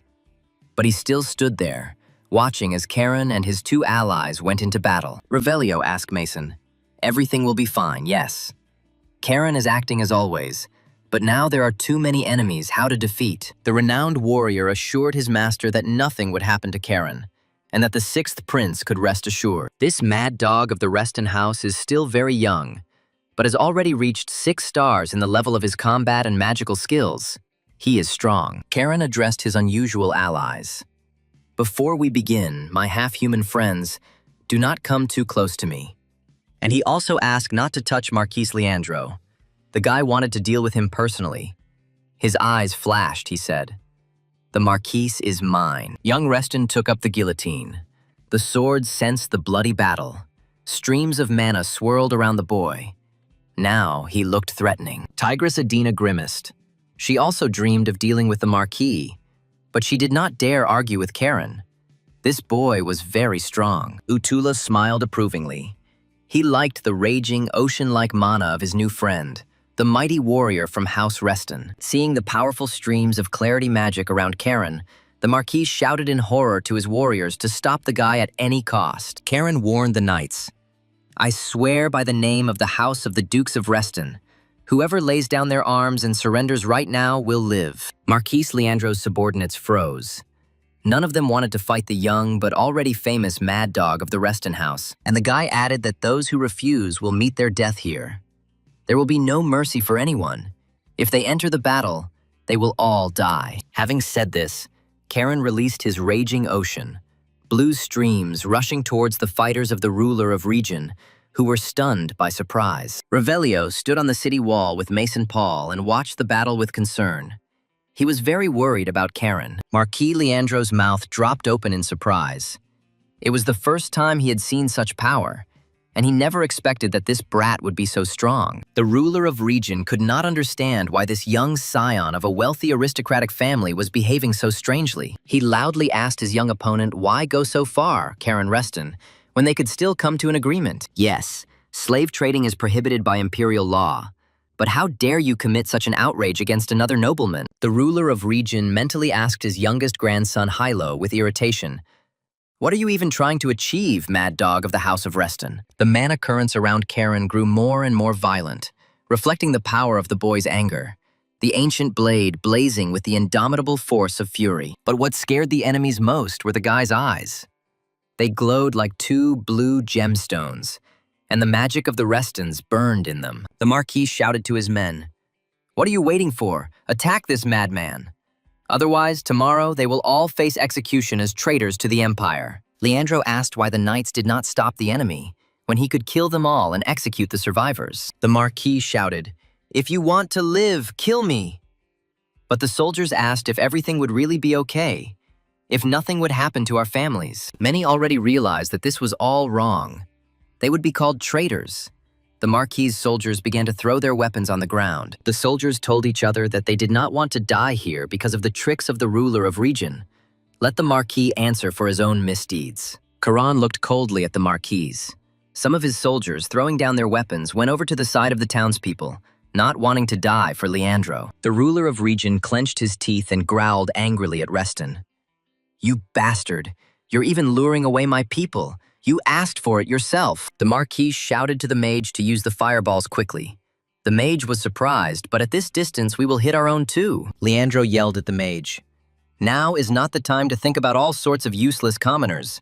Attack with fire immediately, otherwise it will be the end for everyone." The Marquis's mage immediately attacked Karen and his allies with fireballs, but the boy repelled the attack with the help of water magic clarity. The guy chuckled in surprise. Leandro had lost control.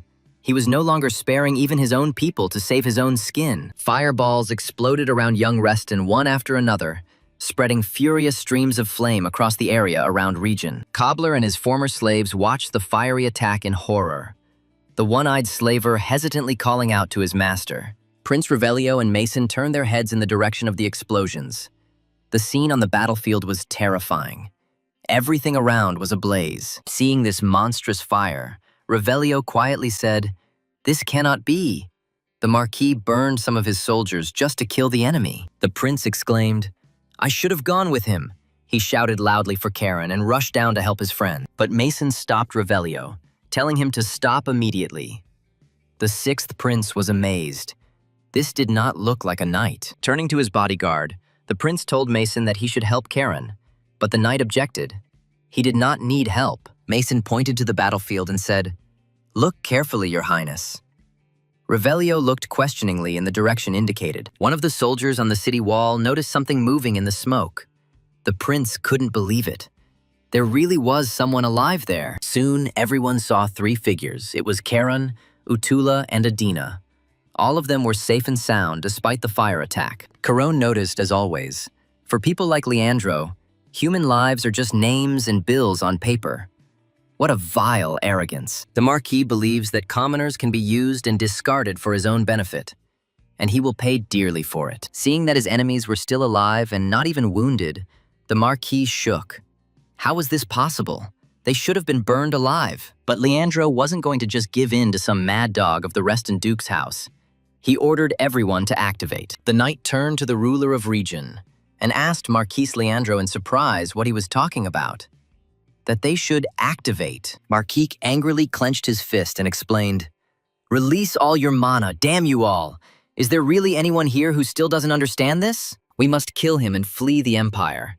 Now all we can do is hold out until Duke Simone clears our names." The knights hesitated, silently exchanging glances at each other. This move was too dangerous. They could all easily die here. The prince's bodyguard was the first to notice what was happening and was very surprised that Marquis Leandro and his knights were really in such despair. Revelio also saw flashes of energy. He asked Mason if this was really what he thought, but it was deadly. Mason confirmed. "Yes, it looks like the knights are burning out their mana cores. The Marquis is even ready to sacrifice all of his knights." He explained that now they were traitors, and in order to survive, they had to flee the Empire. The Marquis was buying security at the cost of the lives of his subordinates. The prince was shocked. Who would have to be to think that he could do this to his subordinates at any moment? Kill them? Revelio could not calm down, he said bitterly to his protector. "I am the one who pushed Karen and the others into the Marquis's army." The prince asked Mason who he appeared to be in the eyes of those people who looked at the fighting Karen with fear and hope. And indeed, the city guard soldiers, frozen, looked at Karen and his allies. The guards saw how the guys saved people. Mason placed his hand on Rio's shoulder. History would judge whether today's events were dictated by the common good or whim. Meanwhile, Karen was attacked by the Marquis' knights, who released their mana to the maximum for the final decisive battle. The guy hissed in displeasure. They were so stubborn they decided to part with their lives. Well, that was everyone's free choice. Karen's eyes flashed. He reminded the knights that he had clearly said that he would kill on the spot those who interfered. No hard feelings this time. Knight Leandro was surprised to see the guillotine sword flash ominously as Karen used one of his favorite sword techniques. As soon as the sword touched the ground, the battlefield was filled with a sea of splashing energy, and an energy of astonishing power swirled around Karen Reston. In the boy's burning eyes, the Marquis' knights read their death sentence. This young wolf had no intention of taking prisoners. Karen used the Huron Knight's sword style, Form 5, High Tide, and the Marquis' men screamed as they lost their limbs. They looked at their feet in confusion. Instead of solid ground, water was splashing under their feet. No one knew what to do, how to fight. Leandro's fighters asked in bewilderment what it was, why they suddenly found themselves in the water among the seething streams. And it kept rising. In response, Karen Reston said menacingly, "Welcome to my sea, you worms, unworthy of being called knights, slave traders." Young Reston used the Huron sect sword style, 6th form, Stormy Stream, and cutting streams rushed towards Karen's enemies. The stunned knights of Regent's army looked in horror at the waves that appeared out of nowhere and carried them towards them like a raging stream. Those who were reached by the stream screamed in horror and pain. For the streams were like blades.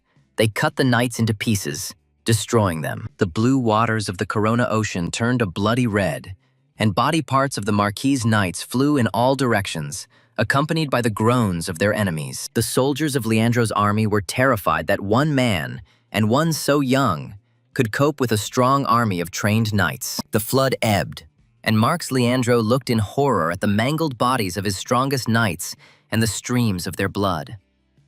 The ruler of Region looked up at his opponent and again asked his youngest grandson, Yahello, why he was doing this to them. The Marquis, in despair, asked the young aristocrat why go so far, Karen Reston. Couldn't he do it differently? The guy casually asked in response, "Isn't it obvious?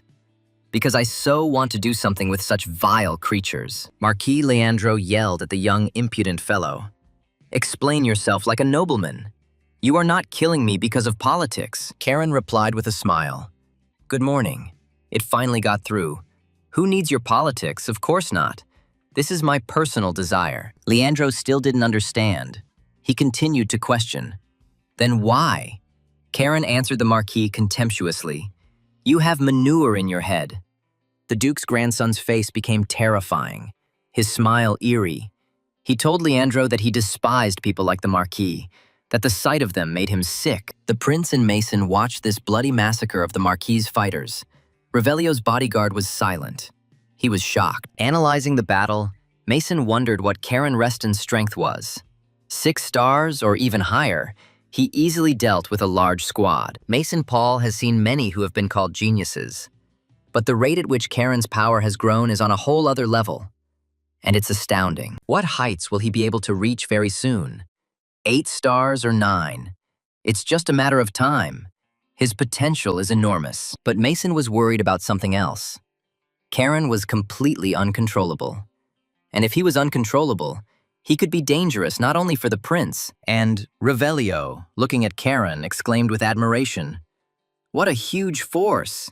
It seems he didn't waste any time in captivity. Yes, Mason." The experienced Mason was very worried. He feared that Karen Reston could soon become a threat to the empire. The sixth prince stated that he could not simply stand by and watch his friend fight the Marquis's massive army almost single-handedly. Mason looked at young Reston and wondered if the boy would remain a loyal ally of Prince Revelio or become an enemy. If not, like an uncontrollable raging sea, Karen Reston could become a terrifying disaster that will engulf the entire world. Streams of mana swirled around young Reston again. He turned to Marquis Leandro and asked, "Well, shall we continue the battle?" Like a sea demon, the boy with a sword in his hands moved towards the army of the ruler region, ready to destroy all 2,000 fighters. The waves splashed again under the knight's feet. The terrified Marquis Leandro hid behind the backs of his warriors, afraid of Caron. But region's chief slave trader saw the gloomy young Reston approaching him inexorably, and the Marquis screamed in horror and began to shake. Mason advised the sixth prince, "It's best to stay away from Karen Reston, Your Highness." Rio chuckled in surprise.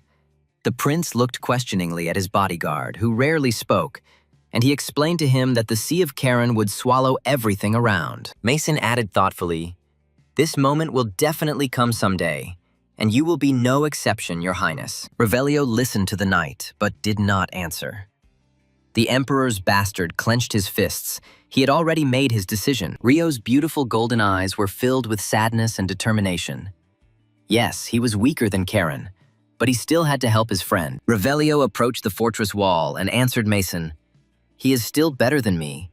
Because of me, everyone around becomes unhappy." After a brief silence, the sixth prince added with a sigh of relief, "But Karen, it doesn't look like he'll be unhappy because of me. Maybe that's why he, Prince Revelio, simply can't stand aside when his sworn brother fights alone on the battlefield." Revelio leaned over the city wall and spoke loudly to the people of region, asking them to listen to him, the Emperor's messenger. The prince also asked to listen to those who were freed from captivity by Marquis Leandro only this afternoon, by the warriors of Karen Reston. Revelio said that right now, outside the city gates, Karen is confronting the army of the slave trader, the ruler of region, Marquis Leandro. If people truly want to achieve true freedom, they must unite and fight back against the oppressor on the battlefield. We must go beyond the city gates and help the glorious Karen Reston, who has spoken out against the slave trade in the glorious city of region. The prince spoke passionately to the townspeople.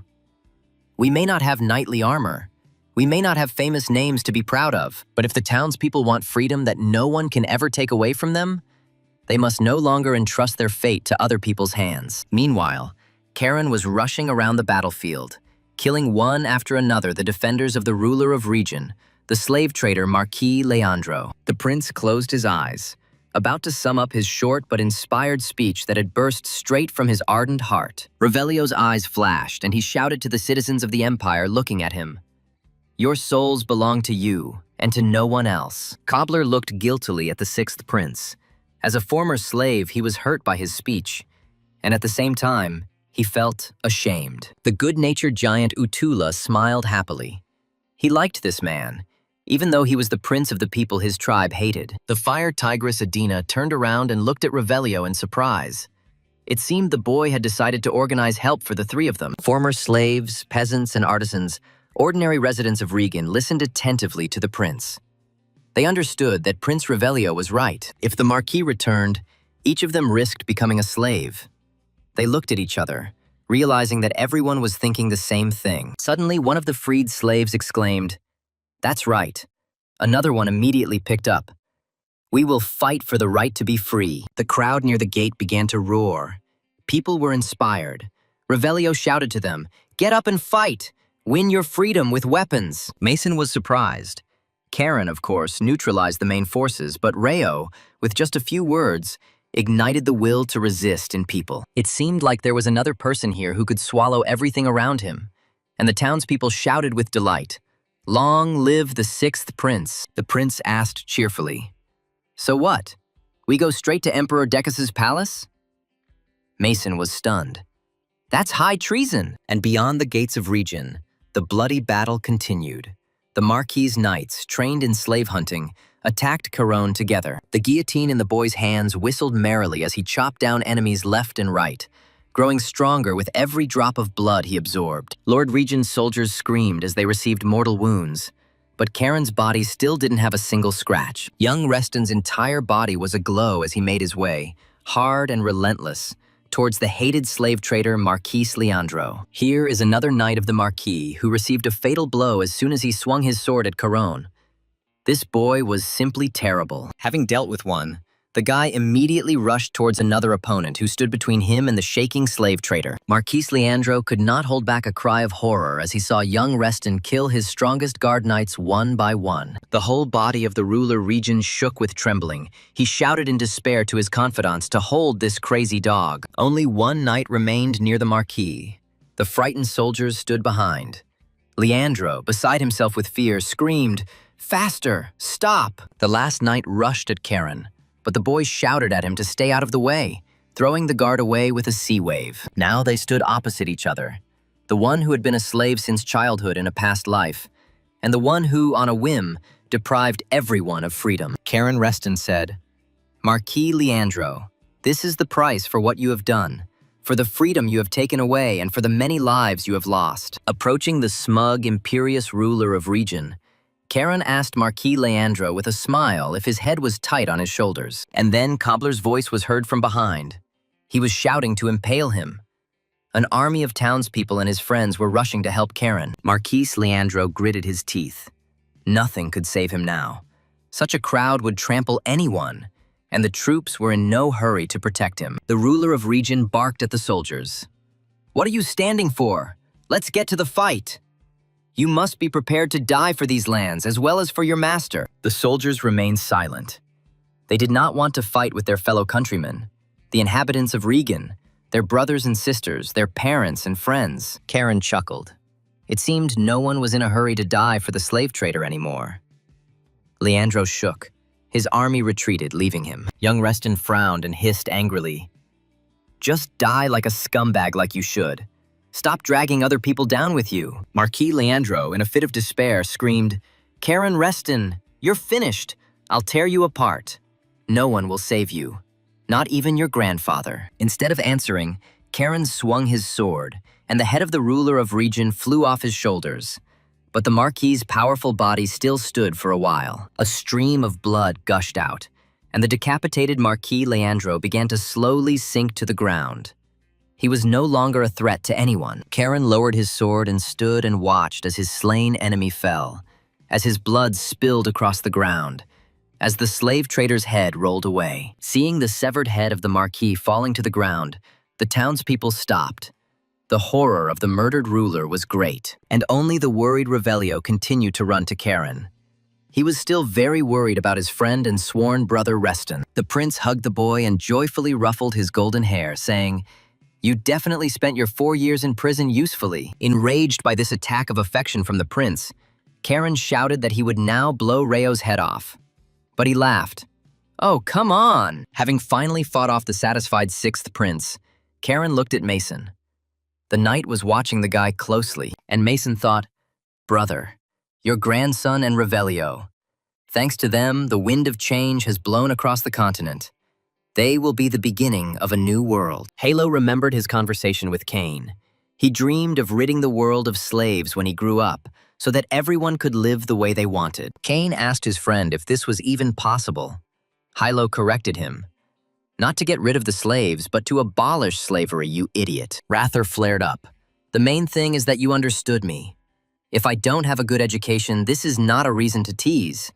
Yahello laughed. Young Yahello Reston stood up and said thoughtfully that a world where everyone could live the way they wanted seemed almost an illusory dream. Without turning around, he asked his friend whether we ourselves would be happy in that world, since we are together only thanks to the struggle. Cain Rather silently looked after his friend, the rich and noble scion of a ducal family.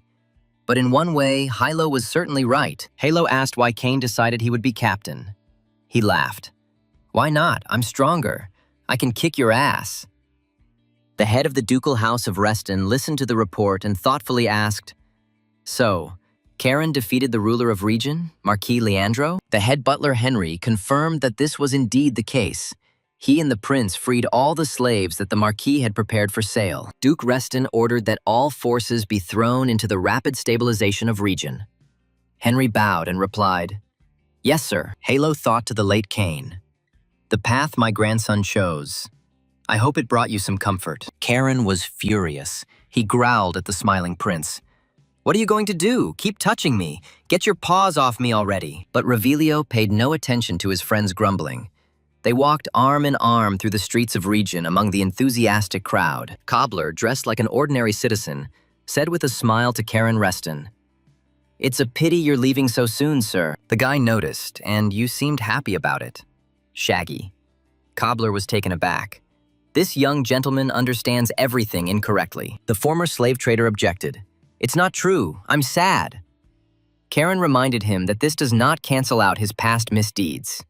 Right. Cobbler bowed obediently to the young Master Reston, begging him not to be angry with him, especially since the townspeople of region loved him. The bald man pointed to the people gathered in the square and said to Karen, "Look, many people here feel the same as I do." A little girl from among the freed slaves ran up to the guy with a wreath of daisies and turned shyly to Sir Karen. The girl said that these flowers grew near the shoemaker's house.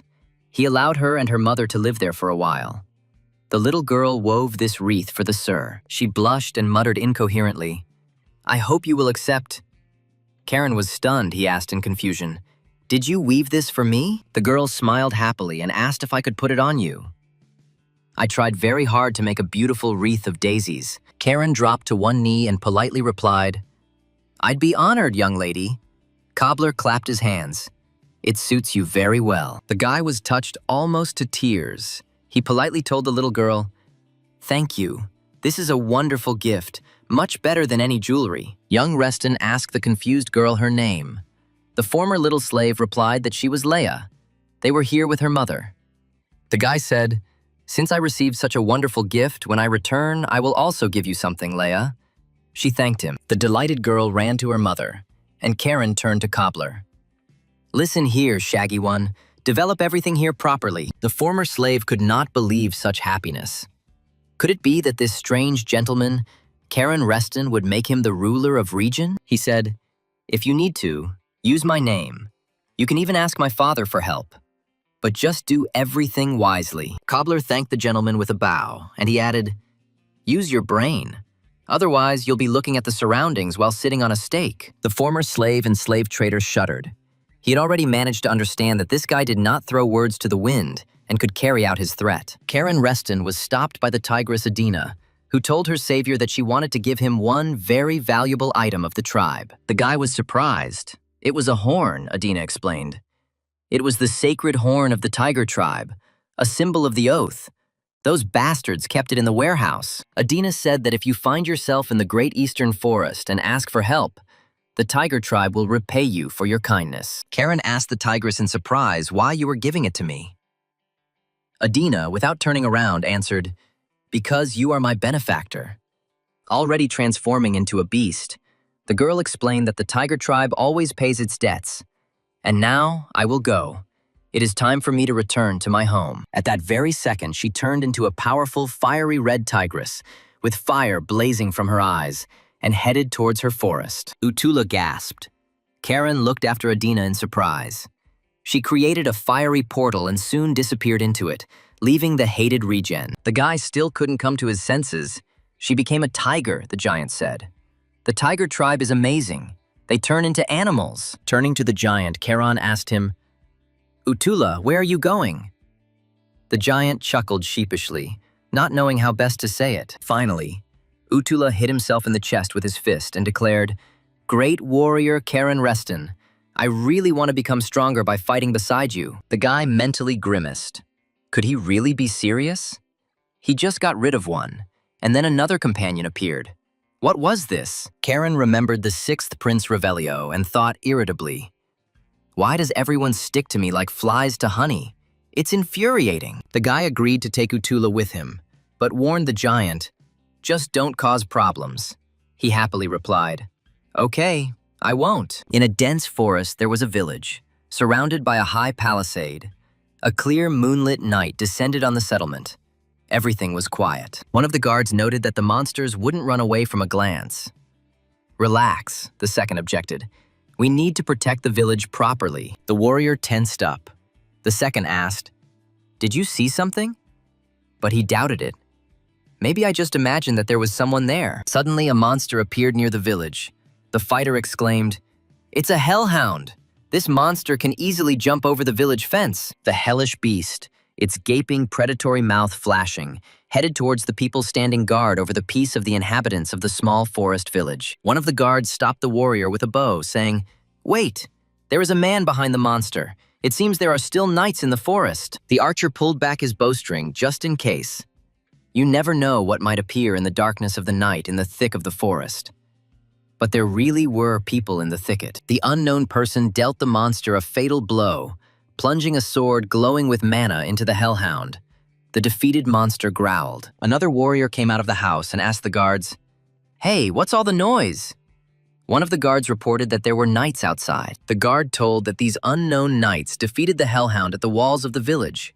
The warrior was very surprised where the knights came from. Having climbed the wall, the head of the village guard asked what the purpose of your visit was. The knights replied, "We were just passing by." One of the knights asked if they could stay here for the night. They were ready to pay well. The head of the village guard thought about it. He asked the knights. They weren't from the kingdom of Chios, right? They confirmed it. The guards sighed with relief. That's what he thought. Otherwise, they wouldn't have spoken so politely, and wouldn't have even ventured into a village like this one. There's nothing to gain here. It's all poverty. The boy shouted, "Good morning, Kirak."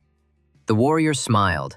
"On his feet since the morning, Komang," he said. "Father finished what you asked for." Having delivered the message, the boy shouted, "That's it. I have to go." Kirak warned him. "If you run away from the village again like last time, there will be trouble." Kirak sighed.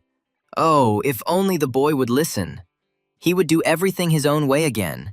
He would run away secretly from everyone into the dark forest thicket. He explained to the guests that this was the son of the Smiths, our tanners, a real tomboy, but it was nice to see him running around.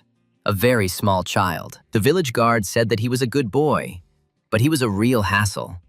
And the woman suggested that Kirak take some bread and have a snack. Kirak thanked Aunt Dorothy, but she replied, "You do so much for our village. This is the least I can do to thank you." The knight asked their companion, "Are you from here, Sir Kirak?" He replied, "No, he, like the others, came here from another village." He explained to the knights that this place, Yusla, is a village of refugees. Everyone here seems to have known each other forever. It's simply amazing. Kirak added that it's probably because we're all going through these difficult times together here and helping each other. He said he needed to go to the Smiths, and the knights could rest as much as they needed, and thank them for taking care of them in the morning. The knight replied politely, "No problem. Anyone in their place would have done the same thing, killing that bloodthirsty hellhound." The mysterious guests were given a spacious room in one of the houses, and one of them remarked that everything seemed to be in order with this village. But monsters can attack this village at any moment. In the depths of the forest, there is constant danger lurking. Monsters roam there. The knight was surprised. "You speak about it so calmly. All 6 villages on the way here were destroyed to the ground. Not a single soul." The knight's companion said thoughtfully, "Something is strange. We did not find a single dead body in the villages, and this is very suspicious." After a pause, the knight said that the 2 of us couldn't handle this, and, as luck would have it, right now the connection with the order was lost. The girl answered, but they had asked the capital for reinforcements. Someone was bound to come to their aid. 4 years have passed. Maybe that guy, the Duke's grandson, will come. The second knight was alarmed. "What? Who are you talking about?" The young knight exclaimed, "It can't be, not him." The girl grinned. "And you, brother, I see, are very afraid of him." Leo pulled down his hood and explained, "It's because you haven't really seen him, sister. And the South is like a powder keg right now. It could explode." Leo was perplexed. Would they really send such a bomb man there? He could easily start a war. The girl thought, that's how it was. Meanwhile, Karen and Urha were walking through the forest. They needed to get to the kingdom of Chios and also find Leo and Chloe in the south. And then Guillotine gave a voice, calling out to his master, who mentally asked what had happened. The demonic, bloody sword. He replied that he felt dark magic nearby. Karen was surprised. It can't be. We are almost at the Great Forest. There are elves here. Guillotine snorted with displeasure. It's my job to warn. Karen remained silent. He was trying to figure out what was happening in the Great Empire. Dark magic next to the Great Forest was unthinkable. But at the same time, the guy knew perfectly well that the ancient sword was never wrong. They moved on cautiously with Utula. In the end, Karen was sent south to destroy monsters. So that's how it was supposed to be.